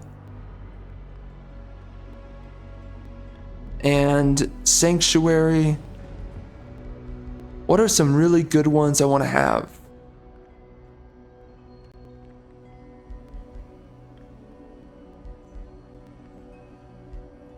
We also want to do Pyre Shrine.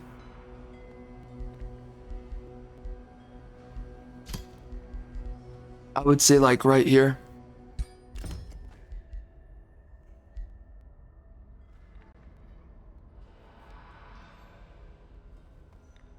And then we'll see wherever it is that I place my teleporter. I was thinking right here, but I might change the location now. Yeah, we will. I think. Possibly. What, these guys can move? Where's he going? Where'd I tell you to go? Strange. I totally forgot. Have fun.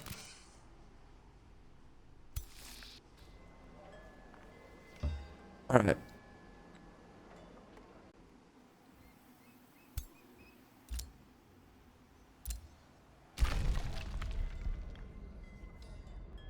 All right, so Ascended Warriors.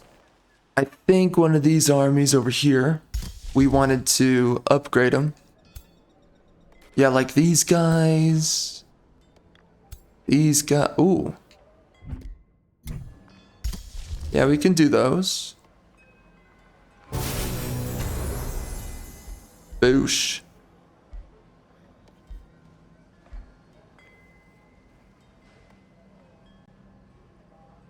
I don't really know who I want to have right now.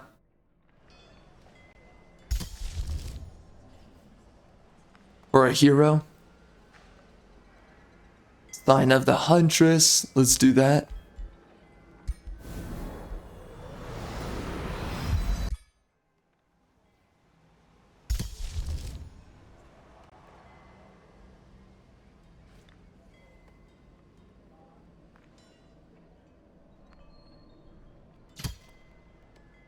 All right. Thrall Effigy.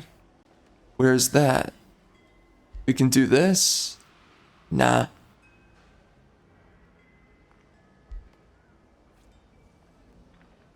That's a lot of vision range right there.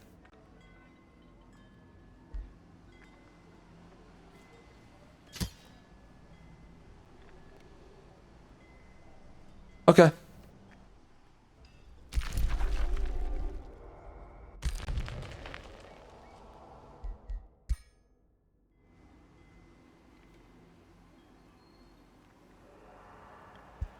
All right, so we're going to be releasing Omnisphere pretty soon.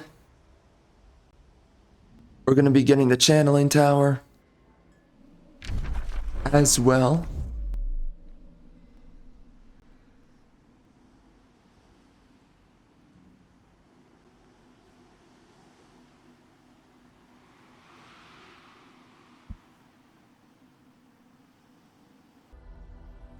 All right, all right. Let's see what we're up to. Where is he going? Okay, I would like to go to... I want to go somewhere. Ooh, right over here would be pretty nice. And we can get there pretty soon, too. So let's go do it.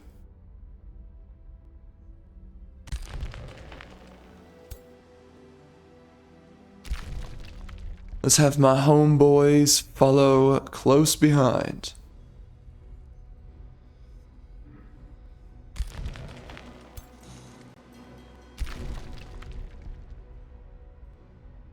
I have no idea where I was going.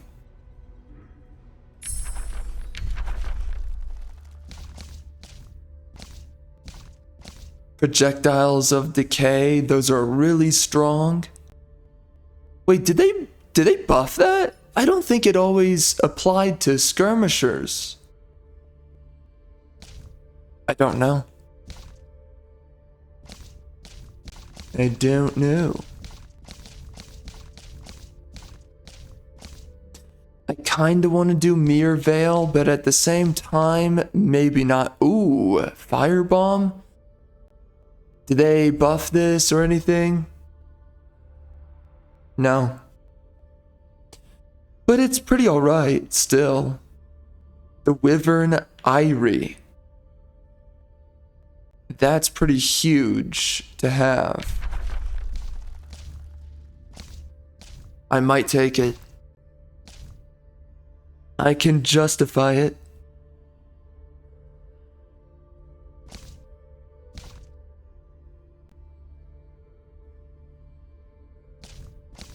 Legit, legit. Let's do it. Few things invoke fear like the Purifying mighty Flame? dragon does. I want to grab. Channel this primal power, roost and brood it. Flame or Mold focus? your people to the likeness of these mighty world shapers, and breed dragonkin in your grand image. 'Cause See I how your can. enemies bow to your might, or perish in flame at your command. Yo, where is it? Jeez. Please? It's not showing. It's not showing. Wow. Wow. Well, forget that. Stupid.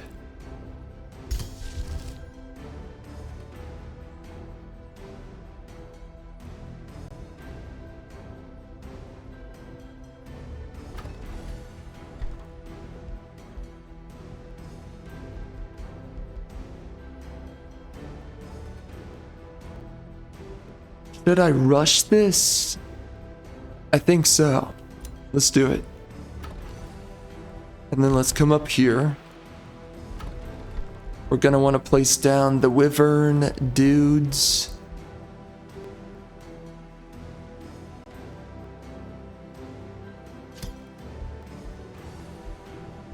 I did almost forget I need to place down this too. So, let's place down this.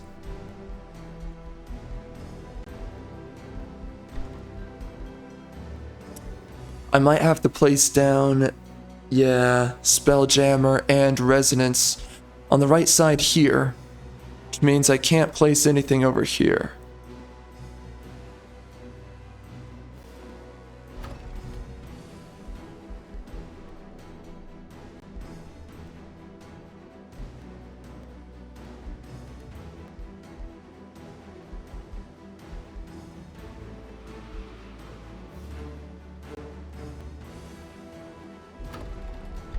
Alright, so let's grab Sanctuary and place you right here.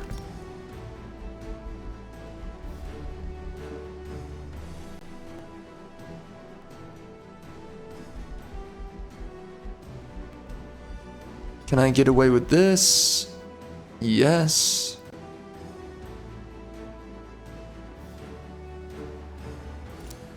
Yeah, why not? Let's do it. Alright, so we got the wyverns. That's a lot of knowledge. Dang. Pretty nice.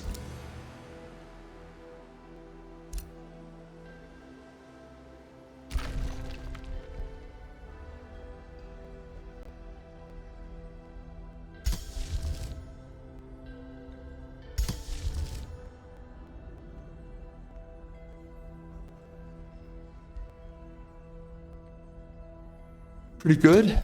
Nice. Oh dear. Some people want to go to war with me. I do understand. Oh, this would be a really good one to grab. Converting into vassals is faster. That would be really good. Alright. Quick save that, biatch. I think that's it.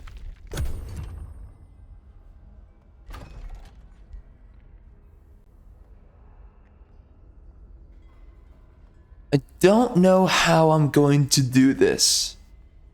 There's so much to grab here. We don't have enough mana towers to place over here. So, we'll see what we can do in the end.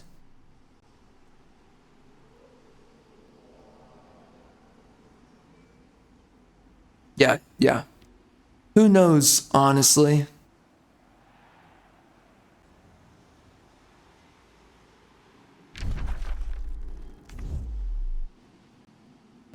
Alright, so this sucks. Let's see how we do here. 3 units versus that many dudes. Frick. Okay, 4 units. Even better. So what do we do? Oh my gosh, we are so screwed. Okay. Oh wow. Well, I could eliminate one of my units. I could eliminate this guy, right? Oh no. Shoot. Okay.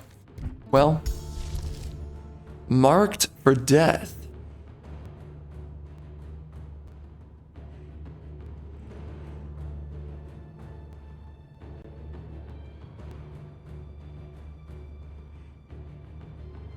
Is this really good? It kinda looks good. Lightning Storm, I have not tried it yet. Oh.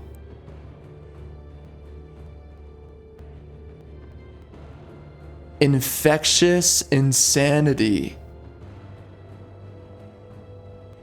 That could be super good.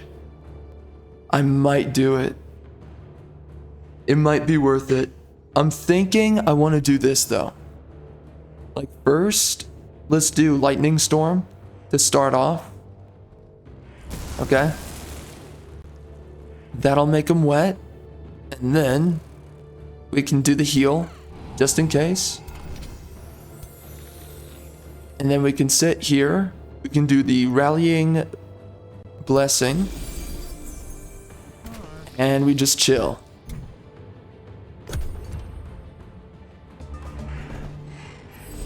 Let's see what our chances are.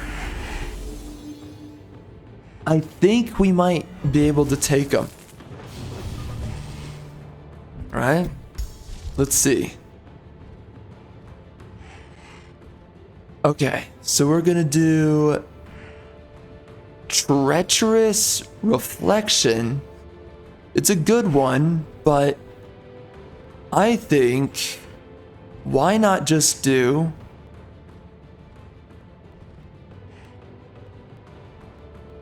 oh dear.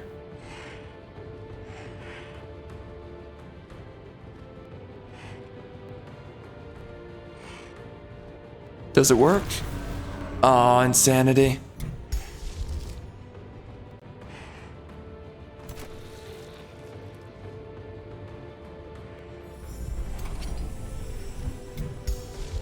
Okay, so marked for death.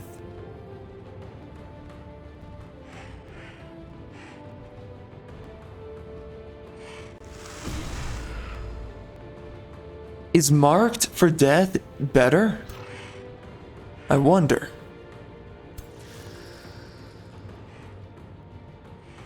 I do want to hit him with this. Right? Or this. This could be better. I think so.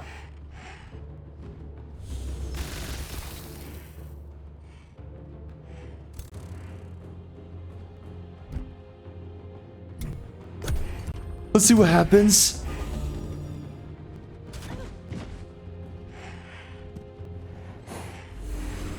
Ah, frozen. That sucks. So, is that guy just haunted by decaying zombies? I wonder. Oh, he is? Oh, whoa, that's better than I thought. That brings a bunch of units onto my side. Shoot.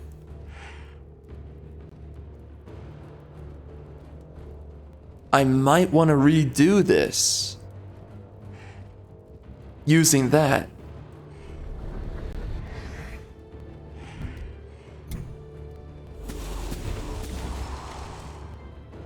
Alright, so how much power can we get out of this?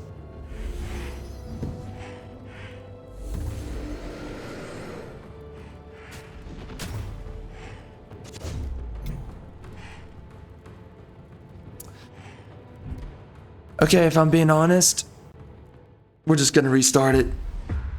That is way too good.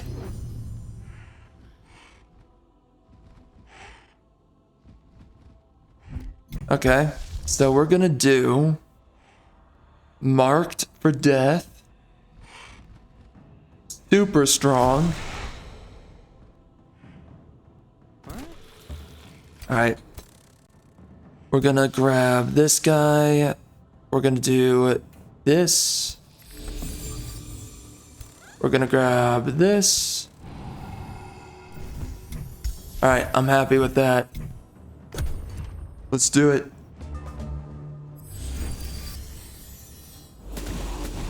So that guy's now marked.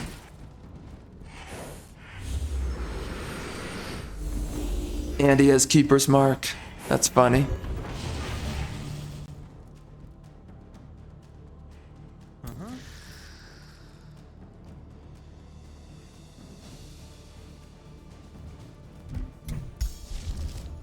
What do we want to slap onto them?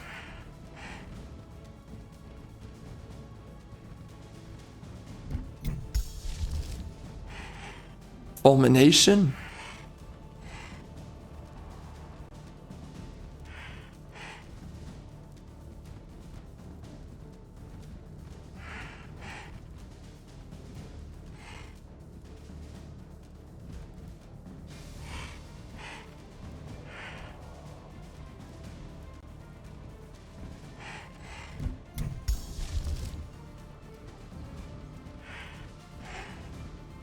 Honestly, just keep on using marked for death.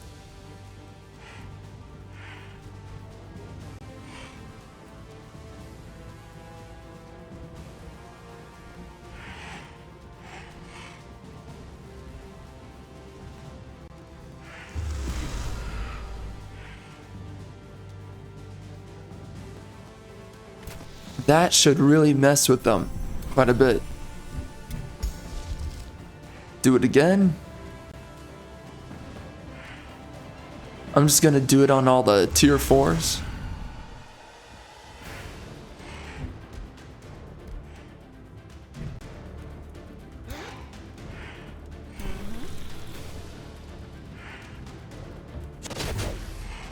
And we're gonna clap their cheeks. Yeah, what's up, son?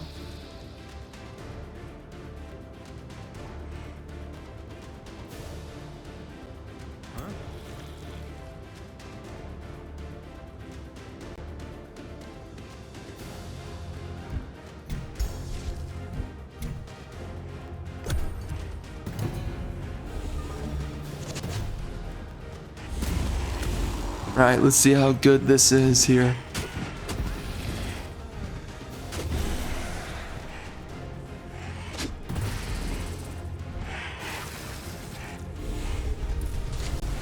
Uh-oh. They did some summons there.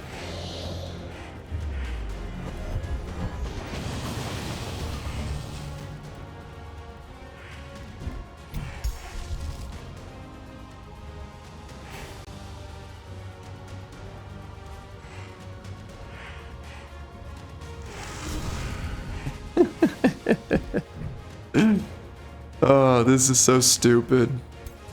This is so dumb. I love it.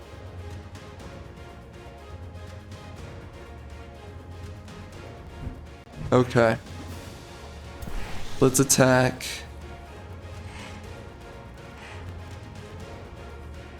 What I want to do, I'm gonna do guard, guard, and guard.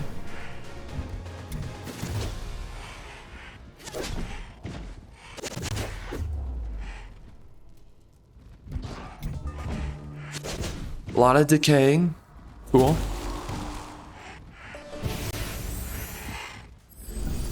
This is so funny. Oh my gosh. I did not know how powerful this was. This is so strong.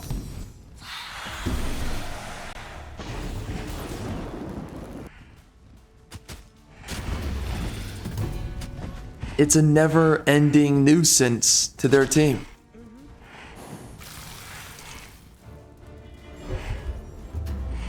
They just keep on spawning.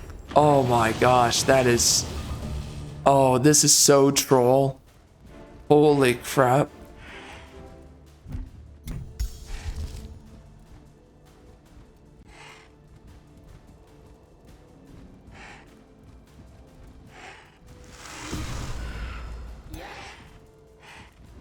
Does it tell you? Okay, visions of death. That's what it is. Okay. Okay. I see. Does this have a cooldown? Nope. Okay. Sanguini.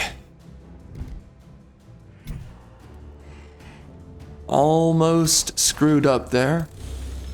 Just gotta make them do that, and then we go back to attacking. Decaying and burning. My gosh. This is so ridiculous. So silly.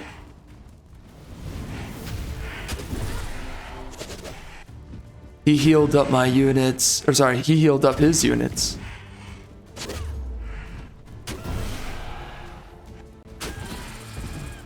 And he's wiping the floor right now.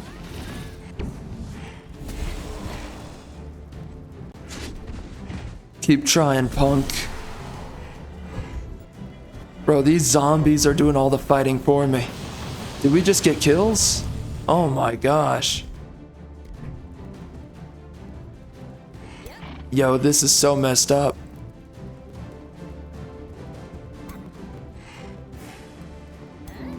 Which of these guys has visions of death?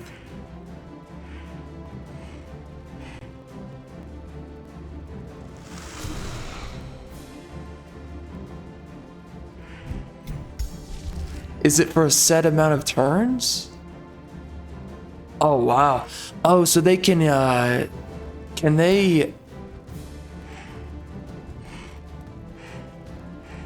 I don't know. Okay, interesting.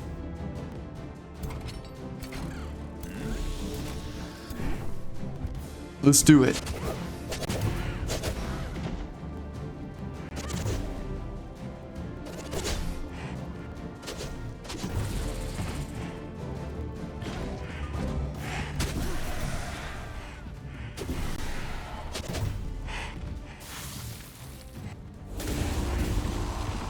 They're trying to heal up and stuff.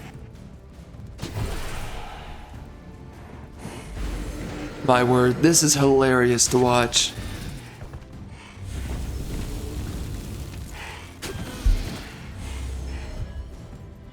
And then more just spawn in. Oh my gosh. That is so toxic. What the heck? Does this guy have visions of death? He does not. So I think they can heal each other of it. I'm pretty sure. Oh, really? When this is overcharged, you can cast another spell after. Wow. Okay, now that's crazy. Let's do this.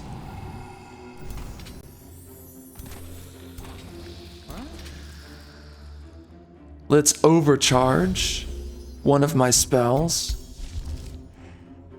Let's do another one of these on the healthy guy.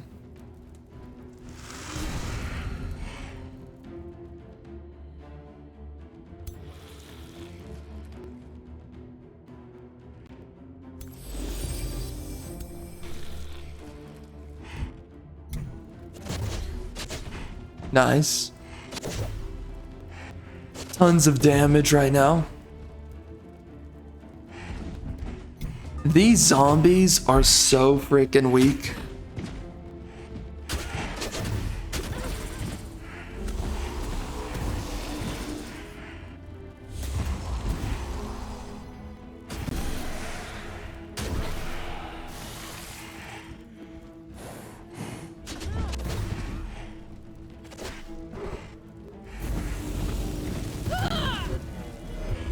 Crazy, man. And then the lightning just zaps them to death. Dang. Wow, that is brutal. Holy frick. That is so strong.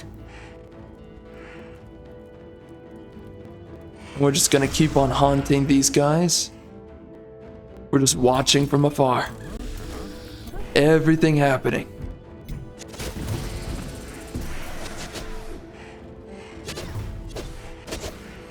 Okay.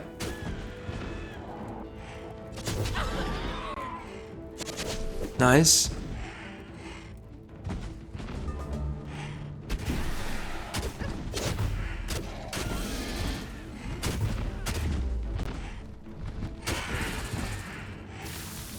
Wait, hold on a second. If my... Oh my god, bro, I have endless casting points. Yo, this is broken. This is legit broken. Holy. Crazy. Yo, these guys are a one-man army. Holy. They can just swarm any of my enemies. Wow.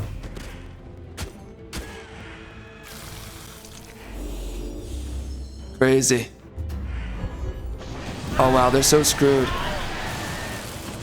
Sheesh. He's getting zapped 10 times. Plus the amount of times from lightning storm. So funny. Oh my gosh. Crazy, man. Frick. That is so strong.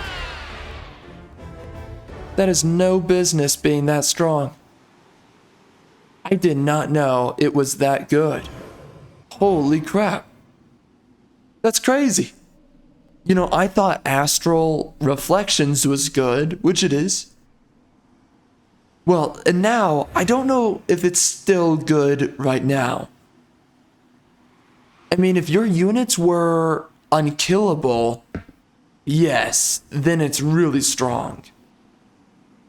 Then it would be super overpowered. Yeah. Yeah, that would be crazy. But right now, my units are not overpowered, so... Well, invincible is the other way of saying it. I don't know. That would be kind of cool, though. Trying to do the astral reflections with units that are unkillable. That would be super strong.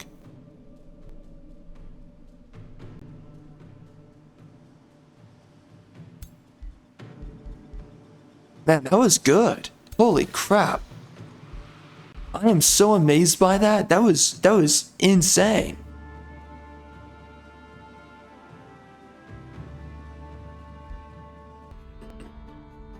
All right.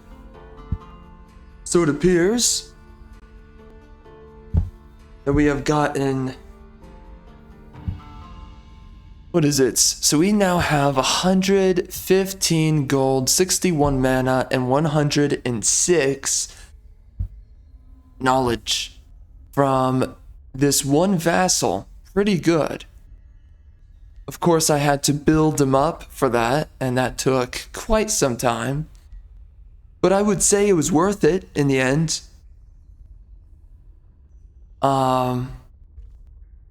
Okay, so his targeting is on automatic. Let's look at his units. Okay, they're pretty crap. What can he summon? Ah, School of Potential. Snow Spirits, Mirror Mimics, that's cool. Astral Serpents, Stone Spirit, Tide Spirit. Okay. Those are some good units. Nice. Yeah, we gotta build him up a little bit, but he's looking good. He's not even the best one out of everybody, but he's got a bit going on. Okay. I am happy with that.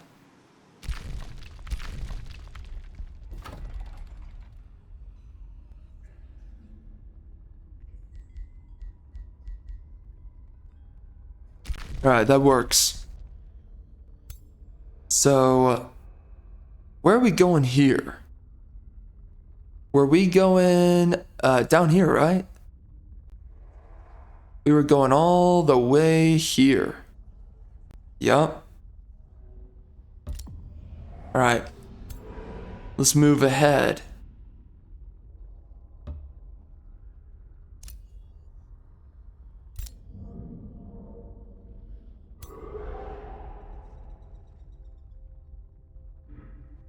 And we're just gonna start clearing out everything over here. Looks like this biatch took up all this territory. I've got to go take that myself.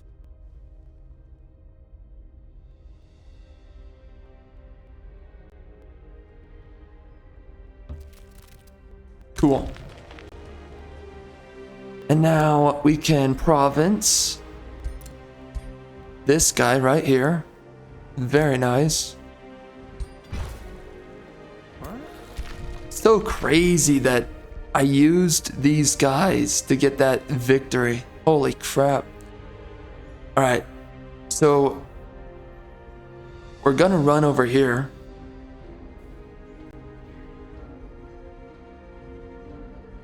Get ourselves another city going. Apparently we have this now, I think. I don't know.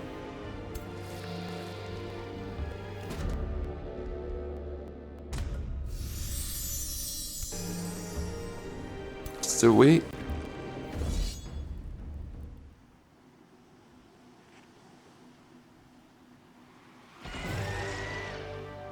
We got knocked up a little bit.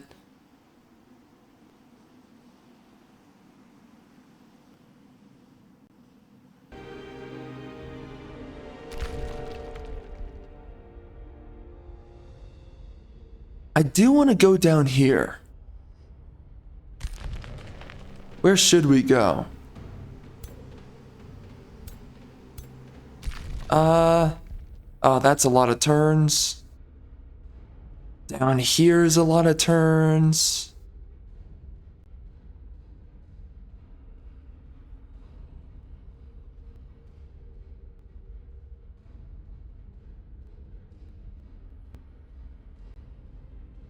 Oh, I thought I was going over here, but I never did. Weird. Well, I guess we're gonna go over there.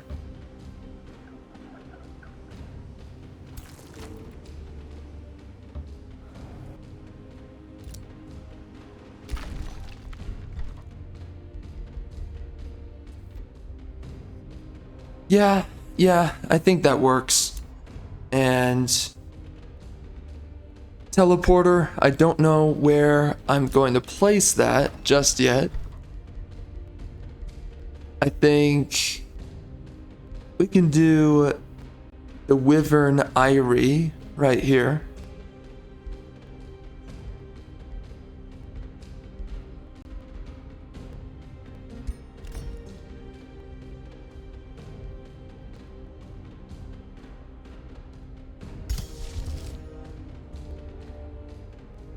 Scion of Flame.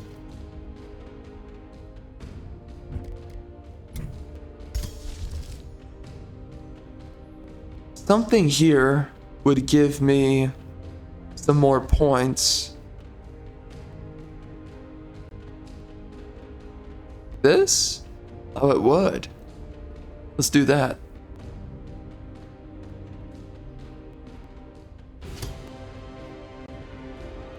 Super close. What about this? Nope. This? No. This? Yes.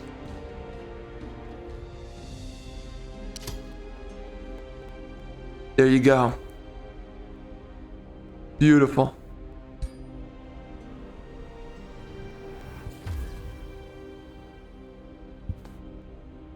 That is a great transformation.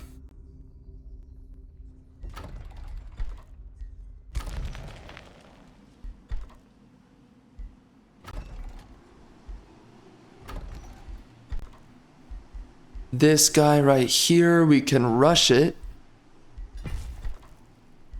Definitely gonna do that.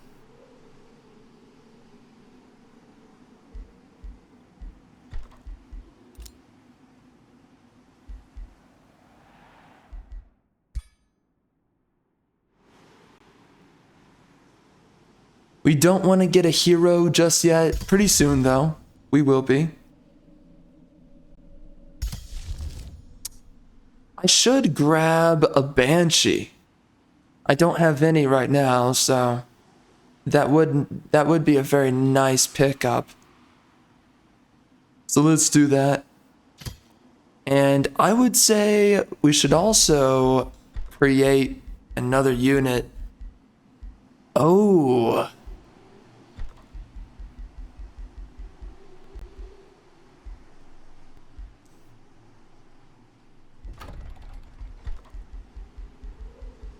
Could do a Frost Wyvern.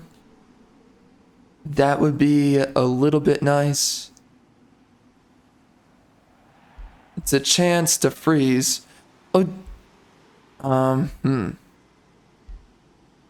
Okay.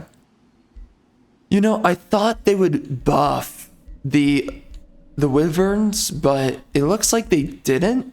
I don't think they did. By the way, I have yet to tell how good or bad chaotic influence.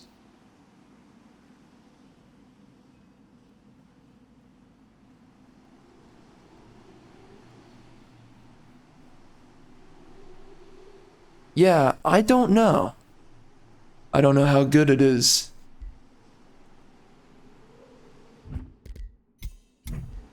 How close are we getting with this stuff? Pretty close. Okay.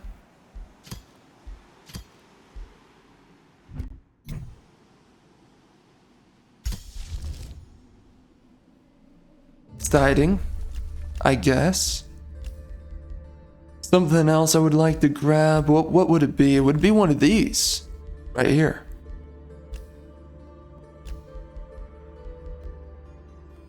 We should get basic seafaring. I think it's about time, in case we need it.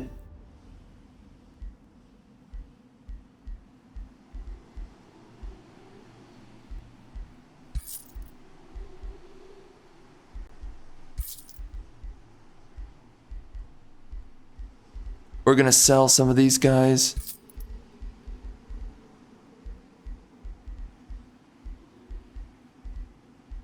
The more expensive ones. Okay. Oh, that guy got captured, huh? Well, I guess we execute.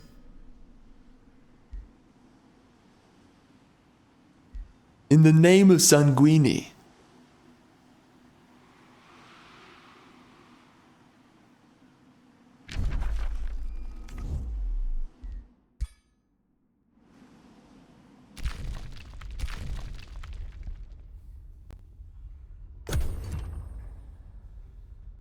Okay, this is a little bit strange. It appears that we are being attacked again.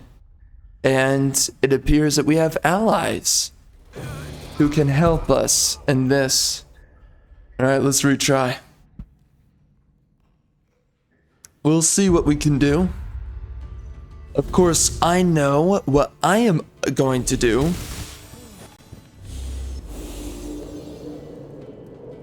Here we go.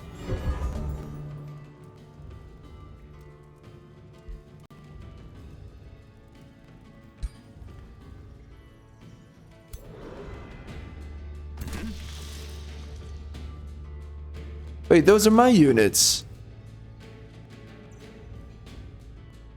Oh, I get it. Weird. Uh-huh. So I'm moving these guys right now. Understood. Okay. Alright, so I move them. Alright, and that's it. End of their turn. Wait. Can I also cast spells for him? I might be able to. I have no idea, but I think I could. That's what it looks like to me, so we'll check it out.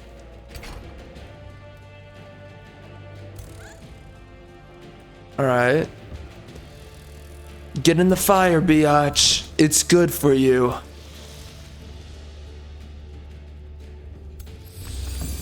Alright, let's do this.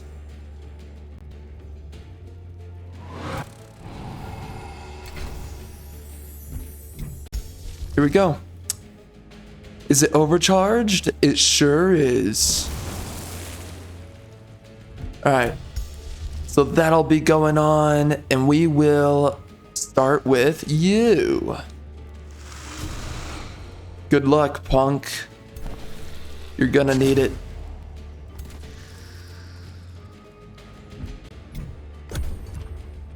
Alright, that's a good start. They're gonna spend a little bit of time attacking those decayed zombies. Yeah, try me, punk. Freaking try me. So can I use spells with this guy? Oh wait, no, he just used spells, didn't he? Did he? I think he just used Anthem, did he not? Can I please look at it? Please? Oh, Sanguini, the frickin' weenie, used it. Okay.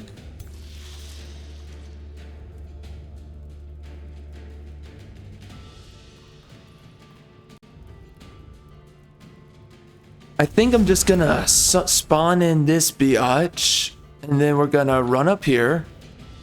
Well, and then we're just gonna sit around. Alright. Good enough. Interesting. Fight me, biatch. Freaking fight me. Alright. We're gonna spawn this guy in upon the tier 4 unit. And we're gonna... Oh. And we're gonna go over here. We're gonna overcharge. There you go.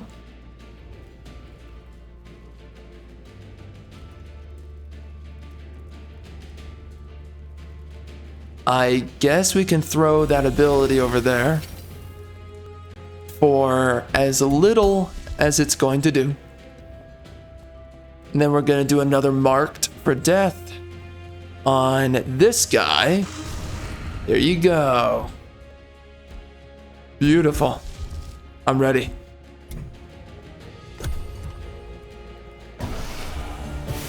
Cascading power. Oh my gosh, they can remove the visions of death. Oh no. That's so unfortunate. So unfortunate, brother. Crappy. So crappy.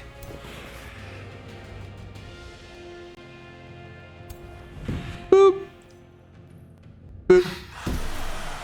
Yeah, how you like that, punk?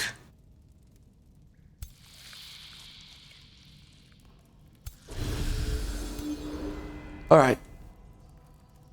We sit and we wait.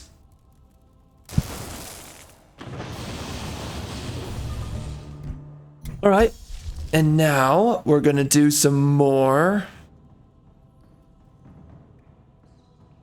visions of death. I forgot to attack with these guys previously. That was my mistake.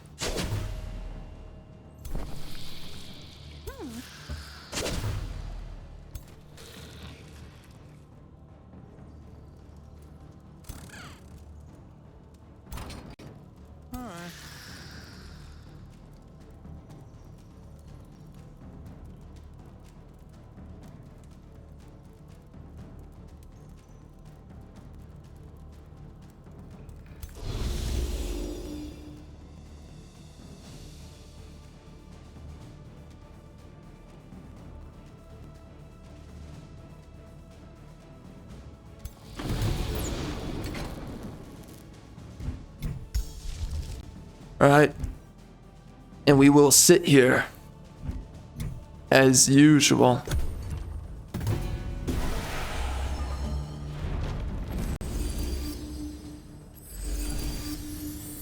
They keep on removing my visions of death.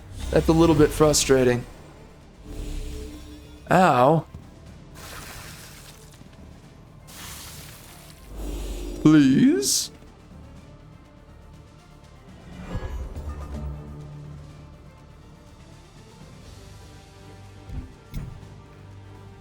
Interesting.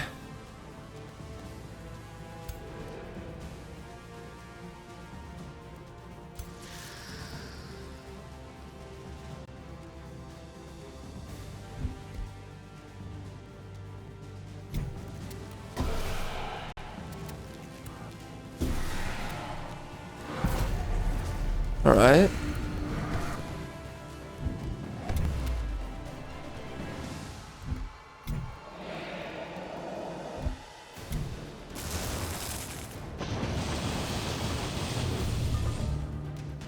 Oh no. Oh no. No, no, no. I didn't tell you to do that. Jeez, man. Freak, son. Alright, well, I was trying to do Mark of Death, but I don't think that's working anymore. Not against these guys. So, we're just gonna do this.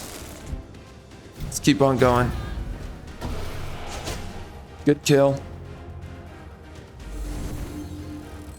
Raised. Okay. Whoa! One shot Kenobi over here. Yo, man. Got some freaking salsa with that freaking one shot, eh? Frick, son. I'm being defiled over here.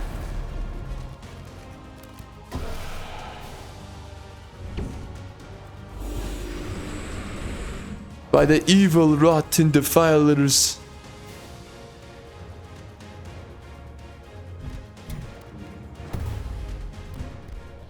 Pure evil.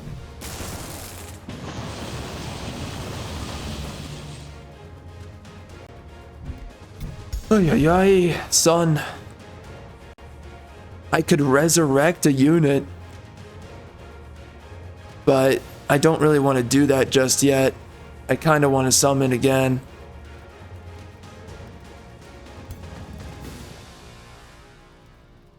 What do we want to do here? I want to summon, and if I summon...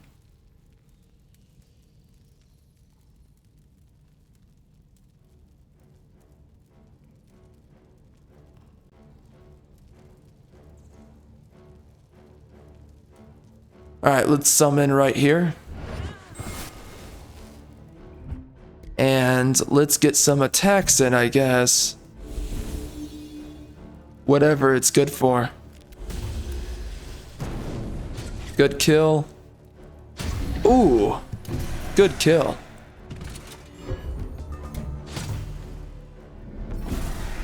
Oof.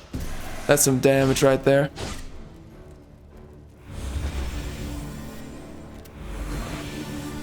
I think they buffed the Shrine of Smiting, right? Because at first they nerfed it and it was heavy, that nerf.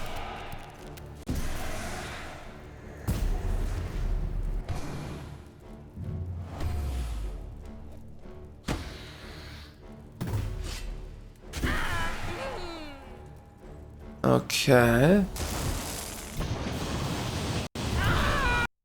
Oh, come on. All right, we're back. The game crashed. How fun.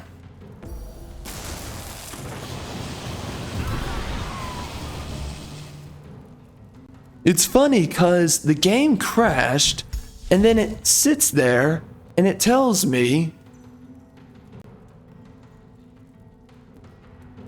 that I need to sign an agreement, a privacy agreement, which,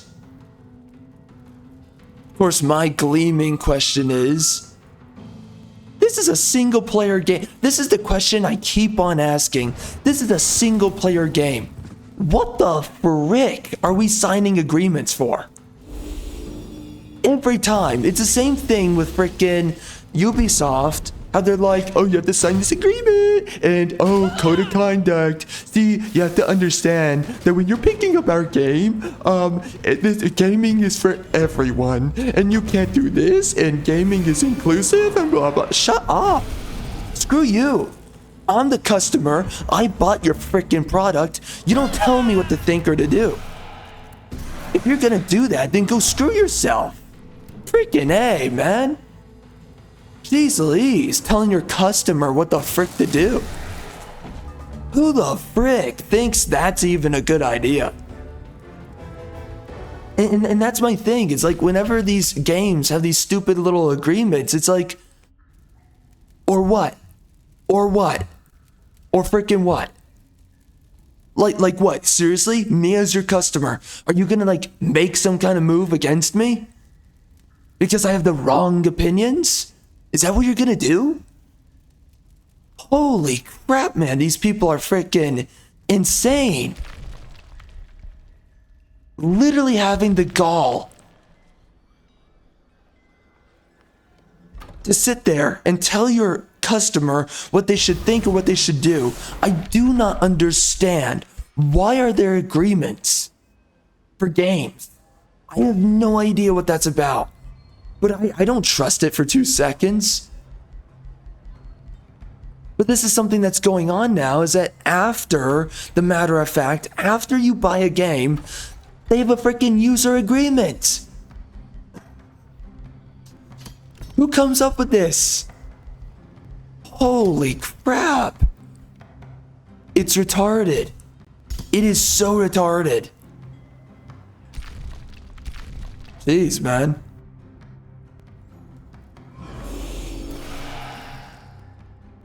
I mean, these mother effing fascist liberals, they are getting so out of their freaking mind. You're making your freaking player who gave you money to play your game, you're having the audacity to sit there and to tell them, these are the opinions you're allowed to have. Shut up. Shut up and stop trying to threaten or whatever your freaking customer base. What the frick is wrong with you, man? Jeez Louise. Love of God, we can both play that game. Oh, you want to have some freaking threats or whatever? All right. We can all have some freaking threats then. Jeez Louise, man. Make a product, sell the product, whatever the frick people want to do with the product, it's on them. What the heck? Jeez Louise.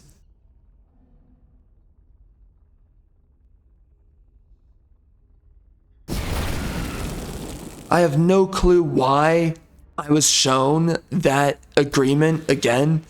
All I know is how freaking retarded the fact that an agreement like that exists for any game, but especially a single player game. You're seriously gonna sit there and be like, you have to have these opinions. What?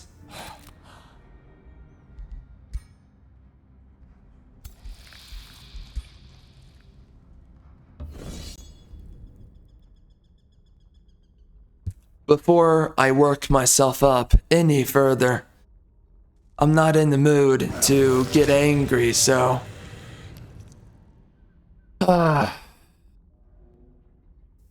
we're just gonna think past it now. We're going to ignore that exists. What a freaking joke, man. What a freaking joke.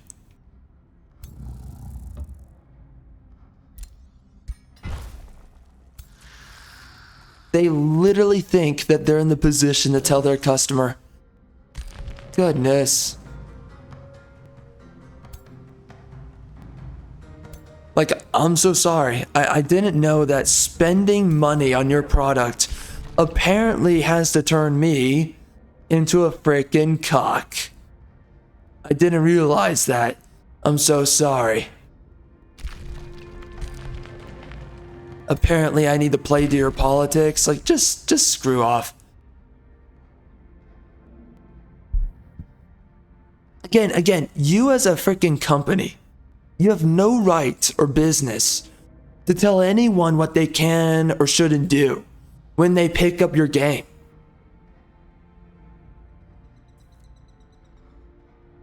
You made your game, your customer picks it up, and it doesn't matter who your customer is. Love of God.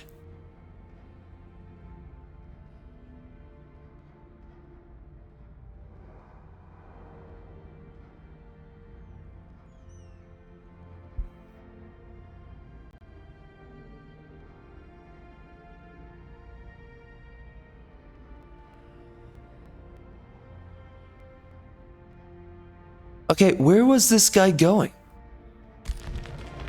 Oh, you know what? I remember. They were going over here. Where is it? Man, it triggers me every freaking time I see that user agreement. I mean, again, it's like they're forgetting who the frick the customer is. For real, who do you think you are?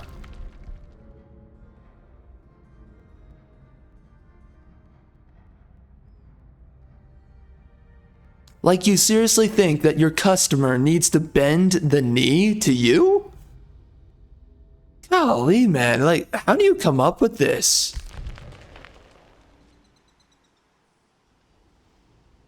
Absolute clowns, that's all I can tell you.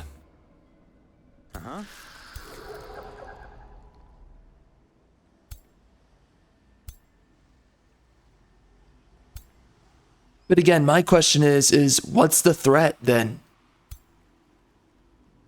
Like, okay, your customer doesn't follow your politics. What next? Like, what are you going to do? You're going to revoke their right to play the game that they paid for? And you know, this is the thing, man. It's like no one takes this serious. No one realizes how ridiculous it is to watch a freaking company sit there and dictatorially tell you what you're allowed to think or say while you use their product. There's a reason why these companies are doing this right now. Because at some point, probably, they intend to instrument force, is what they intend. At some point, they intend to make use. Oh, well, you signed an agreement. Yeah, I bought your game.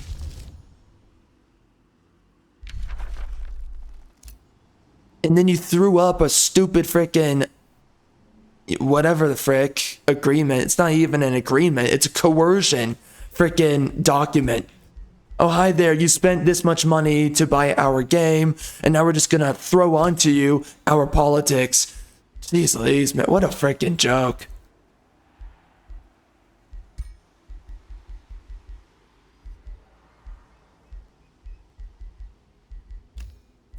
But again, everyone thinks it's a freaking joke right now.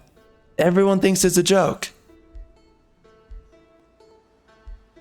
The fact that these companies, in any way whatsoever, think it is acceptable to throw at your freaking feet any kind of agreement like that is ridiculous.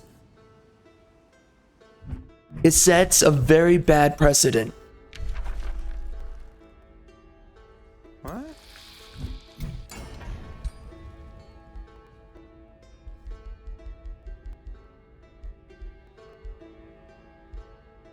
And of course, it gives you every reason under the sun not to trust them. It's like, what are you gonna do? You're having me sign an agreement for a single player game. So what are you gonna do? I mean, that's the question with frickin' Ubisoft. What are you gonna do, Ubisoft? What are you gonna do? What's your plan? You're having everybody, after they buy your game, you're like, okay, now you have to sign this agreement or whatever. Why? What the frick is the agreement good for? I bought your game. I'm the customer. I tell you what to do. You can go screw yourself. And I mean it, go screw yourself. You can literally stuff it up your frickin' anus. Again, how many customers do you want to lose? Again, how frickin' broke do you want to go? For real. Jeez Louise, man. They really want to go out of their way to freaking control the living daylights out of you. That's what it comes down to. And again, like right now, it might not be an issue.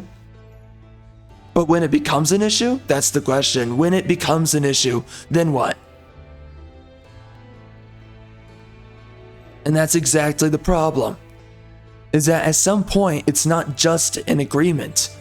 It's a coercion policy.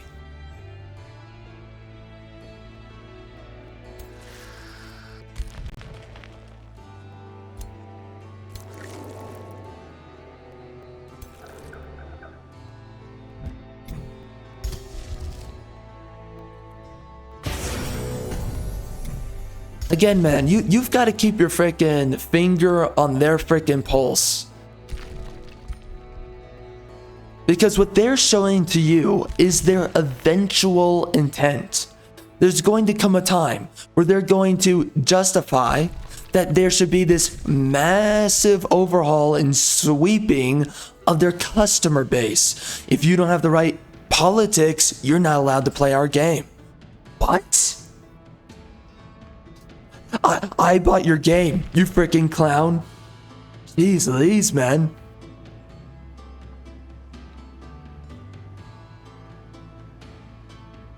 But again, there will come a time where they will overstep their bounds. They will do it. There's no other reason for them to be making these agreements other than to break some simple rules of conduct, which is what? You don't tell your customer what to think and what to do. Now, of course,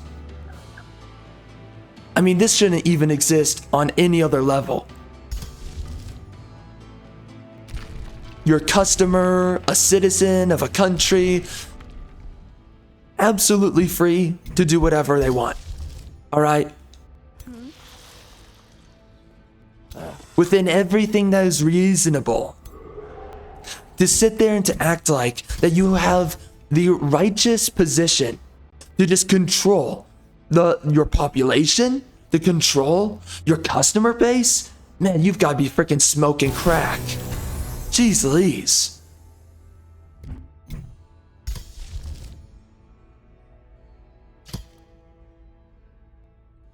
My goodness, man, it's so unbelievable. It really is.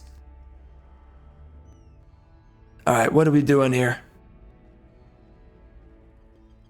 I think that's... Oh, wait. Oh, frick. Did I forget?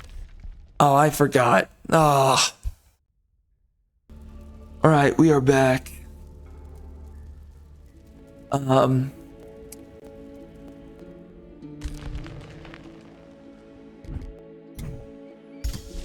You know, the EU has really lost its mind because apparently for the EU,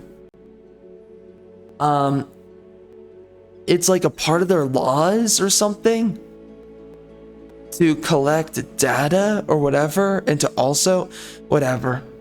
No, I mean, again, this is so ridiculous and stupid, but I mean, I kind of looked up a little bit about it, what it's about, and it's just so freaking stupid. So the government is literally trying to get these products to possibly enforce politics. Golly, dude. Jeez. For what? For what purpose? What do you have to police people for? You can't even police your own freaking border. You're gonna sit around and police your freaking citizens? Goodness, man. How freaking lost do these people have to legitimately be to freaking do that?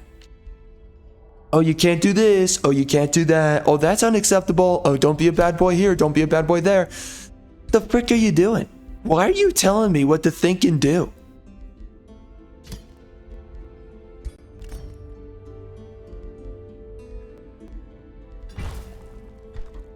Goodness, man. And people don't think it's a big deal. People don't care. It's like, oh, whatever. Oh my gosh. Jeez Louise, you deserve to have the frickin' 1930s dudes round you up in a frickin' camp and put you in the frickin' oven. You frickin' deserve it. Jeez Louise.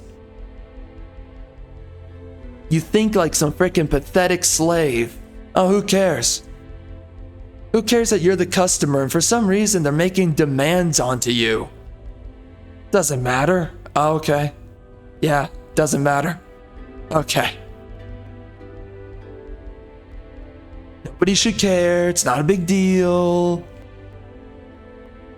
Frick.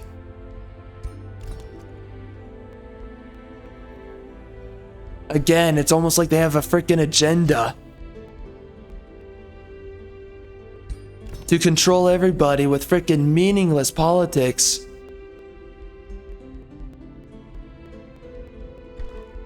Again, these are not the arbiters of truth. They don't know anything righteous, to put it simple.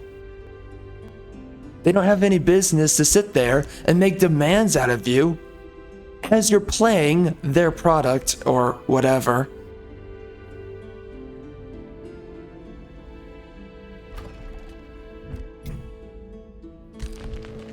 Jeez Louise.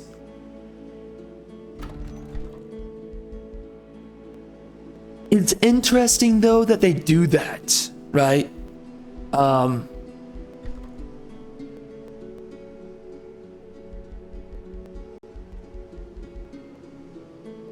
I guess it's every time you get a new DLC or something, they make you re-sign the waiver. It's so weird. Again, like, what the frick are these companies doing, bro?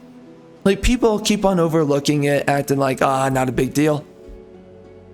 Now, how about for 2 seconds, you pay attention to what the frick they're doing? This shouldn't be happening in the first place. This shouldn't be happening in the first place. Just like, for instance, taxation should have never happened in the first place. And then when we first got taxation, it was meant to be a little bit. Now it just keeps on building up.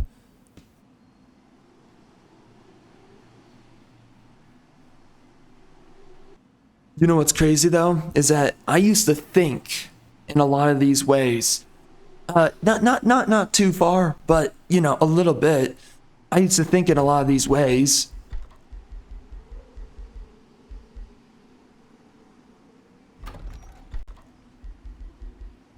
The ways in which they wire you, gear you for their politics. I used to just naturally, passively think in that way, you know? Some of it, I just thought it was normal. It's like, then you just think about it and it's like, well, wait a second. What the frick is this? You're telling me I have to think in this way? You're telling me I have to...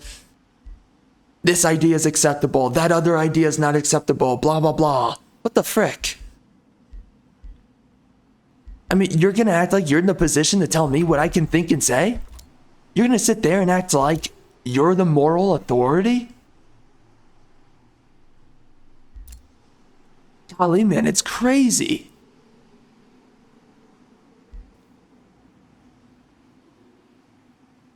I mean, they really think that they have all the business in the world to tell you what you can, think, or say.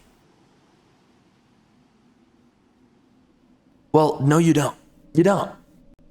And again, the way that you think is rotten, the way that you think is stupid, the way that you think is pathetic and unreasonable.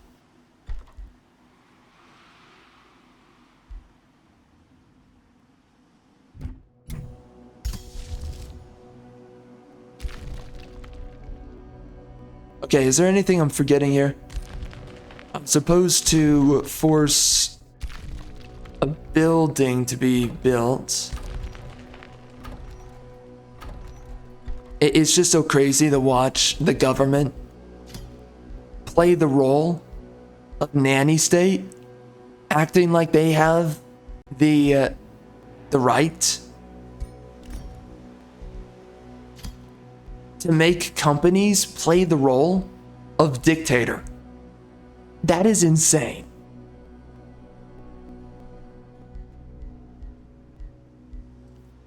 And you're not supposed to question it. You're just supposed to think it's normal and play with the freaking game that they want to pressure onto you.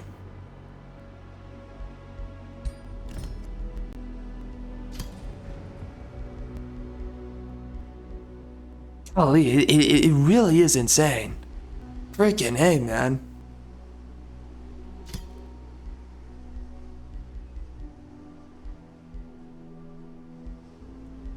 What do we want to build here?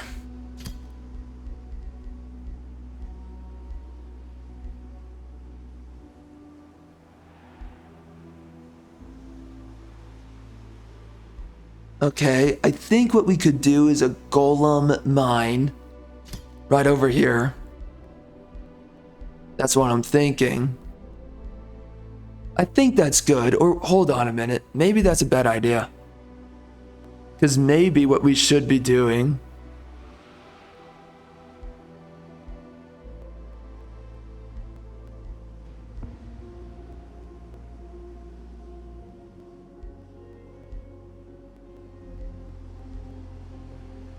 you know what? It doesn't matter. It doesn't matter. Let's just do whatever. Completely meaningless.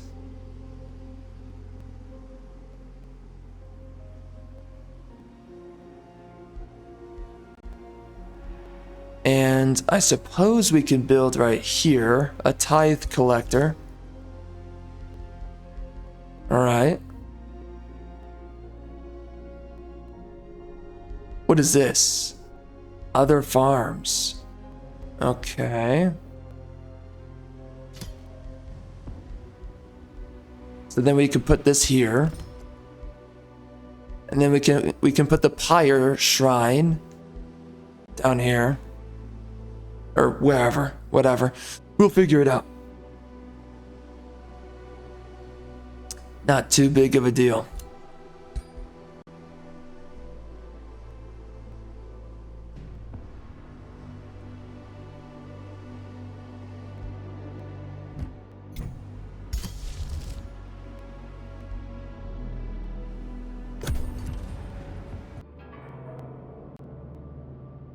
All right.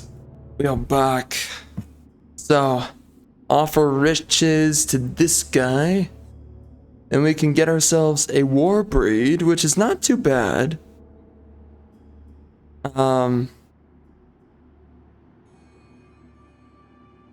Okay.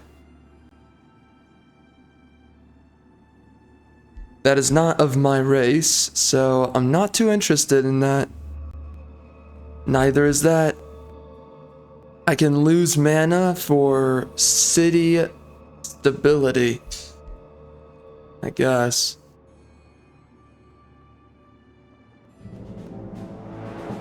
Alright.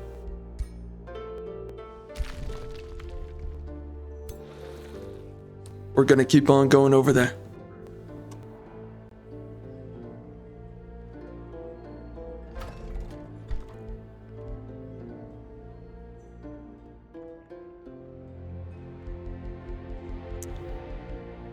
What? We could do a Wyvern Eyrie, right? I guess. We have Sanctuary. So I guess Wyvern... It keeps on canceling it, I noticed. It might be any time we use it. I don't know.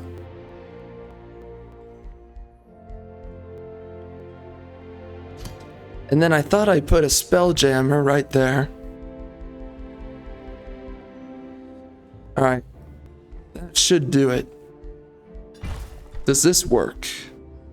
We're gonna do this. And then we're gonna go over here. And let's fit the teleporter. I would say it should probably be up front for long-term purposes, I would say, but maybe not. Because it could always get attacked, so you probably want the teleporter a little bit further back. And then the golem mine can be a little bit further ahead. Or should it be the pyre shrine? I don't think so. We're getting close on this guy. How's this dude doing? We can do this one too. Alright, let's do that. Then over here.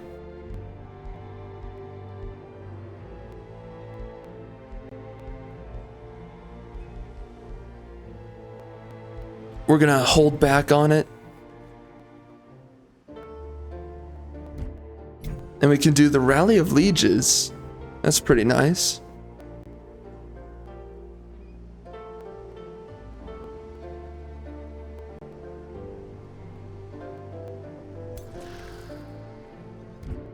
What can I grab here?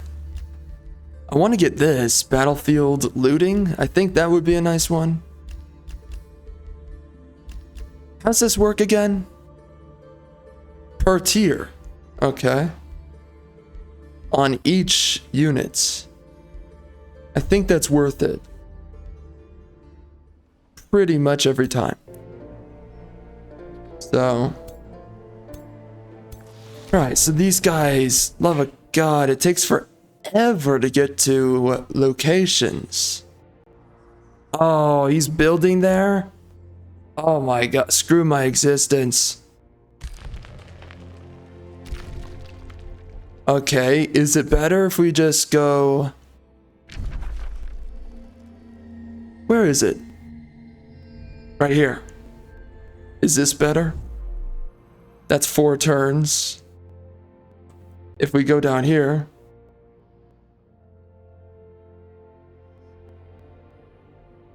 I still want to take it. Even though this guy's taken the area. I say screw the biatch.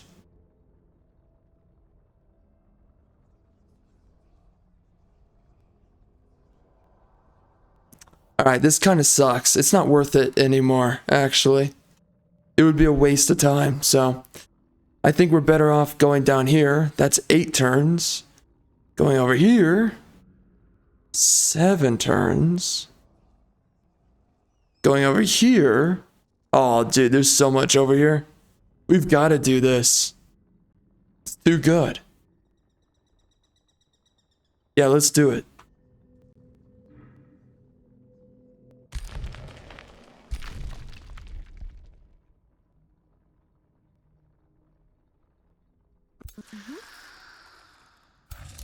Are there any... Oh, that's a fire forge.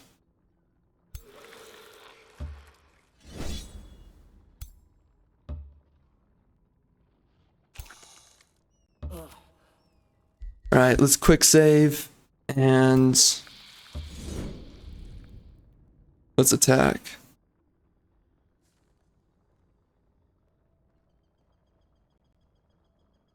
My goodness, bro. Okay, so we finally got through the battle, but also, holy crap, this run is taking forever to finish. Let's be honest. Honest right now, Mighty. Honest. It's taking forever. Huh? I mean, I do want this run to be a longer one. It's just that, again, getting through the frickin' rounds is like frickin' giving birth to my wife's child. It's frickin' taking forever. Jeez.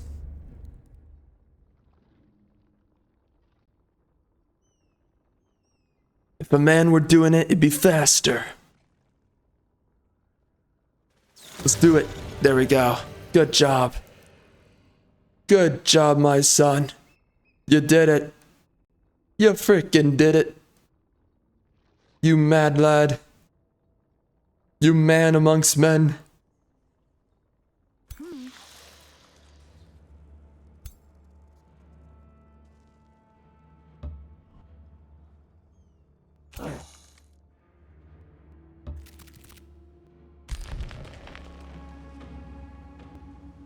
Wait, where's Homeboy?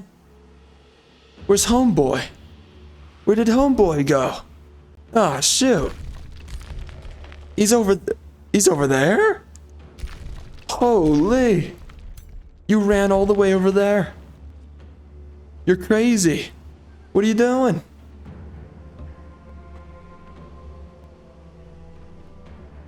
Right, come on, homeboys. Let's get a move on.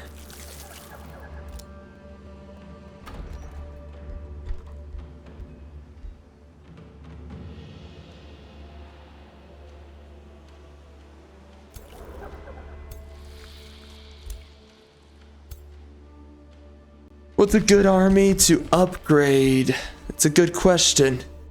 I should ask it more sometime.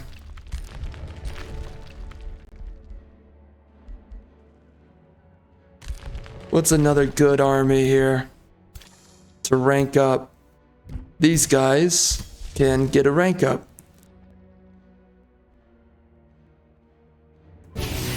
Oh, rank ups do give you more knowledge. Okay. It's kind of cool. Nice. I'm not gonna pick up another dude yet. Not yet. We're not gonna do it just yet. We're getting around to it. It's gonna happen.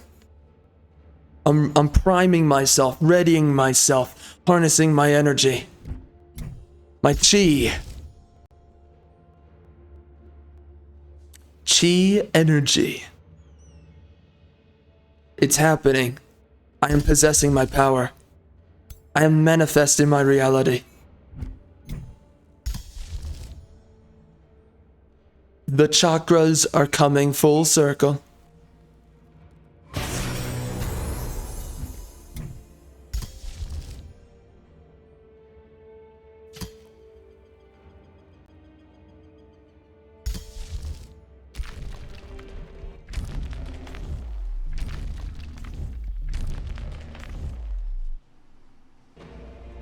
What the frick? Where's my homeboy? It's down here, right? Can I rush you? No. Right. We're gonna go here. And we're gonna have a mirror mimic. Nice. Direcaster. All of these high level dudes. We're gonna have, ooh, a tide spirit. Ooh. La la. Very nice. Spellweaver. I think we'll do another. Yeah, we can do that. And we'll give him to Mysticarium.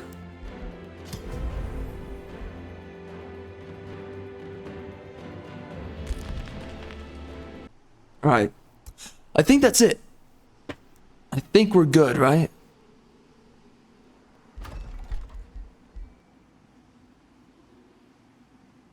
We have we have two spell weavers. I forgot about these guys. I don't know what the frick they're here for, but okay. Whatever. Anyways, we're done. Next frickin' round. Aw, freak, son. Would you look at that? So, a COD. Aren't I already? Yeah. We're looking pretty good with one another, so... I mean, just lose a little bit of allegiance. That's not too bad. Yeah, we can afford that, right? We don't have to offer him anything. Yeah. Yeah, we're good. He's a little pissy, but that's okay. What about Shunla? Oh man, next turn. That's gonna be nice. A lot of resources there. For real, for real. She, son. Ah, free, brother.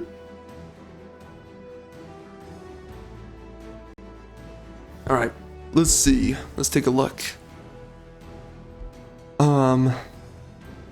Where does this go? Oh, I see. We're finally starting this. Holy crap, that took a while. But it's happening. The magic, it's occurring. The beauty is transpiring.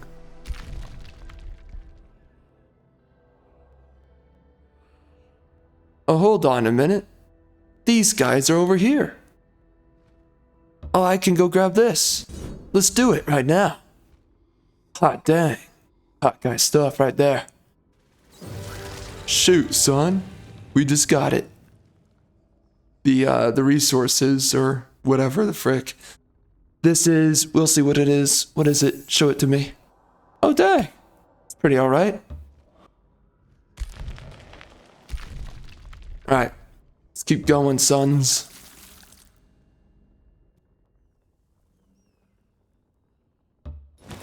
Ah.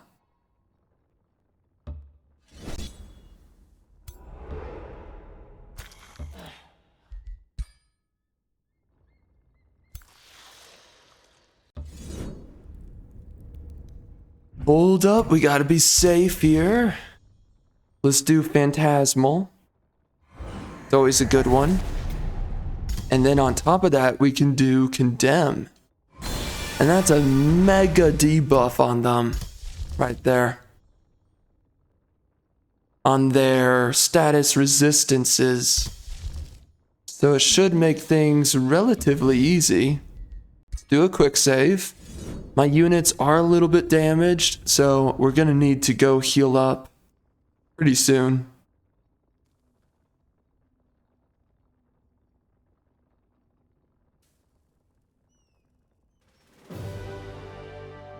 One of my units died? Frick, son.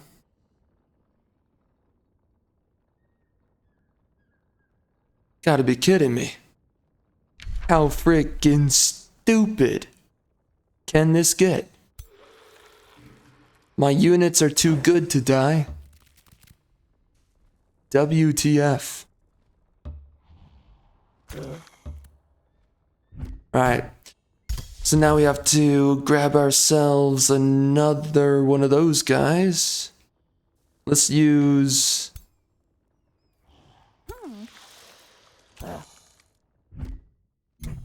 Alright, let's ascend my warriors. Alright, we've got to get the... Oh, are you kidding me?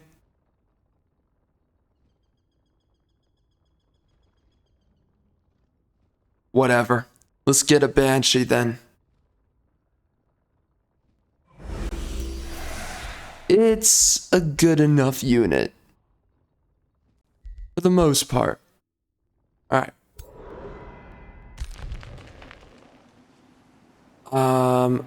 Wait, hold on. What the frick are we doing? Oh shoot. What is it again?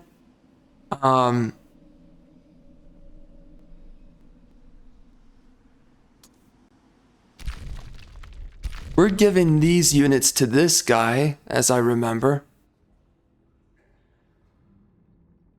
I hope he doesn't die on his way over there. It's possible that he would die. So, we will find out. My gosh, I have yet to get the Rings of Binding. Or the plants. Jeez. All I really have are the liquids. That's crazy. That's all I have. I don't want to get any new heroes yet. I will very soon. It's coming. It will happen. Let's ascend a few more warriors.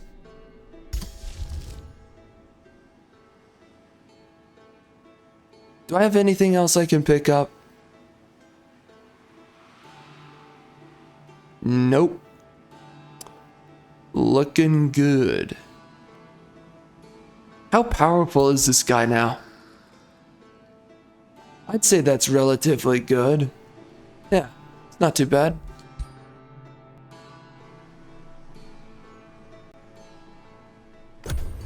Oh OMG. I do this all the freaking time. Hold up. Dear God. Dear God. Alright, well, reloading is taking longer than expected. That's not good. I think the game, someone was probably moving, and now the game's a little bit stuck. Yeah, just a tad. I was forgetting my frickin' buildings. Goodness. Rushing them out and all that. Alright, game. I get it.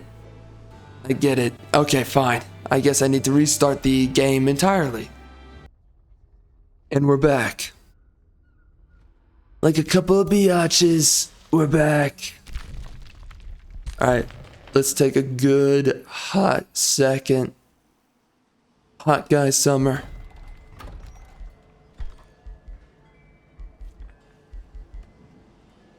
What should we do?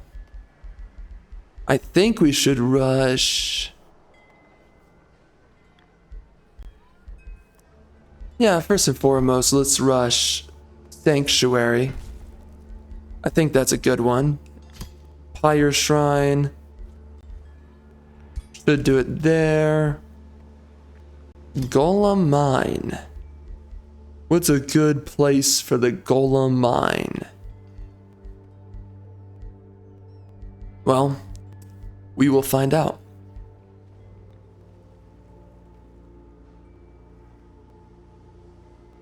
Oh, look at this guy. He's got an army. I don't know what he plans on doing with it, but good luck. I guess he's going to attack Sanguini with that army. Oh yeah, I can do this too. We will wait on that. We're gonna rush this, get that teleporter going. And then we're gonna get Golem Mine, okay. And Spelljammer is the final boss for these guys. There you have it. And then over here, we're going to grab some Umbral Juggernauts. Well, maybe a Spellweaver would be better, actually. Let's do a Spellweaver or Mysticarium.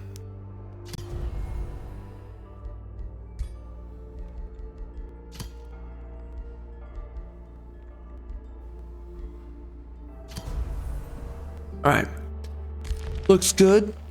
I like it. I'm happy with that. Alright, now we're done.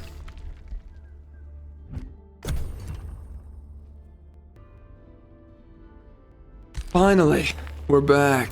Jeez Louise. Talk about taking forever. Freak, son.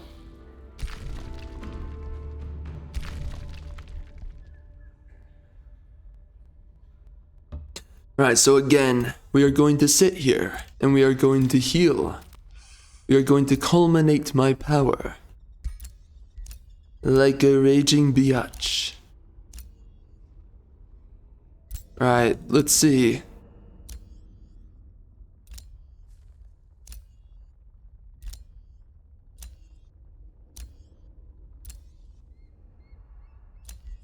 So we can finally get the Fireforge stone. I don't know how many we have, but clearly getting 2 of them is really good. So I'm definitely down bad about that. Alright, we're gonna heal up here, and I wish there was a good way to heal. Right now there's not, so...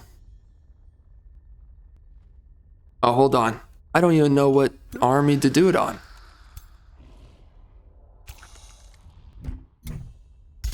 Alright, let's do you. It's a weird way of purchasing knowledge. Leveling up your units.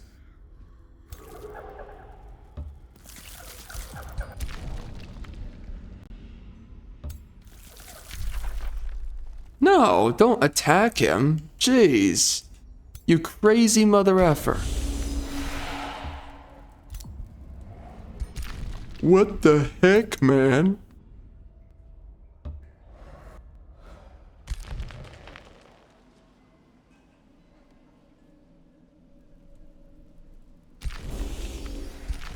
Alright. These units are going in. Team Bravo and stuff.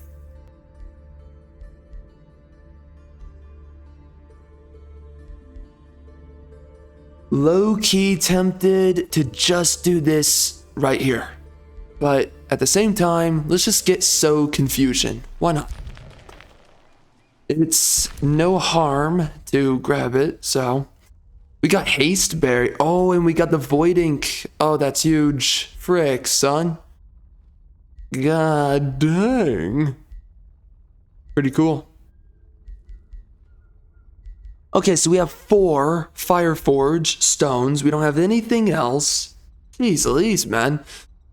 Oh, yeah, because... Yeah, that's right. Wow, okay, so we got all of this because now Shun La is on our side. I see. Well, these guys look like they were ready to attack. That's for sure. Although their armies are not really well prepared. But what I am definitely going to do here, I am going to restock Shun La. La la la. Ooh la.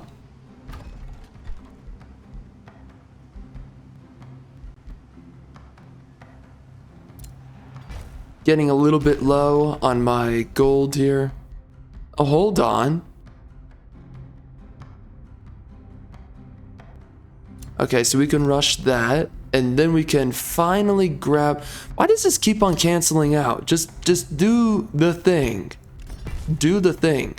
What the frick, game? Jeez Louise. Alright, so we only have to wait one more turn, and then we can get rid of, Alt Landis. Man, that frickin' Alt Landis. Jeez. That name is... killing me. These guys barely have a lot of units defending. Definitely gotta stock them out a little bit more. They're not very powerful either. Noticeably. Huh? Interesting. Okay. Whatevs. I have to spend my gold on so many things. It is insane.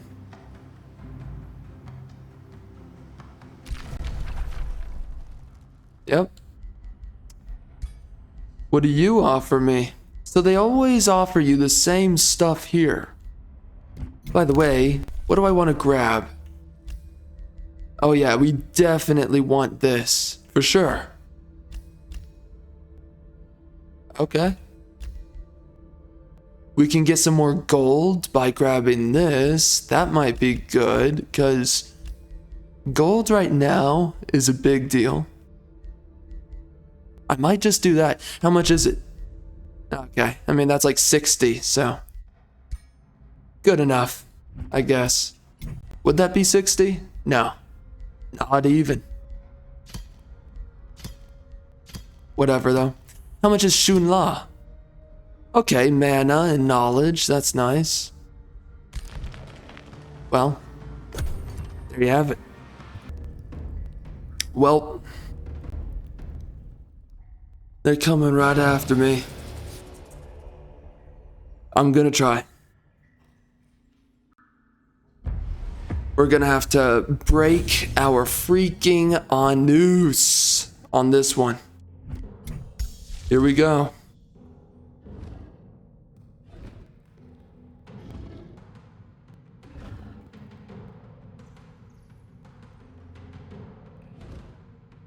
So Lightning Storm, let's do that. That's a really good one to use on Overcharge. And then let's just have this guy get marked for death. All right. There you have it. And this guy can just chill out right here. Inside of the shrubbery. Let's do it.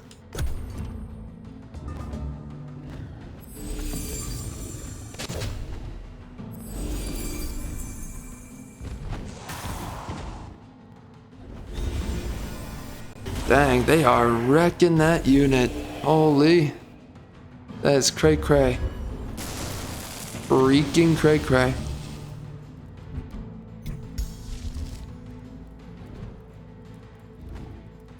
We're gonna mark for death again on one of these guys. I don't know who. This guy does the job. We can summon some spells here.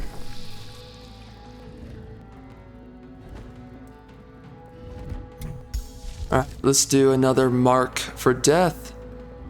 This is a great use of your souls, honestly. Let's do it on this guy. I want to take out his units first.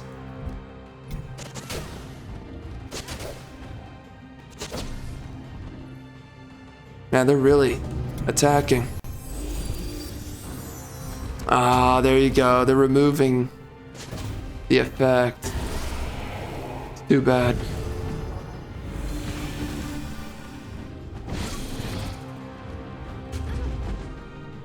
And that's the main reason why the AI selects. Wow, they're getting damaged. Hold on. What could I do here? Alright, so he unmarked. Who was it? This guy right here. So let's just mark him again. Because screw you, biatch. And then allow my units to have at it. Look at him go. Doing that power. My gosh. They're choke slamming them, just like my wife. Oh my gosh, that's damage. Bro, these guys are fighting the freaking hordes of tier 1 zombies with their life. Oh, whoa, he has a cleaving attack. I did not know. How interesting. Yeah, pair on top of this, right? So pair with it, you have cascading power, and then you also have the marked for death. Put those two things together, it is so strong. Are they constantly deactivating my... I think they are. My mark for death? Well, let's keep going. We're marking you for death, punk. What you gonna do?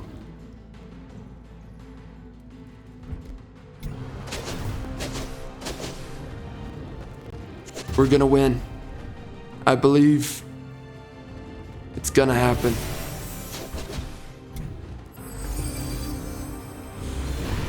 Yep, that's massive death right there.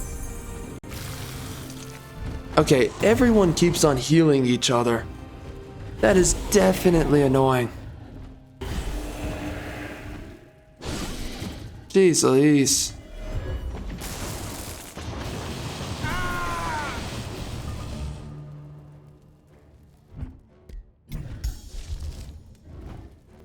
This is a really great use of souls, though. I have so many souls, so it's worth it. Can I do this? Can I just...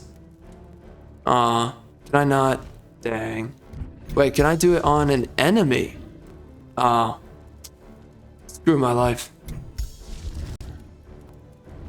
Well, we're gonna do this. Definitely worth it. These guys are going to continue to sit around and watch.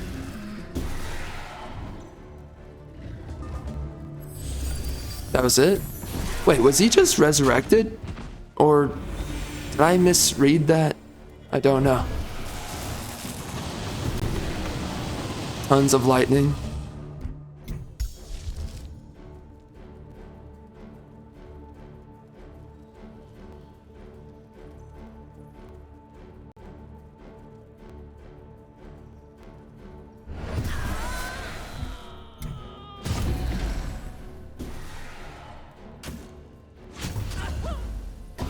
$51 damage. That's pretty good.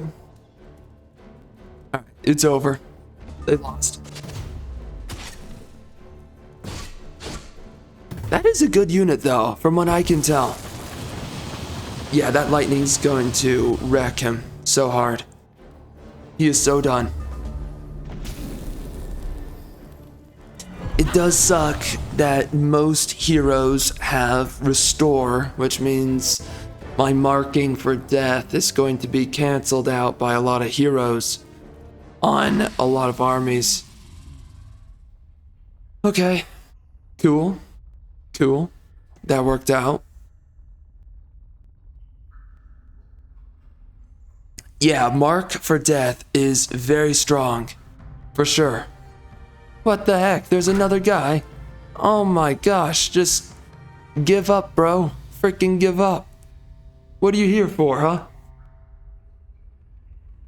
What are you gonna win? Just run away. Wait a second, did I never get the... Oh my, I don't have this? Oh lordy. I need more Imperium. This is so crazy. Dear God. Okay. And we are back at it again. Fight me, bro.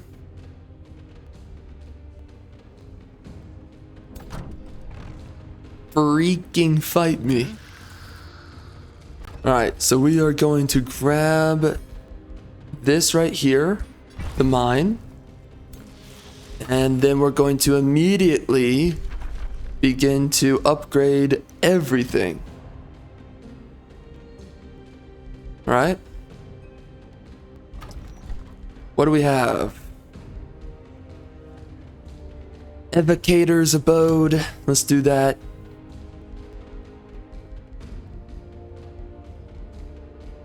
Golly, there's so much to grab.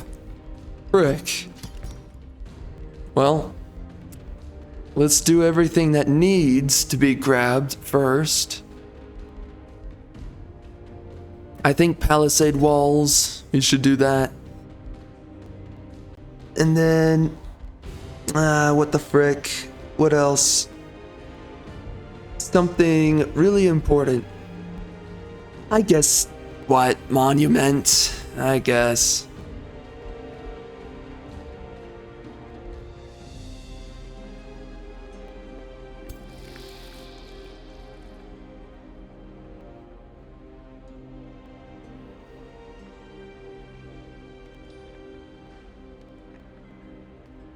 We're gonna have these guys sit around here, and we're going to produce the Mystic. Get this guy out of here. We're gonna head right for down here.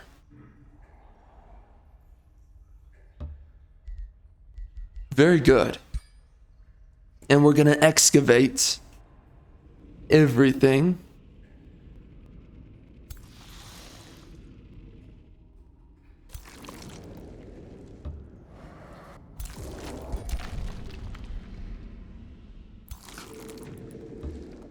There's a lot of stuff over here.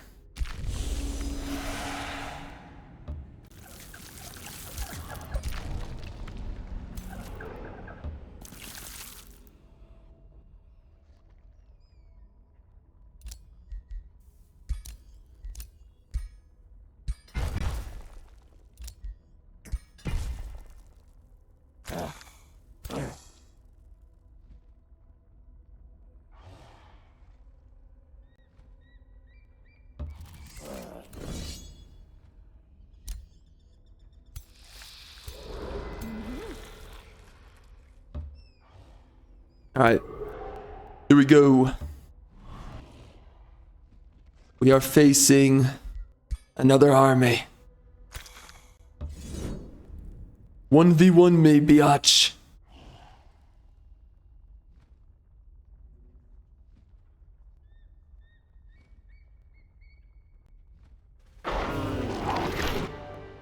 Goodness, my units are getting damaged. Like crazy.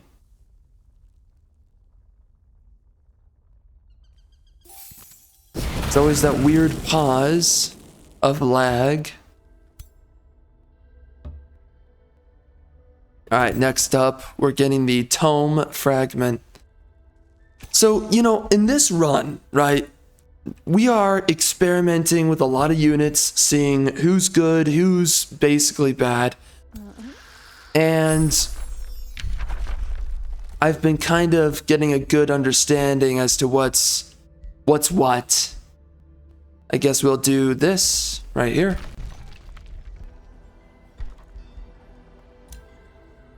Nice.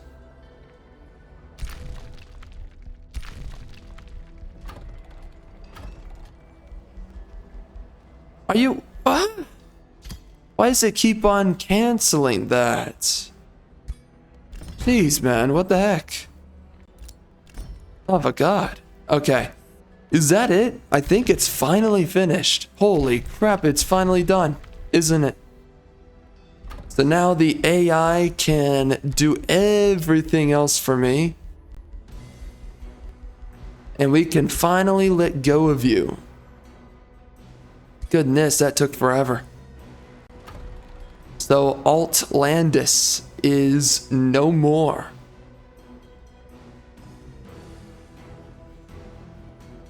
We can move on.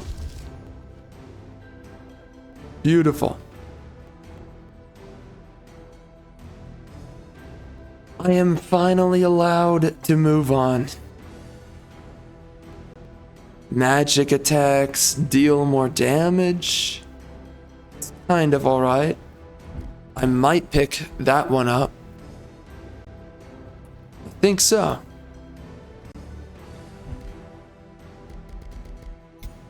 Alright, let's take the... Oh, hold up. Actually, never mind.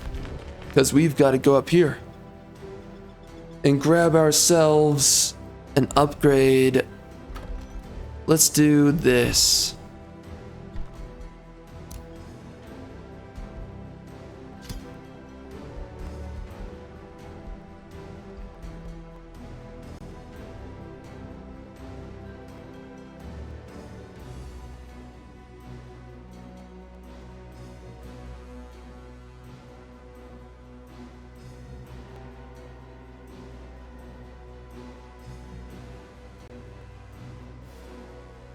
Interesting, okay. Marked for death, we're not going to exploit it. Salvation can be exploited. I think that's worth exploiting. Nice. There's a bunch of these that can be exploited. Retaliating. Let's do that. What is this?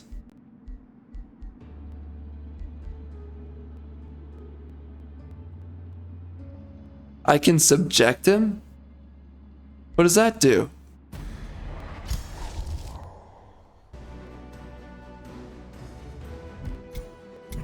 Subject him.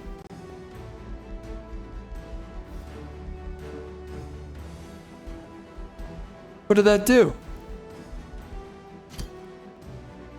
I have no idea what that did. What the heck?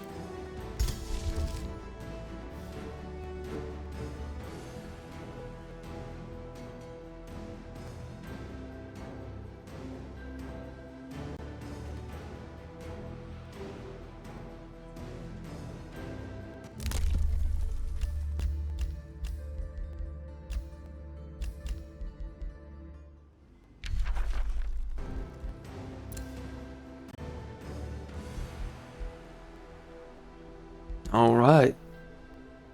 So Mantle of Hexing, or I can get the Bolstering Regeneration. I definitely want to get regeneration on my melee guy here. So we're gonna do that. Hold on a minute. My melee dude could also get an upgrade. Arcing weapons. So I don't think arcing weapons is good anymore. I'm pretty sure it got nerfed into oblivion. It looks like it to me. Someone got captured. That's too bad. Executed. See you later, punk. You deserved it, kid.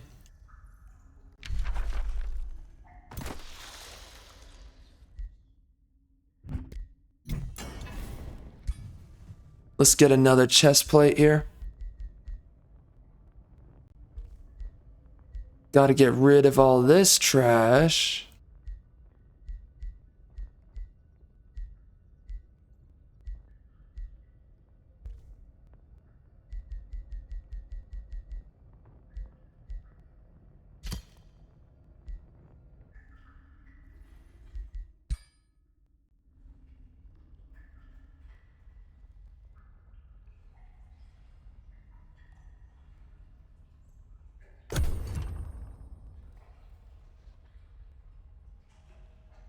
All right, so I'm starting to think to myself that going about things a little bit differently might be a better idea. So like I'm thinking, hold on to your Imperium, and instead of raising a city, as much as that's desirable, and I do understand why you might want to do that, but because I invest so much into reforming a city once it's all gone, right? I'm thinking instead I should be migrating cities so that I can maintain all of those upgrades. I can maintain, right, all of the tiers for the town halls, especially. But at the same time, all I really need to do is upgrade everything that is absolutely necessary. I actually think that's a better way of going about it. Now, of course, it does cost you 100 more Imperium, which is pretty expensive. But when you think about it, it's like, well, the turnaround time is definitely worth it, though. Because you pick up these cities faster, and then you get rid of them that much faster as well. So, I think it's worth it. Goodness, this guy's back. Back for more. Jeez. Frick, man. Yeah, I think that's the better way to go about it, though. The only reason you would raise a city, though, is either you're doing a destruction build, or you know what, right? You're raising cities, but you don't care how you build them. You just care about having more vassals. Then you would do the resurrection, and that's it. But if you invest as much as I do, then it's not worth it. And instead, you should just migrate the population. It's a lot faster, much more effective. Okay, where are we? Marked for death.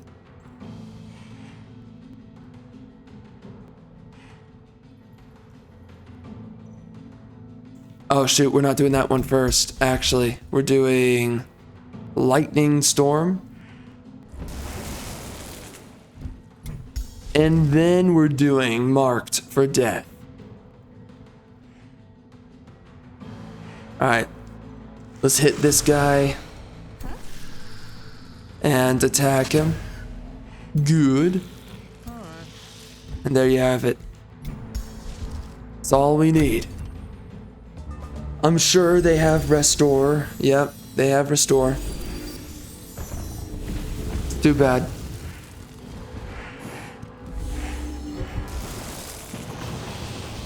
We're up against so many biatches right now. Honestly, just because they all have restore, it's not even worth it. Might as well just use this. It's way more powerful. Gets the job done. Just as much. So, explosive manifestation. I do love the marked for death. I do wish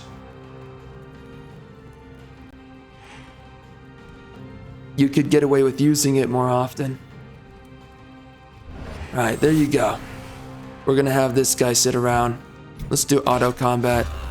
Nice. We got a kill. Again, marked for death is super good. The only issue is when you're up against heroes. They're gonna counter it so hard. But when you're not up against heroes, then it's overpowered. But because these heroes, they always have restore, it's not worth it. Like this guy right here. Yeah, he has a restore. Or, yeah, right here. Yeah. So it's better to just use explosive manifestation instead. Actually, I wonder how this works.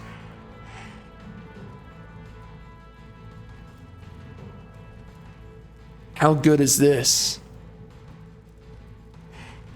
Let's try it. I have no idea how strong it is. I just know it exists. That's all I know.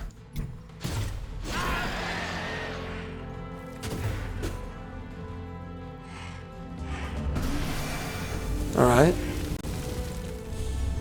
But see right here, I'm about to lose my eagle, I think.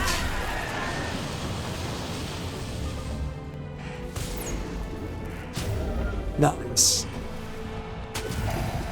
Okay, I mean, it's kind of working out, right? Just about.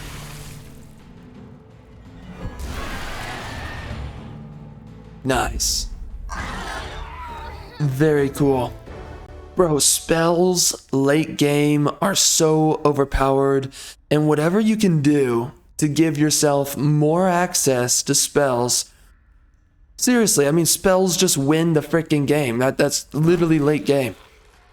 Just have a bunch of spells. There you go. You've won the game. That's all you needed the entire time. Bunch of spells. It's freaking insane. Literally.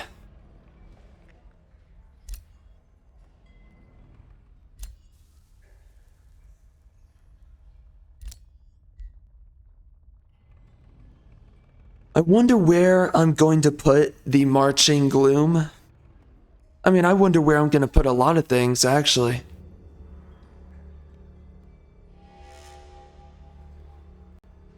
I don't freaking know.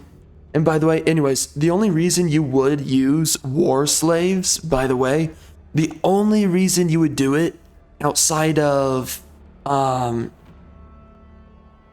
you want to reanimate cities and you don't care about investing anything into them, right?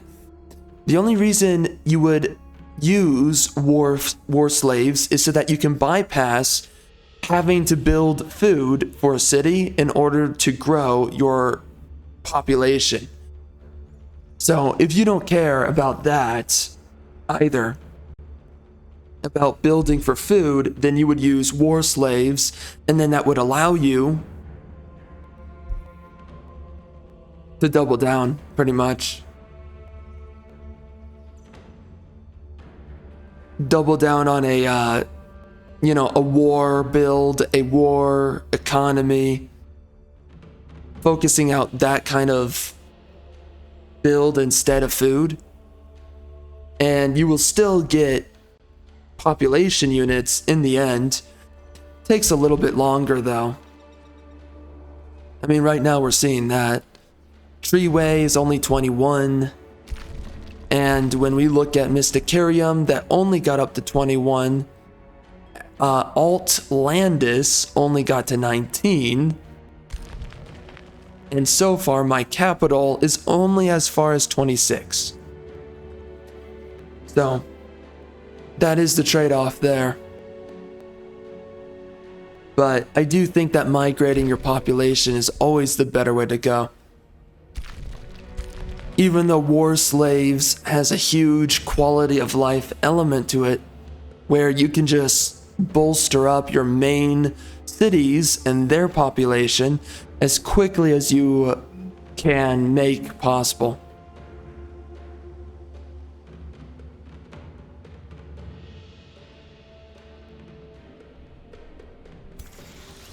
Okay.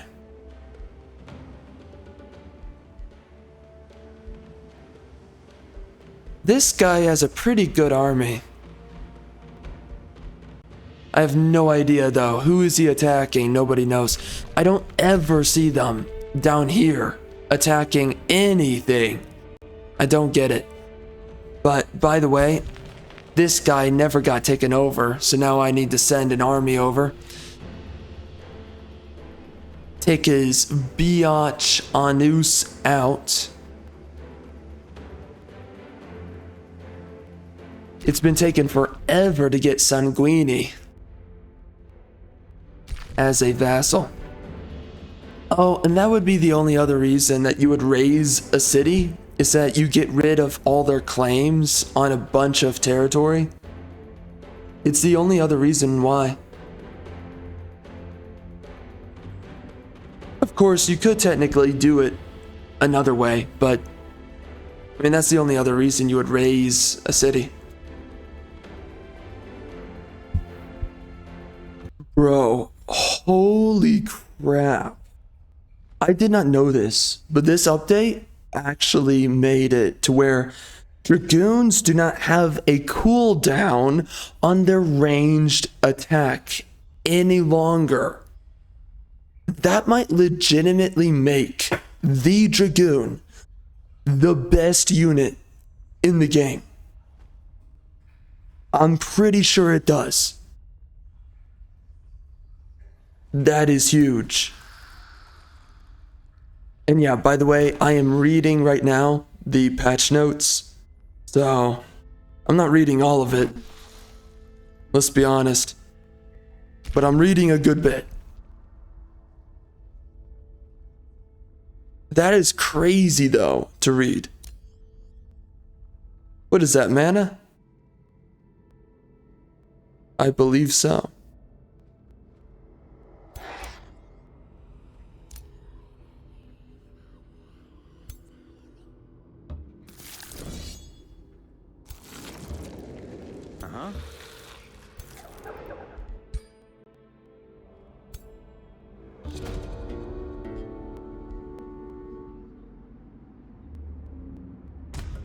All right, that was easy.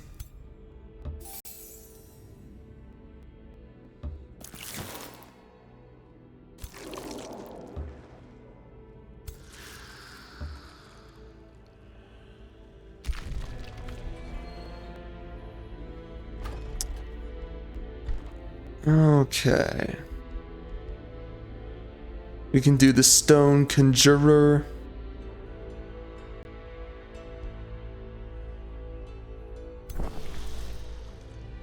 And this guy can run down here. Clear this out. Holy crap, bro. Okay, I've been reading this. The patch notes. They nerfed the Stormbringer. Oh. They knew it was a good unit.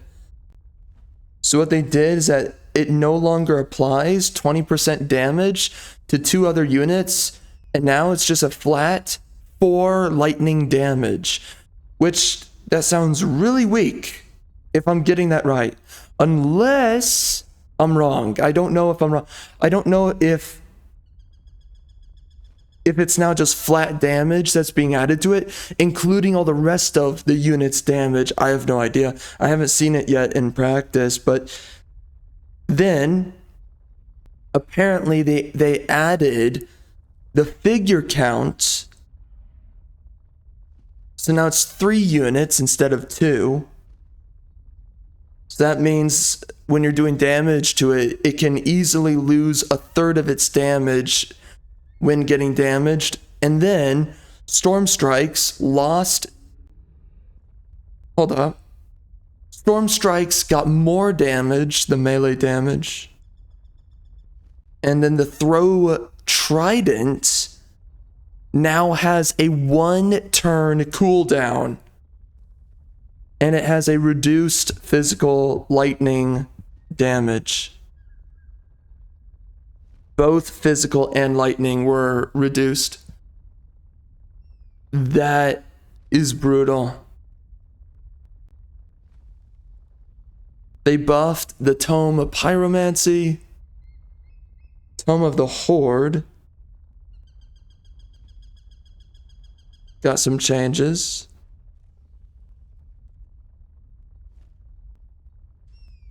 Oh, wow. The Scald got a freaking nerf on the chance to inflict insanity from 60 to 40%. That is brutal. That's too bad. It was definitely easy, but still, that's rough.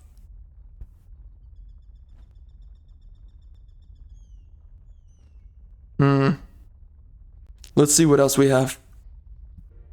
Okay, so they made a minimal update, a little bit of a buff, not a huge one on Baylor. It's not that big of a deal. They added obsidian weapons to the Tome of Rock, and we saw that before. So now there's a chance to inflict bleed. And that applies to skirmishers, ranged units, polearm, shield, shock, and fighter. That's pretty good. They nerfed Rock Blast. Oh, no. No. They kind of balanced it out. It's just as good as it was. Okay.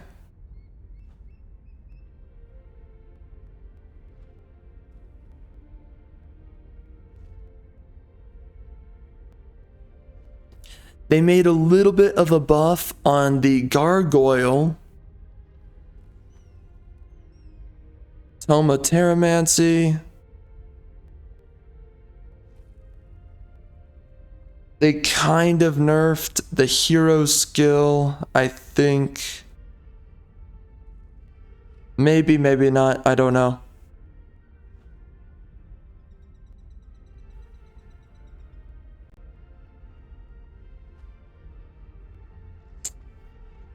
I think Crushing Earth was buffed. Okay.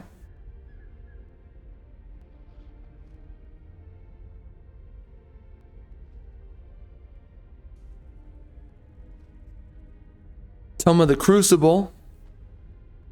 Meteor arrows. Oh, they reduced the damage on meteor arrows. What? That's weird.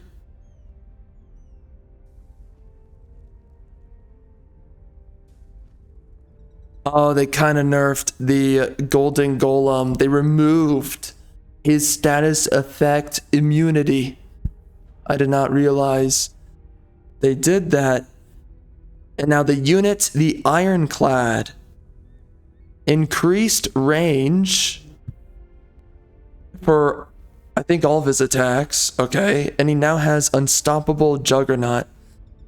Interesting. Severing Golem. Okay, a little bit of a...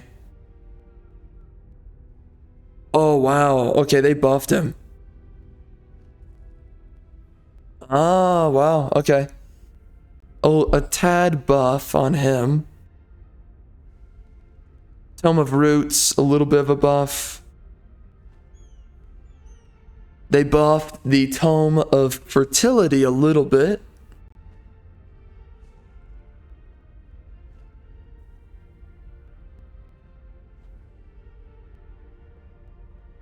Okay, interesting. Yeah. Oh, wow, you can get the Pestilence Crocodile from the Summon Greater Animal World spell from the Tome of Vigor. Okay.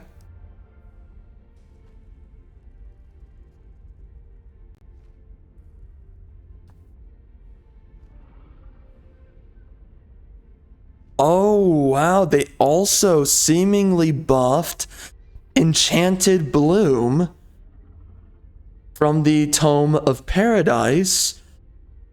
So no longer is it grasslands, but now it's forested grasslands. And then they buffed it even further. While the spell is active, grasslands and forests grant +2 production, draft, and food. Wow. Yo, that's huge, man. I already enjoyed that spell, and now they even buffed it. So that's kind of nice. They buffed the Garden of Bliss.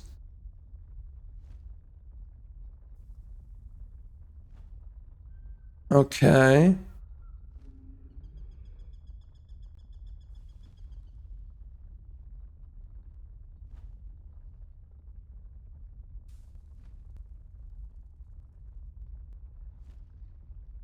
Interesting, man. They buffed a little bit within the Tome of Subjugation. They increased the cost. They doubled the cost for Ascended Warriors, which I can tell it's very expensive, but I didn't know it was that expensive. They buffed the Shrine of Smiting, of course.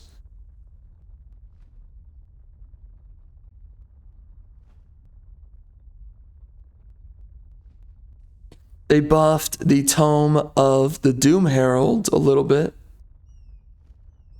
They buffed the Bone Dragon. Yes, that was a crappy unit, man. Okay, they made him a little bit better. Oh, and he's guaranteed now, rather than 60%, he's now guaranteed to apply poison.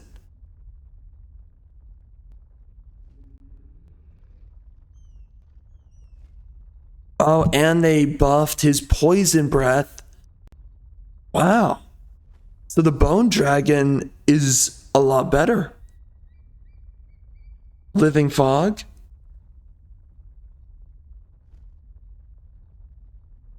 They buffed the Living Fog. Okay.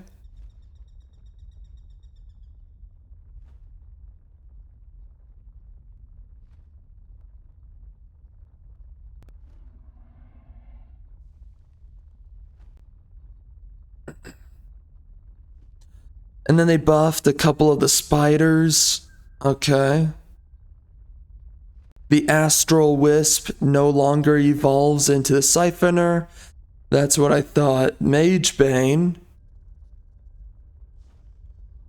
Okay.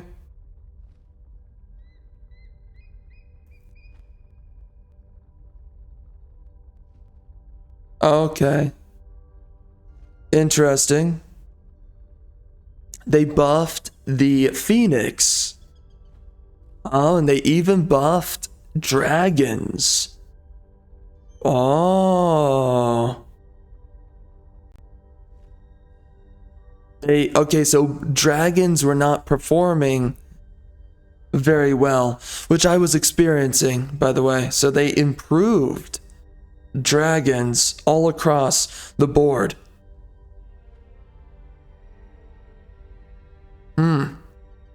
Interesting, okay.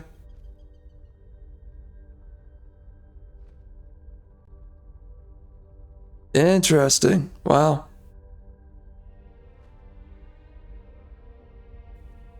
Okay. It's crazy. All right.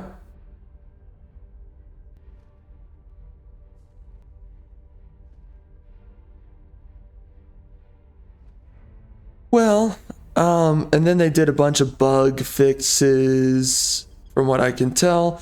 I don't know what this has to do with specifically that I care about, because it's a bunch of stuff here. But those are some crazy changes. I knew it. I knew they were going to nerf the freaking Stormbringer. That unit was so good.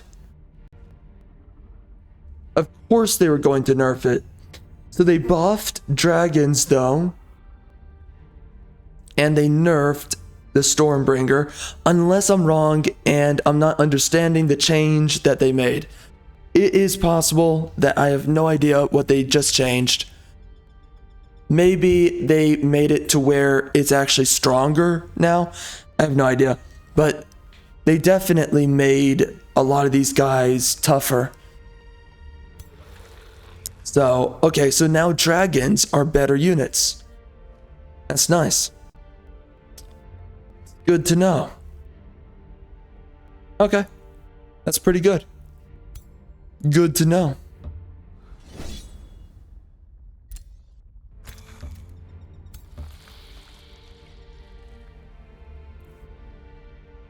Well, alright, let's do a quick save. Let's attack the biatch. Now, something interesting. They did not nerf the Reaper. They didn't do anything to the Reaper. So that unit is still the same as he was. That is interesting because he is a very powerful unit. Without a doubt. So they didn't do anything to that unit. And I thought that they nerfed the Astral Siphoner. But it didn't look like they actually did. Unless I read over it, but I don't think I did. So I guess he's not. He wasn't nerfed, apparently. Although I'm not sure if I'm entirely as impressed with the unit as I was in the past. So I don't really know what's going on there.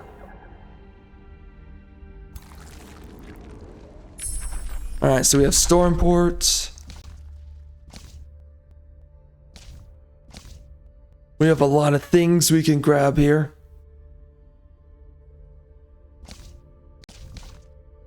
And I didn't read anything about the damage values being changed.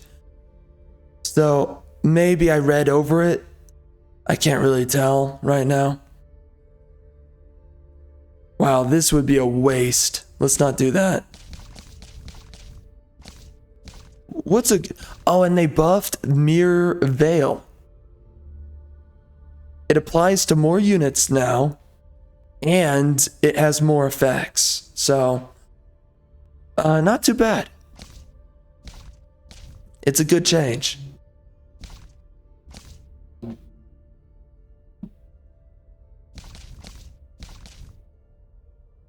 And they also buffed this right here.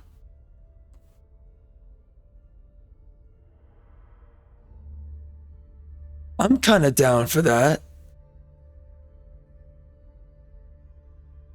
I like it. Okay, it's not too bad. Well, let's do this. This will make my units a lot stronger. There is a cycle to all things. They definitely made a huge list of changes, though.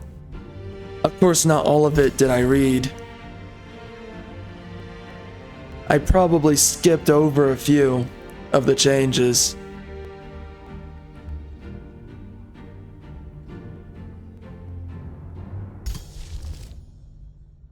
But I did try to read through as many as I could.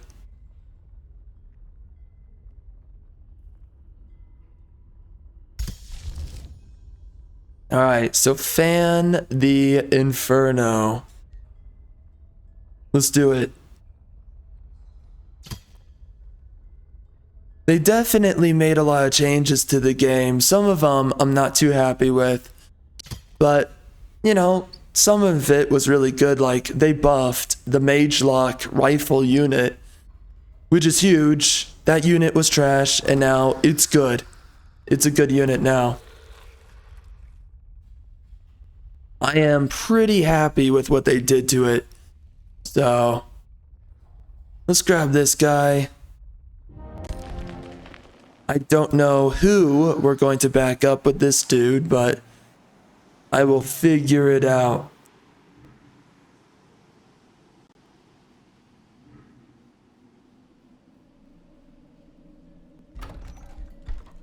What can we do here? Yep. And then we want to move the altar up to here, as I remember. So we're going to do that. Let's bring it right there. We're going to come in here. Golem mine. Where's a good place for golem mine?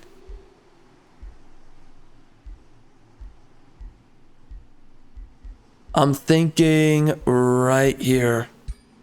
And then we'll be done with this city. So yeah, I don't think I want to do war slaves anymore in my builds. I don't think it's as good as I want it to be.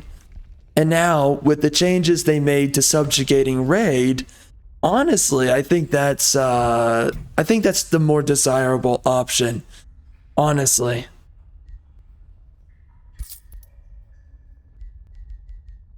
Alright, we're gonna execute the biatches.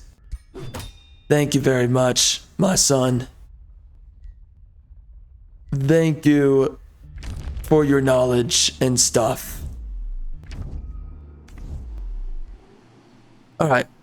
Well, I like the changes, and I think overall, just like after picking up this DLC, experiencing it for everything that it is, I think I'm starting to learn I want to play it a little bit differently at this point. I think that's what I'm learning. Oh yeah, and they also buffed the Soul Well. They also buffed that one too.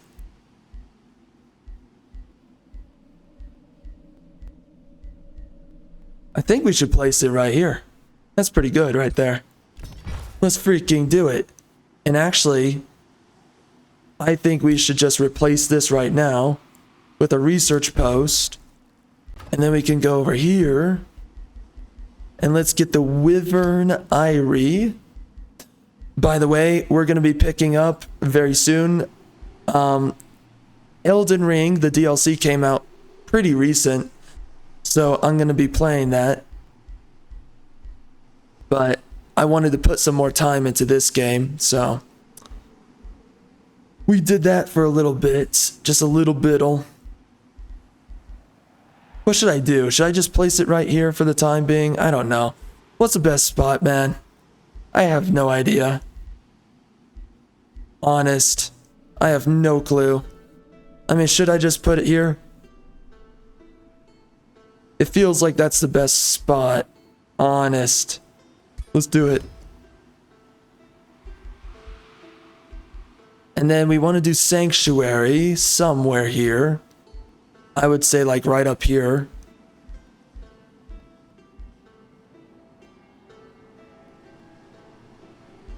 Is there a better place? I don't know. Oh, wait. Wyvern Eyrie. That's the wrong spot for it. Because we've got a worker nexus right over here. And that'll give me extra research all around. So that's pretty good. Then we can go in here. We can do Sanctuary. And we can do the spell Jammer.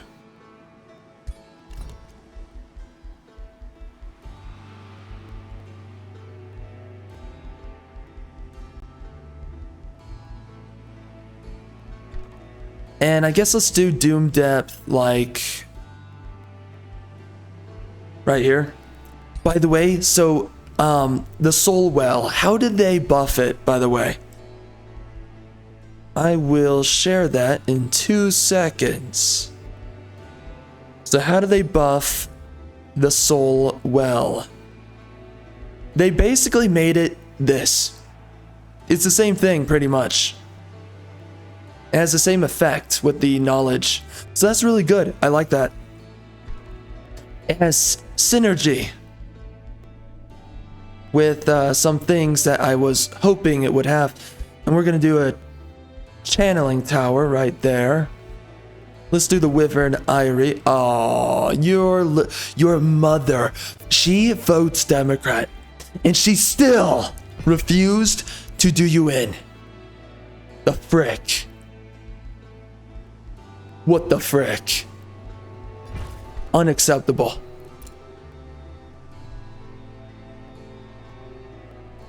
She still chose to have you. That awful wench. WCF. Y and Z. Now I know my ABZs. My ABCs, brother. She.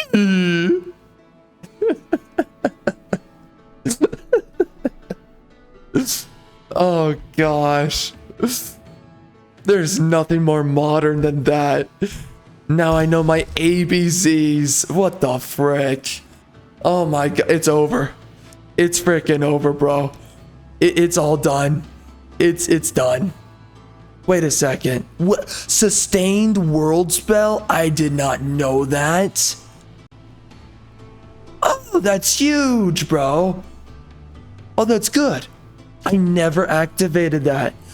I thought that was something completely different. It's a sustained world spell. That is huge. That is huge. That is huge. Huge. Freaking huge.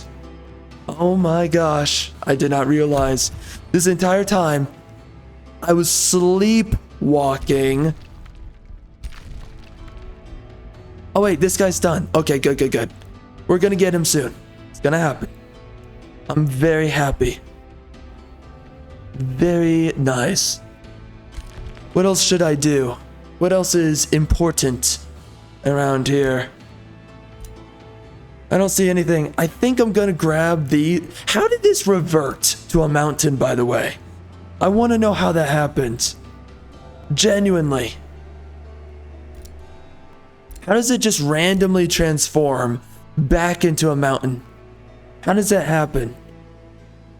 And how did it turn away from being a mountain? How does any of this make sense? I don't know. I do not know.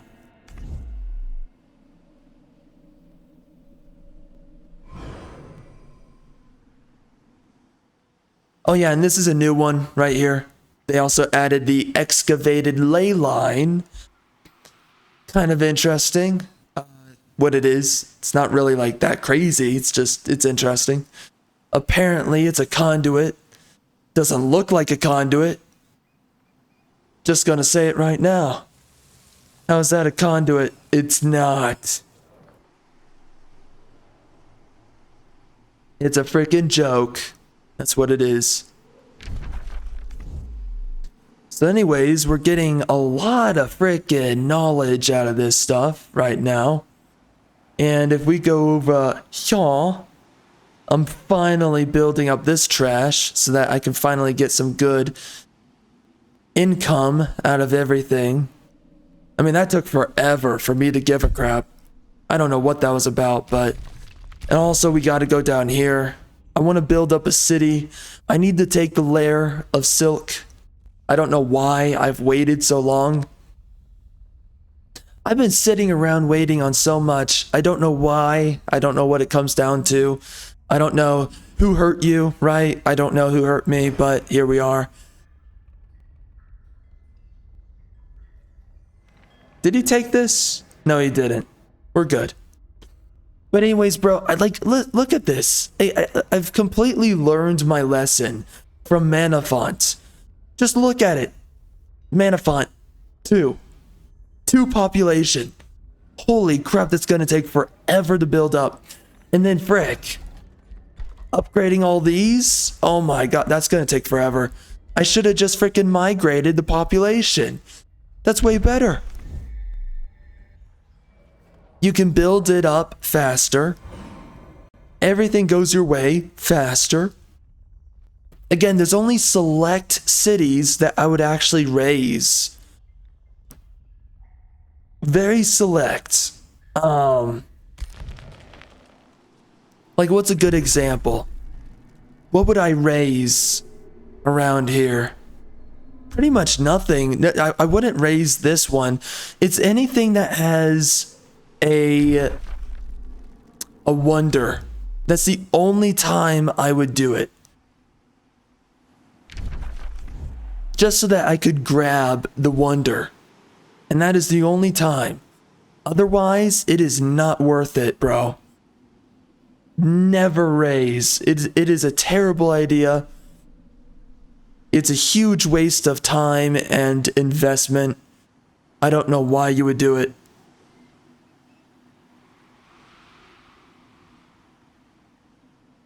And I don't know, man. Like this guy, I would raise this guy, I'm pretty sure, because I want to get... Yeah, I would. Because I want to get 2 of his wonders. Actually, 3. Jeez. Yeah, he has a lot of wonders right there. And I think what I would do, I would migrate the population to myself for Purovo. Yeah, I would do that. And then I would use Purovo to run around and collect a lot of territory. For real, for real. See, brother. We are finna up in here. Oh my god.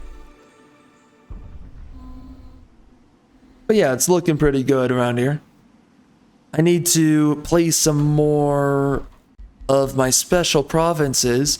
I have the Wyvern Eyrie, and that's still sitting around. Like, what the frick is going on here? I have the Channeling Tower down here. The Pyre Shrine is in a completely incorrect position. Let's face it. You know what? I think I'm gonna take these plots right here. I think I have to. I don't really have a choice. It's being forced upon me. Oh geez, we are being attacked. That's no good.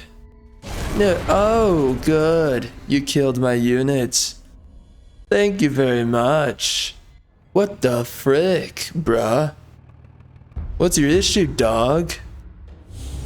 What the heck, man? Frick. That's like messed up and stuff.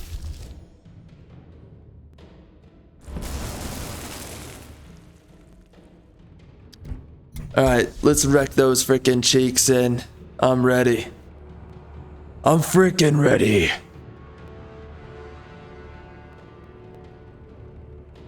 We're doing the marked for death. It's always good to focus out a strong unit, and none of these guys can debuff me, so what's up? Frickin' take it, biatch. You're going down.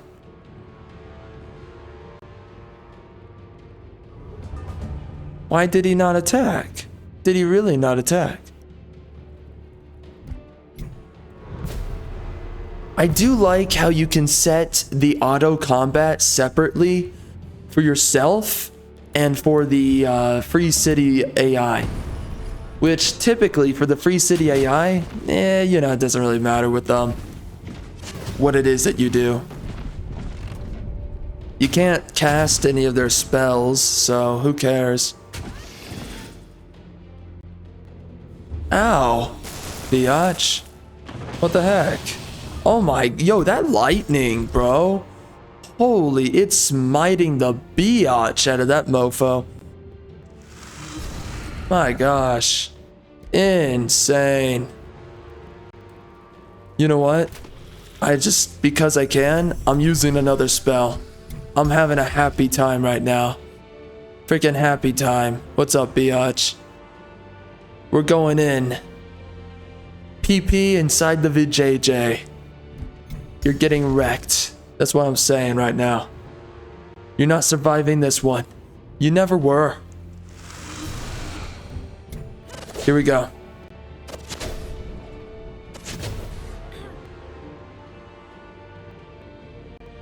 his wet was removed. What the frick? A lot of wets are being removed right now. Everyone used to be wet. No longer. No longer, it's over now. The wet is over. Oh, what the? Those are powerful shots. What the heck? What does he have? Does he have like incendiary arrows or what? Dang, they're really going at it on me. Yeah, look at those units. Just more and more units. Multiply them. Endlessly. It's wonderful. Yeah, good luck, biatch. You're going down. You're dead, son.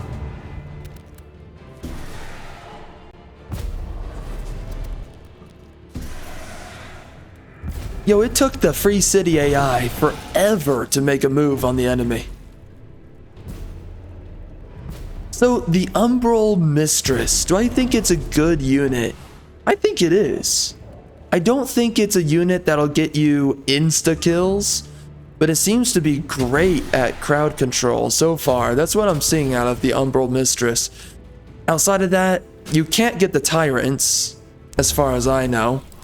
The Mage Bane is only as good as having one inside your army. Within your overall army stack. Outside of that, it's not really that important to use. I would say he's pretty weak. He's okay, but yeah, he's weak. Let's face it, okay? He's weak.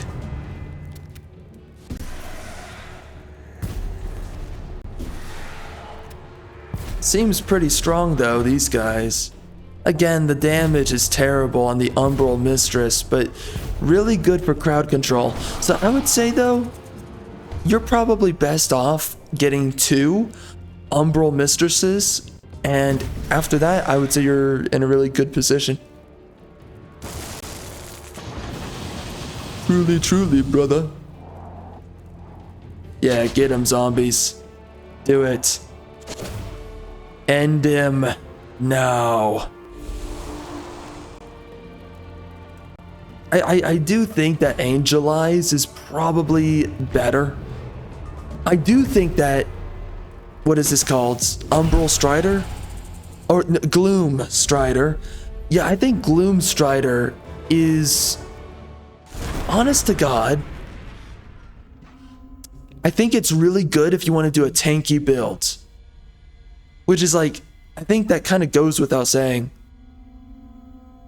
But at the same time, Angelize is also really good if you want to do a tanky build. So, you know, it's either one. Because what's super good about these guys is that they can eat up negative status effects, which is huge.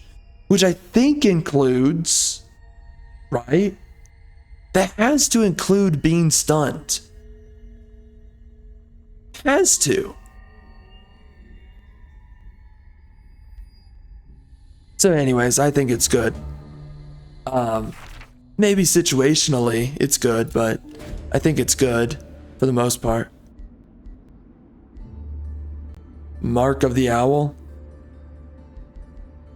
Maybe? I'll take it.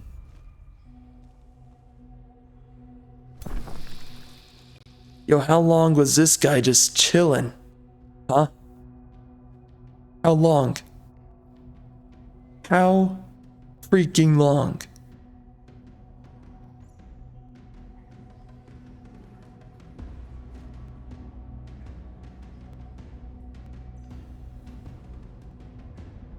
Yeah, I do kind of want to go down here. Let's do that. Oh my. It appears you wish to fight me. Alright. How about no? Biatch. Yeah, this guy's gonna get attacked on his way to my homeboys. But at least we got a research post. That's the good news. Which isn't much, but whatever. Yeah, see, look how long it's gonna take building this freaking trash. Look how long. This is ridiculous. What am I doing here? Holy frick, son. Crazy.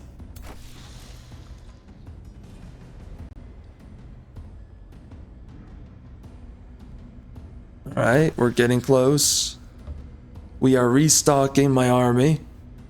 And we are preparing ourselves for an extensive war venture. Alright. That should be easy, right? Totes. Frickin' totes. Migoats. Son. Easy.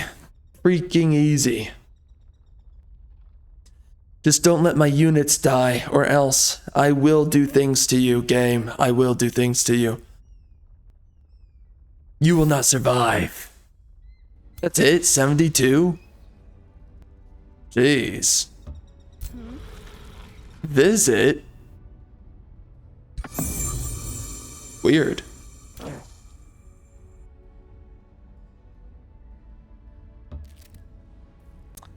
Alright, so what are some good pickups around here?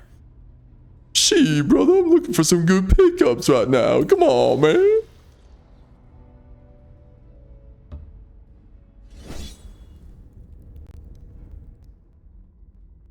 We totally have this. Yes, indeed. Apparently we heal extra. Oh, wait. No, not really. I mean, kind of, but not really. Just forget what I was about to say. It doesn't matter anymore. Just like my ex-wife. Ah!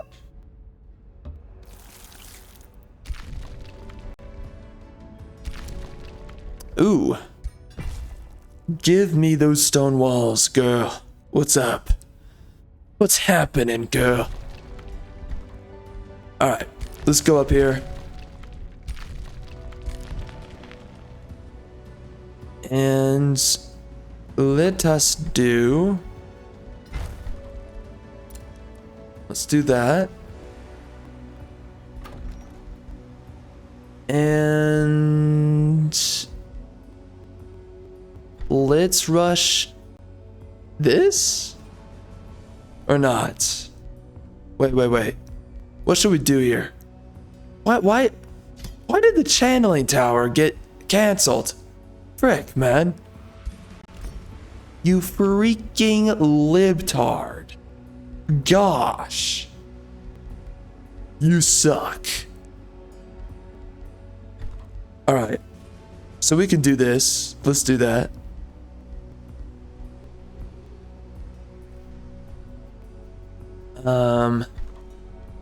We're getting a lot of frickin' knowledge. Absolute knowledge. My friend. It doesn't tell me where I'm getting my knowledge from. Whatever. Oh, we can finally do this. It doesn't really matter too much, but it kinda matters. It mattered earlier, that's for sure.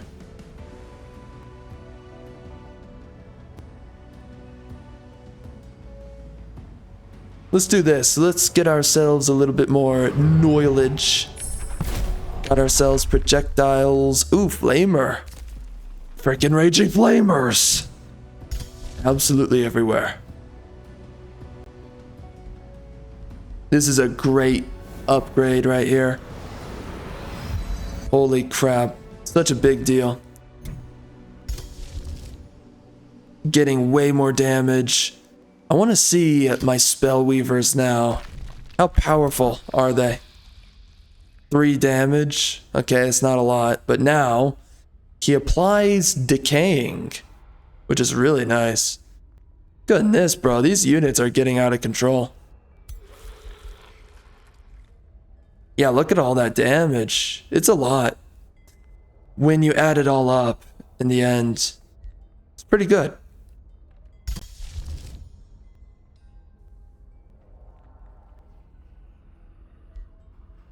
Very nice.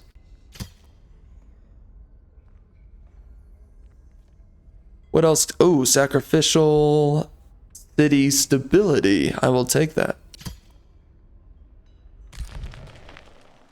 Anything else? I don't see a single thing. Oh, we want this. Yeah, resourceful vigor. That will make healing a lot better for my units, and eventually getting martial ancestry. All right, I think that's it, right? Yes, we're gonna be releasing this guy next turn. And down here, that guy's on his way to being a vassal. I look forward to it. And one more turn and we can get some more units to defend. Absolutely beautiful. Everything's coming together and stuff. It's crazy to me that a fully well-built vassal is equal in income as an umbral dwelling. Just about, for the large part, they are. They're equal to each other. I mean, let's look at Shunla. So it's a little bit more. I do wonder what the income's going to be for Outlandis and also for Omnisphere. I will be interested in seeing that. You know what? I think that the Temple of Fertility might be really good. Although, my question is...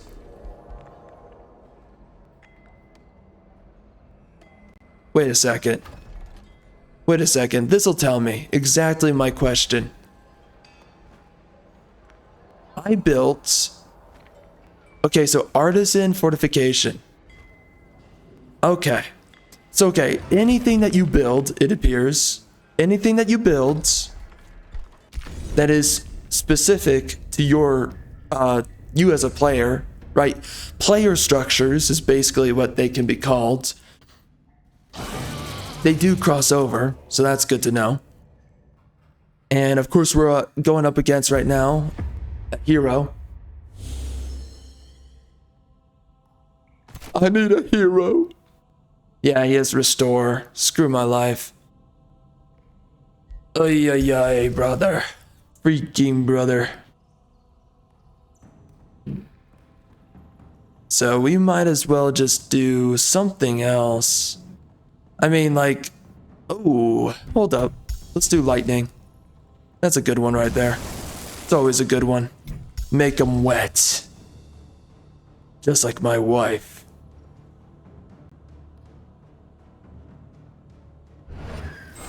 Yeah, I think that's better. And then this guy can just sit over here, my hero. Sit here. Loyal slave. I will post him up over there. And honestly, let's just rag on this guy. Let's get him out the game.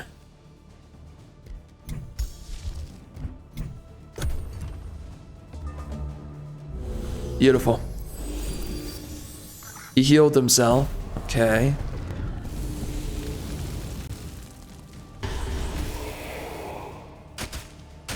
Man. The astral guy is getting wrecked.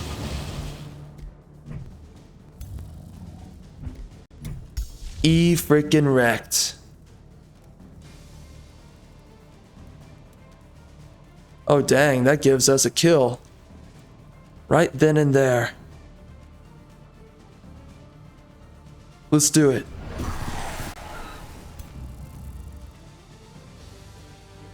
Huh?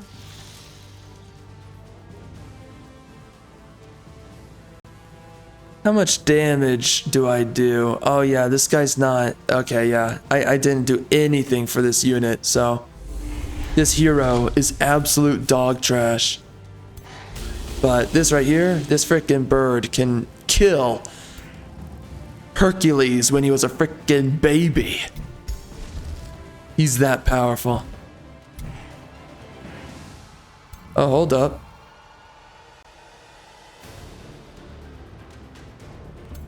Gonna run right here. You are dead, son. You are done for. Ever.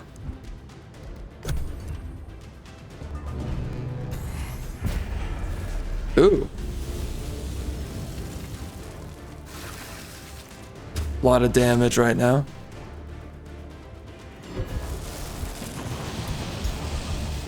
Should I just go crazy and use something? Use something I've never used before? Screw it. We're doing it live. Yeah, what's up, son? Your own mirror is attacking you. You don't even know who you are anymore. Identity crisis. What are you going to do?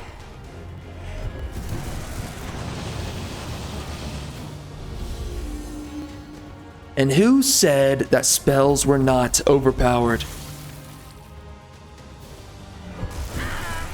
My gosh. Too good. The astral tree, when it's working together, is so strong. It's unbelievable. And then when you're using it as a mystic, throw that into the mix, and it's super strong. Goodness. Yo, Sanguini cannot defeat me, bro. Bro, I could literally win with one army. One army. One. This biatch stands zero chance. She's never winning. You will always lose, Sanguini, because you don't know how to win. You don't have what it takes, and you don't have the spirit. You don't have that soul music, brother. Jeez, how many people are there, man? Frick. Yeah, keep them coming, bro. Keep them coming. You're not gonna win. You can't win. It's impossible. It's over for you. Freaking over. It would be interesting to see what kind of spells the AI is using right now. Honestly. But it's over for you. It never even freaking began.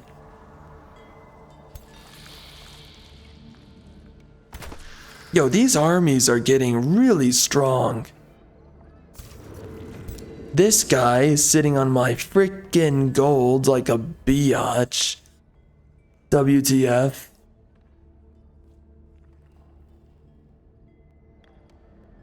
And what happens over here?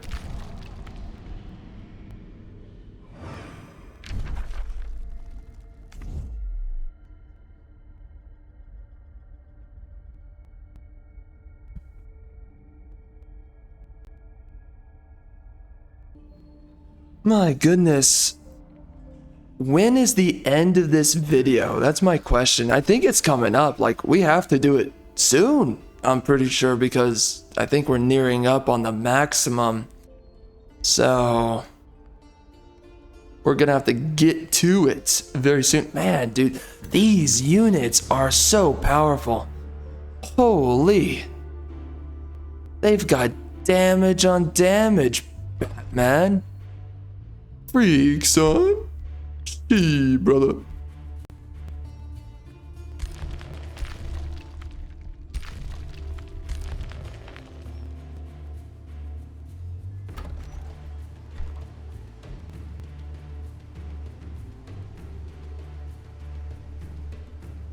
Well, we can release myself. We can release this guy as a vassal. It has taken this long, but we are finally here. Wow, that really did take forever. Not, yeah, kind of on Omnisphere, but more so on the other ones. Those guys took even longer. Jeez. Pain incarnate manifests manifold. I become pain.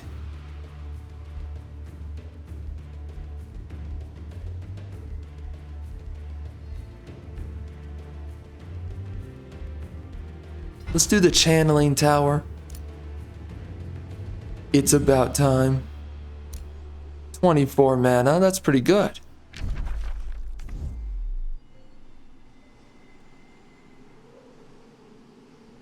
Okay. Okay. Let's go into Mysticarium. Let's give them... Alright, guard. We're gonna give them these 2 units. There you go. And this guy's going to convert by next turn. Of course, for me...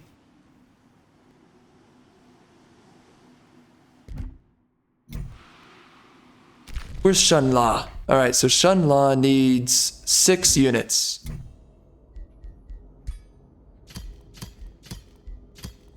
4, 5. And Abductor's always a nice extra unit to throw in. Alright, give those biatches to Shunla.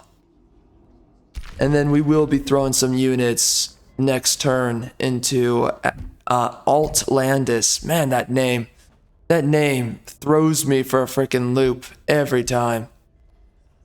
Altlandis. Jeez, did they know that was like kind of a tongue twister? Altlandis. Altland. It just sounds weird. Altlandis. Altlandis. Frick. They're messing with me, man. It's all a conspiracy.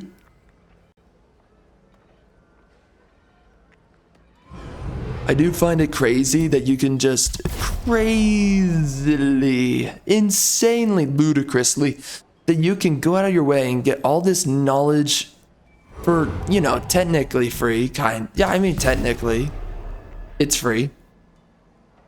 There you go, Flamers. Raging Flamers, all of my units.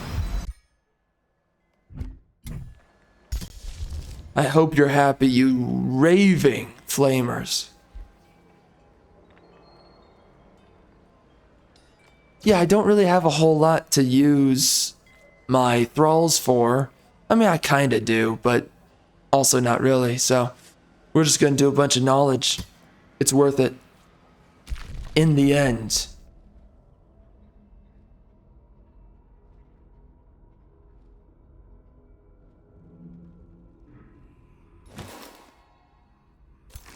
Alright.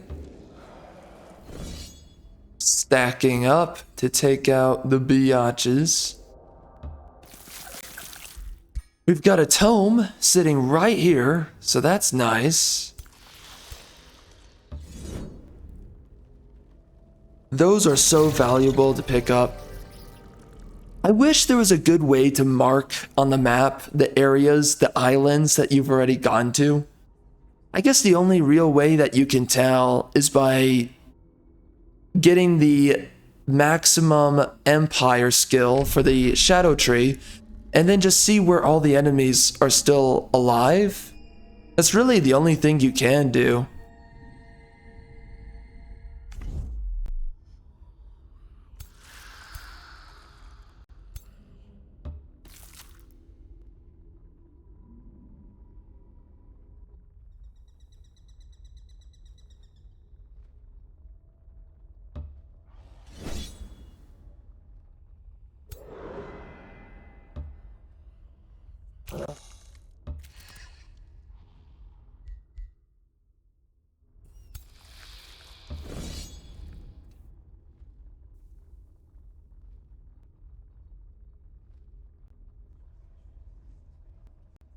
Alright, you raging homosexuals.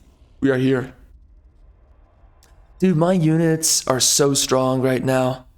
It is insane how freaking powerful my armies have now become. And then you have these guys, they're gonna be freaking piling in on the biatches. There you have it. I am going to rewatch, or rather, replay the, some kind of future fight that we're gonna have with one of the random empires.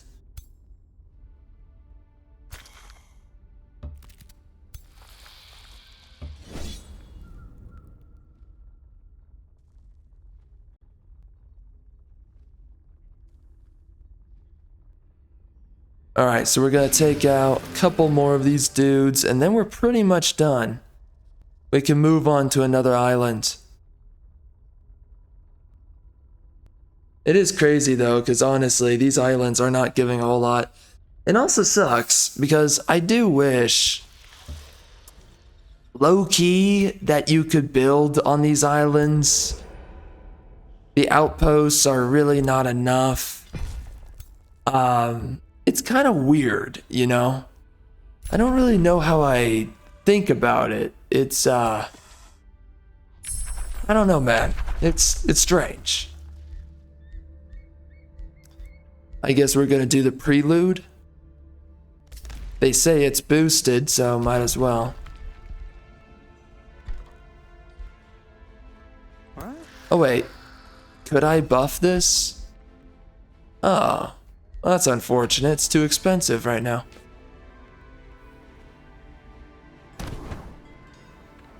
Yo, he's a tier 4 city, and he made a crappy little freaking dinky army like that. Jeez. Absolutely no excuse.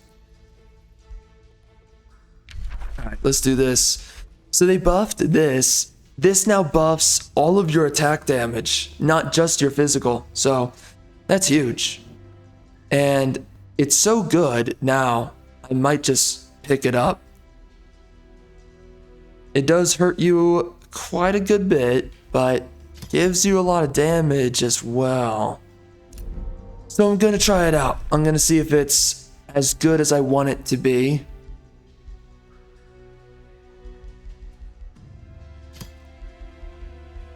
Let's do Rallying Blessing. That kind of trades it off, doesn't it? And then we can do Assassinate, even though I do want to get Blink, but whatever. And then we're gonna come into here and we're gonna make ourselves another mage.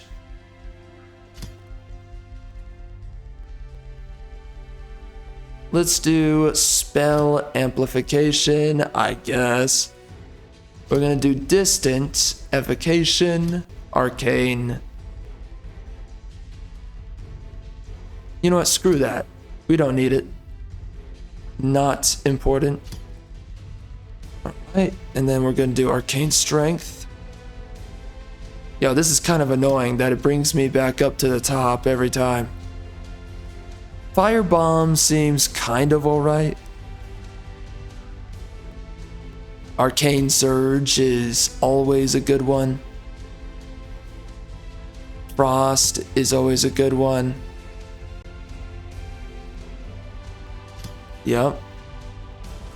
I do not think that Weaver is worth it whatsoever. I think that is a complete waste. After judging it throughout all this time,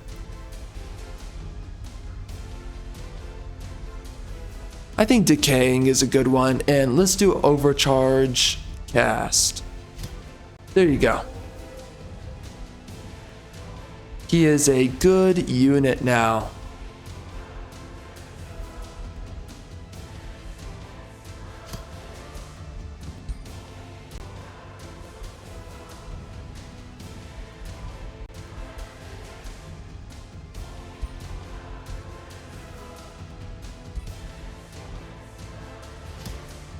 We can do a wand and then we can go here.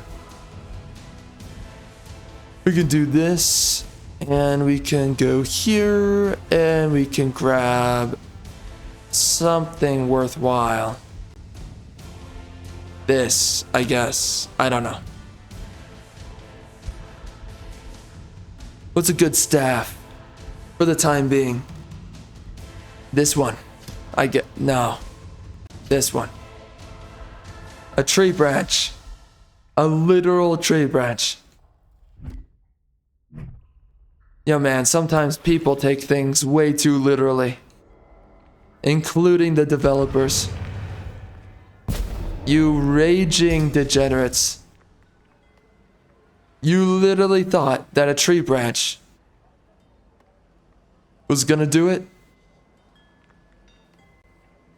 They took that whole thing about Gandalf way too serious.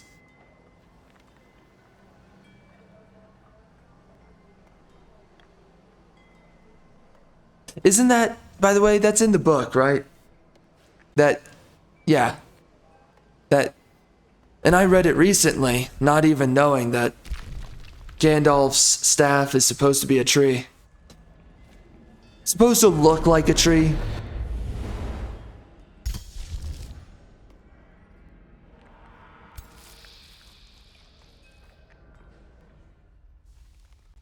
It's not that big of a deal. I was just like, oh.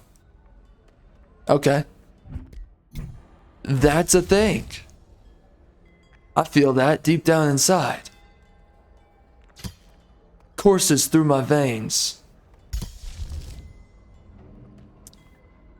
Should I build a Scald? You know, it's crazy that in the last 2 DLCs, they've gone out of their way to nerf the Scald. What were you thinking, guy? Frick. They nerfed the Scald. How many times, man? How many times? Jeez Louise, it's almost like they don't want you to use the Scald. What, you want me to use the frickin' nymph instead? Is that what you want? Or the frickin' fairy? Fine, I'm using the nymph and I'm using the fairy now, because you guys keep on killing the usefulness out of this frickin' Scald. I don't know, is the Scald still good though? I don't know. And here's my question. What is latent within the fairy? Oh, wait. Doesn't it tell you? Doesn't it tell you? It tells you up here, right? Spring fairy. Inspect. Ah, shoot. Okay, well, there's no way to know. So anyways.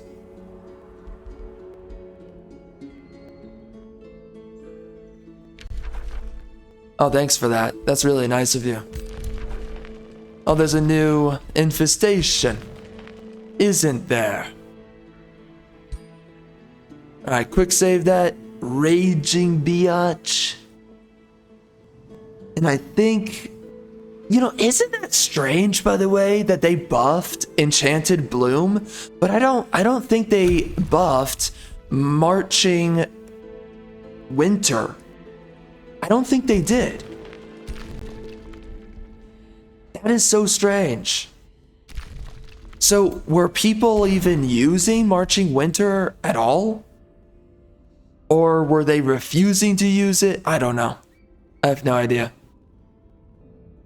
Alright, bro, so I just realized we are literally at the end of this current video. It's about to be at the limit for basically 12 hours. So anyways, we will be back for the next video, but we are cutting it off right here.